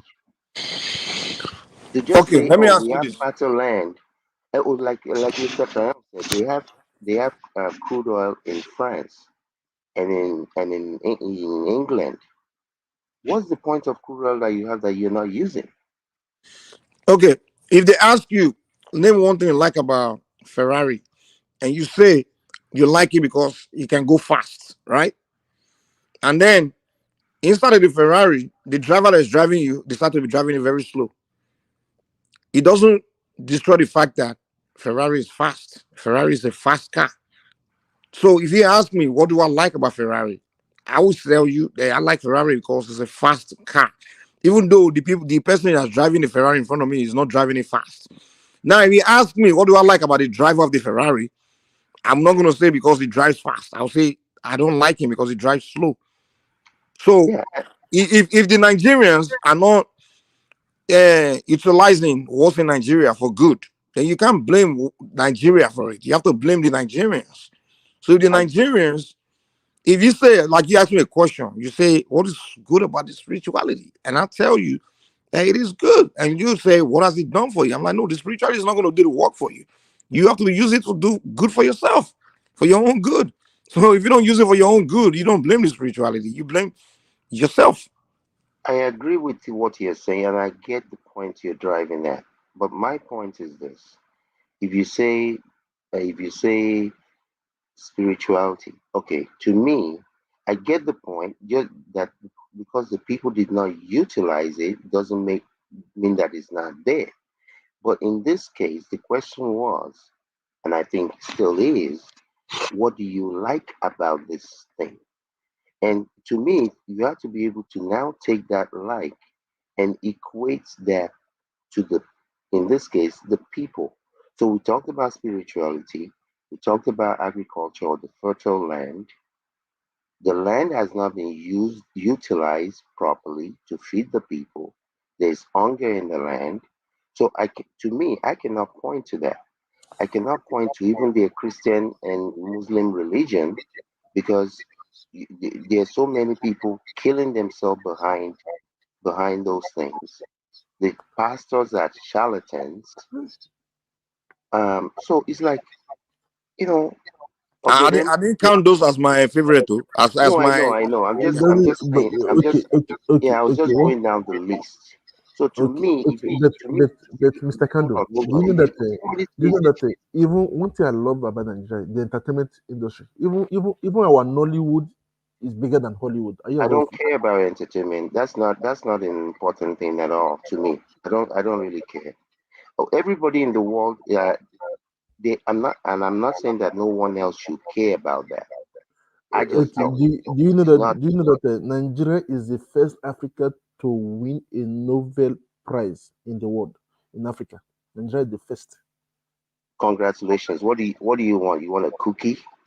No, at least something good, nice. Our pride No, now. that's look. I'm not saying that literature is not important and this is not important and that is not important.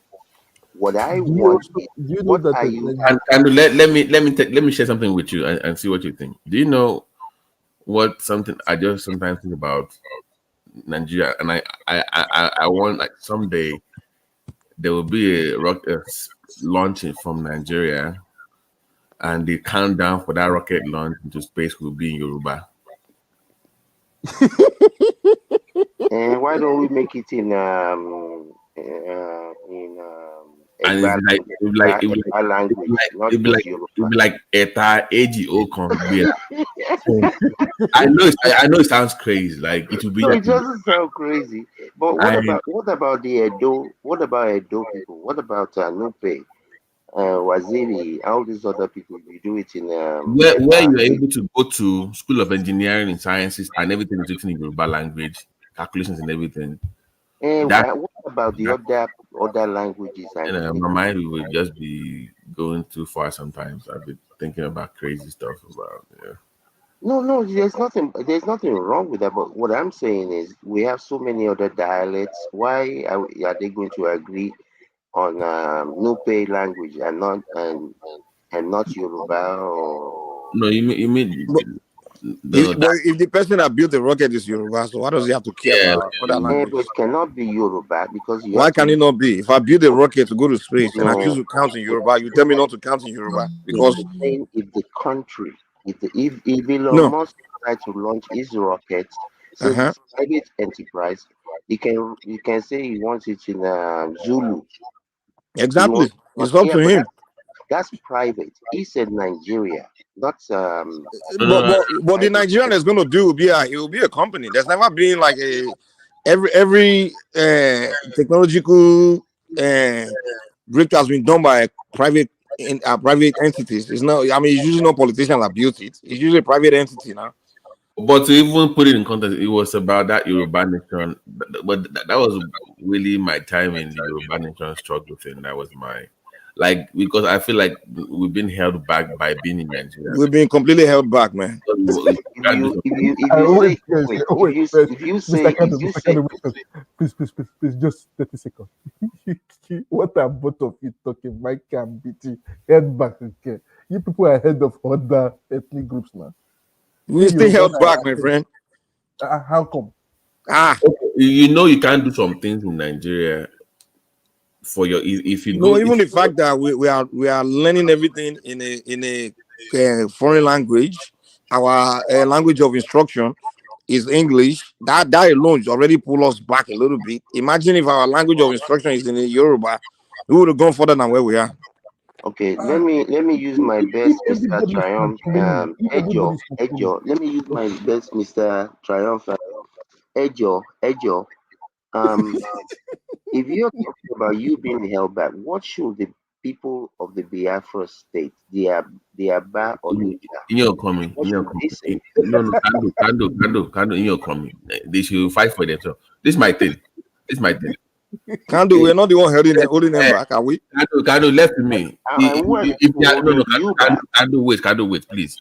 If you hold in my own, if I had the power, this is what I'm telling you. If I had the power, anybody that owes any electoral office in Yoruba land or in government of, you must be able to read and write Yoruba fluently. That's what I believe too. That the language of communication, language instruction in Yoruba land should be Yoruba. And we would have gone further, very far. At least twice in the week, you must conduct everything official in that state in Yoruba language. In the House of Rep, everything has to be done in Yoruba language, or maybe I'm fighting for one Nigeria. That is the way it's supposed. One united Nigeria. But it doesn't stop us from being Nigerians. Yeah, we're still Nigerians now, but we're still Nigerians. We're just talking about our space, our land. We have to do. How can you abandon who you have been for thousands of years to start something new? Don't you guys think that back in school, you must pass Yoruba, have a son. For now, they think you can do economics and you don't even need to take language anymore. Yeah, but don't you all think that ship has sailed? What do you mean? What sense? Bring that ship back.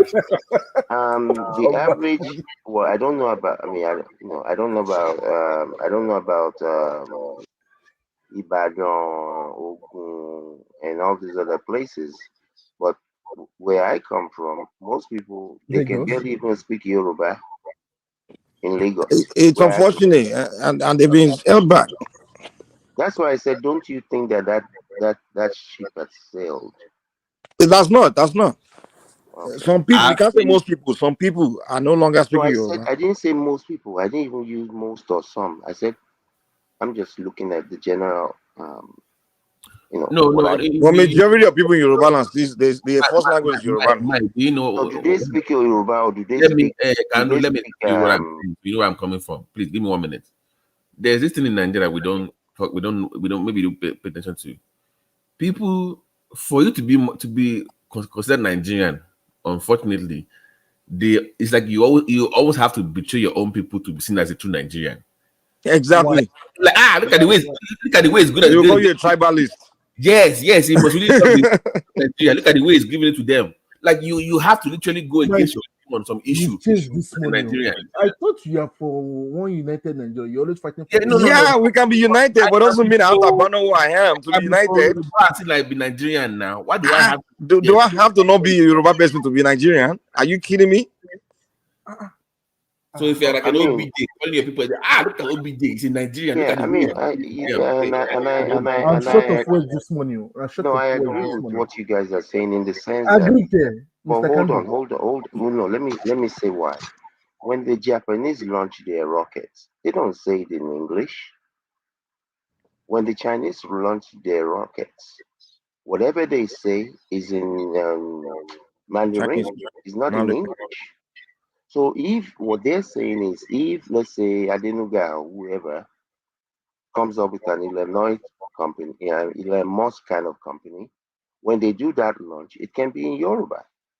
If a For guy in what? Kano, We have if a a guy in universal Kano language comes up then. with the same thing, We have a universal when they language do in their Nigeria. launch, it can be in whatever language.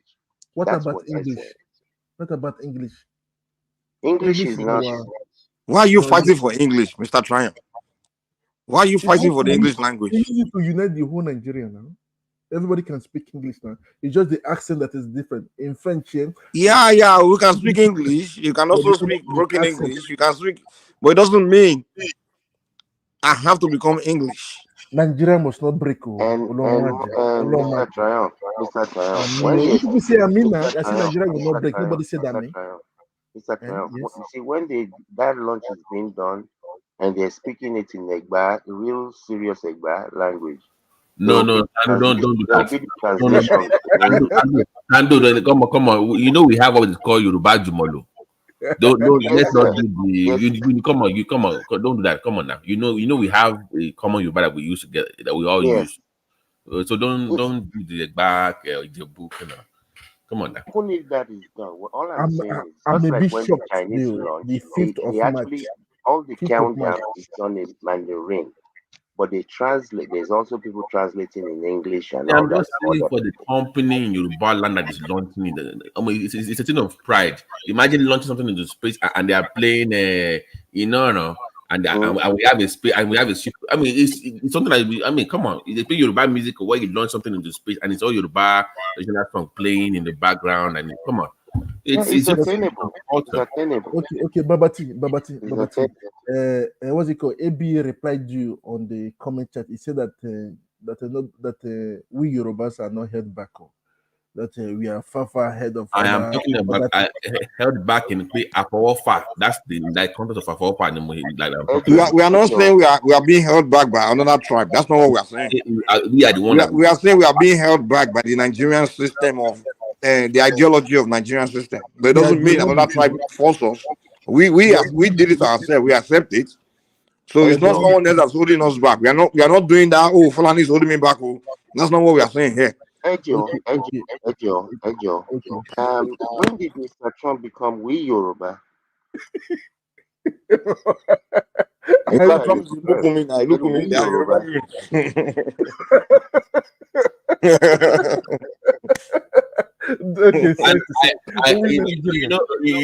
Can do on Twitter. I was following when they launched the Blue Line in Lagos. On the Blue Line they make the announcements in two languages. They do the English and they do the Yoruba.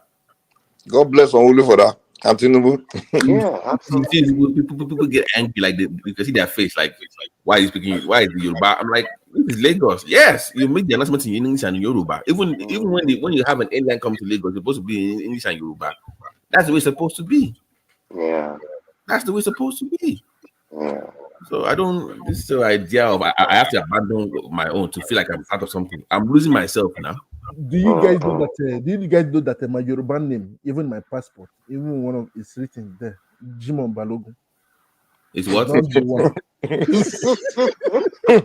Triumph, just stop right there. You can't even pronounce your name well. That's your name. No, Jimon Balogun now, because I was born. Triumph.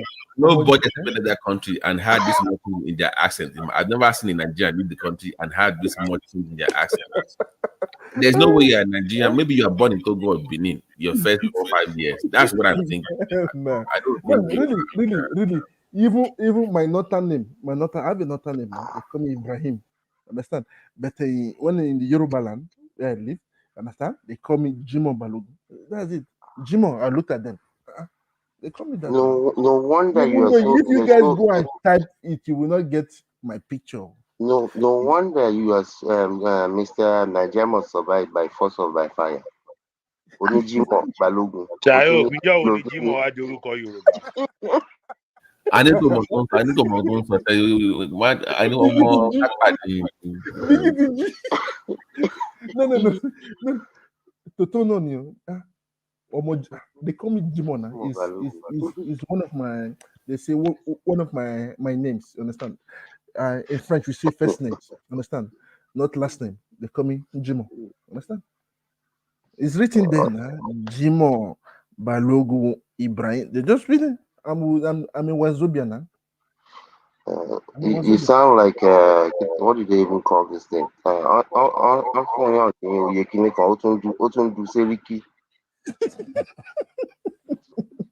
Biggie.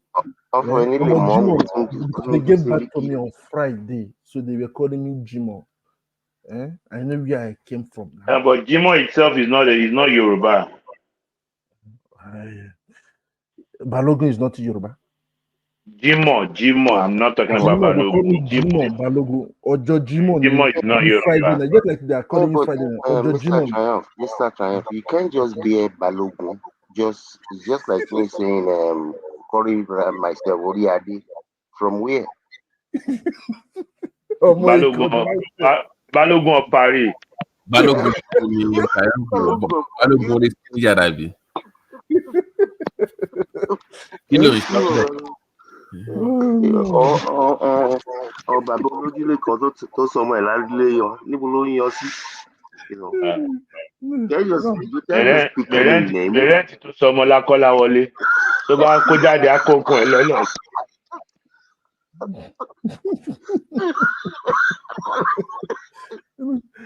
Oziko, I remember when my parents hopeful day.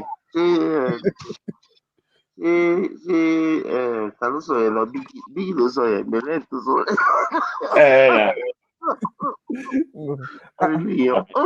Bàtí mẹrẹntì sọmọ ẹ lákọlá wọlé. Ìjọ tó bá kó lọ lọ́dẹ bó bá kó kọ ẹ̀ dání. Ó kọ́lá bọ́ta nìyẹn. I was speaking to someone the day before yesterday. I said there was this song of Gbenga Adeboye I was listening to. Well, not song, no, but one of his. It was like that God should call on Mamu. Wow, you've been renting a house for 30 years, and now they call you chief tenant. Oye buruku.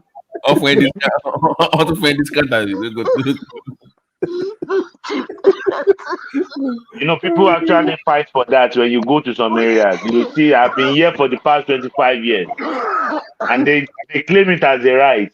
They have a name for it. No, they have a name for it in Nigeria. I've forgotten the name.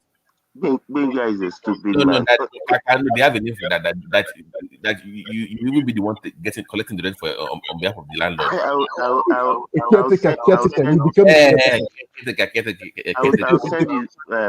I'll send you the link to that Benga piece. It's unbelievable. He said you'll be like, Momojo tí madam bẹ̀rẹ̀ sí kọ́lé kejì. Èmi kan mo mú lọ sí lọ́tún ara block. Ìbẹ̀rẹ̀ orí burúkú nìyẹn. But sincerely, Gbenga Adeboye, I've never seen a talent like that. I should love his. You don't get the story of Itu Babata. Annie, we went to London for that day. Uncle Tokumba. I was there in 1975 when they built that bridge. That London, I was there. So yeah, it was a very. You hear the story of Itu Babata and Laisi Abeshukule. I had to follow this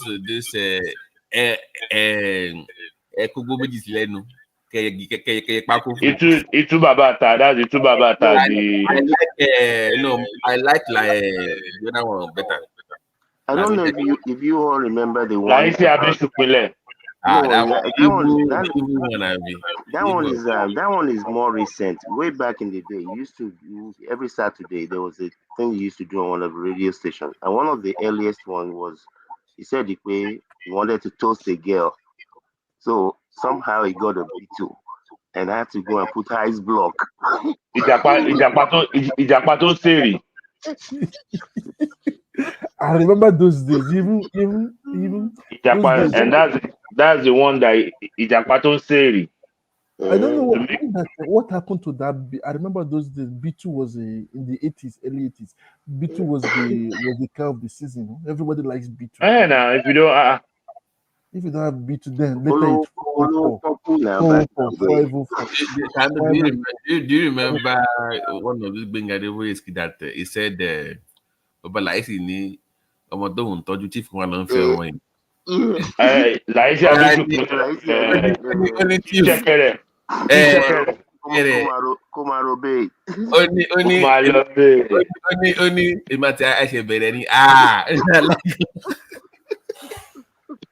ó ní chief ó sì fa epo láti inú ọkọ̀ kan sí kan àbíkò lọ́bọ̀lẹ̀ ní torchlight. Olúwa máa olóhùn sọ pé ọlọ́run ọmọ kù ṣẹ́. iná bọ́lẹ̀ ní torchlight.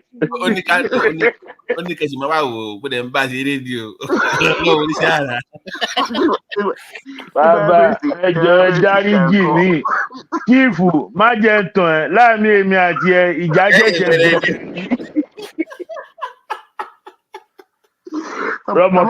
Rọ́mọkẹ́ ló dá wà lálẹ́ Rọ́mọkẹ́. ó ní Rọ́mọkẹ́ tí mò ń tọ́ ìdí ẹ̀ ní gbẹ̀mùgbẹ̀mù bí ẹ̀fọ́ ẹ ti dùn.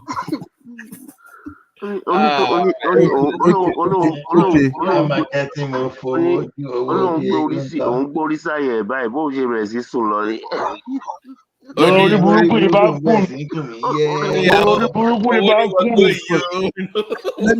Let me ask you guys a question. You want to tell me that Jimo is not a Yoruba language? It's a Yoruba language now. Try and bless Okay.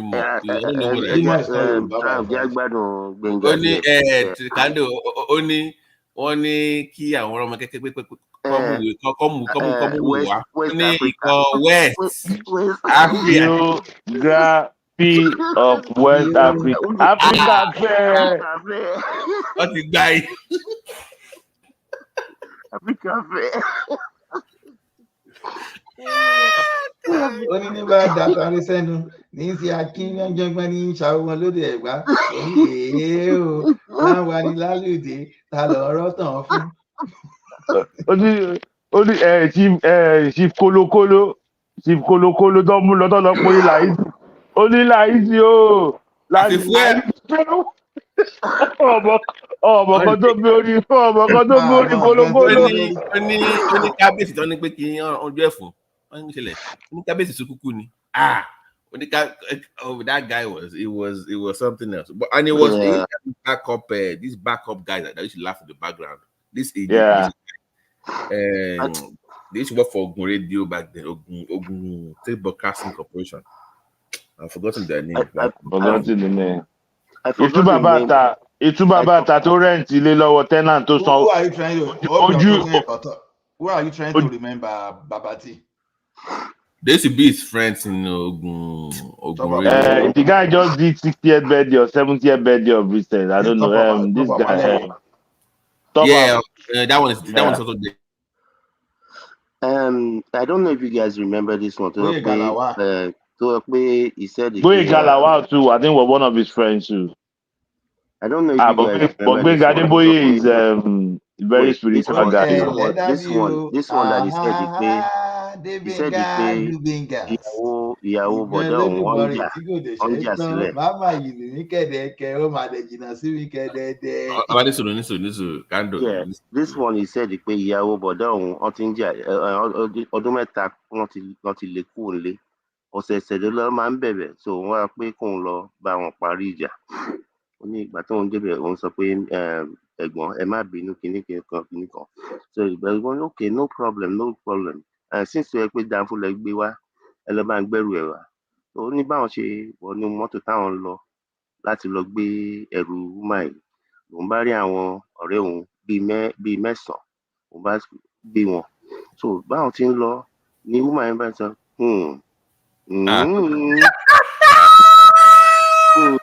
wọ́n lọ lùgà sí ẹnu yíyan ó ní bọ̀dà ẹ má bínú ṣe rọrọ̀ tẹ́ sọ yẹn kì í ṣe bẹ́ẹ̀ tó ṣe rí ṣẹ́rí ẹ̀gbọ́n yín ọmọgbó ẹ̀jẹ̀ mọ̀ ipa lọ́ta ọ̀tá wa pọ̀ abẹ́ gàrí la máa ń dì í sí. Obìnrin olórí burúkú yìí ọjọ́ wẹ́wẹ́ tó fi lé e jáde òun náà ló bẹ̀rẹ̀ sí ká gbogbo àwọn èèyàn tó wà ní mọ́tò ìṣọmọbí náà ó ní àṣebọ́rẹ̀ yìí ni wọ́n. That is stupid. Ìtúbà bàtà tó ní kan sin láńlọ́ọ̀dù òun lóye ọpẹ́lọpẹ́ ọlọ́pàá wọ́n ti ń kọrin ìdágbére fún àtúnláyà wọ́n ti gbé láńlọ́ọ̀dù sínú kòtò. Truly unbelievable talent. Truly unbelievable. You can't make that. Oníkàwọn ayé bá òun dá sí. Láńlọ́ọ̀dù kọ́lé ojúlé mẹ́jọ, òun rẹ́ǹtì ojúlé mẹ́wàá, òun rẹ́ǹtì mẹ́jọ, òun dẹ̀ sanwó 25 years. Ó ní ẹjọ́ ta ló nílé. Truly unbelievable. Do you remember the one that he was selling Ogunko to Wuko? Okay. Àtọ̀sẹ̀ tó kọjá tí mo ti dé ló yẹ kí n ti máa ṣe. But that one, any I want to be London. Wọ́n fi Mercedes kí mi. Wọ́n fi jọ́t kí mi. Caterpillar nìkan ni wọ́n yọ́lẹ̀ tí wọ́n gbé wá. Ọlọ́run á pàdé náà rẹ̀ wọ́n lára. You know it too well. Because he said, let me remember. He said, "Ikwa uko ni koloda ni celebrate ni ko fini." Let me mean abiko dokuwo.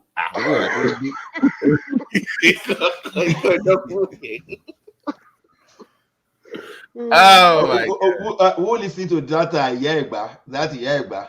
Oh, the testimonial. Yeah. Only if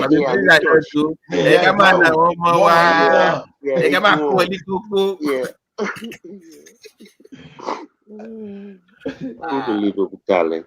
Èyí tó sọ pé Obama ti yọra ẹlẹ́nu, Obama ti mú ìjóògùn kan ní abẹ́ bẹ́ẹ̀dì mi kó wá àti bọ́tù Sir Michael yẹn kó ṣáná sí kó wá máa sọ pé ọ̀tún bẹ́ fún òsì bẹ́ fún òsì bósì.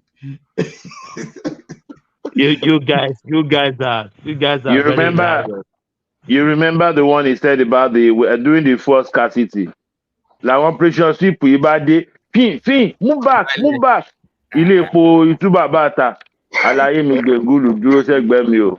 Àwọn ọlọ́pàá ẹ̀fà epo tó wà nú mọ́tò operation sweep yẹn kúrò. Epo tó yẹ̀jẹ̀ gbèdé kò gbọ́dọ̀ mísì méjì tó wà nú ẹ̀ o.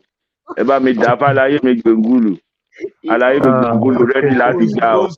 Àdìpá fún Ọ̀rúnmìlà. Nígbà tí wọ́n sódì ọ̀tẹ̀ wọ́n ní Ọ̀rúnmìlà. A ó dì ẹ́. Ó ní ìrọ̀lẹ́ pa.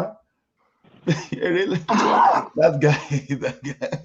Man, I can't. Man. Guys, Ileya, let's go home. Put us in the background. This is the one. Put it in the background. Let's go. You've changed the section to a comedy section now. The section is now comedy section. Yeah. Thank you, everyone. Yeah, thank you. If I may, when I say we Yorubas, you say everybody's claiming Yorubas. Is claiming Yorubas. Sorry. By the way, let me confirm let's even see if Times is actually Yoruba man. Do you know Bengadebo is Triumph? No. Wow, no way. Triumph is not Yoruba. Triumph was not born in Nigeria. There is no way. It has been confirmed. No way. If you don't know Bengadebo, throw us in the background. Thank you, guys. Yeah. Oh, thank you, everyone. You've been very amazing. To the comment section, to our listeners, to our haters, to our the one that love us. Yeah. God bless you. Thank you, everyone. See you guys. Catch you on the other side. Carry the conversation in the comment section. I said, peace. My convoy is 5 vehicles, and you cannot buy fuel unless I'm inside the car. So I will pay them. No more. I know. The governor was paying for petrol himself for his convoy. When they get to the gas station, he will come out and bring out money and pay. In fact, at Oka government house then, when he was governor, forget about drinking champagne, what they are now doing there. Then he gave out old newspapers as substitute for toilet roll. If you are going to the toilet, you just to save money. Yeah. He was going to run somewhere. He said he's going for interview for job. Peter, can't you give him a job? Peter, can't you do this? The boy doesn't even have. I said, none of my children have car. I was the only person who is governor and bank chairman, not to them. Isn't that mesmerizing? But I know that Peter B. I know that he's a smart man. You know? But the governor, that Obi, did he say anything about that 200 million from security vote that he was caught? His convoy was trying to smuggle out of the country. Did he say anything about that? No, he didn't. No, but he talked about that 72 billion he left behind for his handpicked successor. Because when you hear that Peter Obi left 75 billion, If anybody doubts it, call me. I know where the money is. I kept it. Did he talk about? Yeah, he did. Yeah, he did. I know the man that he's now fighting. You know, remember? Yes, I know. Of course. Did he talk about what is it called again? The liabilities he left behind. Did he talk about that? No. Like signed contracts that were not paid for. Did he talk about? No. Like thousands of workers that he hired during the last weeks of his administration without provision for their pay in the budget. Did he talk? No. But definitely he must have talked about the millions and millions he was dashing out to schools, churches, town hall, traditional. Yeah. At the end of the administration, he was just giving out money without appropriation. He talked about that, huh? Of course. Of course. Okay, one last thing. Did P2B finally explain how bodies of Biafran activists ended up floating on Anambra River when he was governor? Did he explain that? No, he didn't? Why? It must be an omission. It is the turn on the Southwest. The Southwest has never been president before. But we've had Olusegun Obasanjo. No, Olusegun Obasanjo is an Igbo man. He came from Anambra State. His father is an Igbo man. Do you have evidence to this, sir? My friend, it is he who should come out and say, no, he's not an Igbo man. Everybody knows that he's not a hidden fact. I'm going to be president of this country, whether you like it or not. And I will preside over the affairs of this country, including presiding over you. I think you must start adjusting to that reality. The sooner you do that, the less chest pains you'll have when that reality comes. Recovery, because we've been through... Oh, where's Governor P2B? Has run away. They should go and bring him for me. I need to talk to him about a few of those. Go and bring him.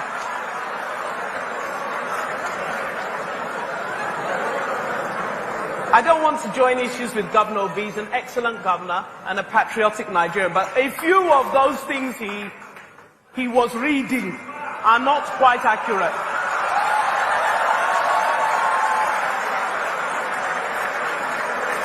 Thank you. Don't run, sir. Thank you very much for retrieving Pastor Obi for me, Governor Obi. So thank you very much. So I'm going to spend a few minutes talking about the Nigerian economy and answer the question.